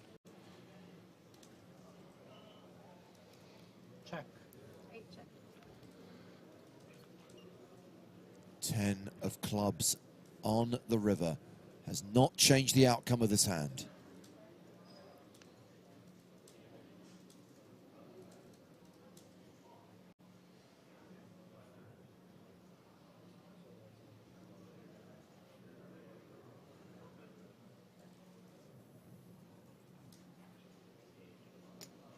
Looks like Simon's going to try and get some value. I like it.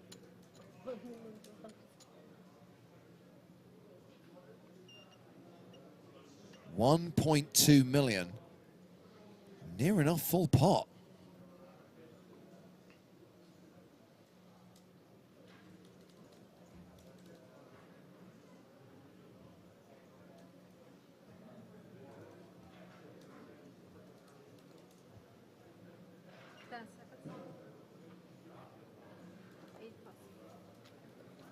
Gets a fold from Dato. And still hovering around the 15 big blind mark.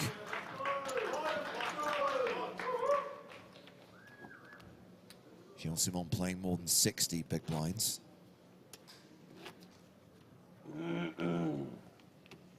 And from Simon's perspective, Nick, this is very much a finish him moment. Yeah, absolutely. And I think being studied at this sort of shallower heads-up stack depth is really important, because you do want to be aggressive. You do want to apply pressure when you've got the covering stack, but you don't want to give him free double-ups, right? You want to keep him in the box. You want to keep him nice and low. And that's where a lot of this limping strategy starts to come in, because you can get into pots very frequently from position. You can play a wider range, force your opponent to be the aggressor from out of position if they're brave enough, and very often just outplay them from position with a wider range.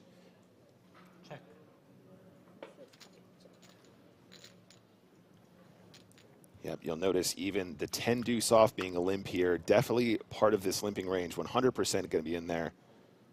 And 10 high is still the best hand. It is. It's also a great board just to fire, you know, maybe one big blind and just try and take it down. Obviously, we still have antes in play here, which is a much considerable addition to the overall dead money.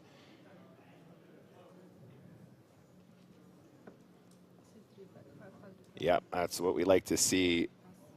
And it's a big pickup. It really is. You know, that big blind plus the big blind ante, very considerable. In terms of, you know, in terms of effective stack here, the amount that they're going to exchange every single pot, even in limped pots, is so big in proportion to the effective stack depth of Dato at 14 big blinds.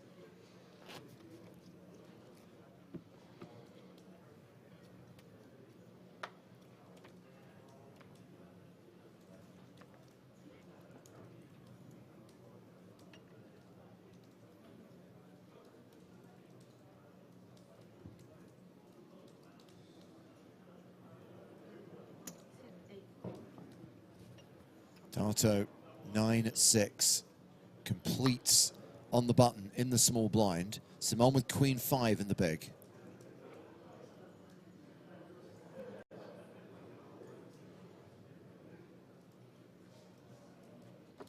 Checks his option.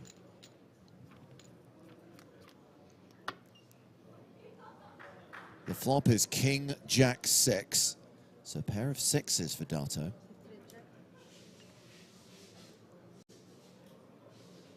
Tricky spot here. I think we can go ahead and check back our bottom pairs quite frequently here at this stack depth. I think firing is also fine. Obviously, some king X and jack X might have actually played aggressively versus limp pre-flop. So a little bit capped, but they'll sneak in there once in a while. And I think probably it's more GTO just to check the 9-6 here and try and get to showdown. Potentially speed up on turns like this where you can still get value from a single spade, maybe a spade with the straight draw. And of course, we see Simon has picked up the 5 high flush draw. Checks a second time. Yeah, he might want to try and put something in here, but I think a check is also totally fine as well. A lot of people who've been away from the stream. As we see Dato bet 500,000 here, asking whether a deal has been discussed or agreed. Neither. Huge difference in prize money, by the way. 652,000 for the runner-up, more than $1 million for the winner. But the discrepancy in the chip stacks means a deal is not really in anyone's interest right now. Yep, possibly a discussion for when they're more evenly stacked, when they're more even Stevens. Which could happen. Absolutely. We've seen some huge swings today. Yeah, I mean, if Dato doubles here, not far off.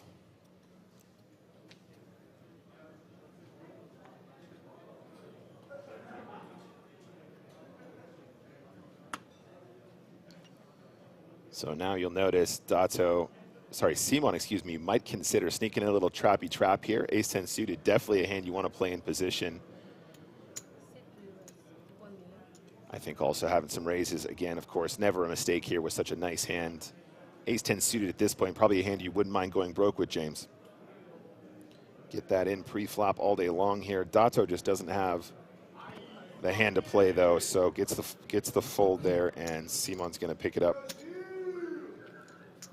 Cameron observing that Dato was indeed bottom of the remaining players at the start of today. And now he's heads up against Gilles Simon, whose crew are on the beers. Gilly's boys are knocking him back.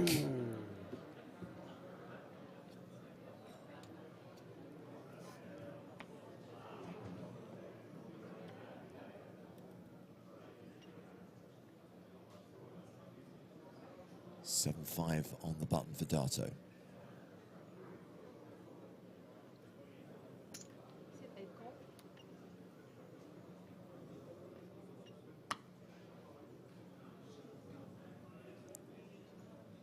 Pocket jacks for Simon. Yep, think need to be putting in a raise here versus that limp. At this stack depth, probably like 2.5 big blinds would be totally cool. Decides to go for 1.4, closer to 3, but of course there is the additional big blind ante in there, so perhaps making a slight adjustment for that. And the crowd goes wild. Oh look, Benny Glass is trying to get in on the action.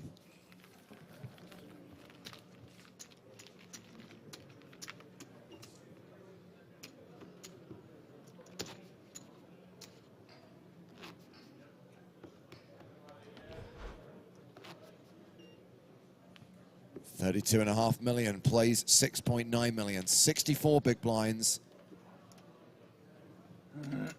versus 13.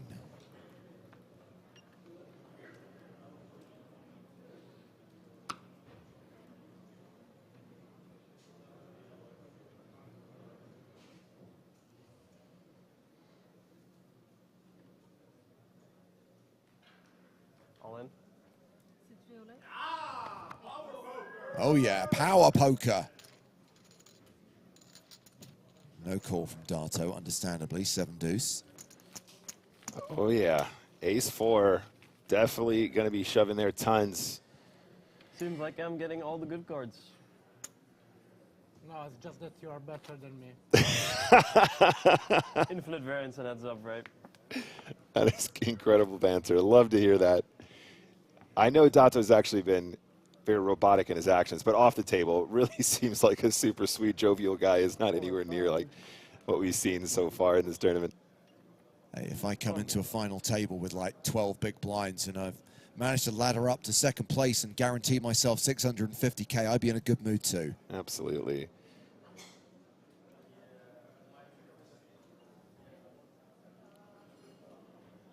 $1 million. The raise with Jack 8 is to $1 million. 9-5, the Dolly Parton for Gilles Simon.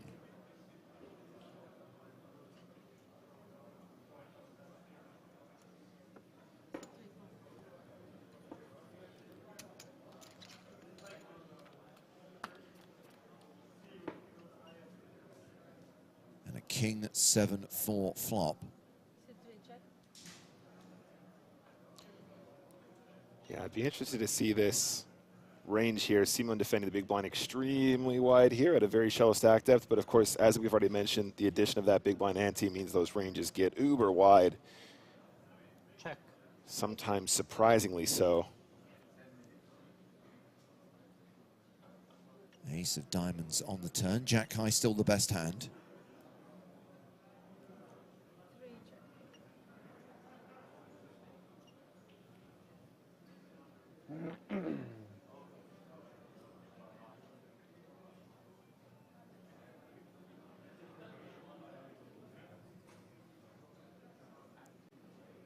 Check. Check, check again. Board pairs on the river. And Jack high is still ahead. No aggression from Dato in position here. Probably quite happy to take Jack high to showdown at this point. On this kind of a texture, Jack high is actually doing pretty well. Yeah, that's going to be good enough.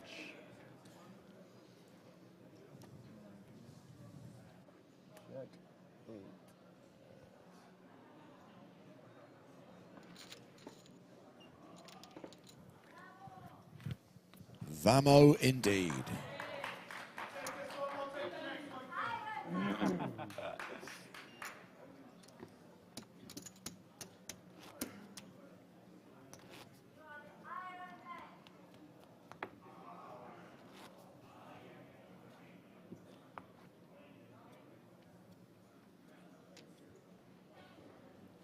Action starts with Simon.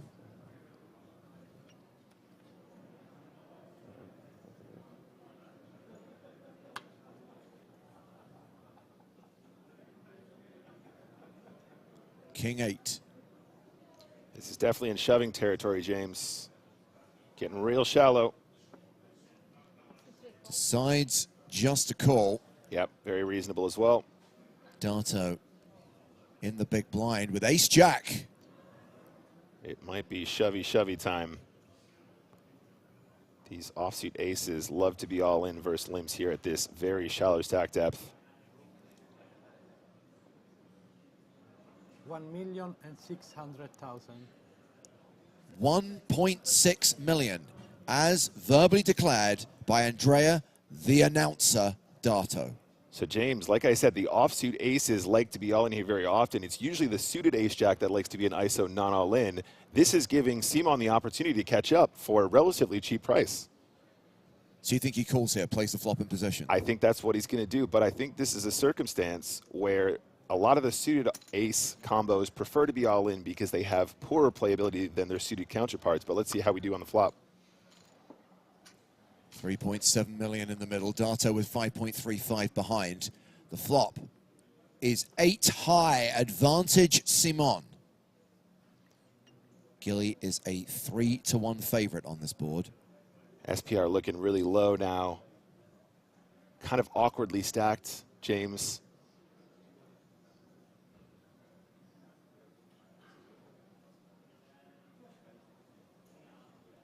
going to get an announcement. 500,000. 500,000 chips.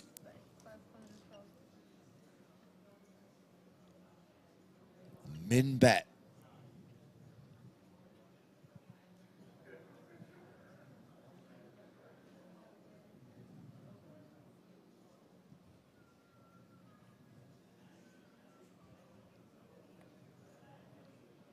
$1.5. 3x. The raise from Simon with top pair. Dato moving all in. And Simon announces call, and this could be it. Simon, huge favorite, with 2 cards to come. 76% of the way to $1 million US.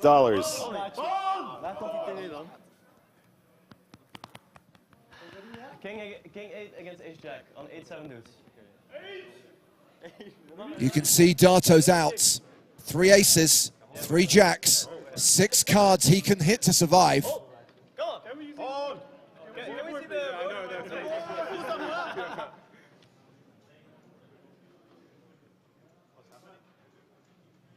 getting slow rolled by the dealer.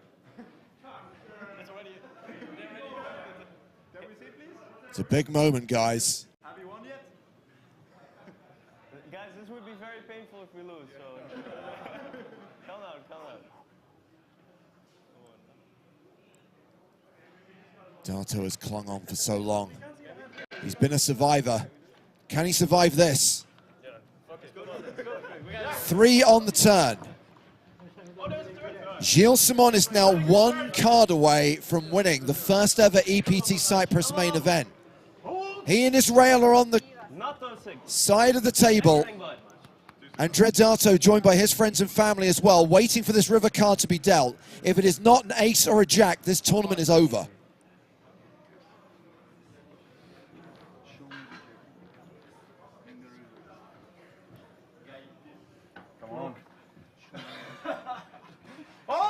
The river card is a blank. The beer goes flying as Gilles Simon wins the EPT Cyprus main event for $1,042,000. Andrea Dato, the runner-up for $652K. What a moment, what a celebration, and what a hold. Congratulations to you. I'm sorry for having me and my friends ruin this. Thank you. Thank you. 6 long days, a long penultimate day, and a pretty dramatic final table with plenty of chip swings. I think at every point today, one of the players was chip leader, and everyone's had their turn of being the short stack. But Gilles Simon ends up with all the chips. He is an EPT champion. And now I have to get like a really tacky King 8 tattoo. No, absolutely not. And Andrea Dato did a phenomenal job of laddering up, besting his result from 2014, where he came 4th in Barcelona. I'll just wait for ceremonial instructions. A drink spilling victory right there.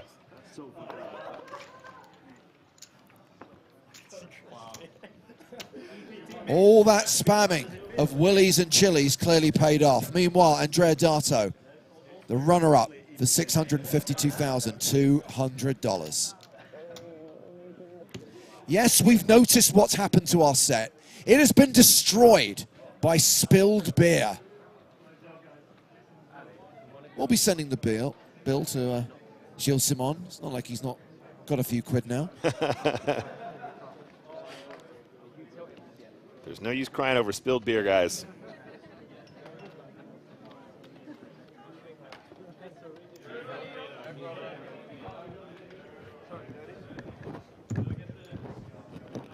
So, of course, we will be heading down to the floor in just a moment. We'll hear from our winner, and we'll present him with his trophy. Because the man who started streaming as part of the PokerStars Dare to Stream competition, the guy who plays on PokerStars as Taxation is Theft, has just had his first major live result, taking down the first ever EPT Cyprus for a 7-figure score. I really appreciate he's keeping the hoodie on. The one hoodie that's brought him all the way to victory, covering his mouth all the way to that $1 million US. Keep it going, man. You know, remember the little people.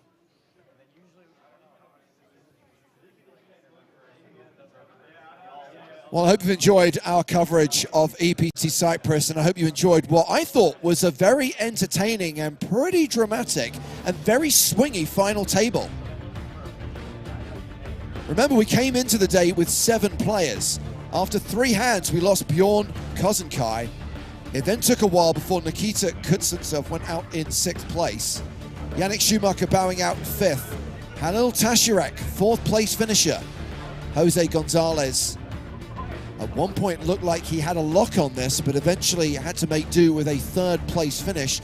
And on a particularly long heads-up battle, if you combine the session from the last level with the hands they played, less than an hour, and Gilles Simon closing the deal. Andrea Dato earning himself $652K.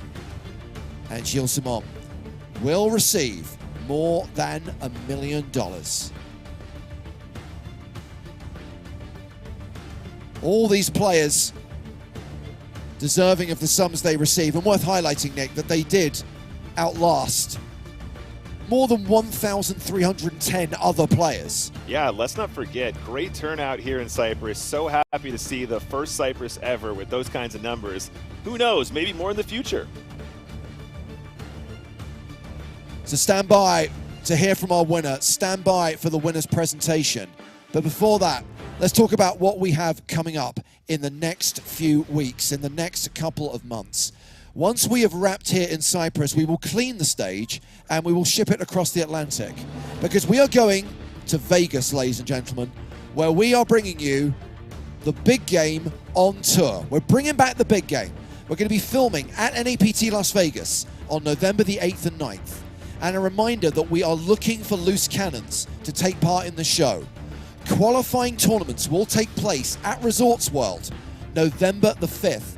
The casting process will then take place on the 6th and 7th, and you could potentially be staked to play in the big game on tour on November the 8th or November the 9th. And then after that, we bring you a 3-day live stream from NAPT Las Vegas. I'll be there, Joe will be there, Nick will be there, the whole team will be there. The main event, the 5K High Roller final table, 3 days of coverage from Friday, November 10th through Sunday, November 12th on the PokerStars Twitch and YouTube channels. That will be our next stream. Look forward to more Cards Up coverage, this time from the NAPT. And for fans of the European Poker Tour, we are not done for 2023. The last stop of this season is Prague. You can watch 6 days of live coverage from Prague. We've got the final day of the 10K Mystery Bounty and the last 5 days of the 5K main event. That stream runs December 12th through 17th on Twitch and YouTube. So join us for the NAPT in November. Join us for Prague in December. Right now, we are going down to the floor. It's time to hear from the winner. It's time for the trophy presentation. Let's hand things over to Joe. Hello and welcome to the trophy presentation from the first ever European Poker Tour Cyprus here at the Marriott Royal Diamond Hotel, Casino and Spa. With me on stage alongside the winner is Tournament Director Toby Stone, Live Events Business Development Manager for PokerStars Julian Liarte, and President of Marriott Poker Songul Beckham, and of course, Director of Live Events for PokerStars Cedric Below. After 6 days of hard-fought poker, we have our first ever EPT Cyprus main event champion. Before we get to the trophy presentation, just want to talk to Gilles for 1 second. Gilles, you went from $10 games online to winning a 5K. Talk to us about that feeling. Yeah, it's obviously absolutely insane. It's been a crazy ride the last 5 years, you know. It's been days of hard work. It's been days of partying very hard. It's days of making bonds with friends, you know, that will never go, not just inside of poker, but also just in life. And yeah, in the end, all you need is just the right timing, a very dirty mustache, and a lot of luck. So, yeah. That's a great answer. I think we're going to leave it at that. Before we hand out the trophy, Cedric would like to say a few words. Good evening, everyone. I just would like to take this chance to say what an amazing event it was, the first EPT ever in Cyprus. please join me in congratulating, and a big thank you to the All Merit Poker and the All Merit venues. Thank you very much. It was amazing. Thank you to all the players who made their journey to Cyprus. It was great to see big fields, big tournaments, amazing atmosphere. So thank you, everyone. A lot of PokerStars live events still have to happen this year. We are going to head soon to Las Vegas for the North American Poker Tour. We have European Poker Tour in Prague in December, and some other regional tours in the UK and in Spain and in France. So again, on behalf of PokerStars, thank you to everyone involved in this event. It was a fantastic one. Thank you again. Thank you, Cedric. And now there's only one thing left to do. Besting a field of over 1,300 entries to take the title and over $1 million for first place. Please give it up one more time for Gilles Simon.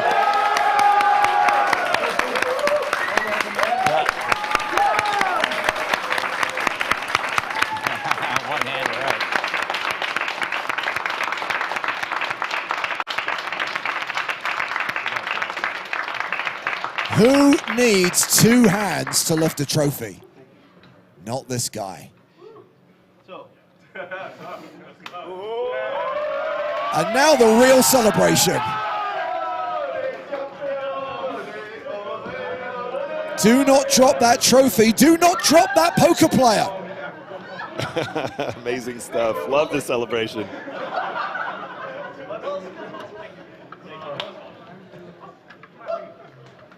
And so concludes the first ever European Poker Tour event from Cyprus.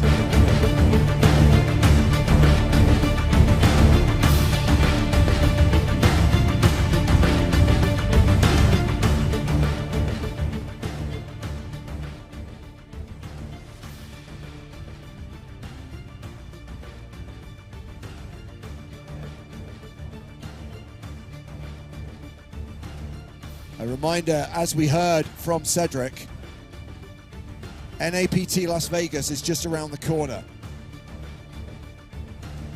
EPT Prague will be taking place in the month of December.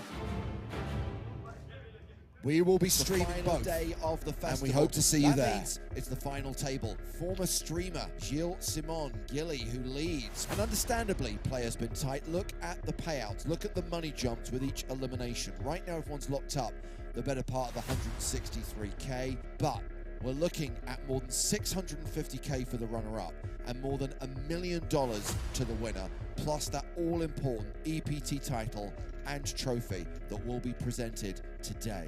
Ace high holds, and Bjorn Kozenkai is the first player eliminated. All in, he shoves on Tasharek, gets shown the bluff. King's hold, and Nikita Kuznetsov is KO'd. Schumacher is eliminated in 5th place, and that will do it for Halil Tasharek. 2 pair for Dato, 1 pair for Gonzalez. Andrea Dato versus Gilles Simon.